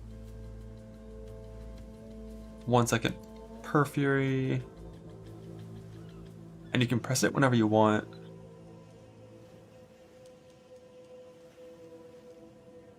But you definitely would need to have your Infernal Cry linked into your Ferocious Roar whenever you're fighting bosses, because you can't go human form then.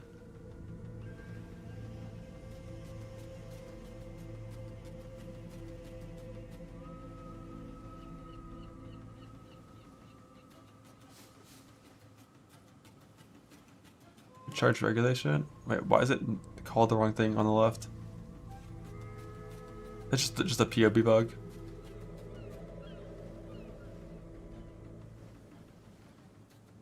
But I guess I can rename it so it doesn't do that. It was renamed, yeah, makes sense.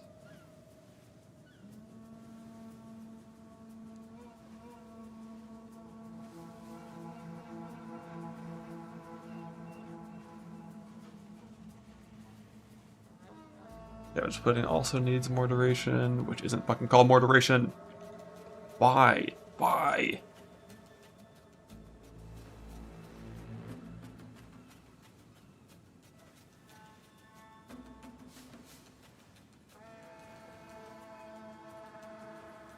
Infernal Cry. I mean, every single Warcry would just always run Enrage Warcry, right? That's not what it's called. What's it called for the Rage one? Isn't it called Rage Warcry?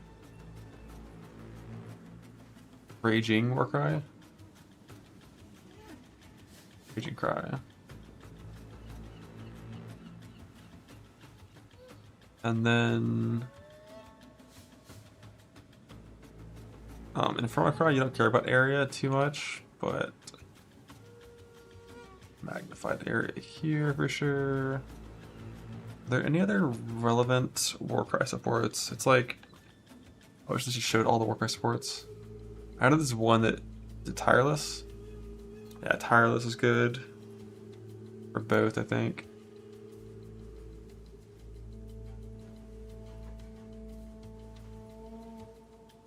There used to be a second area thing.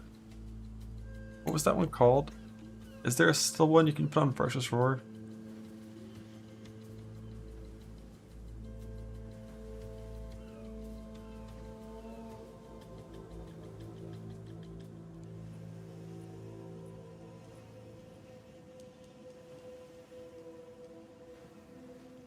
Did not work together? Okay. Yeah, gain rage. This one, I don't think there's any duration component to this one where you care about duration. New echo one. That one's weird. I'm also not too sure how good that one is. Ascendancy also good? Yeah, makes sense.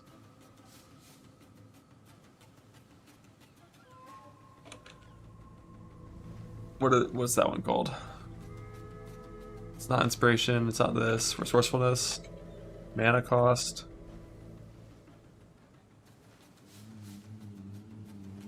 Efficiency.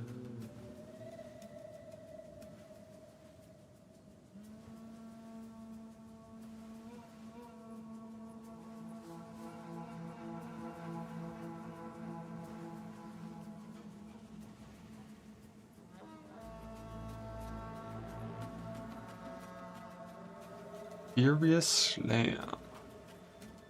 What are the other gems we still need in here? There's 3. We still need Pounce, Shockwave Totem, and the Slam.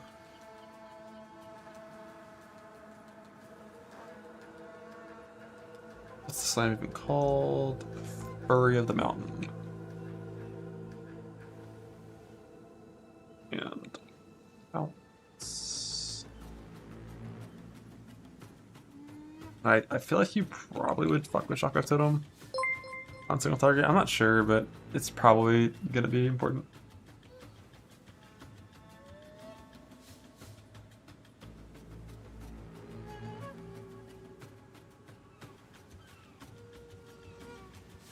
It's mobilitics. I will, yeah, once I'm done getting it all written down. Fire my share in front of Kai for that 1%. Yeah, if you have the links for it, definitely.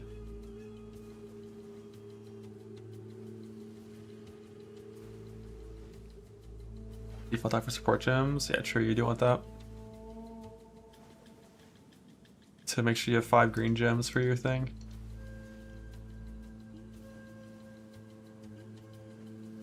Wyvern can play Wolf. Tanky.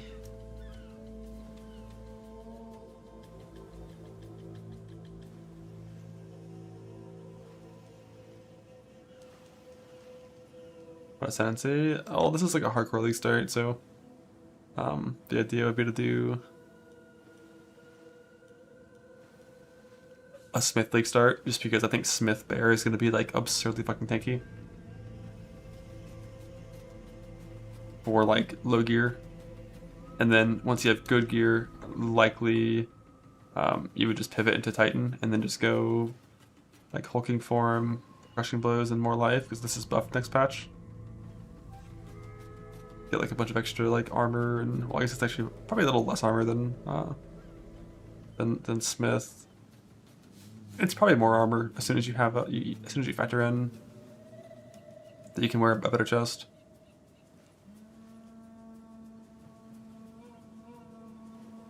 Like it should be more armor and more life, and like more everything once you actually have 3k armor chest, yeah. And then you can also path through Relentless. I mean, technically you can always path through Relentless if you want to. It just feels really bad to path through here when you're wearing a white chest. But you definitely could, if you wanted to, still path through Relentless. 5 points instead of 4. And you also get this 0.5% regen, which paired with a chest helps you offset the regen. Yeah, Hulking form helps with the radius too by a good bit. Although this setup doesn't have that many small nodes for radius. It's like mainly these two notables and then this stuff here. But if you want, you can get a ton for sure. You're right by this like whole wheel of shenanigans. They just nerfed these so bad. 6% is so ugly to look at. Back when they were 8, good times. Good times back when they were 8. They were 8 and the area support gem was a more multiplier.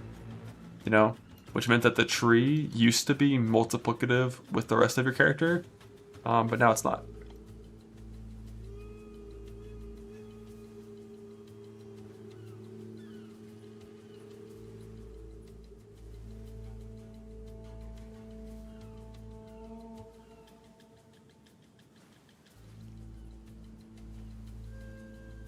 Shockwave totem.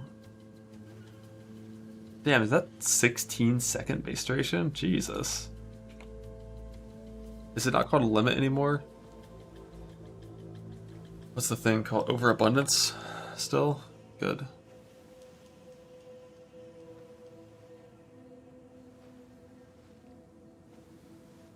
Overabundance, and then like totem urgent.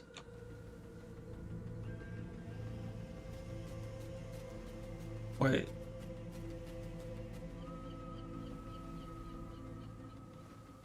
Is this actually how these work in game? It goes from 80 to 100 to 100 with extra attack speed? It's 2 upsides instead of an upside downside? What's the catch?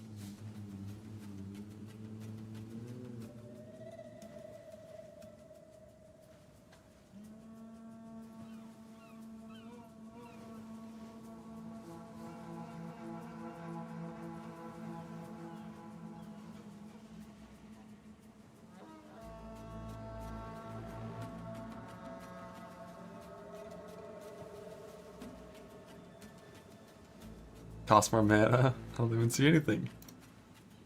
What kind of random supports can you put on totem to make your main skill do more damage? I assume Fury of the Mountain is like Furious Slam is pure fizz, right?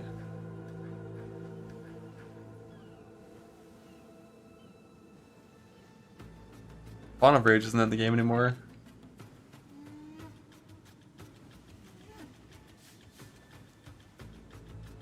Yeah, like Furious Slam is pure fizz, but Fury of the Mountain, I think, because it's like volcanic fissure based, I feel like that one is going to be... Yeah, this says 80% convert to fire.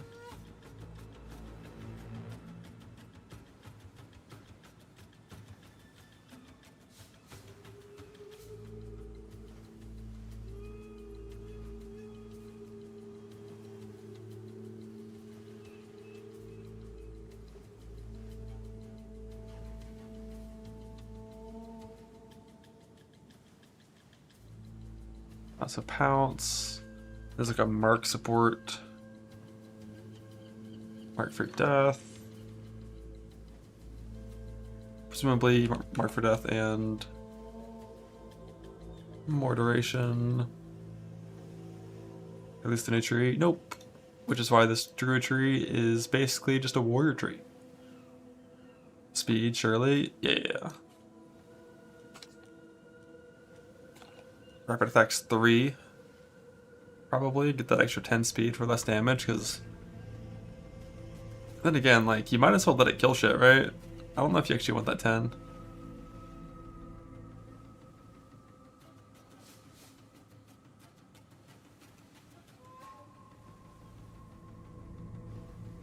Rage. Rage.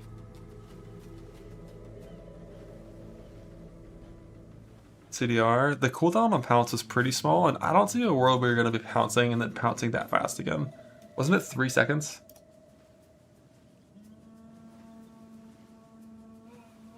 .9, and then it's going down 0.2 with 3 gem levels. It's going to be like 4-second cooldown.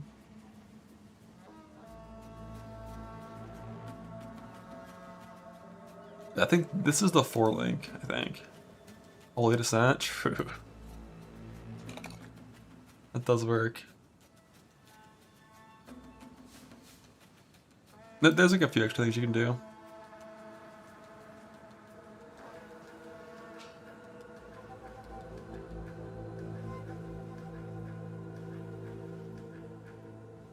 Pause to play Pure Bear. This is basically Pure Bear. Make it spawn a fissure? Can you?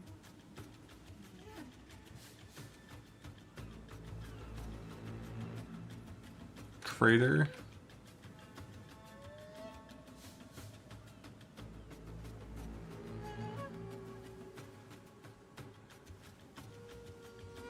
I guess you could. Might as well.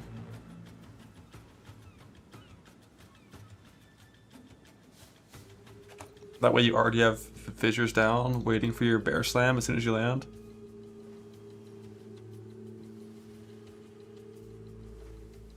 Eternal markers that are put on duration. Does that make it permanent?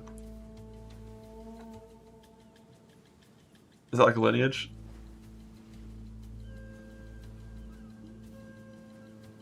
Not in POB, yeah.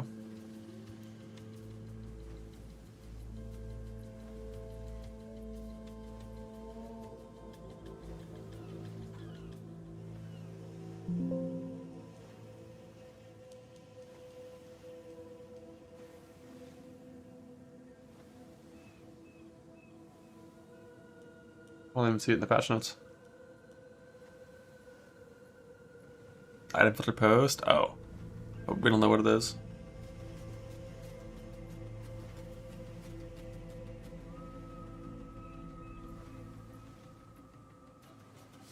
But I feel like I also would want Rage 2 here.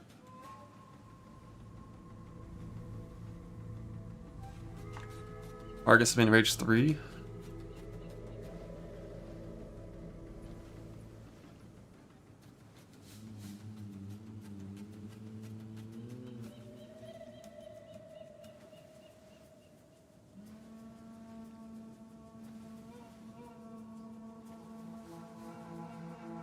No reason not to.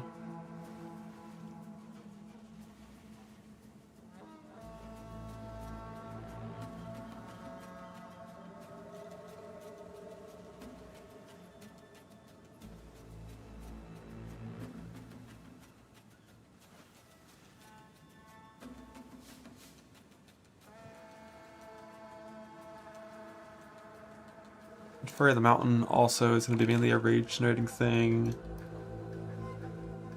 But also will do damage.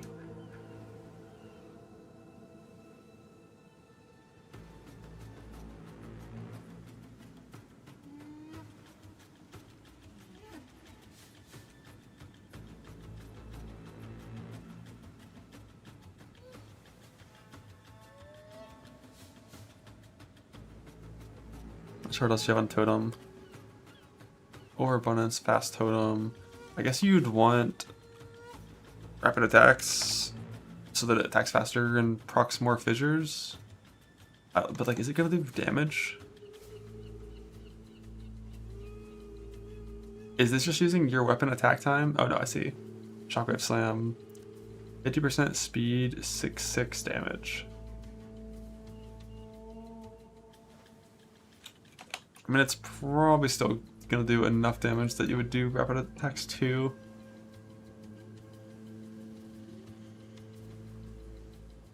Maybe area, but I feel like you wouldn't need area. Extract, what is that?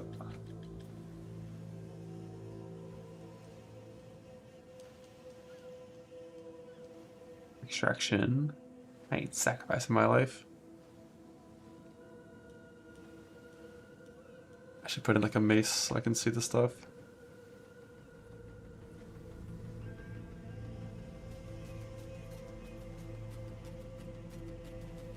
Or I should have 0 damage on the totem. Oh.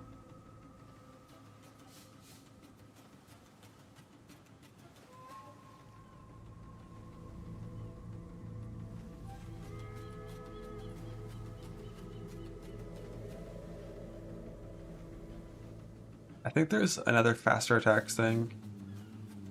that exists if you wanted to, but it lowers the damage.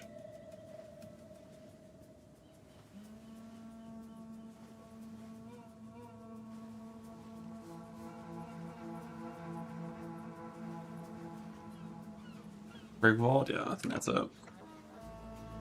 You wanted to, but didn't this get nerfed to be increased attack speed while still being less damage?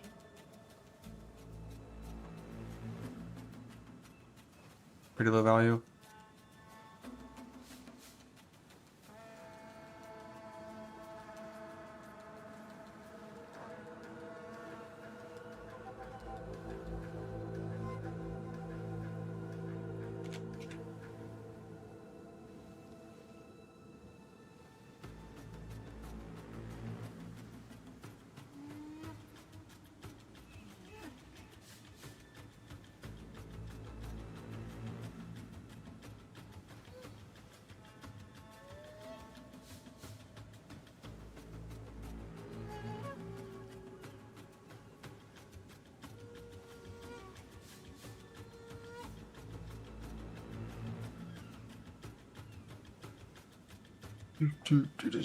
Alright, Fury of the Mountain. I think Fury of the Mountain, it needs to have the rage thing to help sustain. We need Fissure. So I think Upheaval 3, is it only 1 and 2? I know Upheaval was one of the ones that got nerfed. One thing I don't know is like, do you...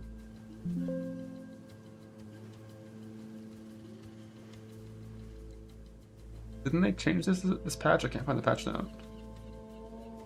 Was it only the Combs one that got buffed?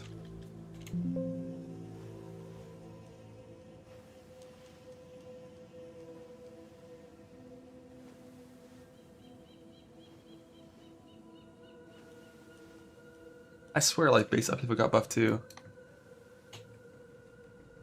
But there's like branching, right? I don't know how this works mechanically.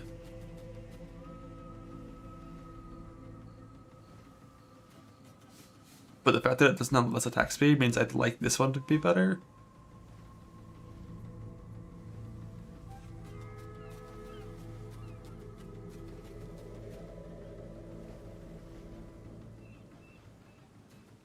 But I don't know if it would. Let me see if I can find like a volcanic fissure video.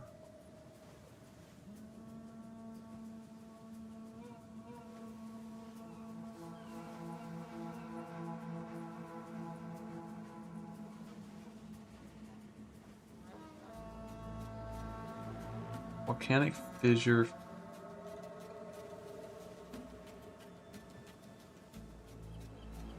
Jesus, it's so bright.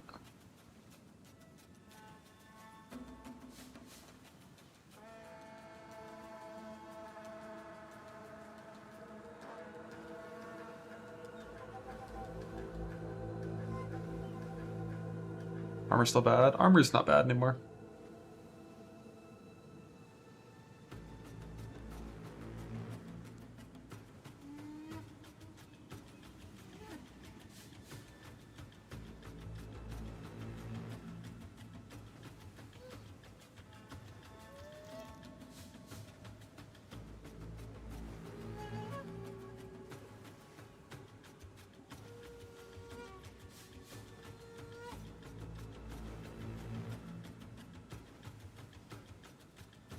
Yeah, this guy's playing Combs Madness. Which is the one that got buffed this patch. Like, I guess you could just play Upheaval until you get Combs Madness.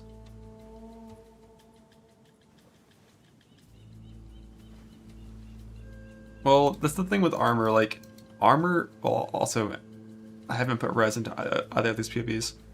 Armor max hits are never going to look exceptional because they're just not good against things that genuinely are one-shotting them. But when it comes to tanking like lots of medium-sized hits, armor's really fucking good. And when you're mapping, that's what you're dying to, is lots of medium hits. You're not just getting like randomly one-tapped when you have that much armor and stuff. But if you're walking into like Arbiter or like the Breach Boss and you want to tank the big slams, especially the big fizz slams, yeah, armor's really bad at it. like characters with like 100,000 armor are like almost dying to those slams still, whereas, you know, ES builds shrug them off with these.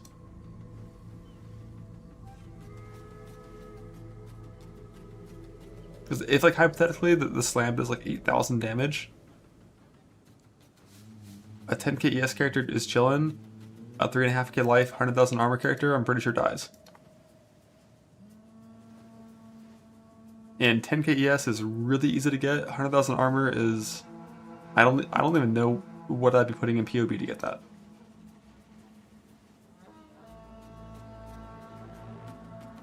Thought doing werewolf.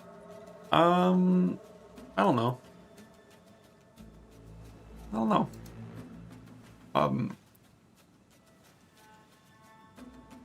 I think league starting this, I actually have a pretty good chance of surviving. League starting anything up here, I don't know. Yes, it's nerfed though. Is it? Is it? Is it though? Plus 100k armor? Yes, sir.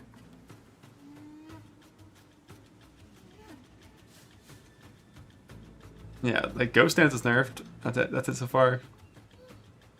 But damn, like I know Furry of the Mountain is gonna be a slow slam, so putting like less speed on a slow slam, I thought it's gonna feel bad.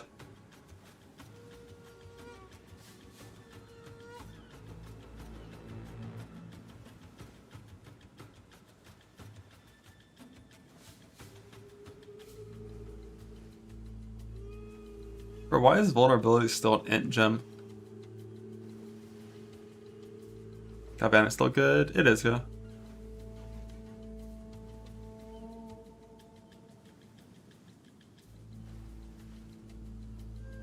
What kind of supports would I put on the Furry of the Mountain? Let's just put in Volcanic Fissure and see what it tells me to put on Volcanic Fissure.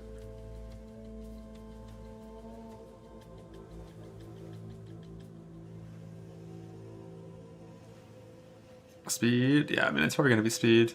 It's like a staple, you just always put speed in there.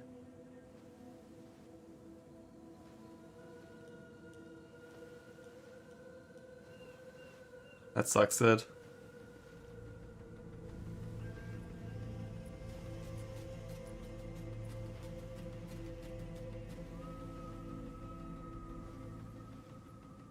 Oh, is it doing that POB thing where like...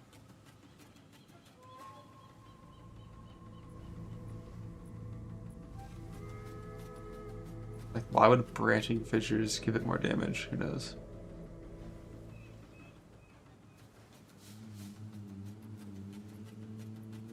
Nothing is supported in POB here, but it's like pretending it is.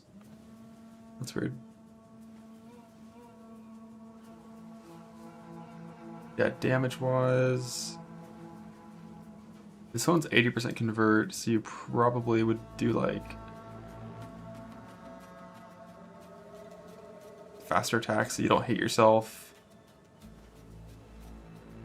And then just like elemental armament, like fire attunement kind of stuff.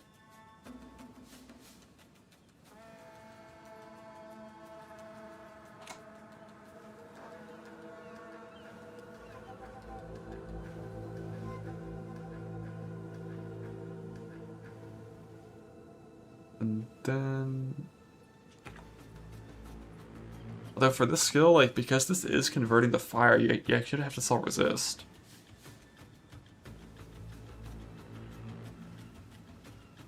For the fissure stuff, how do you even... Like, you get like armor break working on fire. You just throw the gem in there and then just call it a day? Throw in Rakiata? But like, you definitely would need it. Oh, I forgot Fire Pen just ignores. The other ones don't have this, right? It's only Fire that has this.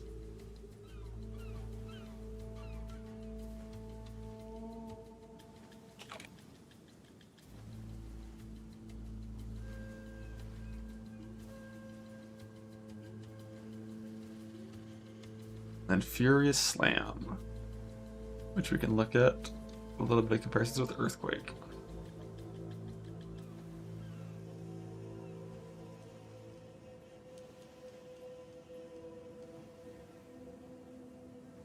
But we're gonna have Infernal Cry up, so we eliminate some shit.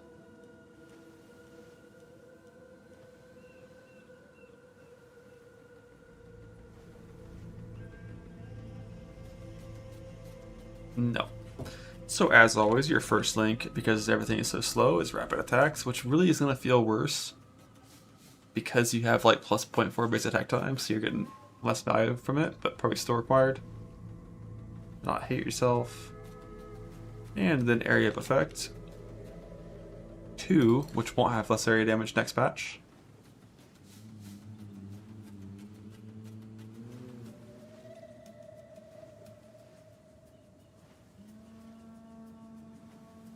You could impale this if you wanted, because Furry the Mountain would proc the impale.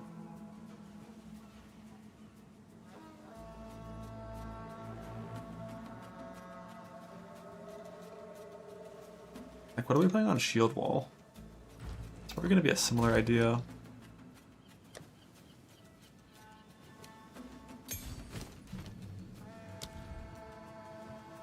I don't know why I pulled out a support. Look at this. Like Shield Wall, playing Bleed 4.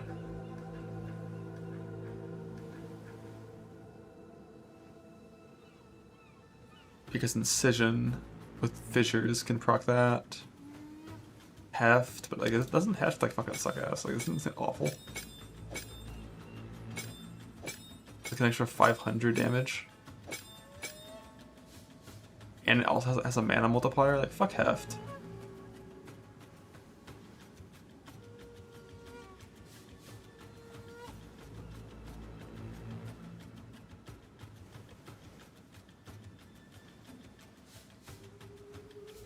And this is Fizz only, so all of like the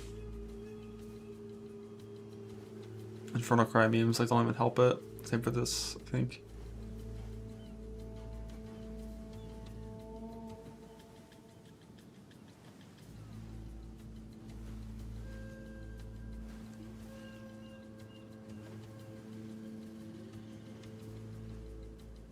Arcada's Flow, what for more damage and less attack speed? Aftershock.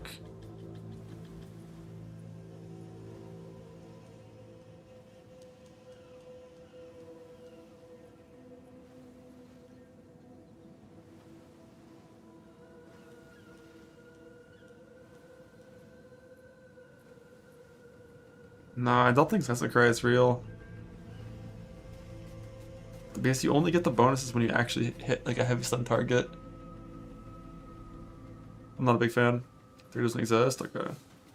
That one looks weird. Like, Aftershock's not bad. I guess when you factor in Furry the Mountain, then you definitely want that. Aftershock? Yeah, Aftershock. But there's like so little support for that, aside from Mace nodes, right? Damn, Behemoth actually is fucking sick. Life, area effect, and that. But isn't Isolation one of the rare Delirium oils?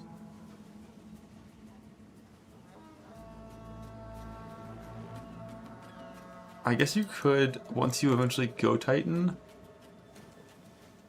you could go for some Aftershock stuff.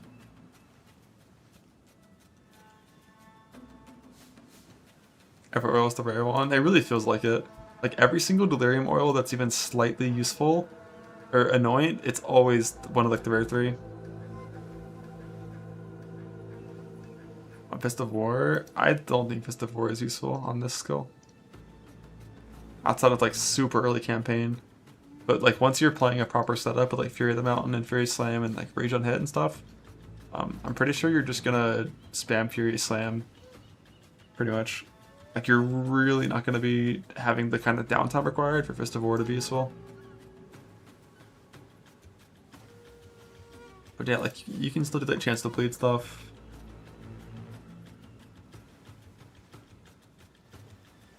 I just don't think it'd be as good, because like, are you gonna Fury the Mountain like every single pack you fight? Probably every single rare you fight.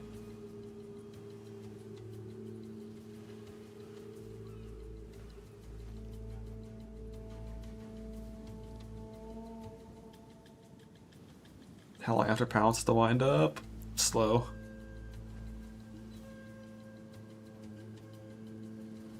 what is Fist of War 3? Does that alternate?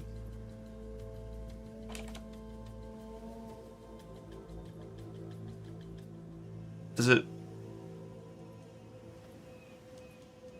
I'm not sure what this one is. Is it a support gem? Is that something on the tree? Is that a keystone?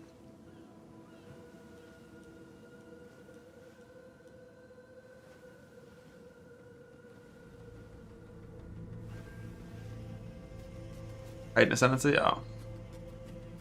No more than every 4. Yeah, cost multiplier 150? What the fuck?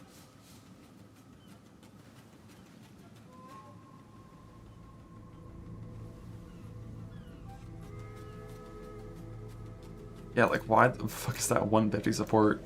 That's not okay at all. For something that you're going to be spamming, you really don't want to have those big multiplier things.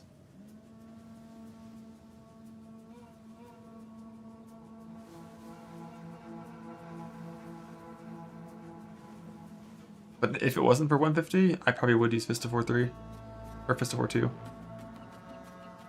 But like 150 multiplier, you just have to assume it like in all reality, 150 multiplier, you're better off not using a support.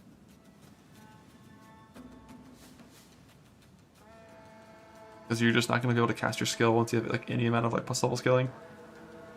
It's another new Aftershock gem. Is that like one of the lineage ones?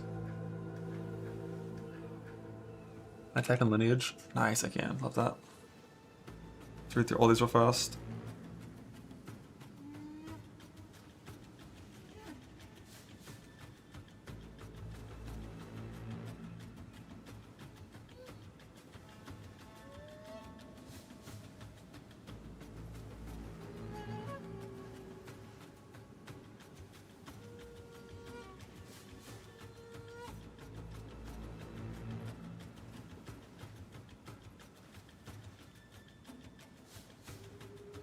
Tonic Sims normal support. I'll check in a second.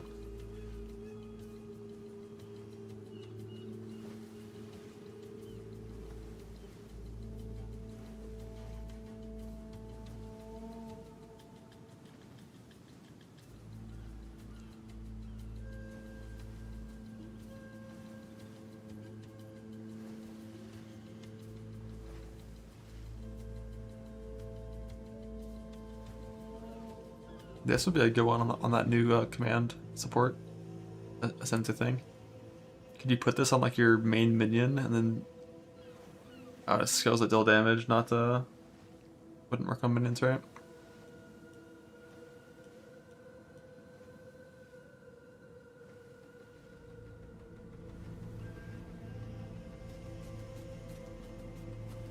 Like on Citadel is the one that we want if we put Shield Ball.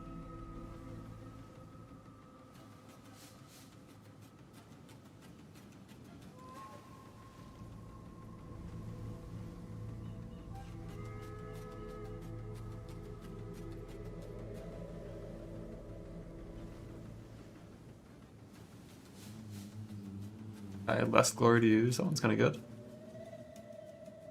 Yeah, that would make War Banner way more usable.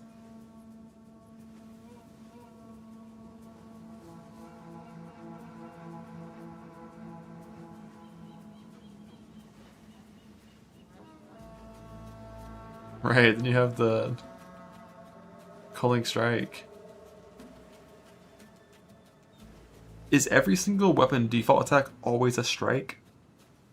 I don't know if these like kind of like almost like cleave like default attacks or strikes.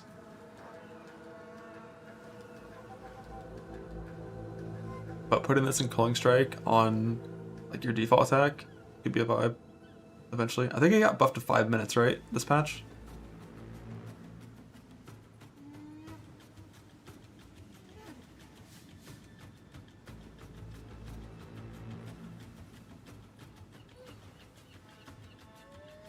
Make your totems tankier.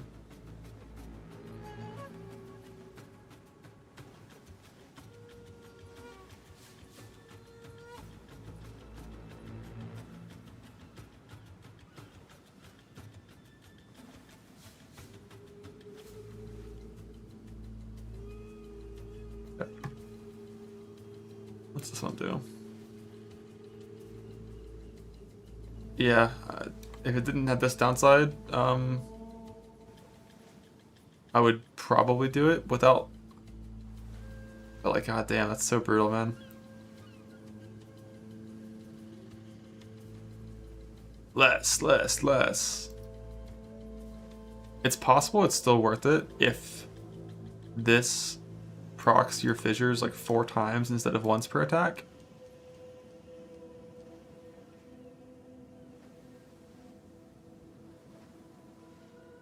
But then you wouldn't use this with Aftershock 3 because this forces Aftershocks to happen, right?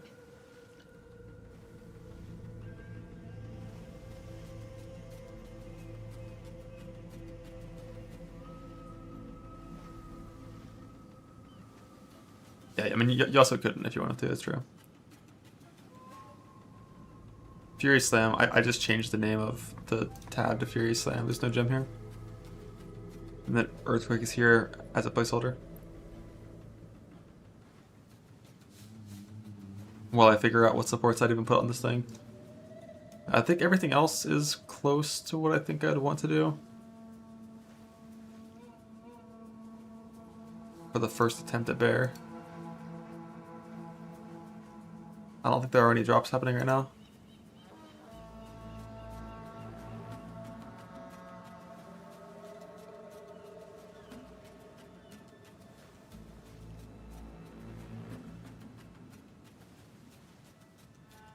Buffed on the toll because we're furious. Which one's that?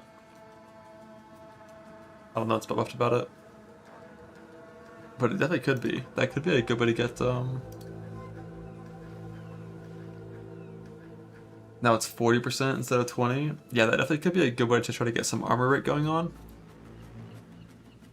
Could be an option. I don't know how rare it is, or how you get it. Is it from like Breach Boss?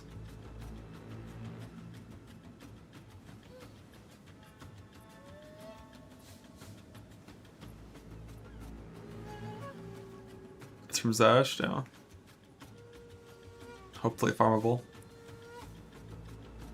But that definitely could be a way to apply armor break in a more reliable way compared to like the Warcry of Ferocious Roar. What else do we got here? I guess you just throw on Heft, which I hate that that's just like the default. You just have to throw into so many of these skills because it has a mana cost multiplier.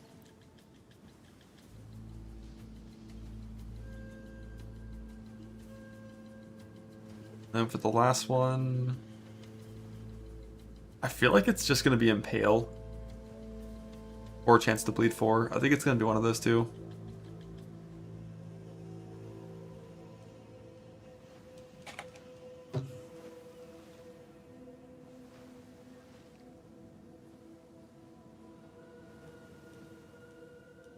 I don't like Fist of War. I don't think it's good. 1.5 multipliers is like unplayably dog shit. For a skill you're trying to spam.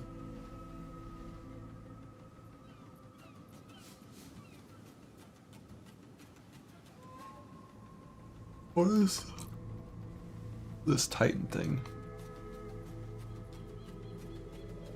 Oh.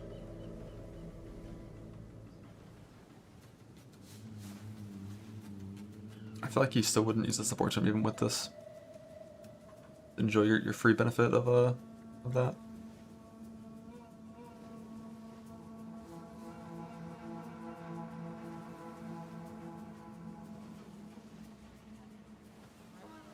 Having a wolf? I don't know, I might. The wheel is nice. Oh, is there a wheel for it? Okay, now we're talking.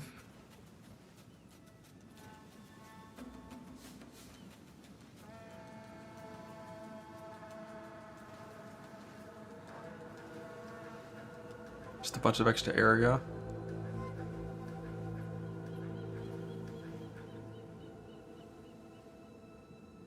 But I feel like if I was going to click area nodes, I would just do nodes that are always area. And like on Titan, we're always going to be doing like Hulking Form, More Life in hardcore, like always those two. And then like last one could be Aftershocks or Crushing Blows with built-in more damage against heavy stun. Probably would be Aftershocks in this POB.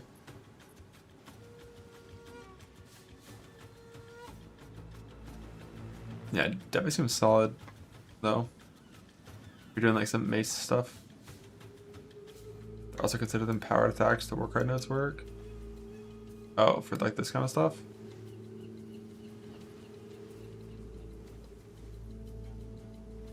That's neat.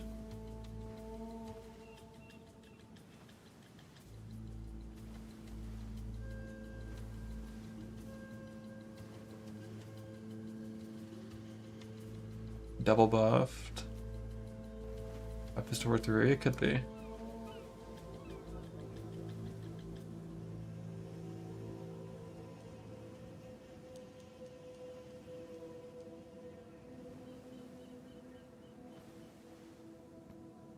Yeah, last gem here. I think it's either Chance to Bleed 4 or Impale. I think the value of both of them is almost identical. Defy, what's Defy? Damage is lucky while surrounded. This is only a thing because of a unique item that isn't in the game anymore, right?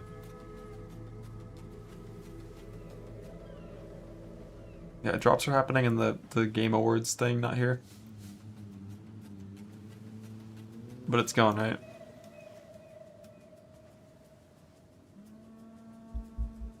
Yeah, require 5 fewer, so you're just always surrounded.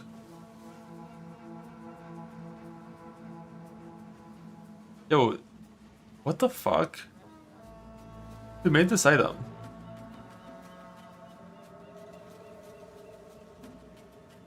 One to 5 instead of 0 to 5s, can't be perma. But wouldn't it be 1 to 4 for that?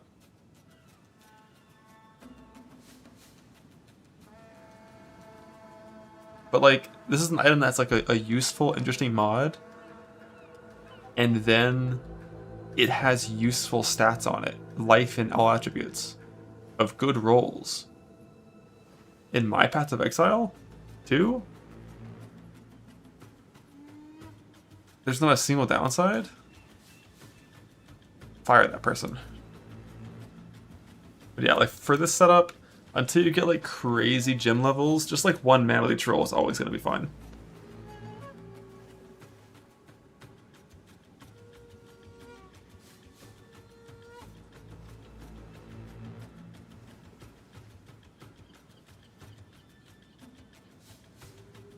Because like our main skill is Pure Fizz.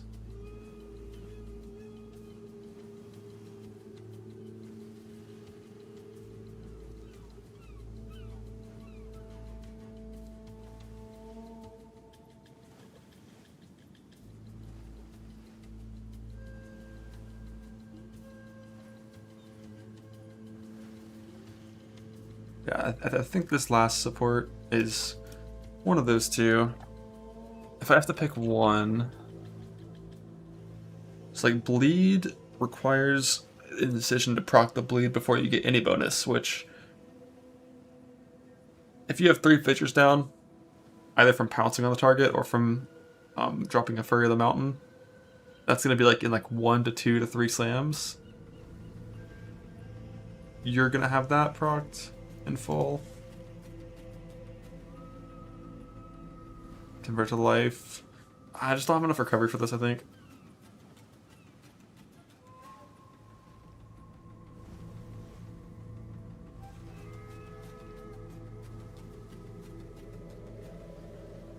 I'd have to have life leech and mana leech, and then I think I maybe could do that one.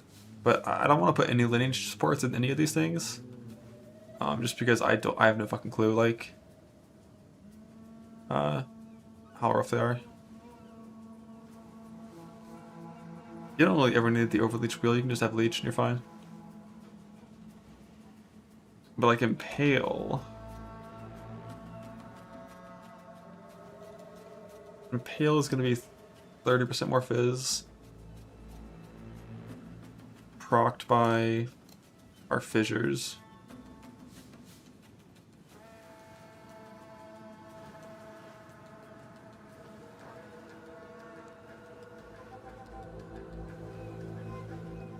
It's added to the pre-mitigation phys damage of that hit.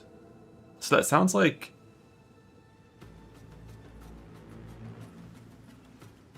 It would that then be converted to fire?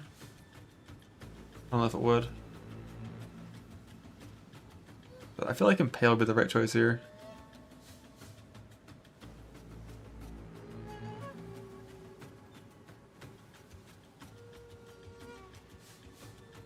Because neither of them have any relevance with Infernal Cry, due to how conversion works in this game. Does combat work? I'm not using an axe. But in theory you could.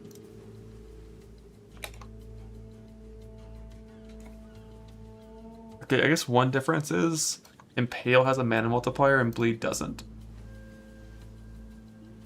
So that would be one reason to go Bleed. And Bleed means more leech as well.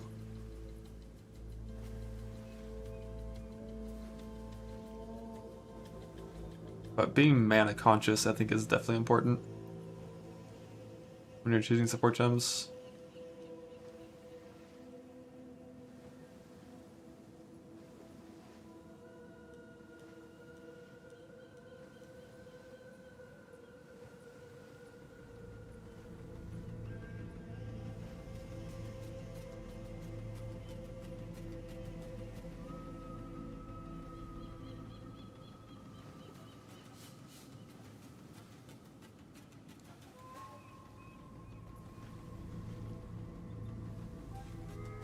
Bears give tons of damage in the form. Wolf doesn't. But Bear gets 30% of armor applies to Ellie and 10 armor per level, which is pretty substantial defense. Wolf just gets some speed and like cold damage, so you have like chill and freeze and stuff.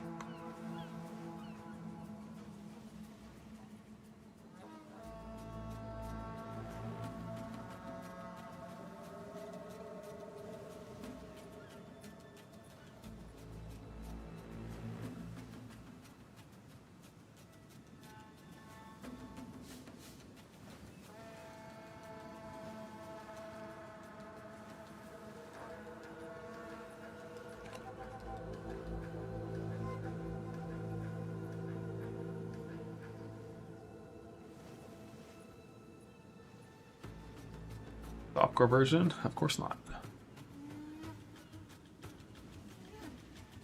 Do whatever you want.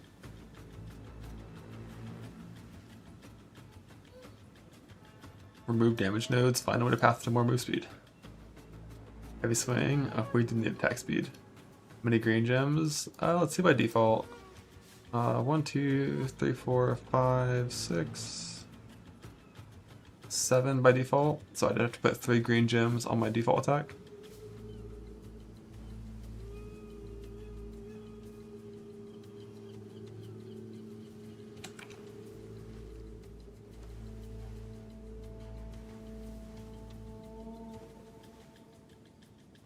It would just be like rapid and like, who knows? Doesn't really matter. We're not using the skill.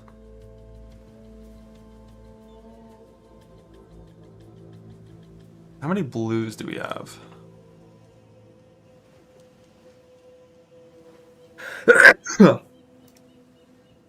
3 total. I probably could find some random shitty blues that do nothing, but I can still put on some of these skills to try to get to the point where I can get 5% mana from here as well.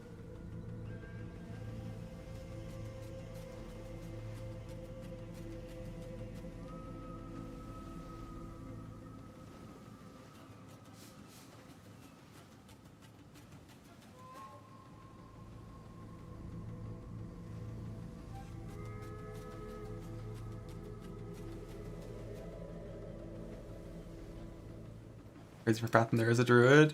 No, if you're not pathing down to this whole move speed part of the tree, you're just not gonna have speed, so. The only way this part of the tree could ever be viable as a replacement is if there was like a meaningful amount of speed here. And the strengthened part of the tree is exactly opposite the move speed part of the tree, so I expect none.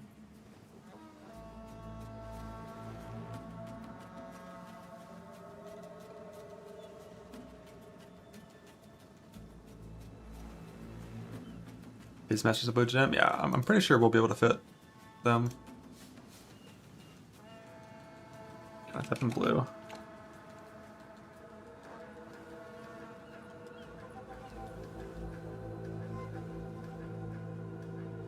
There's like all kinds of random shitty blue things you can put in.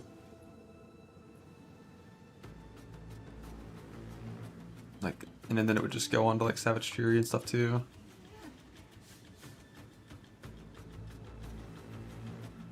Like Scavenge Plating has hit components that probably can... No, it doesn't. Oh, it has Thorn's component, I lied. 7 like default attack. But you're right. Only 5 sports allowed.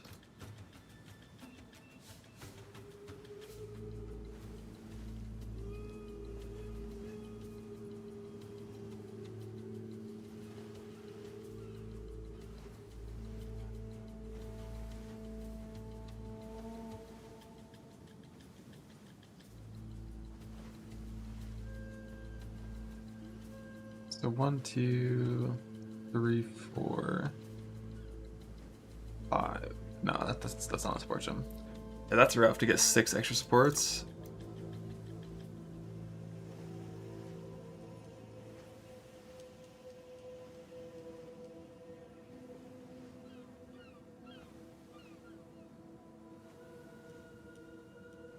Is that a physical gem?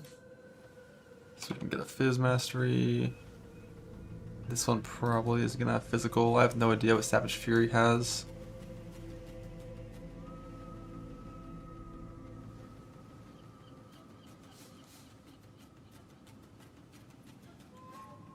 Let's check on here. On like Scavenge Plating, like what blue gems are here. Looks like it's only Fizz Mastery for things that don't require extra spirit.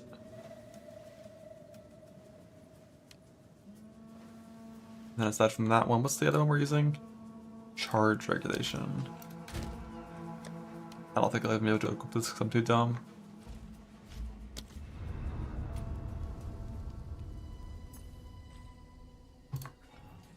Who knows?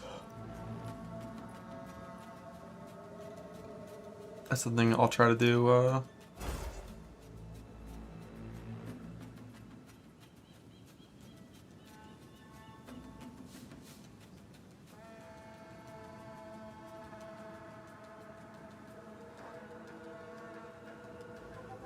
that's something I try to do in game. If I decided I wanted to try to get that 5% mana, it'd be like only if it was like no opportunity cost though.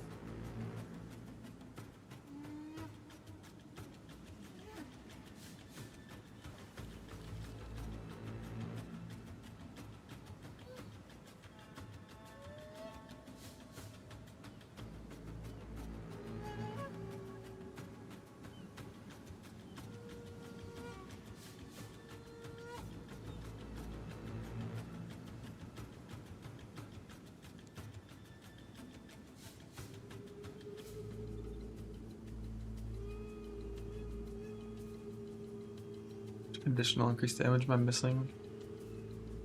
POB's not configured. See, all the green nodes don't actually help us with that. I don't think we're missing very much. Just some gem stuff. How do the trees work? Like, what's it giving me credit for? I'm in weapon set 1. Is red 1 or is green 1? I guess I can find out quite easily. So 1 is red, which is correct in this POB.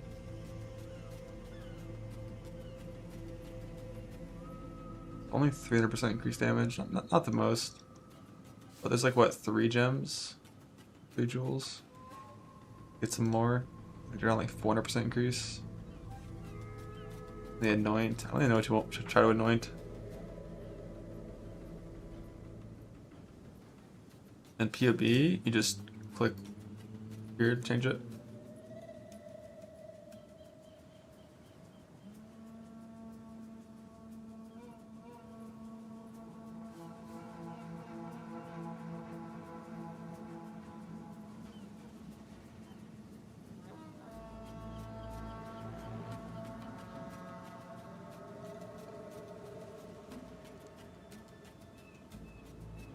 God, it's just so sad to look at like attack times and then realize that the moment you change it to bear, it's just this number plus 0.4 because you're not standing.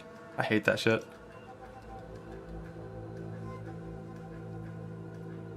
I think talisman speeds are a little faster than maces. Or than one of the faster maces. With the speed roll. But like, I'm pretty sure that's what that means. Like this attack time of 0.52, because we're a bear and we have plus 0.4 seconds when not standing, it's just 0.92. It's just gonna double the attack time. And there's nothing you can do about it.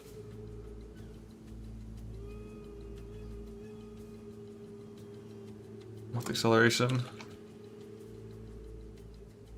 That still wouldn't help. Because there's no action speed stat in this game, and that's the only thing that could affect that stat. Like plus 0.4 seconds to attack time is not affected by speed changes.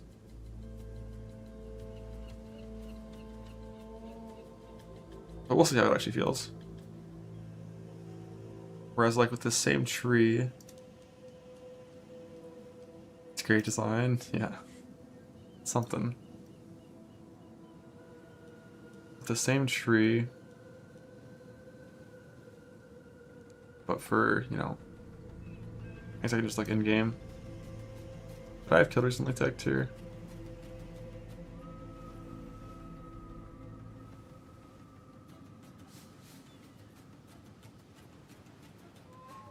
I didn't.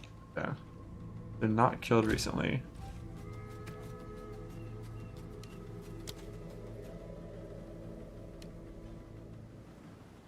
The shield wall is currently 1.5. Not killed recently. And it feels like... Okay. Isn't the phrasing different on bear compared to everything else? How does Senate work on bear?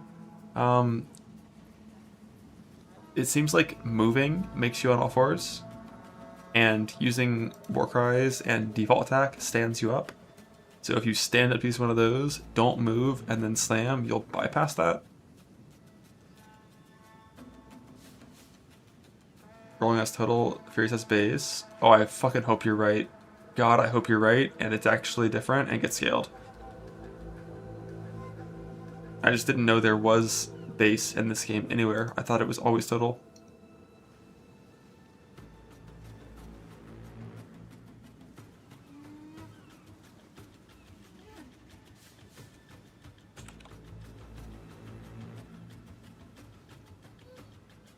Like, that is what I see on this tooltip. It says base and not total. Whereas like Leaf Slam says total.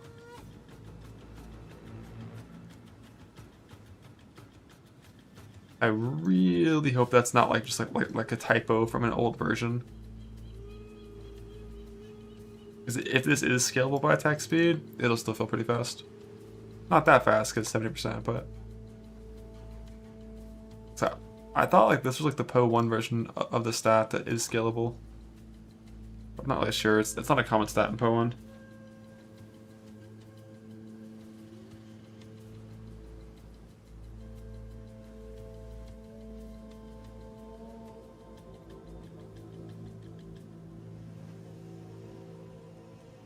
I am curious though.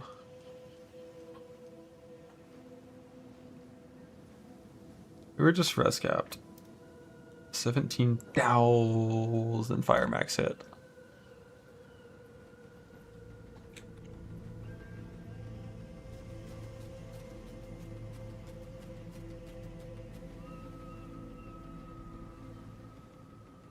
$28,000. I don't have gear on yet.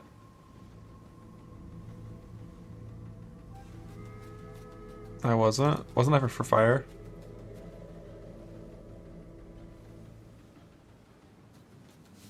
Dude, the funniest thing about it is always just the phys max hit. Like, god damn, like when you have armor, I mean this isn't very much armor to be fair. Because it's like League Strike here. But even the Fizz isn't close. Yeah, that's so little ES. It's so little ES.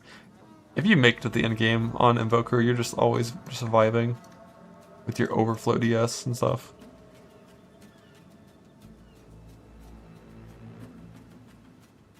Why is it negative 10% mana? Oh yeah, right. This thing over here. Armor's so good. Armor's just not good at surviving max it. It's good at surviving lots of small hits. And it's really good versus how like map mods work. Things like multi-proj. Yeah, it does. It's all in the custom.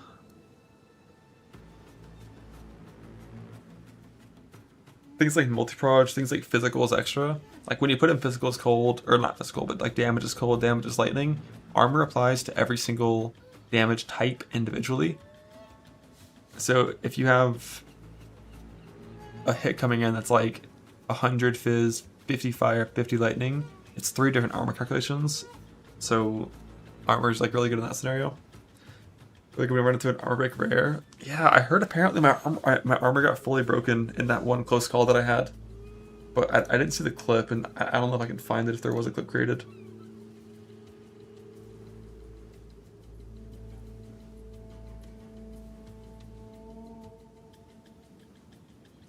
I don't see a clear one in my...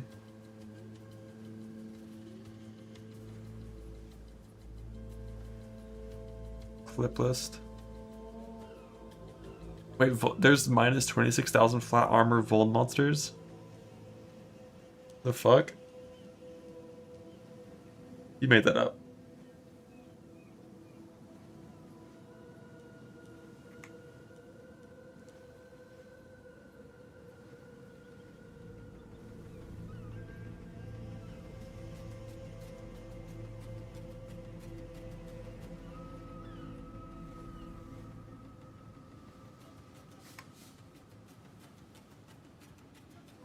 I think I found it. I'm going to Snout's chaos damage. See the devil. I'm going to Snout's chaos damage. Where's the watch? There.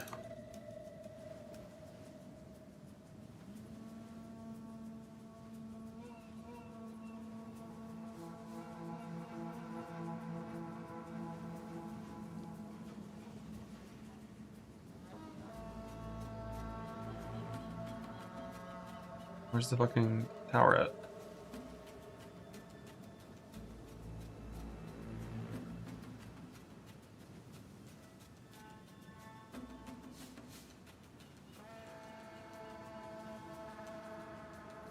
Yeah, it was right here. So the map has shock ground, accuracy, poison, stun build up. Nothing related to armor break at all, right?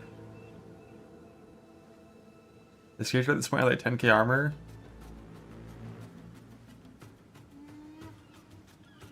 Why did I get armor broken in full in one hit?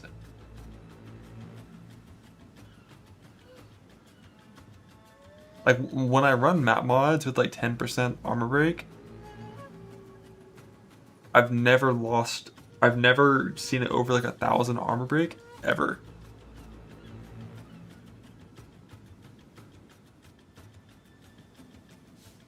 What just broke it in one hit?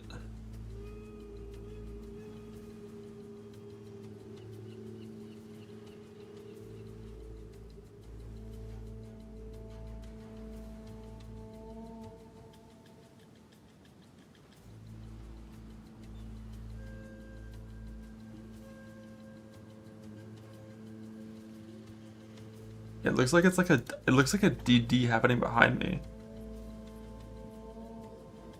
Like everything is dead up there. I lose 3,000 armor to this first chunk, which I'm pretty sure is like a DD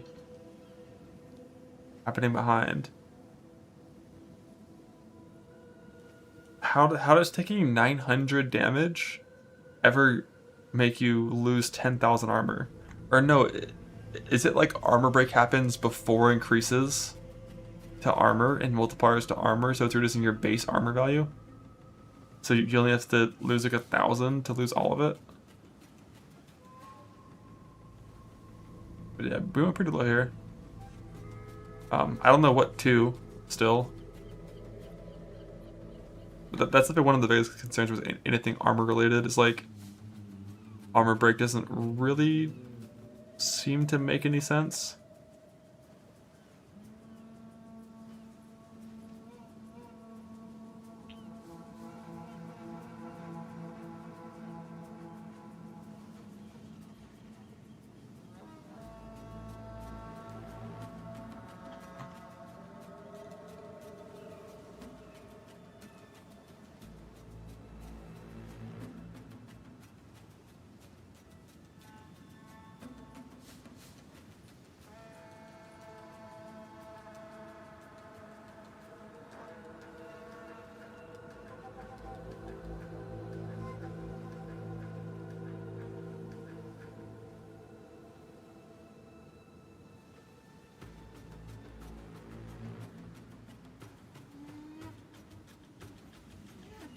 Well, that button still doesn't work when you're full screen.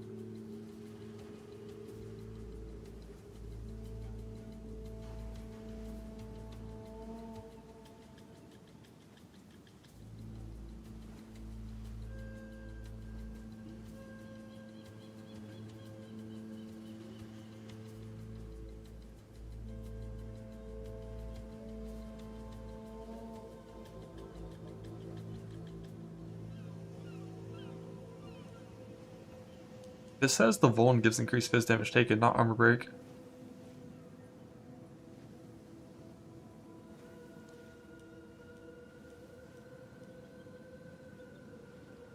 They never said they nerfed the ES nodes. They said ES was made weaker this patch, but it might still be too strong. And then the only thing that happened is a Ghost Shroud nerf.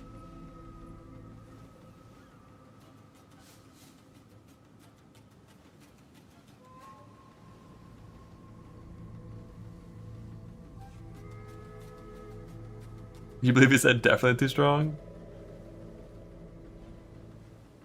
So what's the difference as you ignore parts of your armor? I wouldn't be surprised.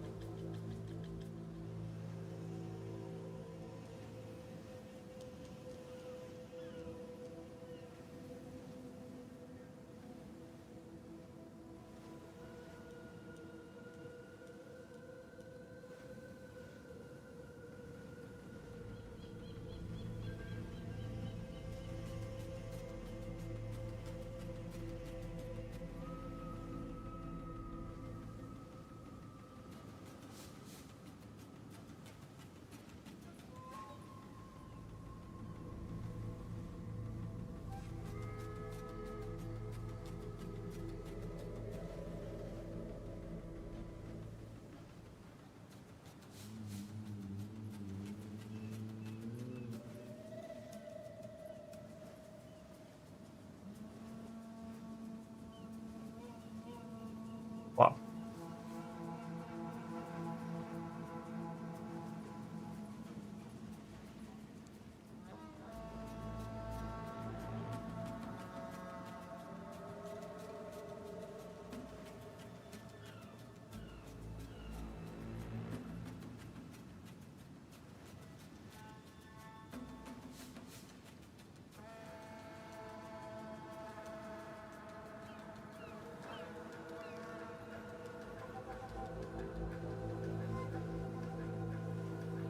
Alright, this is mostly done. Mostly ready for what I'm looking to try to do. Tomorrow, except... I don't know how much int I'm gonna need. We need 121 strength. Scavenge Pudding just won't be max level, probably. So it doesn't even scale with levels. I guess Inferno Cry, you kind of do want to have at least 157.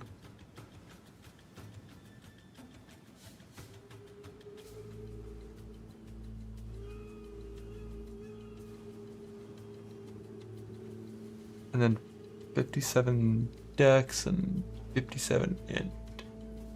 We'll see. Yeah, the 2 in mace is just there so I can put in mace skills to check like configs to see like where we're at attack speed wise and increased wise.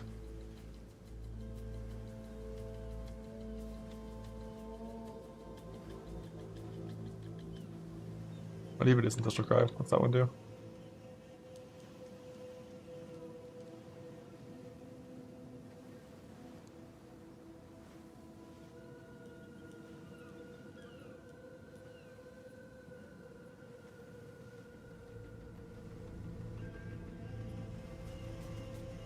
What's comfortable for Protein PvE? Oh, I don't know shit about that in this game, dude. I don't know a single thing about max hits in this game to feel good. I was just looking at this versus an ES character that doesn't even have sense proper sets for level 90 item required. Well, I think that only requires the high level because of the unique properties. But I do believe 9467. I could see it. But also Ashbark might not be the highest level talisman. So it could be a little higher than that.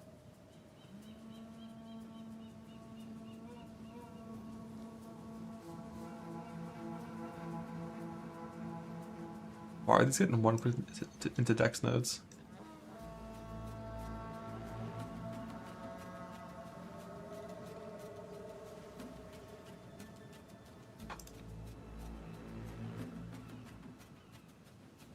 Control does that, alt does that. How do you make it strength? Does it just cycle? Oh, it cycles.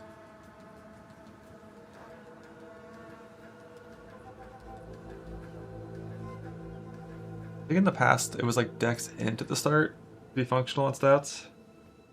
Curse armor break. Curse removes some of your total armor. Oh, thank you for that.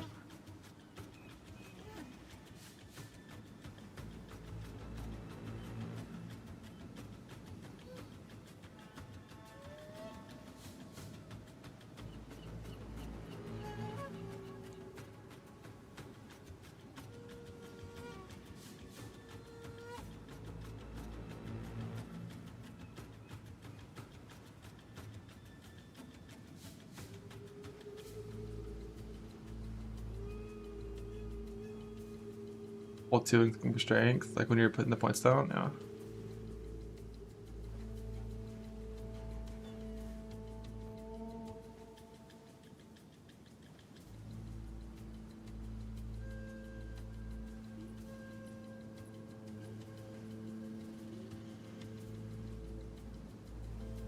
Any rage nodes? There's rage over here. Rage on hit, undecided, if it's needed or not. It's one of those things where like I'd spec into it as needed if it seemed like it was really important. But based on the wording, like Fury of the Mountain with Rage 3 is 8 rage on hit, and you can have like easily 3 of these down, and then you just slam it and get like 20 rage back.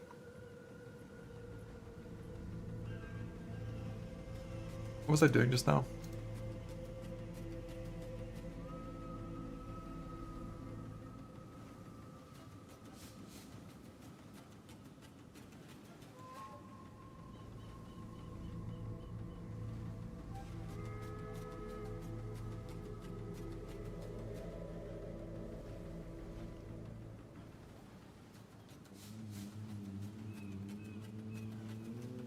You guys want to fill out the gear on here? Fixing pathing. Alright, alright. That's what I was doing. I think it's like 1 dex, 1 int, and then mostly strength, and then for talismans we're gonna need some int.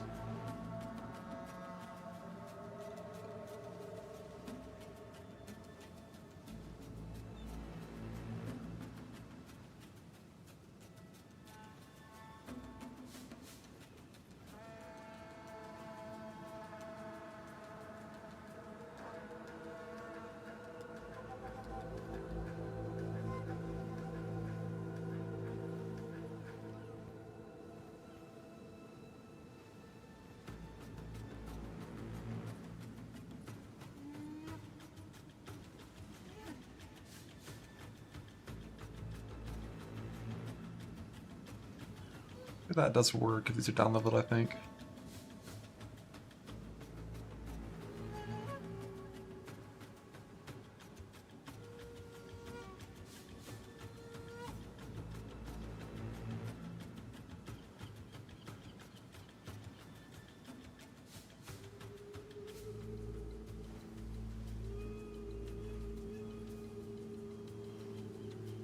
'21 ornate plate. So close to working with no gear on. So close, but so far. Could do inside pathing over here instead of this pathing right here.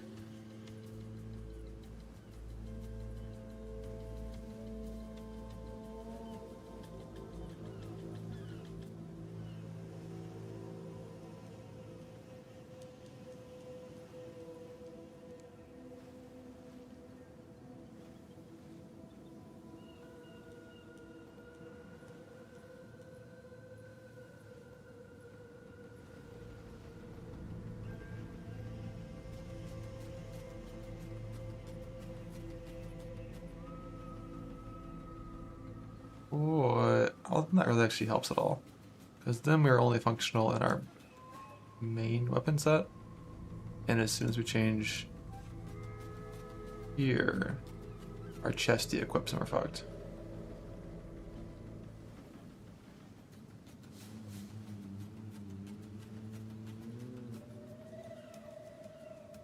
So I would need a path like to Relentless, or just have a tiny bit of stout in gear, of course. I just don't know if I want to do this pathing or not. It probably is correct to do this instead of bottom pathing. But I feel like you'd want it permanent. Instead of like topside here.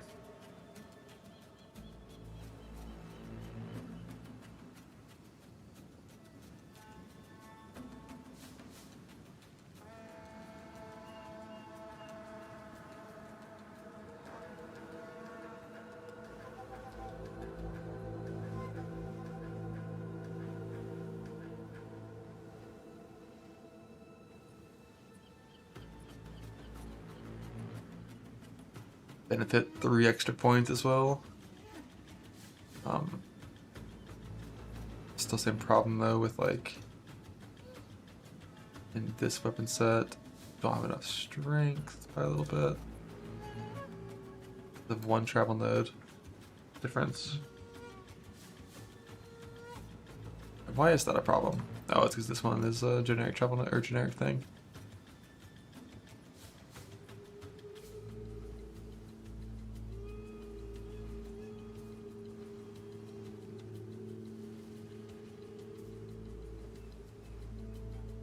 Four points of vibes.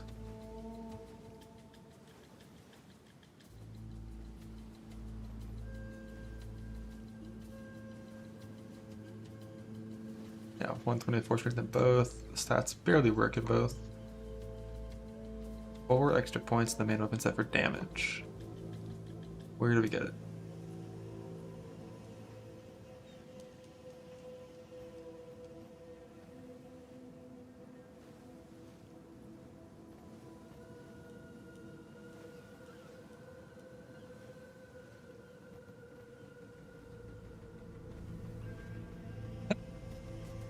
Sure.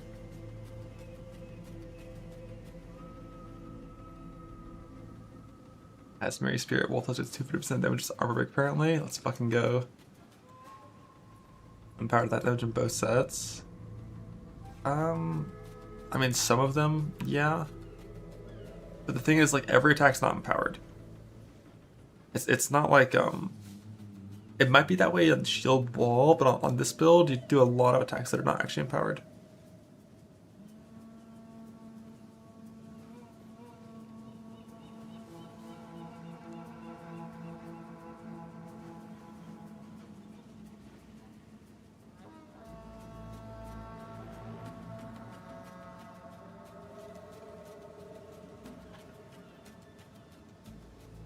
Even with bottom pathing though, if you wanted to, you could do these original hit nodes, whereas with top pathing you kinda can't. Obviously if you ever need stat, you can just click strength, gain some life.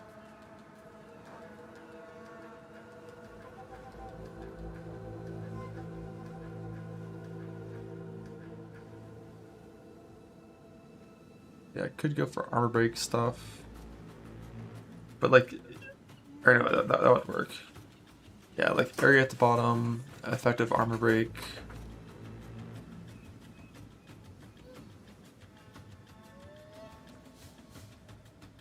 Could help. This area node's over here.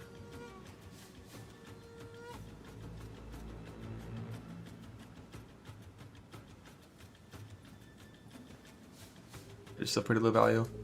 If I wanted, I could pivot these to being only for this setup. And then we only need to find 2 points instead of more.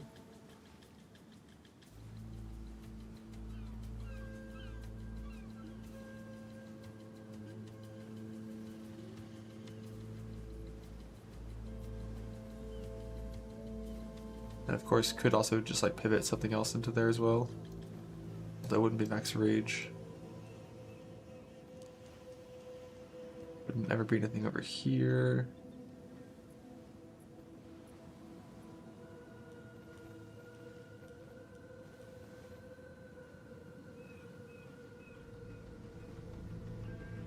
Alright, we can't even do this one because it would require the strength node as well. Forgot.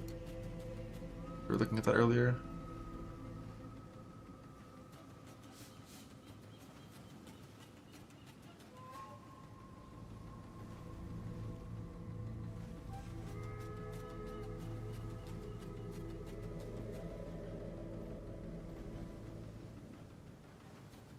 Life leech stuff.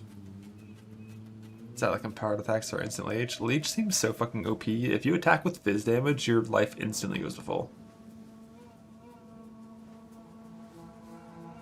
God damn, while surrounded nodes were fucking crazy with that helmet. Holy shit. And 25 pathing nodes? Holy, what an item.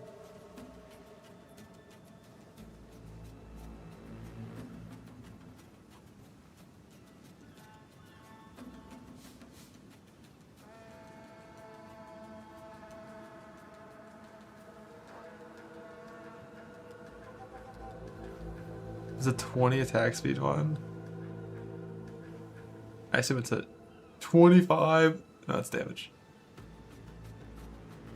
Yeah, that's wild. And you even got the dodge roll farther? Yeah, 20 attack speed. A bunch of regen. All the travel nodes are sick. God damn.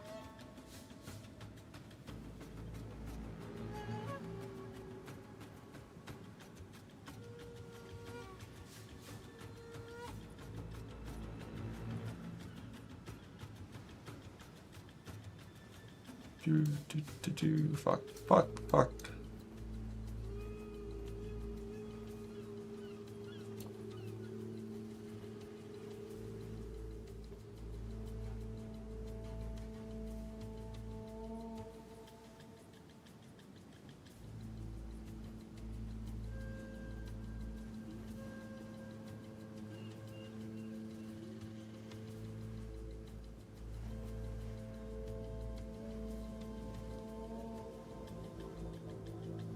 Resonance seems good. It's like 3 points. You could just do like this shit, but that always feels so bad.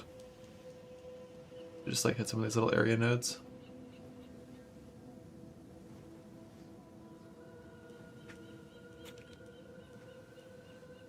Battle hardened. For some defense. I'm just trying to avoid doing anything with stats. How's accuracy? I assume it's fine with precision and like a tiny bit of dex. But I have no clue. I thought one of the whole bits was they made accuracy like not a huge deal for melee.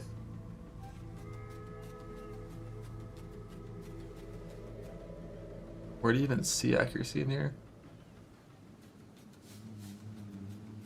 I think I don't have a stick on.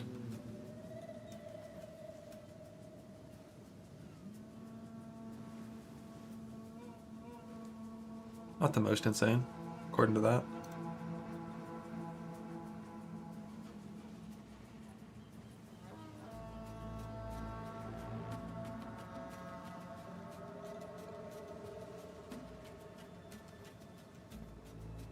Oh, these two right here. I could just pivot into set points. Although I think I'd rather it be the other two. Because the area nodes being global are a little more useful.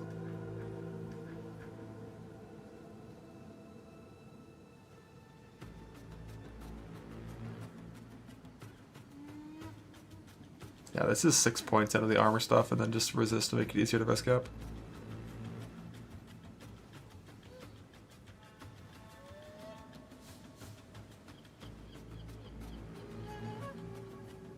Level 93 now.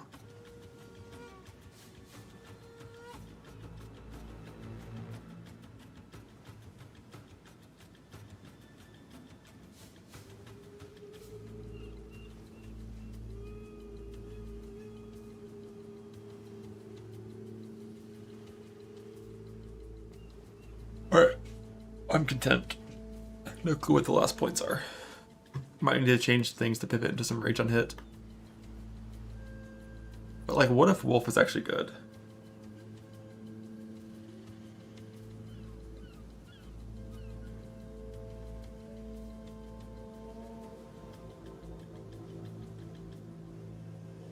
Like, there's its minions. You don't have to play it with minions.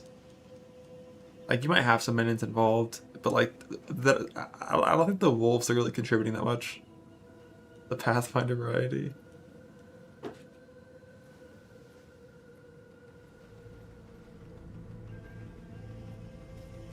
What's the belt thing called again? Ingenuity. I love that this thing was 80% on launch.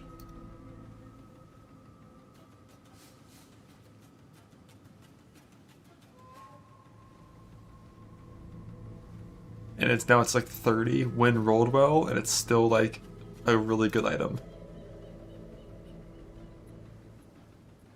I don't think we use it. Or, I mean, we would, but I wouldn't put it in at least our PV.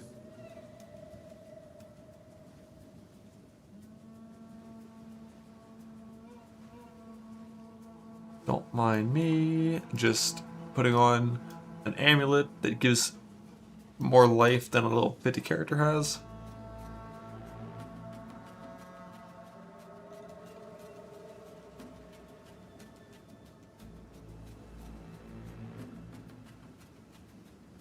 Not sure how easy it is to make this kind of thing in this league. I have no clue how crafting works.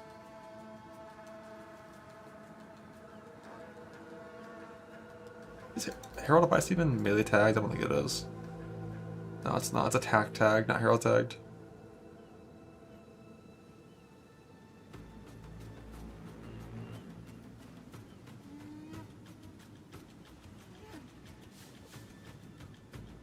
What do we anoint? Surely there's gonna be some like some really insane node we'd anoint over here. On left side, some crazy fucking ES node. Just kidding.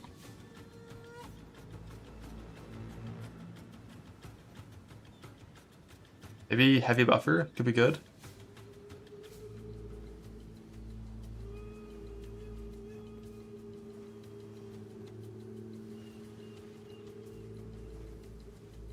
One of the new rage nodes.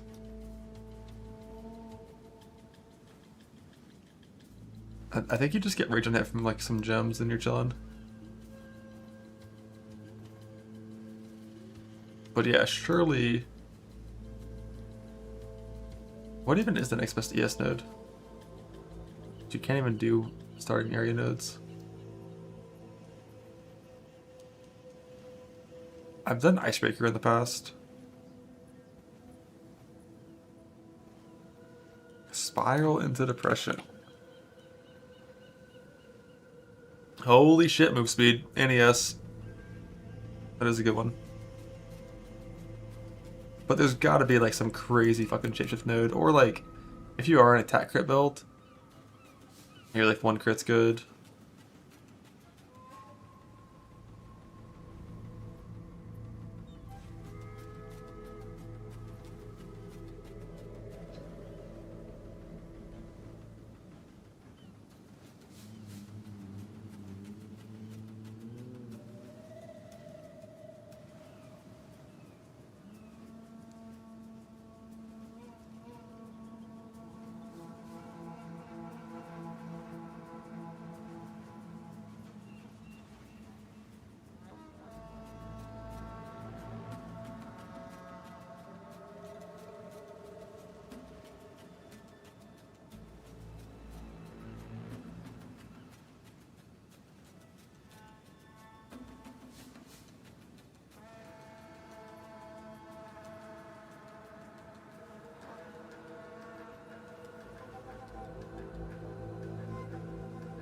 I had to build. You can't even get defense on rings, right?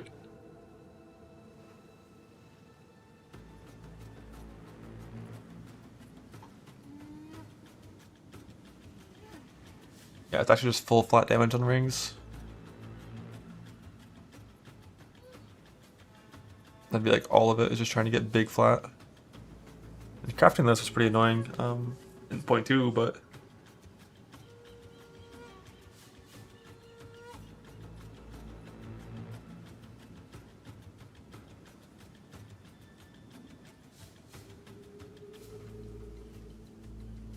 yeah, the big flat. God, it rolls so fucking huge. Like what?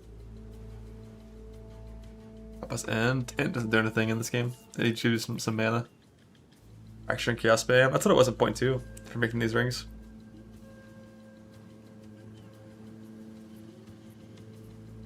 But I assume after hitting one good mod, you could maybe like try to Abyss unveil a second one.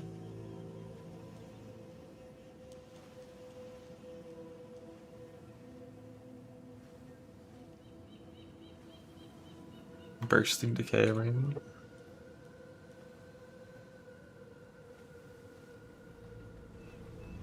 What's the CI build?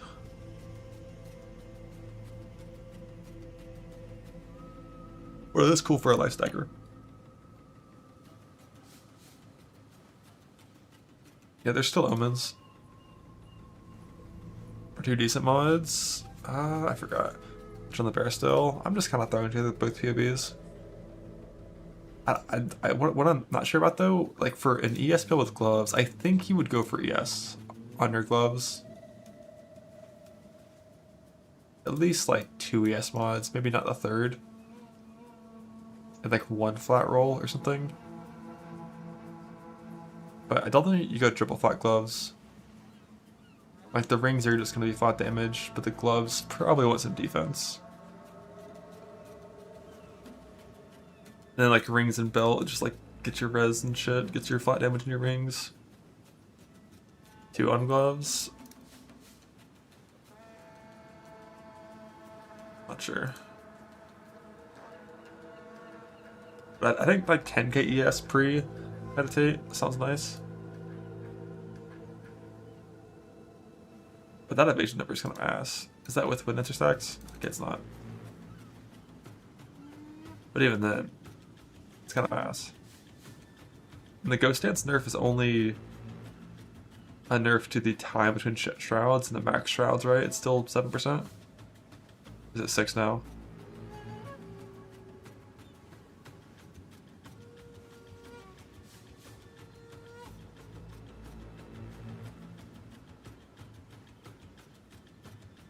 Oh, nice, that wasn't on by default.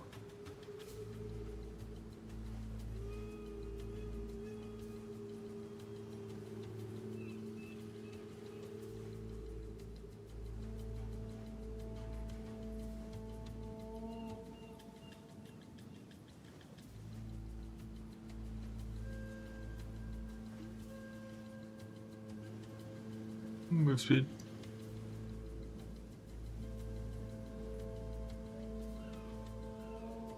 Black Ops is overkill. Yeah, that's what I'm thinking. If you have a big old stick on a two-hander, flat rings, and then gloves, just go yes. Is kind of the expectation. But if you end up with some flat, like a good flat number, it's fine too.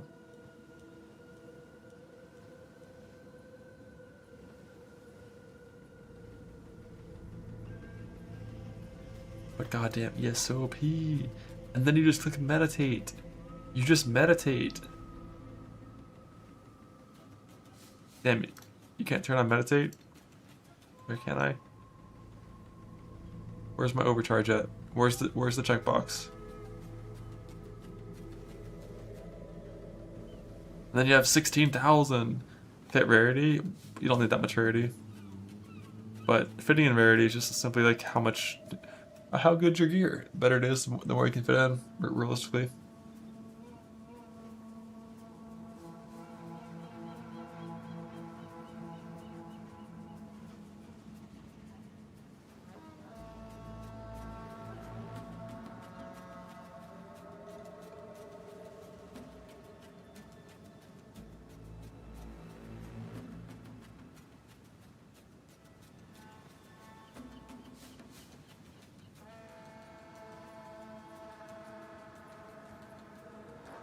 Yeah, I mean, Smith can have a bear is what I want to try on League Start as well. Oh yeah, I mean, if you survive to endgame evasion ES with current ES tuning, nothing is close. Defensively, nothing is even remotely fucking close.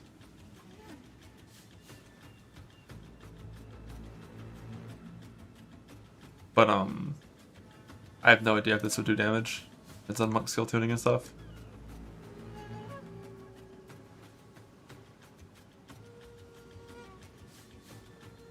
I'm pretty sure when you meditate, you're gonna leave wolf form. They didn't say they touched ES nodes. They said ES was nerfed. Didn't say how, and there's no patch note changes. So until more, just gonna assume there's nothing.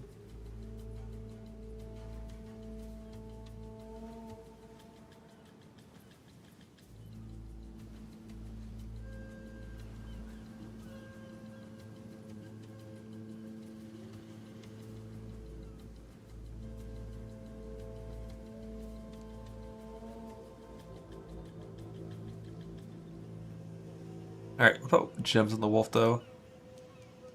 Is the thing I don't know about this, like there's 2 reservations that are really good, but also you probably can't use fucking 6 reservations. But there's both. There's like both of the life loss reservations, Berserk and the Shapeshift version. Both are really good. But both are like so sketchy with CI, because I think you have to have regional gear to survive them, but like you probably just die if you ever don't have that. What if we just weren't a monk? What if we were just a lich?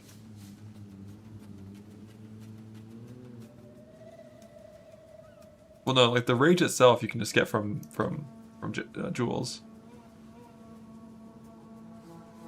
But like, what if you just didn't go CI and you were just a lich, you know? Minor problem, then you have to get Chaos Res in your gear, which sucks.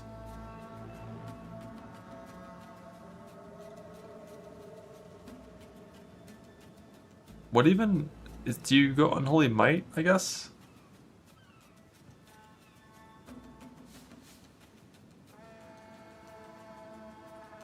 And get Spirit in your gear? Or you could just play less shit, like Reserved.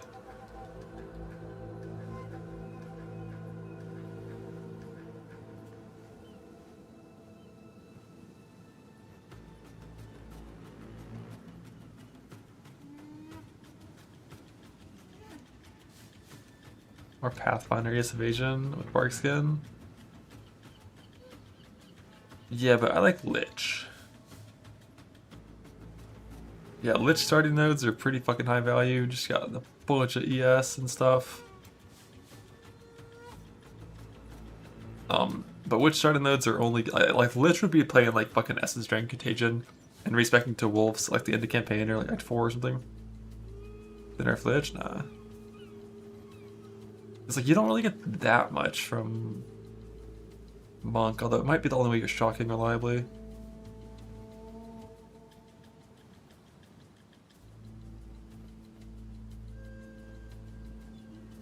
So I'm pretty sure you'd have to go Unholy Might.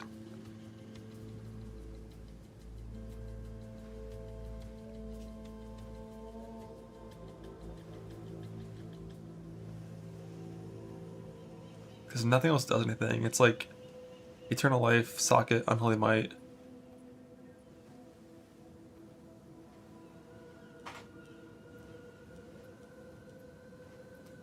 Execute some increased damage. Yeah, like once you do like the life snapshot, you get a bunch of value. But like early on, rough. Rough. You get so little power for anything related to Wolf.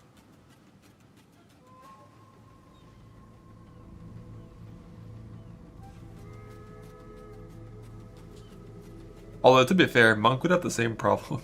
Because Monk early nodes kind of suck.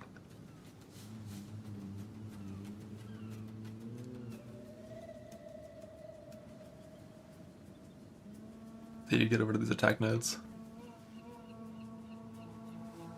You're on Expo? Yeah, I don't know how much mana sustain you get here.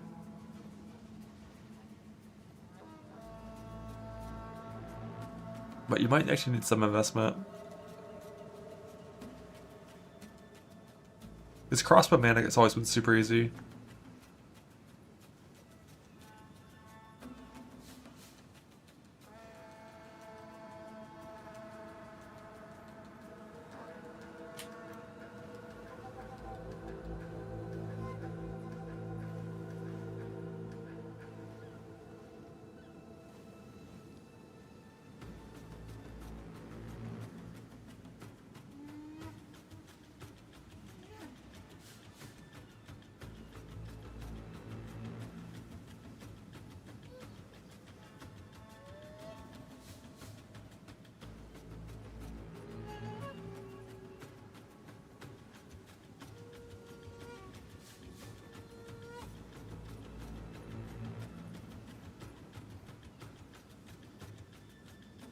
I don't know if, like, I feel like trying to skip evasion is not going to be the right call, but also I feel like evasion just isn't that good. If you're not getting like, because couldn't you just get like way more? Just be like, fuck these 2 auras, run the 2 auras that actually damage auras. No Deadly Herald.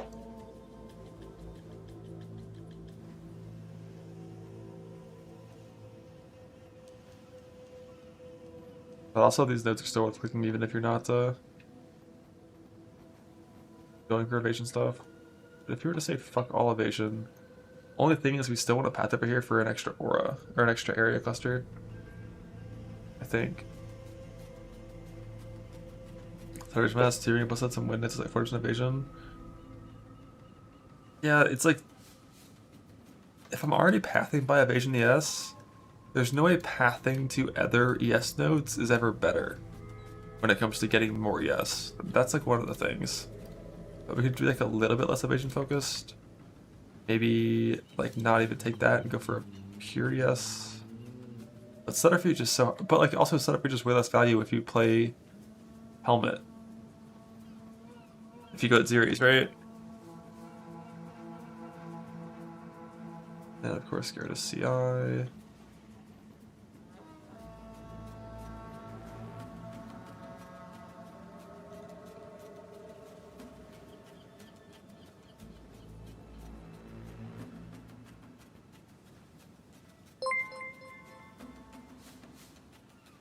Water my plants tipped $3. Hey, have you checked out the new Titan Ascendancy passive skill Mountain Splitter in the patch notes? I'd love to hear your opinion on it, especially in combination with Bear.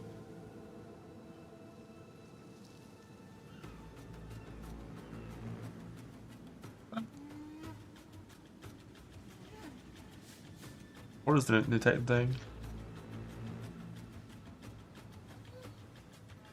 This. In general, I'm usually not a huge fan of things like this, where it's like every third thing does way more. One of the big upsides that it could be really good, I just don't understand how fissure mechanics work enough to know. Because if you needed...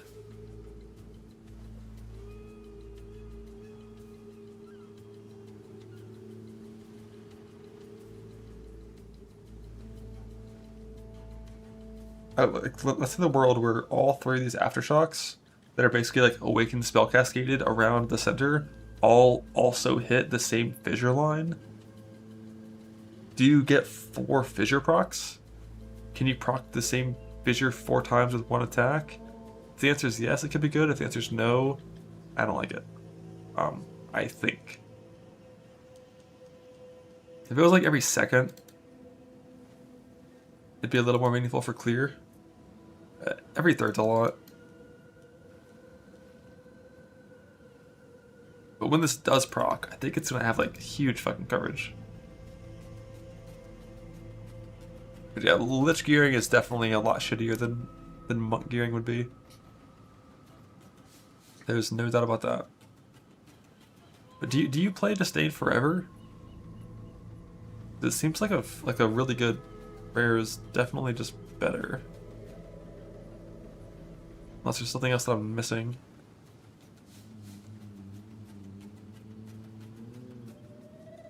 Because isn't that just less defense and then you also lose suffixes? Because that's factoring in the bypass.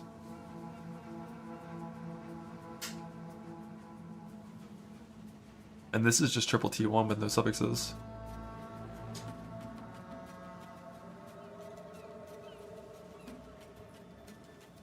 I feel like you probably would rare home eventually.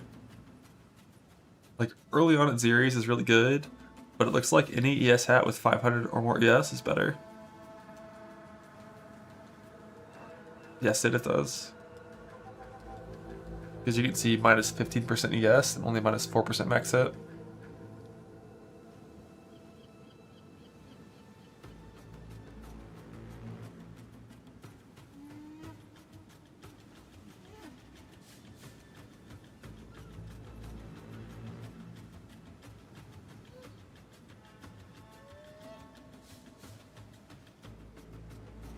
If you can't go CI, probably not going to path over here.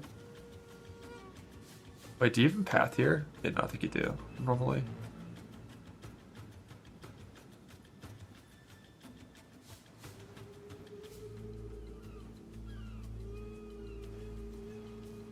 What did that drop?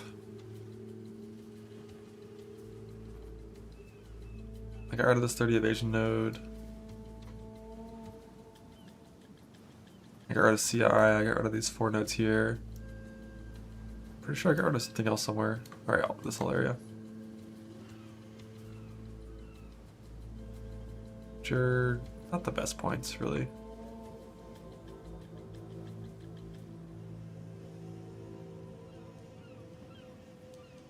Not the best points, still better than anything a life-based build could ever expect it to.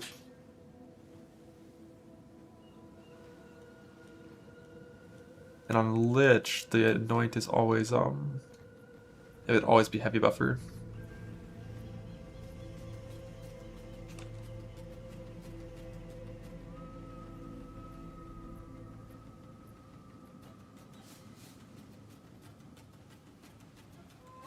Yeah, I mean, I don't even have my fucking jewel in right now. Gotta get that one good jewel in. Or 20% ES jewel with like...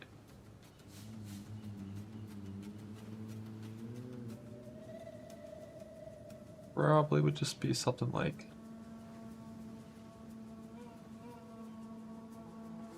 that. So Lich, and then the other two would probably both be rage on hit, so it would be more yes. Lich basically has the same defense that Invoker has when they meditated, but it has it always.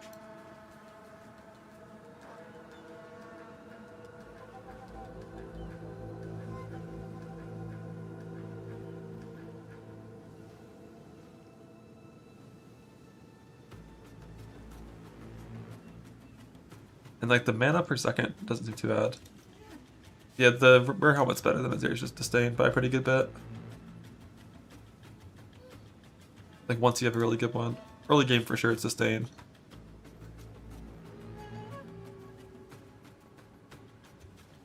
However, like these things are not going to be as reliable. Like the damage, if you shocked recently, is not going to be probably not a thing without Monk. Which means like these points become a little less valuable, probably still worth it.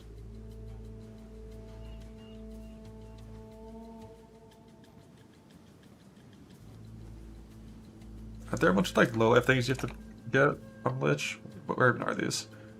Alright, we're on low life instead of full life on Lich. Boom, extra damage. Is it mainly just the rune and execute 3?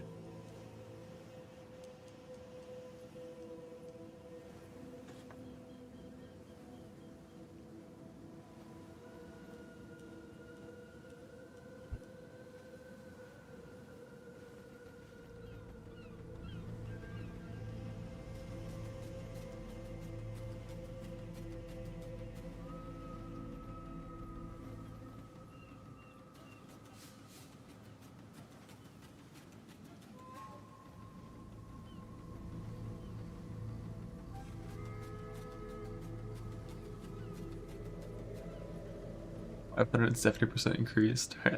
That's maybe too much increased, yes. Maybe there's a pathing over here angle. Being blind and day stuff. Maybe I have to paint it to him at. Yeah, that's pretty far. But you could path there if you wanted to. Like Storm Charge is really good. I think. And then you can path by ES nodes too. But it basically, I think doing that would mean dropping... I think it would mean dropping like evasion ES for the most part.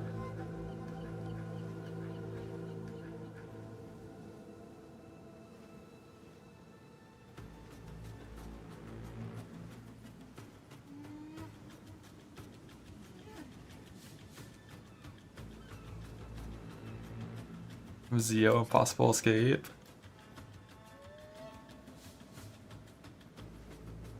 Oh yeah. Mask Anoint. Well, on Lich it's a heavy buffer Anoint unless you're pathing to here.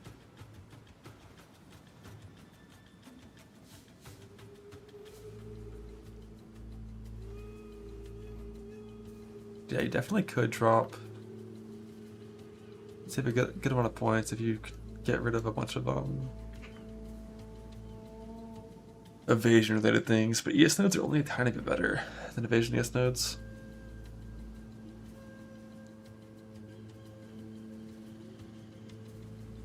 Oh, that one actually kind of owns too, I guess.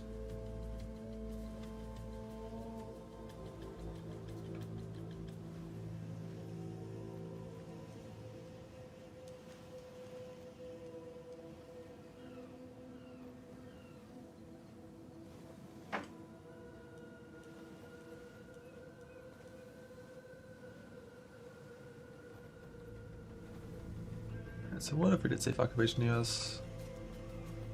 Pretty sure it means dropping all of this entirely. Like you're still pathing through here for move speed, here for move speed. I don't think 5 blind on hit's enough to do blind node stuff. This pathing probably isn't worth it. 2 travel nodes for this. For not evasion, yes, we wouldn't do that. The whole goal would be to go.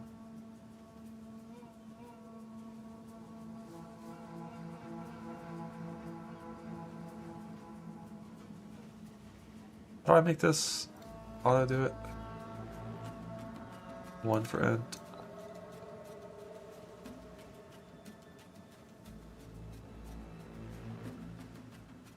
Yeah, beautiful.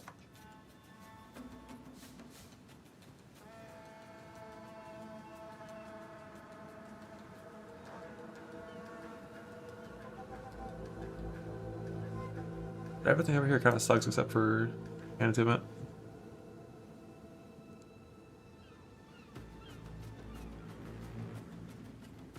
Although, you know, this is not the Druid part of the tree, so there could be relevant Druid things over here as well. And then we're venturing off into the unknown. I don't know if anything over there is actually useful.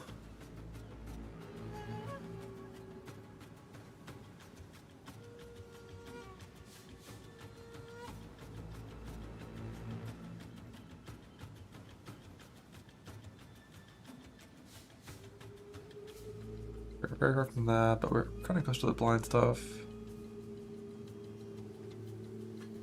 Wolf push to likely right there. Yeah, it's possible.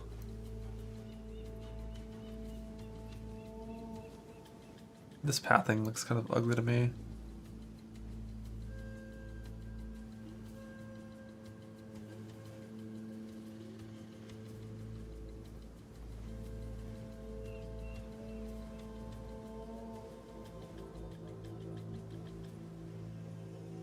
No matter what, I think we would just do top pathing at this point.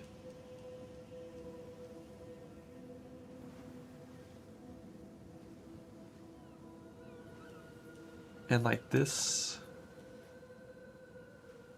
probably worth it. Probably we're still pathing in this way.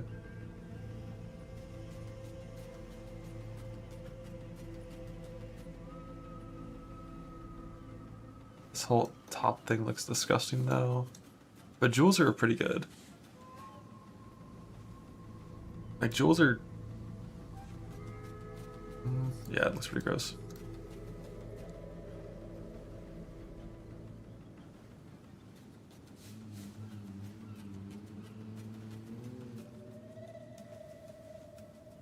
A bit easier to just say disdain forever though.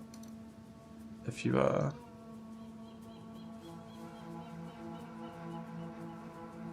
if you ever got one of... What are you trying to corrupt? 10 bypass into 12? Valiant 2? True. We could just path over here to heavy buff for now instead. Are these notes good? LA damage, exposure stuff. Something that if I'm more pen.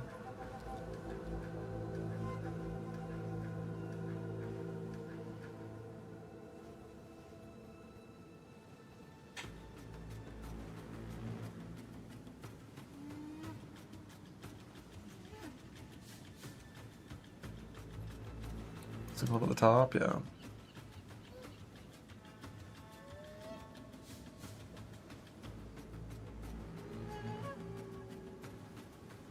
Likely good. How much is that? 30? What's this shit?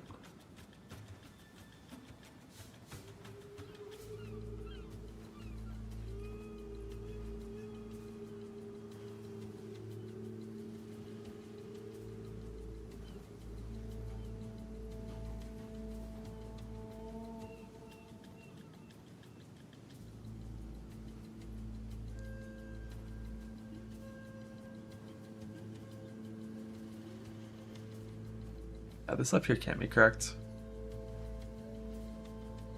Like a 3-point jewel socket likely is correct once you have... I mean, is it really? If you're putting in a 3-mod jewel with like ES, crit chance, crit multi, that's the same as like 1 ES travel node and like 2 of these small nodes here.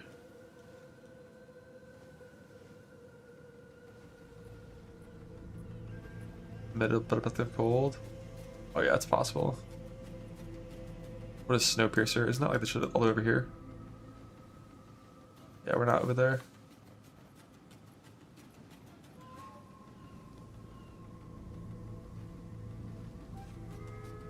Yeah, the best one's always in the Lich slot.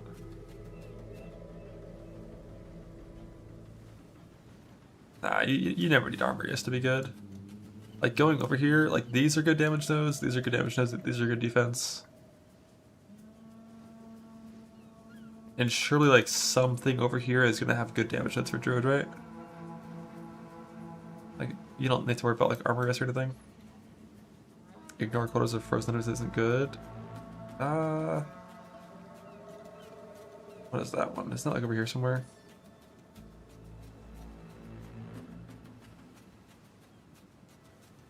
It's okay.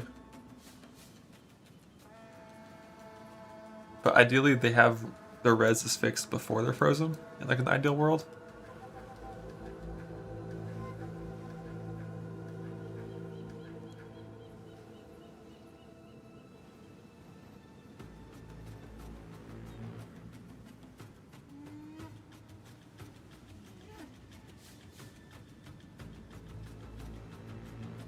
Negative attack speed.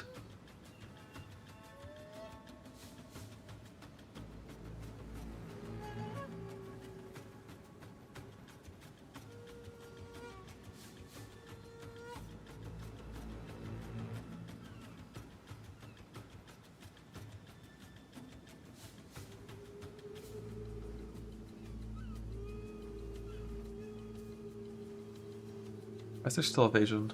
Alright, I haven't changed the chest yet.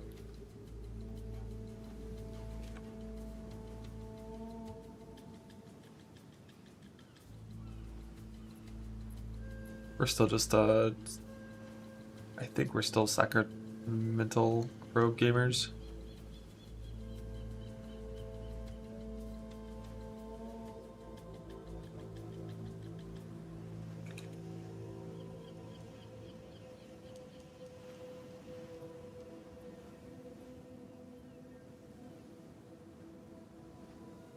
Only 940. Made a couple of thousands in point two. Like simple recombinate things.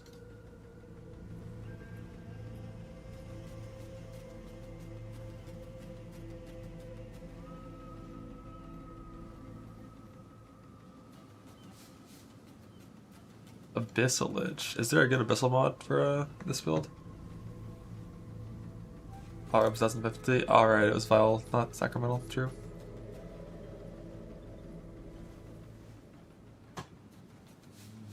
What are the stat requirements like now with this stuff? Because you still have to get 86 for Hail Device for Dex. That doesn't change.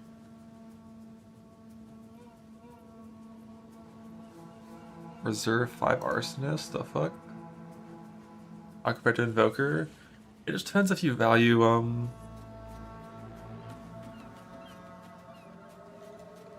evasion a lot or not. It looks better to me. At least defensively. And then like move speed wise, you're better as well because of boots. Once you make the good boots, and then I don't know about damage wise because POE doesn't really work.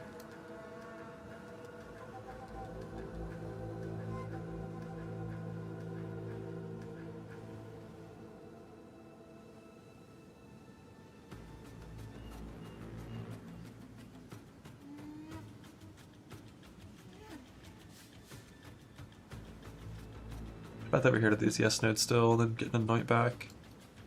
Stuff over here. Area nodes over here.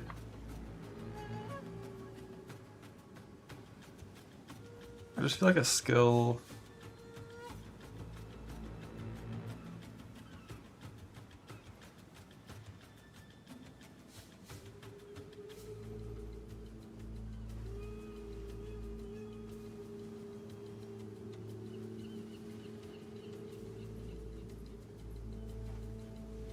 The only way like a build does damage with this amount of increased damage in the tree and crit and attack speed is if the skill is like pretty OP.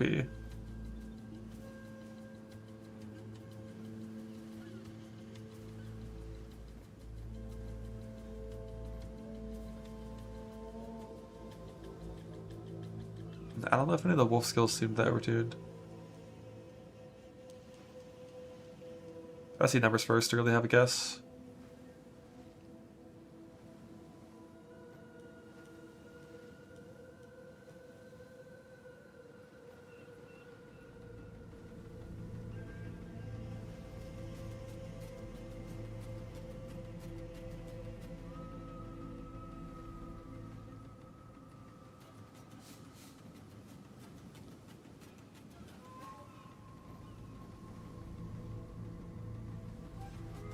Intimate job sickness sauce? It could be.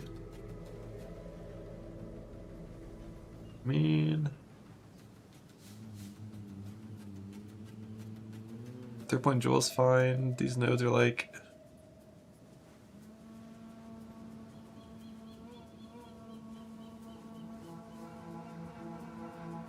wait, is Ice Strike? Does an elemental skill in this game not mean fire, cold, or lightning?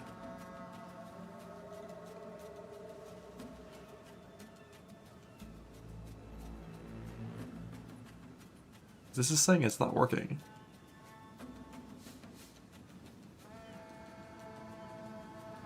But I assume it's a POB bug.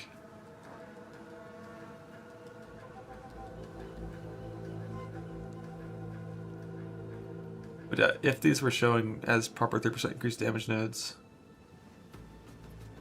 Wait, why is attack speed not working either? What did I do wrong? Why does it think attack speed doesn't increase my damage?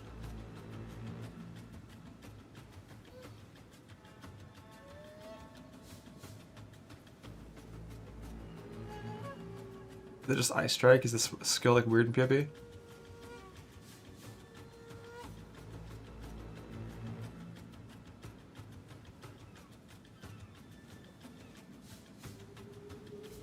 No dex.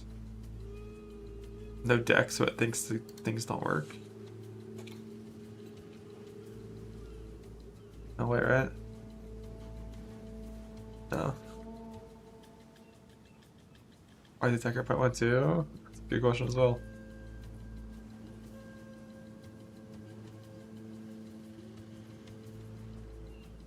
Skill cooldown. Oh, do I have? Oh shit! There was a random blue gem, blue support in there that was adding a cooldown to it. I'm sure I was just like checking something that started with those letters and it just got put there. But yeah, like this right here is a pretty high value wheel. Like res, some speed, this node's really good. Pan Attunement, easy worth 3 points, especially once there's more crit multi in the PoB, more crit in the PoB, which isn't there yet. From tools or possible extra points in the tree.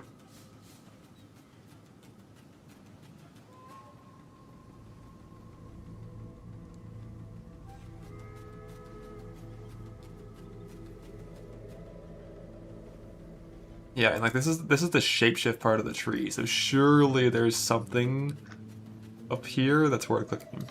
Surely.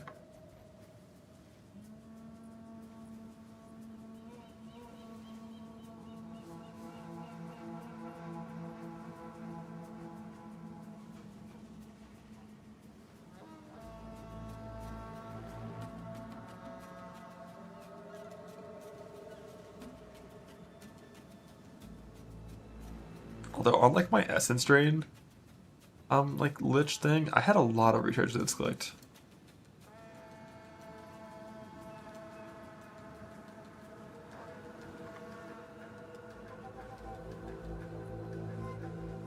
Whereas this would be very convalescence based, like no temporal anything.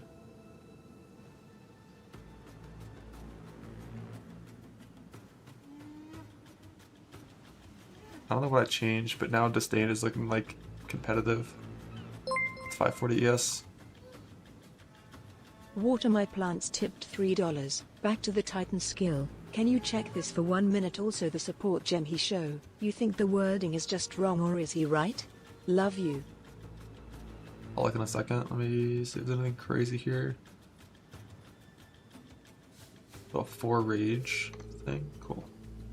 We have CI. Yeah, Lich doesn't play CI.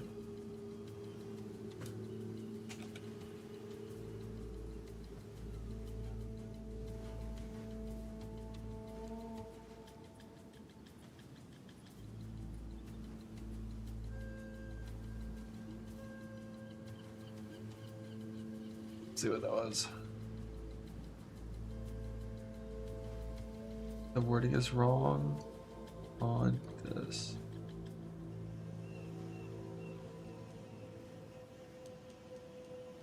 Air slam. When this was first added in the patch notes on day 1 of the patch note reveal, this is what it looked like. It said that slams that you use yourself, or the third slam I should say, every third slam, that doesn't create fissures, causes 1 additional aftershock ahead and to each side of the initial area, and obviously it requires crushing impact so it comes off of that node.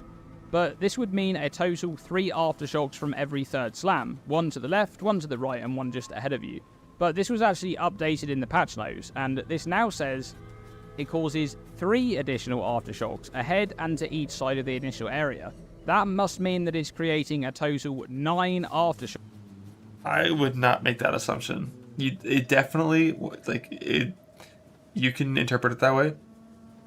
I do not interpret it that way. I think it's simply a wording update to make it clear that there are 3 extra circles appearing. And it was like they just wanted it to sound better.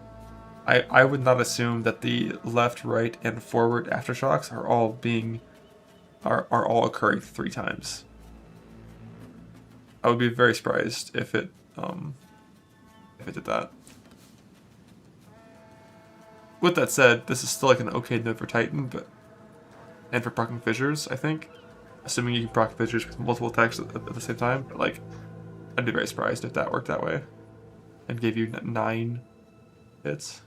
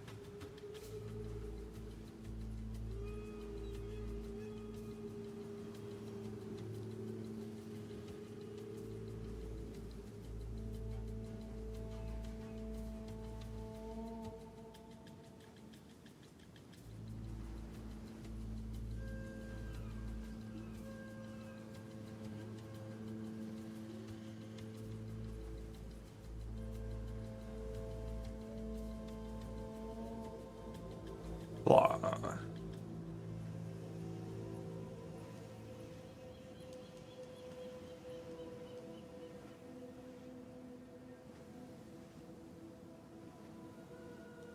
Let's say Okapasas are insane. Are they as insane as Lich?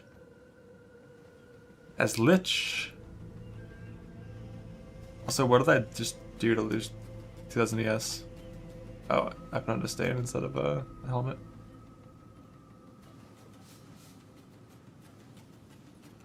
What jewel? Just the 3 mod ES crit jewel.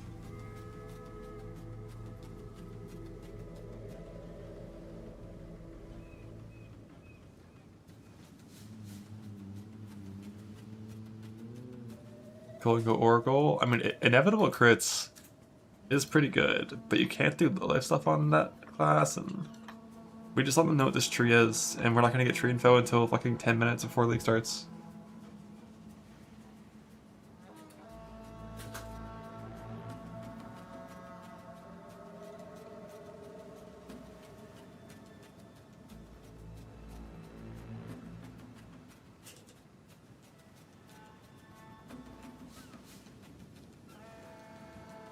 I want to talk about a Titan. Well, my league start is currently as Katava Smith because I think it's good for like self-fund hardcore league start stuff.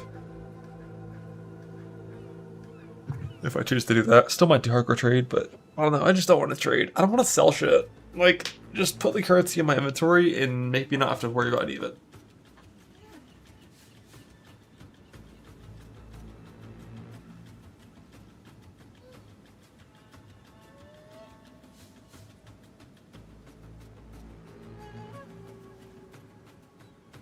But just like until we get the tree, I just don't want to think about like anything over here. This is already getting close to it. with like, you know, 20 points unspent. 20 points unspent that can go entirely into only damage nodes. If it wants to. Or we come over here and get a little more ES. Change the anoint. And then it's like, you know, 13?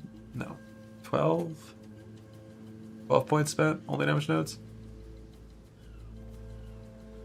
And then we can get a new anoint. But I feel like if you can anoint that, you're fine. And then you just have 20 points to spend on how to get more damage in area. Some of those are going area nodes over here.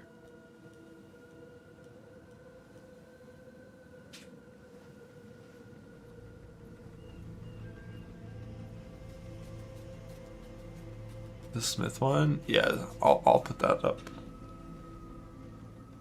RTK on level 80. Level 75.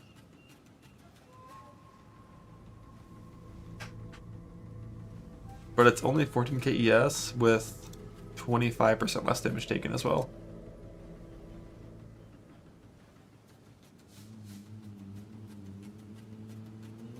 Oh, and I'm missing some gear.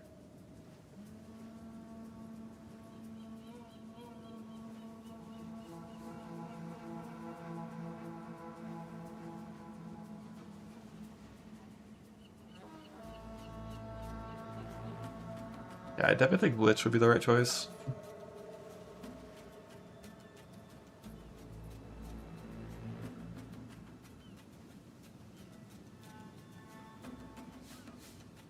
$6k, $16k. Missing some armor on gear, but like 6k, $16k. 1865.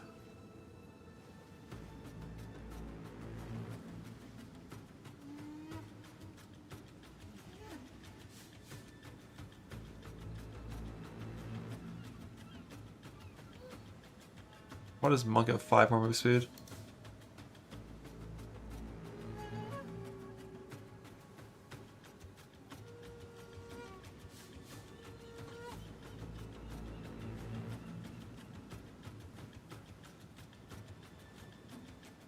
Actually, I have no idea why it does.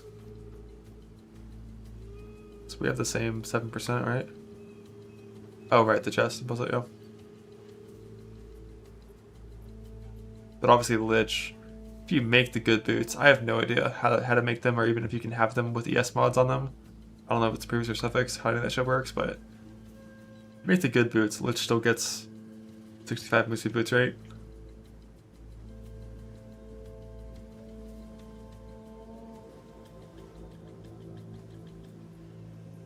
The trade boots, yeah. Recommon essence. Login. So that would be a 25 more than this with that. That would be a vibe. I think Smite does more damage than LS in my experience. LS is only competitive.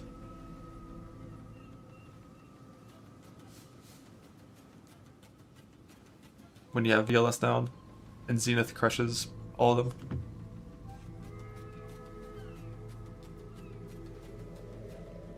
Oh, I don't know. I feel like no matter what, if I was gonna do a Lich start, I couldn't do like Lich Shapeshift start. It would just be totally non-viable. It'd have to be like a Lich Essence Drain and Respec, and I don't want to do that.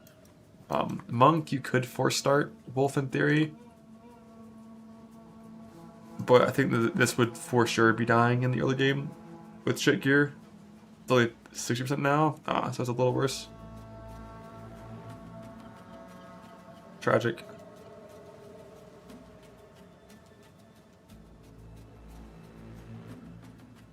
If you lived to the point where you had good evasion ES gear on, you're chilling on Monk, but the nerf to evasion, well, the change to evasion to make it work on everything and then have a shittier, like, amount makes Monk early game just, like, so fucking bad. I feel like I just need to get, like, a couple items before I'd ever want to do anything over here to have a chance of surviving. Like, just like an okay hat and an okay chest, and then we're fine. So I'm pretty sure this is what we're doing to League start. pretty sure. Can't see a reason why I wouldn't. Bear slams. And if it sucks, we just pivot to shields.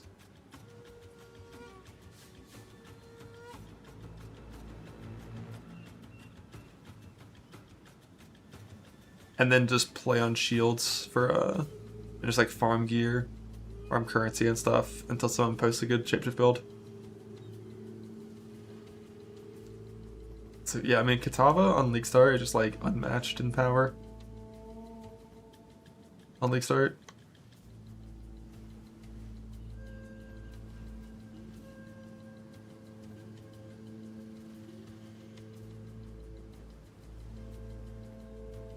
It just makes it so like your defense just works and it's gonna be buffed. Like this plus bear,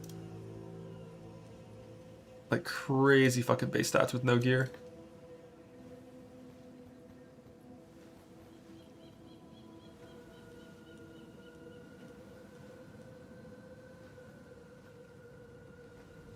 And then we pivot to eventually to Titan.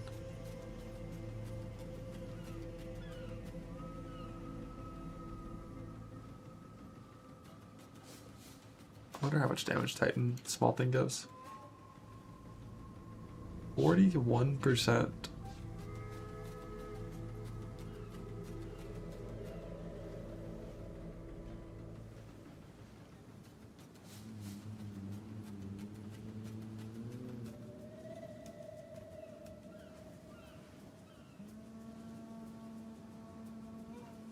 I think the goal will be like pretty much as soon as you're res capped. As soon as you're res capped, you change off Smith to Titan.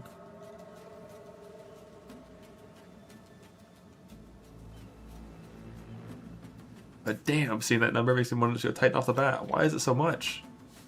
I didn't think it'd be that much. Like all these rage heads are better. All this is better. All the attack speed, increased damage, it's all better. God damn, move speed better, armor better. Like Titan pops the fuck off as soon as you have the gear for it.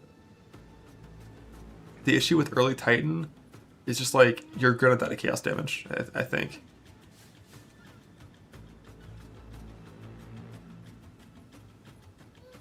But it is so tempting to just play Titan from the start and not be a fucking coward.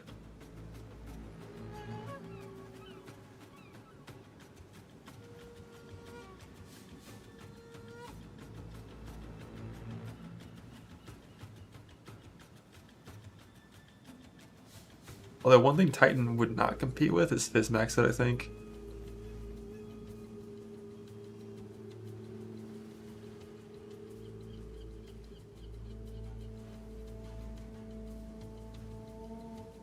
Hardly got armor gear because it was just an ES gear by a decent amount. Wasn't that just because armor gear also needs life on it? Or is it like a suffix diffy? Because like armor has to have a good suffix, the armor convert to LE, whereas ES can just have random resist mods.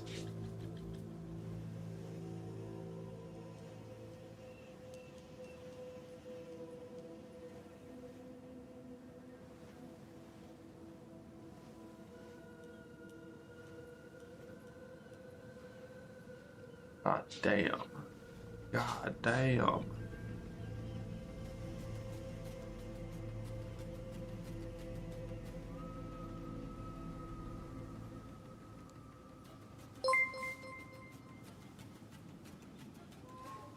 Oh yeah, it's definitely, I mean, CI is definitely the best.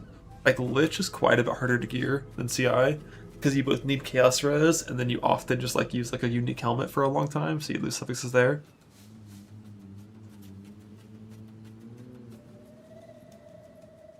But nothing is easier to gear than Kitava. Kitava needs 4 resist rolls to be capped on all res. And then it's just like chaos. Chaos, chaos, chaos.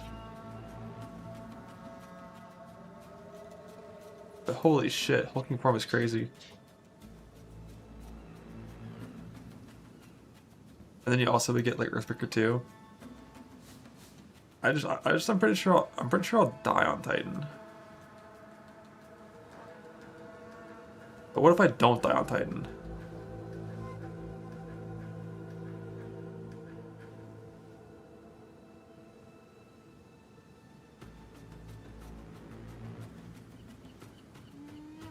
After day 2 or something? But look at the damage!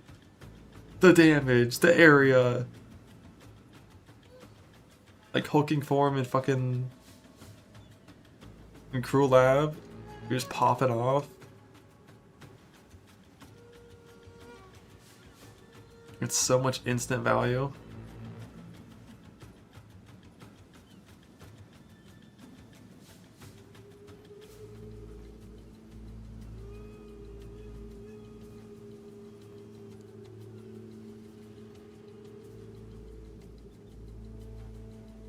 That's Marshall. Yeah, but it doesn't let you wear 2 talismans because like it makes your attribute requirements triple and fucks your life, but it doesn't give you anything.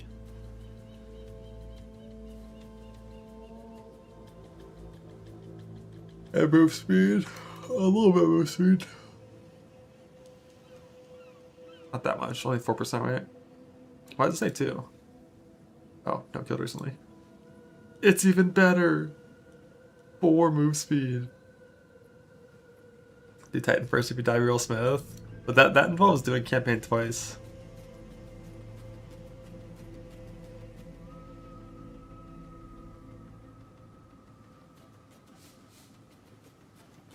So when you're doing a lab respec in POE2, how does that actually work with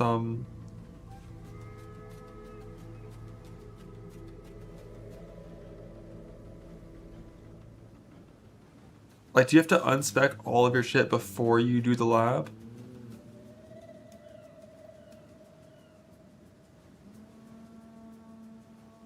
Wait for you guys there? Okay.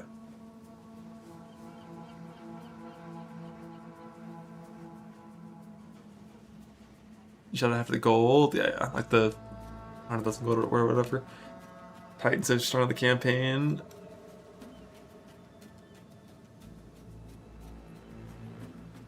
I mean, defensively, Titan, assuming you go, like, more life, unspec for hulking form.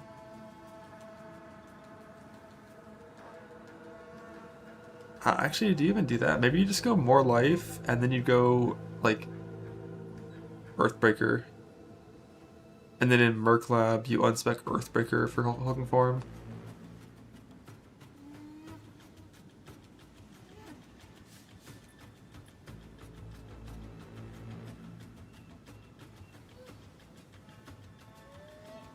Yeah, going Titan right off the bat is so tempting, seeing how much damage that gives. Why is it even that much?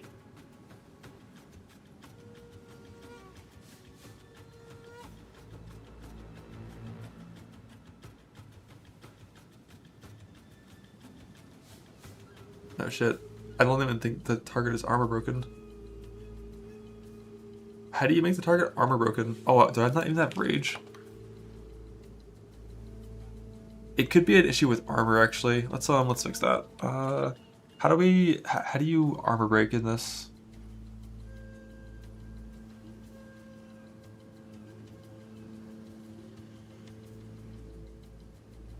Oh, does it think I don't have armor break and that's why it's not on?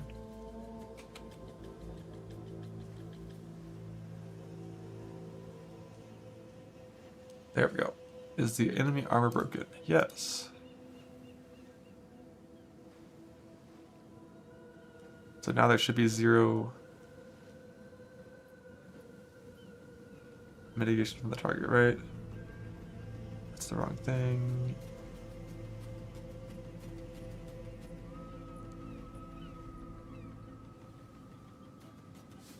Okay, now, is this working? Yes, now what to say? 35. Alright, a little less. You have that issue when you're dealing with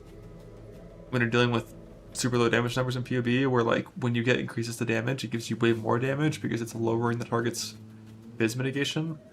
But obviously that's not accurate because their armor broken and we actually do more damage than this.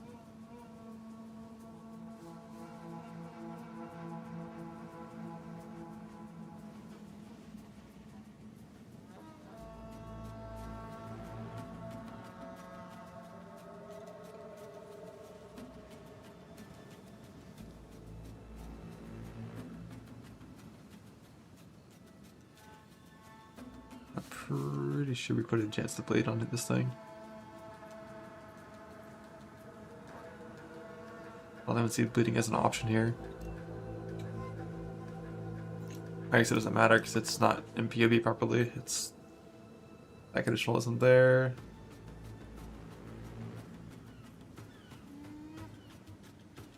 Blah. I have Saurus. Jesus.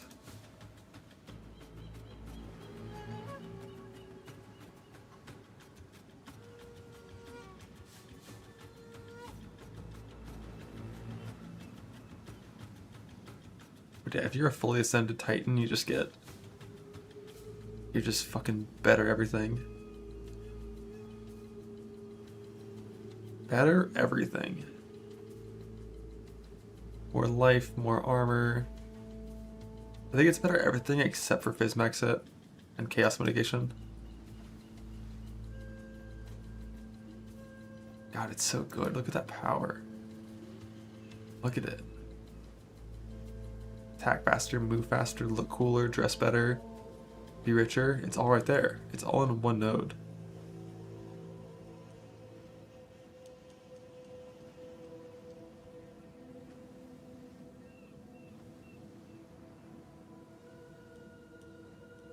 But look, if you need hulking form damage for your skill to feel good, your build's bad, right? How many have armor to chaos? Yeah, that help a little bit. But at that small of a number, eh. I go on top left. Once they showcase it, if there's anything that stands out as like super strong, I would, but this tree is really efficient for Warcries, Rage, armor breaking, move speed, attack speed, get all the things you need.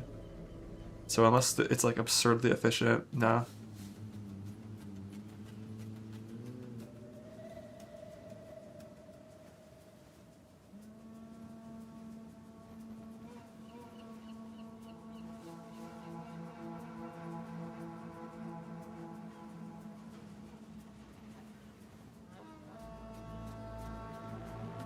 Double max rage one makes you it deletes your rage, makes you have 0 rage. For the thing we care about with rage, which is damage. How could this node possibly only be worth 1.4% damage? Oh wait, no, it's 'cause I'm not Titan. I was like, that's 3 rage. How is it that? Oh, we're not Titan.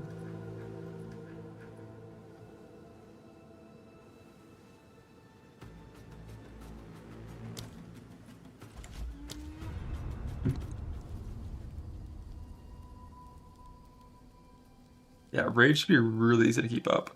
Especially on Bear, when all of your shit, just builds rage and cements it.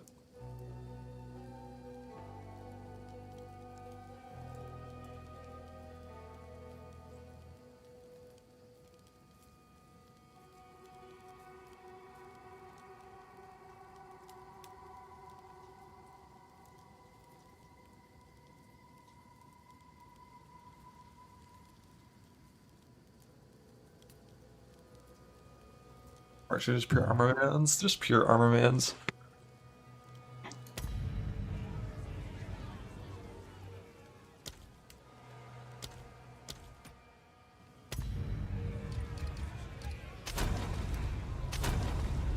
Foundling! It is a pit. Stop the foundling! Quickly! He's escaping!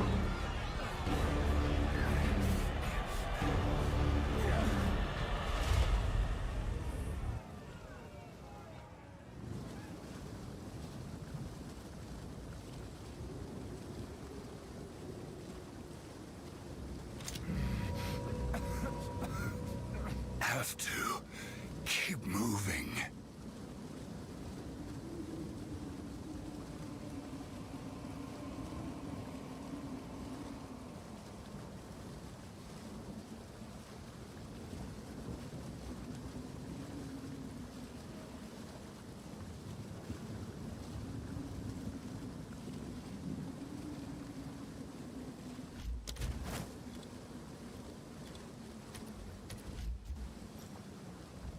By the first ones, you're a alive. I would appreciate it if you could.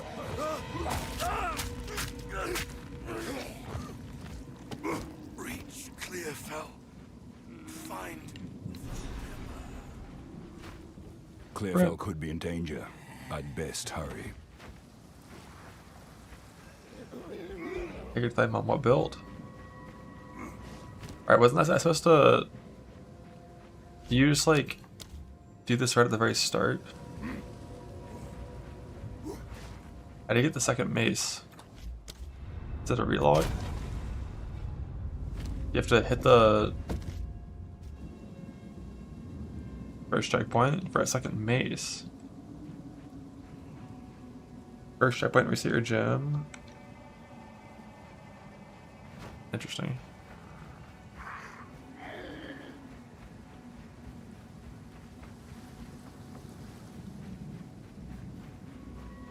But here at this one, you just do that, and then it gives you a second one. Might be just what I Didn't give me a second one.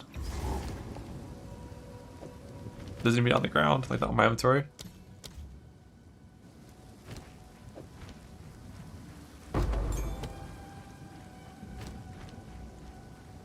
Or do you feel like never worked in the first place?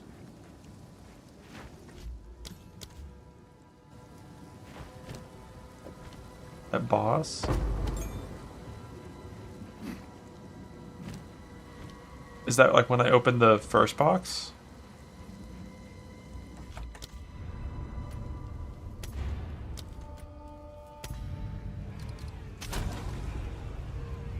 Foundling! Stop the foundling! Quickly! He's escaping!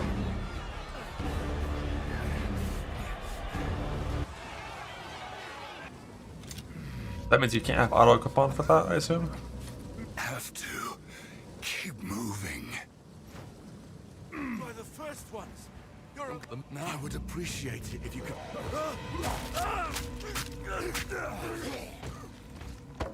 Alright, so this, we never equip it. Put it in the inventory. And then you just open the box here and you get it? In danger. I'd best hurry. At the checkpoint? I'll watch the clip afterwards if it doesn't work.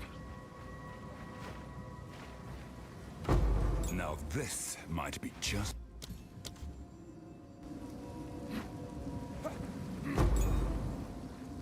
What's different? Alright, let's see. Man, what do you mean +1 week? This is insane. What do you mean +1 week? This is a totally different thing.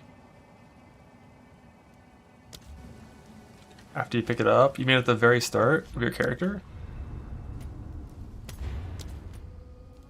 That's what I assumed it would be, but then certain people are saying it's from a box. Foundling! It is a pity to see you like. After you pick up club, but before you get the box. He's escaping!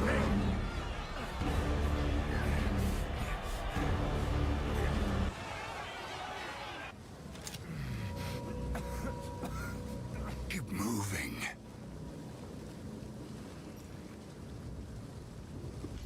That's fair.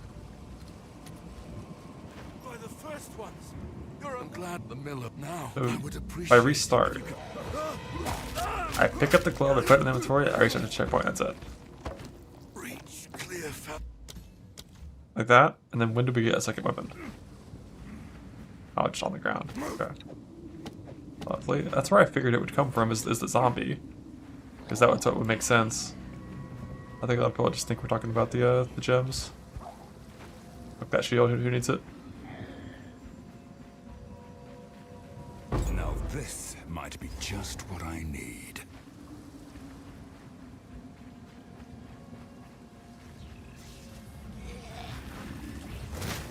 Ooh, how did I get heavy stun there? I was full sprinting.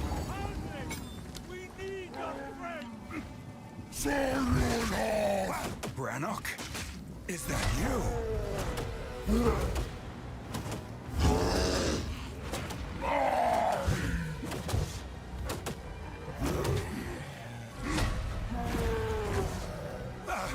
Stay back! Don't do this!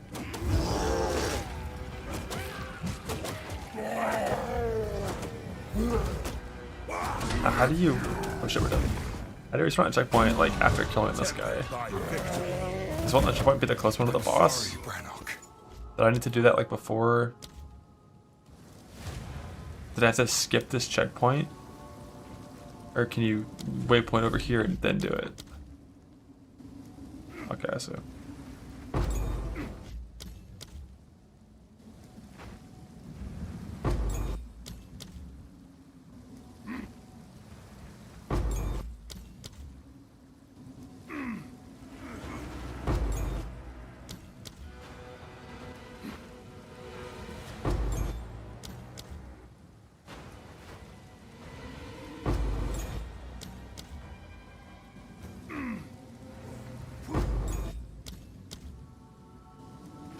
Point. Every gem you get's like 30 gold.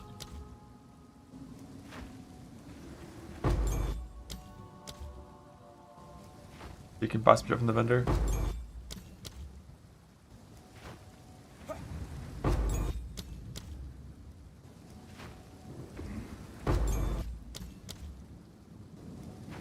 After boss kill, I think the logic could be in hardcore that if you fuck with that at the boss, you don't lose like all this time.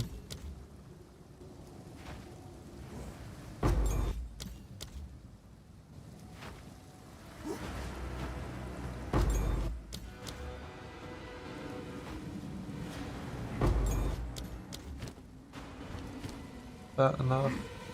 Two more. Two more.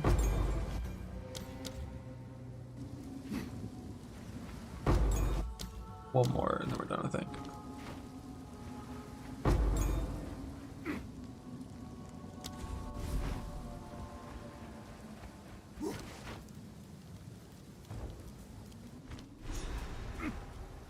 We're alive. If we could...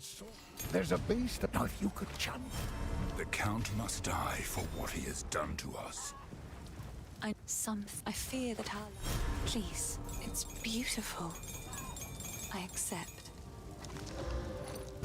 Stay safe. How's the clearing? I don't have a string for actually showing any items here that have good things on them.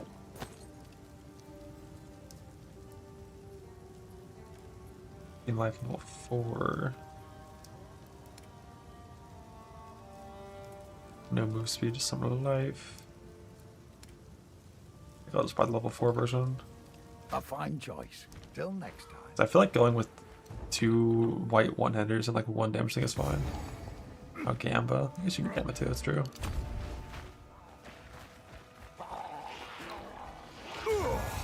Bug. This character's left, right? I don't get how I didn't get stunned by those on Shut up!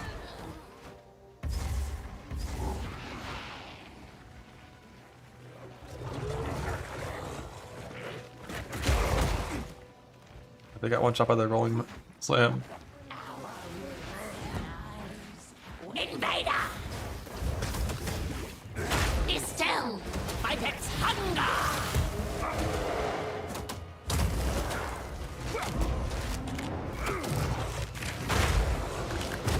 The fuck? Was that even rendering? Well. Rotten! Goddamn ad phase. That's some bullshit.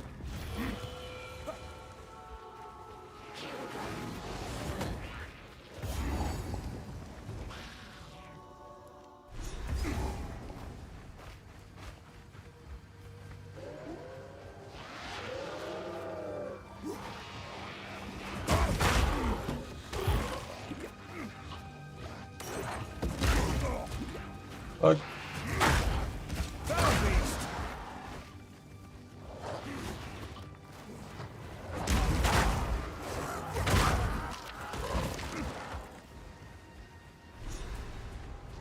I remember this place.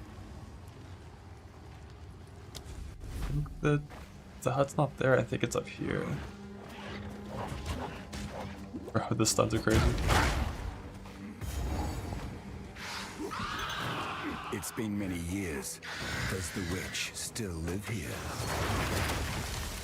Just kill me with auto attacks. Guys, I can't win. I can't win this fight. I can't win this fight.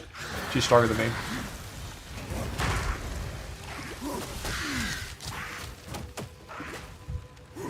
not winning. I'm very much not winning. Taurus fight the Devour. Taurus fight the Devour. I'm a Taurus. I know what I am. Break. Ah, she outed me again. Oh god. Oh god. Oh god. I'm a Taurus and proud. Round 2. I have no life bots. I can't do this until level 4. Alright, so how do I win if her auto attacks beat mine? Do I have to avoid auto attacks? It's not fair.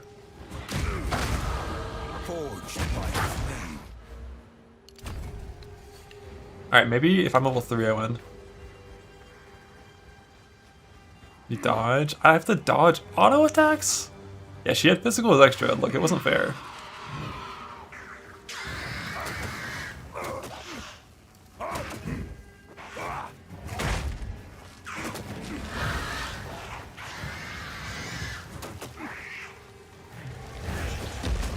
I guess rolling Sam.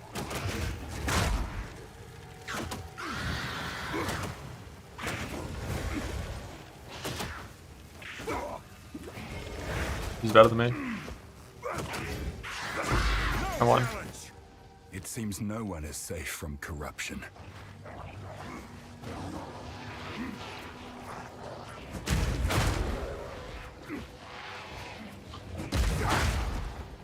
I think I'm gonna be a classic Devour killer enjoyer. A little more XP, a support gem, some loot. But also I'm pretty sure I'm just gonna bear form from like the start. And like gamble a fucking talisman at Hillock. These were not even though Bone Shatter Mace is probably better than early Druid stuff, but like okay, just set from the start.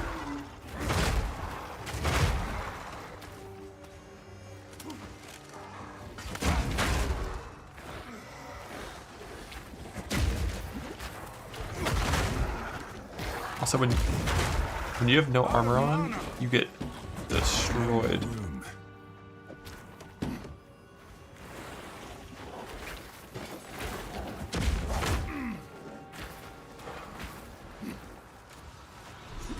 In this sense, too.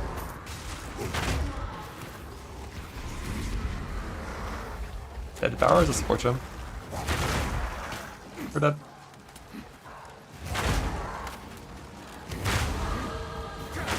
I forgot to use my support gem.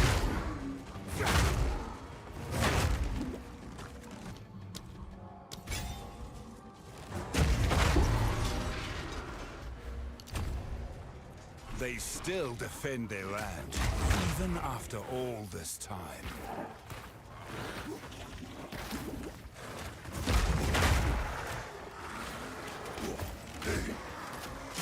God, I need that hat. I need this hat. Fucking 30 armor hat. Now I'm invulnerable.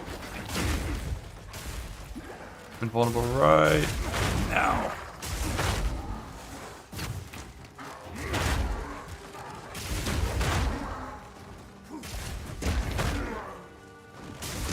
No chance. Fine. My life from out is fine. Bro, why are they all fucking ranged monsters? Leave me alone. That's not fair. It's a blue armor pack. It's not fair. It's not fair. It's not fair. Never been hit in my life. Not a concern. Might as well swap that. Hit the checkpoint. Nice and easy.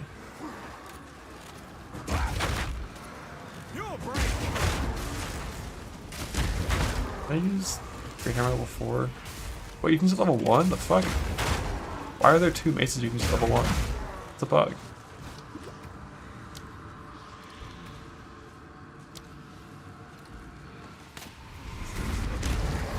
Or pure mobs early on though? No, it's not.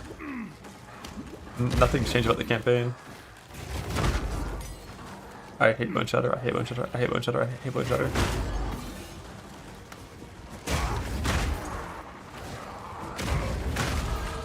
My strength grows. But I feel like I did this wrong. I didn't. It's so slow. It's so slow and it hits the wrong target. I can't wait to be a druid. What? Who is that?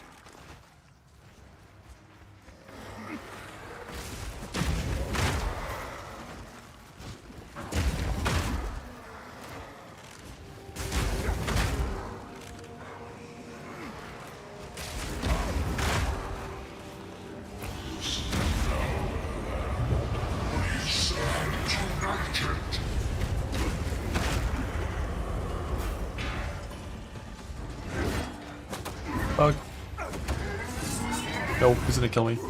Just kidding, I can't lose.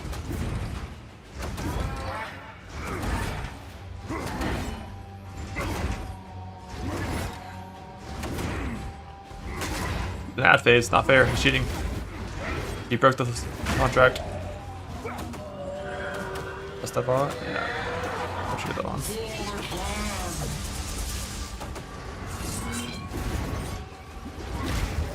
Boom! Bitch! My satchel is full.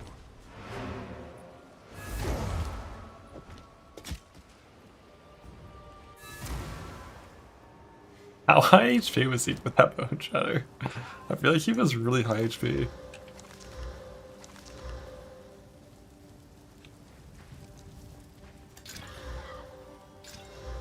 I would anything take your... It's fine work, Father. I still have much to learn.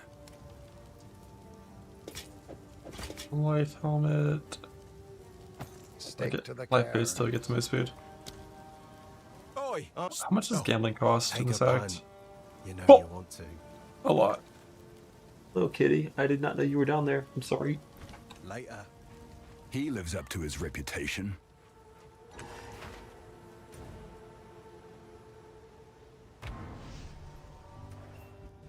I just moved my feet. There was a cat in the way.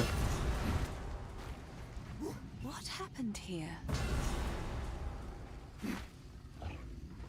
Alright, so we turn to the seals. We go to town. A grim tangle. Well, we talked to the homegirl. And then we go...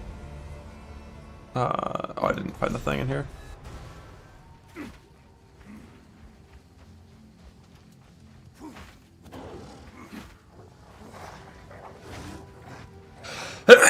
Stair. Hammer and anvil.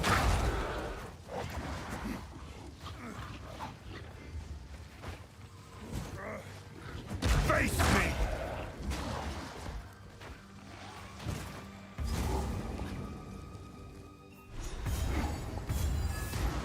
There'll be no passage. Insane here. pace. For now. Oh, fuck. Yo. Do you need my permission?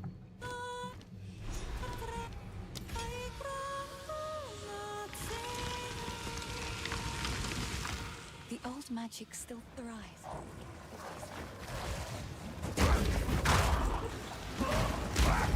For a moment, everything felt alive.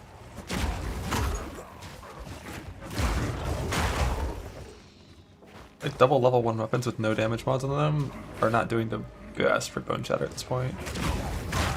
It's like really close.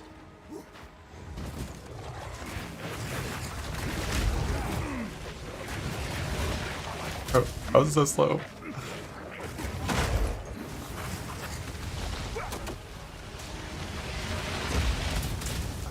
Ow. So here, I wonder how much damage the difference is. So 2 shitty one-handers is 32 versus 38. I'm pretty sure I can't kill this monster.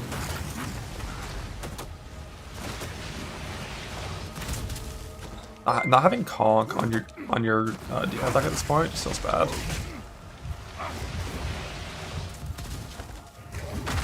No challenge. Compared to running Devour, you're just like so much stronger. We're dead.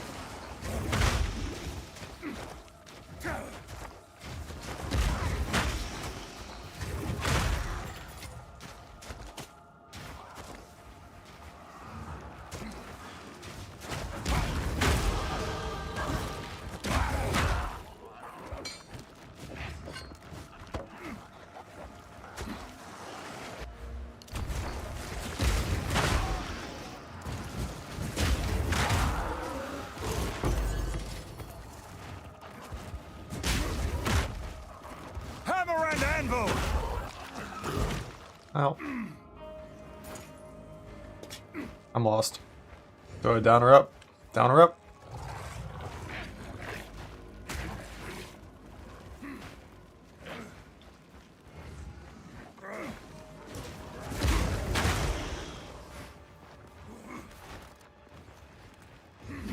Got the exits down there, but like up. Oh, hold it in. Let's go.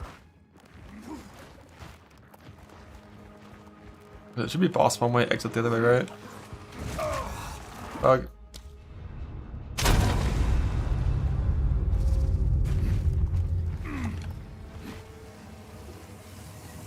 Yeah, like not having taunt for all these, like fuck that, man. Even though skipping Devour, I'm sure is, you know, correct for speedrun strats, like, nah. I've done this campaign like 8 times total. We need to be stronger.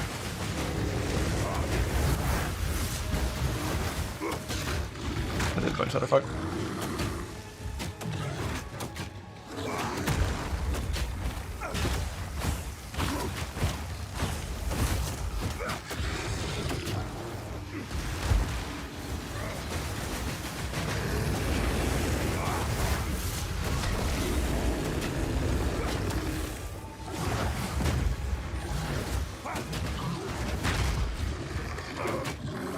Song too, yeah. Pretty sure I did like double this damage. My last warrior run, because I just went and did Dweller. Or not Dweller. I did that one fucker.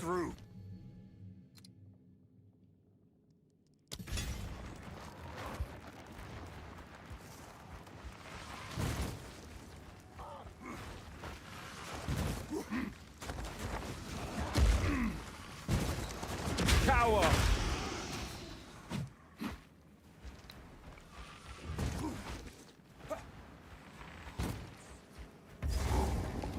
Ah, you Druid. Can't wait to kill him on my Druid. Hi, sir. I will gladly honor this request.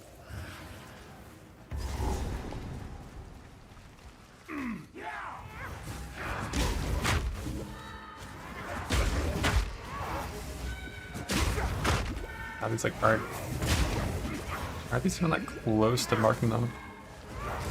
Not even rare monster or blue monsters. I fucking hate Bone Shatter.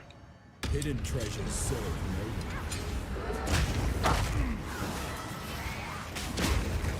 I remember doing my last mace run. Whenever I used Oak Great Hammer to Bone Shatter, it one shot stunned them, so Bone Shatter didn't work.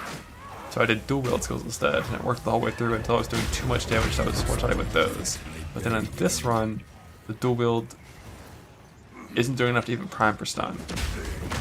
It's like so crazy, the fucking variance in your runs based on your weapon RNG. From like, oh shit, I'm doing too much damage, I'm one-shotting them, to I'm not doing enough that I can't even prime for stun them.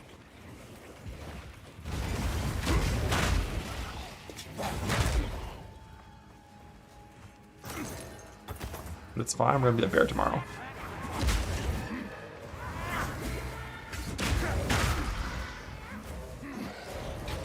Fuck maces, talisman from the start.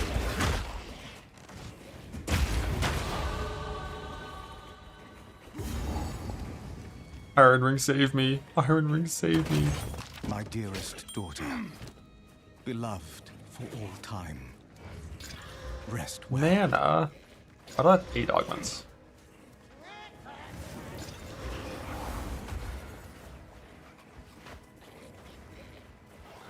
So here you go in the consort.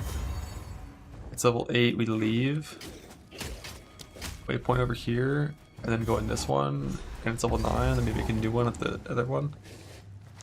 This place has not been abandoned. Wake!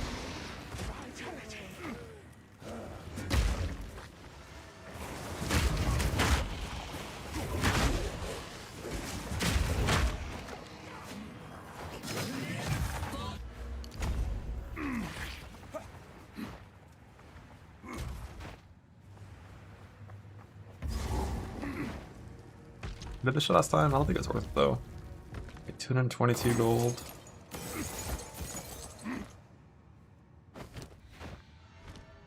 $70 gold. That's a good amount.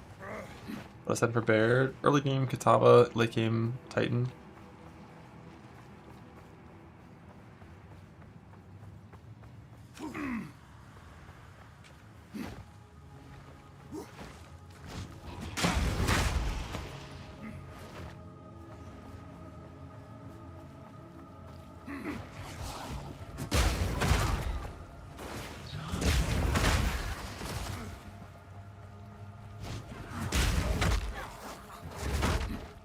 He's the target that's primed for stun, Bone Shatter. You can fucking do it. I can't wait to be playing Druid. Oh my fucking god. I'm so excited. Transform. Attack.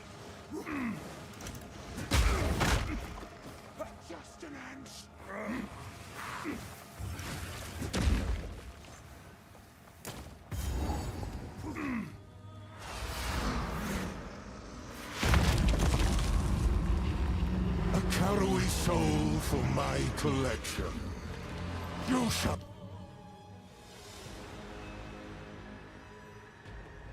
There's totems in this. Die slowly. I mean talisman when I say Druid. Rend your soul. It's like shapeshift is too many syllables. Talisman too many syllables. You cannot stop me. I wonder if Bone Shatter would just do more if it's at one. Your soul is mine. No. Cut down.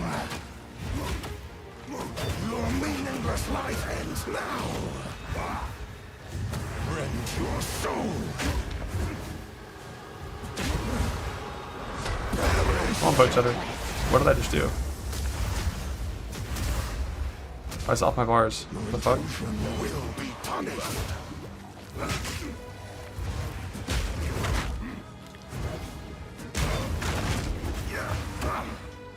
We're losing. Oh, we're losing. Oh, we're losing. Tourist. Why did that take Bone Shatter off my bars?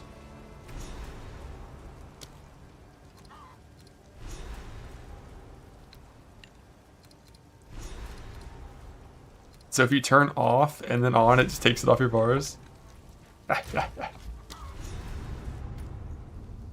to both get unchecked? Now we know. Bad coding, GG. Thankfully, we have a simple solution. We kill the Devour.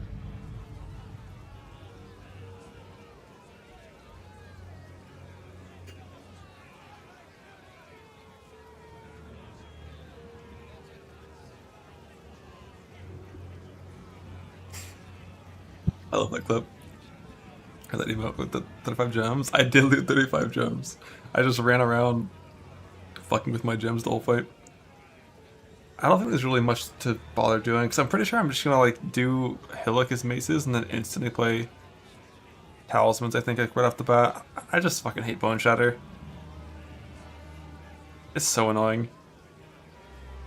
To go from run to run, having such variance on how much damage your Bone Shatter does, having to think about it and min-max it based on what drops, it's so fucking annoying.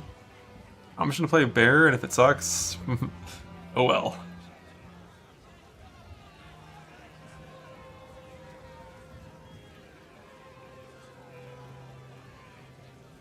And I can't really do anything with my filter until the Never Seen Filter update. I guess one thing I can do is get my mapping filter ready. Because there were some problems with it.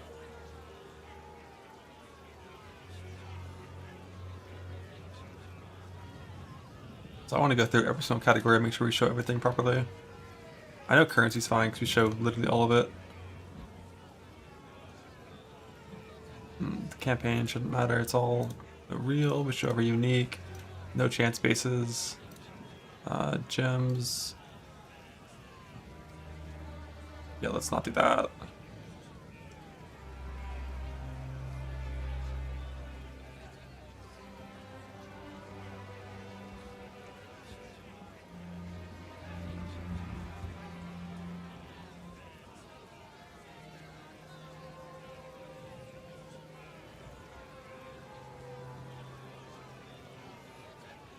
It shows 18s forever and cuts off these.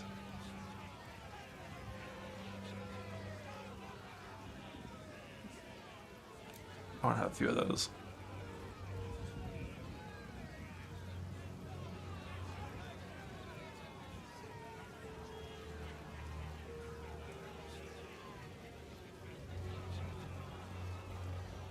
I just want to have extras in case I need them for some reason. Campaign gems. We don't care. Letting just all gold was fine. We don't use this. We don't use this. I liked how my visibility and everything felt as soon as I changed.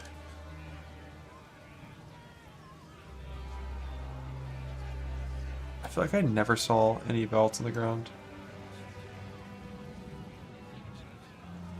Normal magic, in-game jewelry rank B. Should be there. And they're just rare.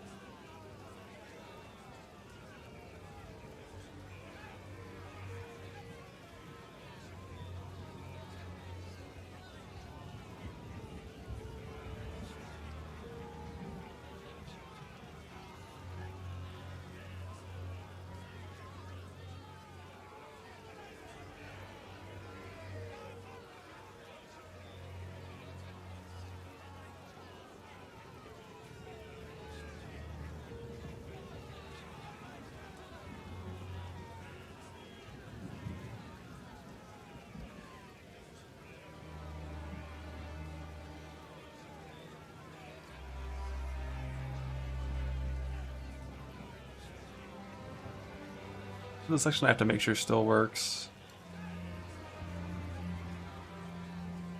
tomorrow, because the shit could very easily get bricked by a filter update.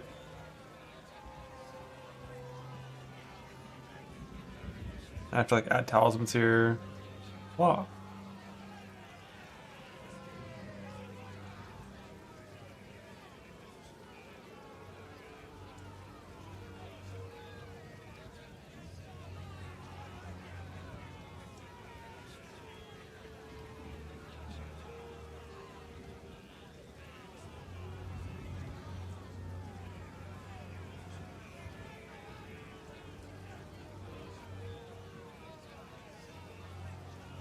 Like I wasn't showing charms.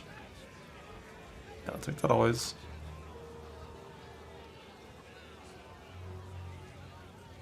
Always show any charms, thank you. Yeah, let's stop that shit as well, please.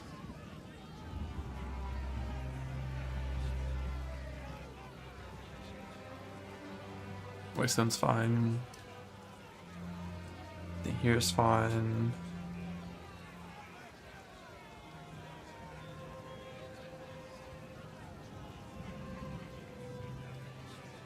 I'm not sure I'm showing the salvage stuff.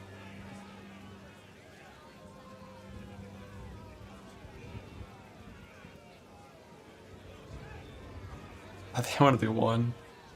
So I killed Arbiter, and I still didn't have enough armor scraps to quality my gear.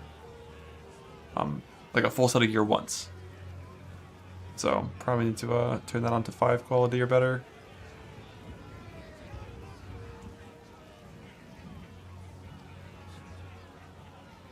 I mean, it doesn't matter. Jewels, they're all on now.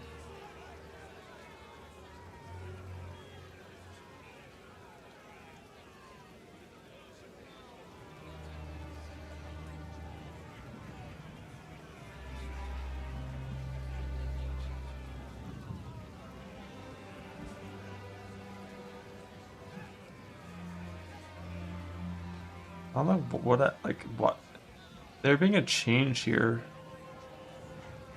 means I did something right. Like, can't I just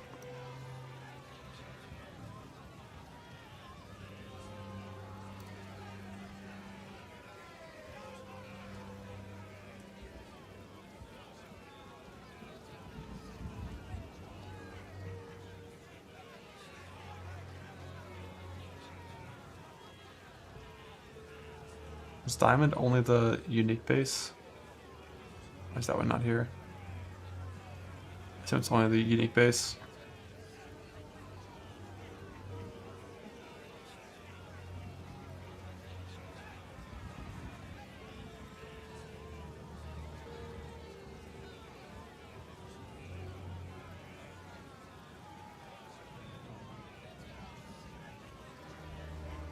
It's all campaign shit, doesn't matter.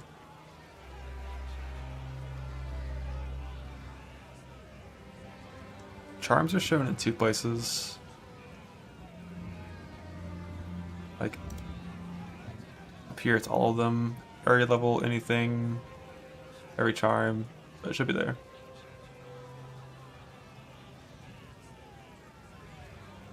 So this should be fine for...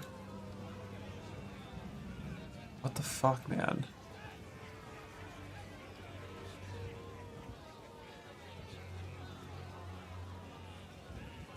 Like, what's the point of there being a lock button?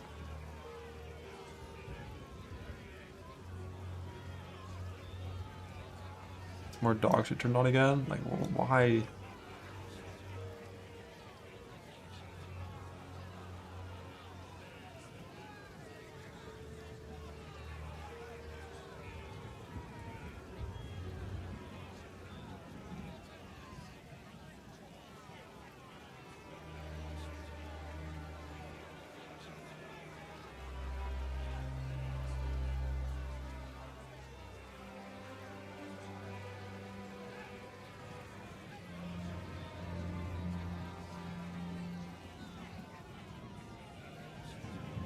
Looks good to me.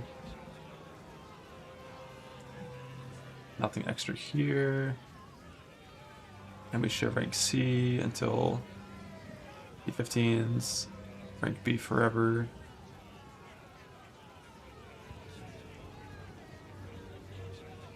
And then I get rid of rank B once I have good gear, and then only do rank A. No tier rares are all handled right here, this one section, to always show up.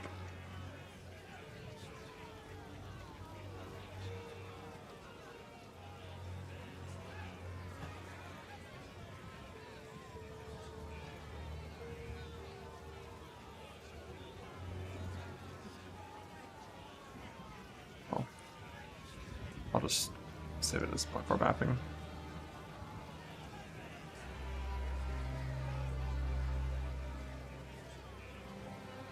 And then I'll, of course, change it from maces to talismans tomorrow. That's not here yet. This is the campaign version. Just want to make sure jewels are functional in the campaign version.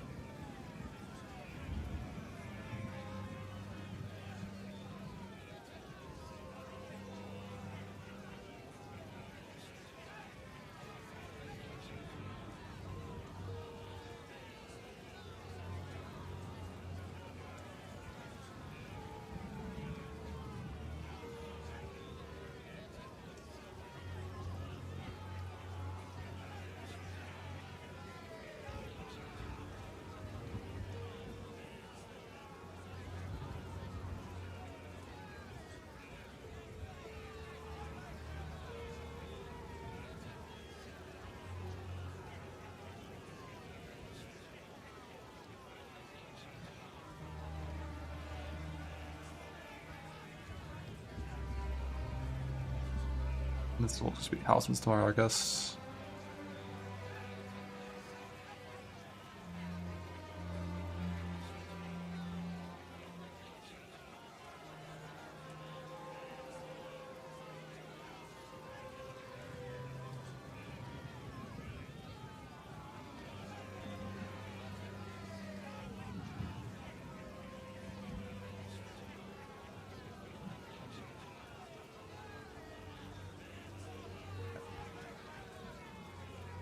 Yeah, my photos are followable. How do I delete all the old shitty ones I have that I don't care about? Because there were so many there. It'll just be on my POE page, right? Crossbow guy. Poof. Point the crossbow mapping. Poof.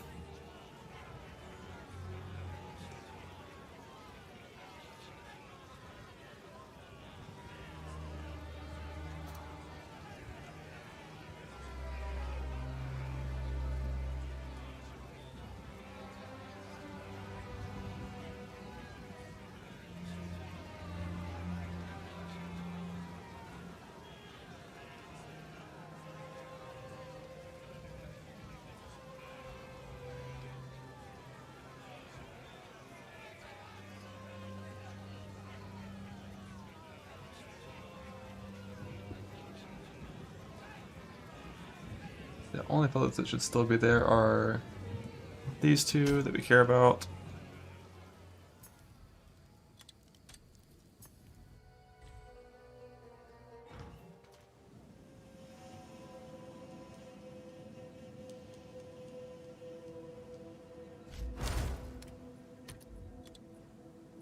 Good. And then we'll add in the talisman ones tomorrow.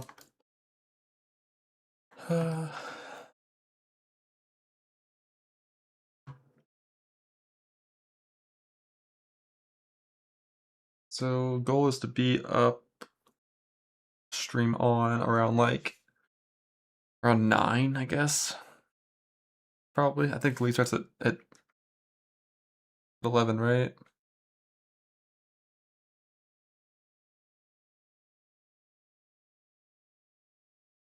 I can check, yes.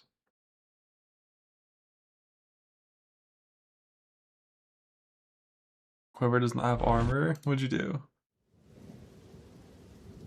Let's see. Yeah, starts at 11. So I do the honor on 9, hopefully get the queue. Hearing item bases. Yeah.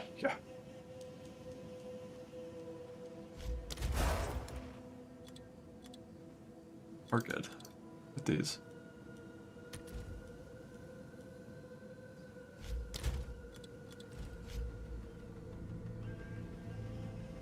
Maybe a druid. I'm gonna be Titan shapeshifting is my plan. Hopefully it's strong.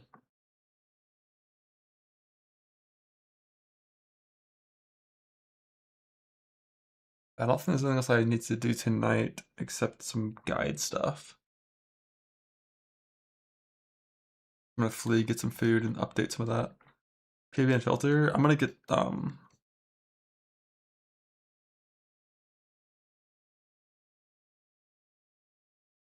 gonna post that shit to Mobalytics, like the pre-league plan, and then I will also have a live update thread going tomorrow. So my actual character will have it's like incremental progress done over the campaign and into early mapping.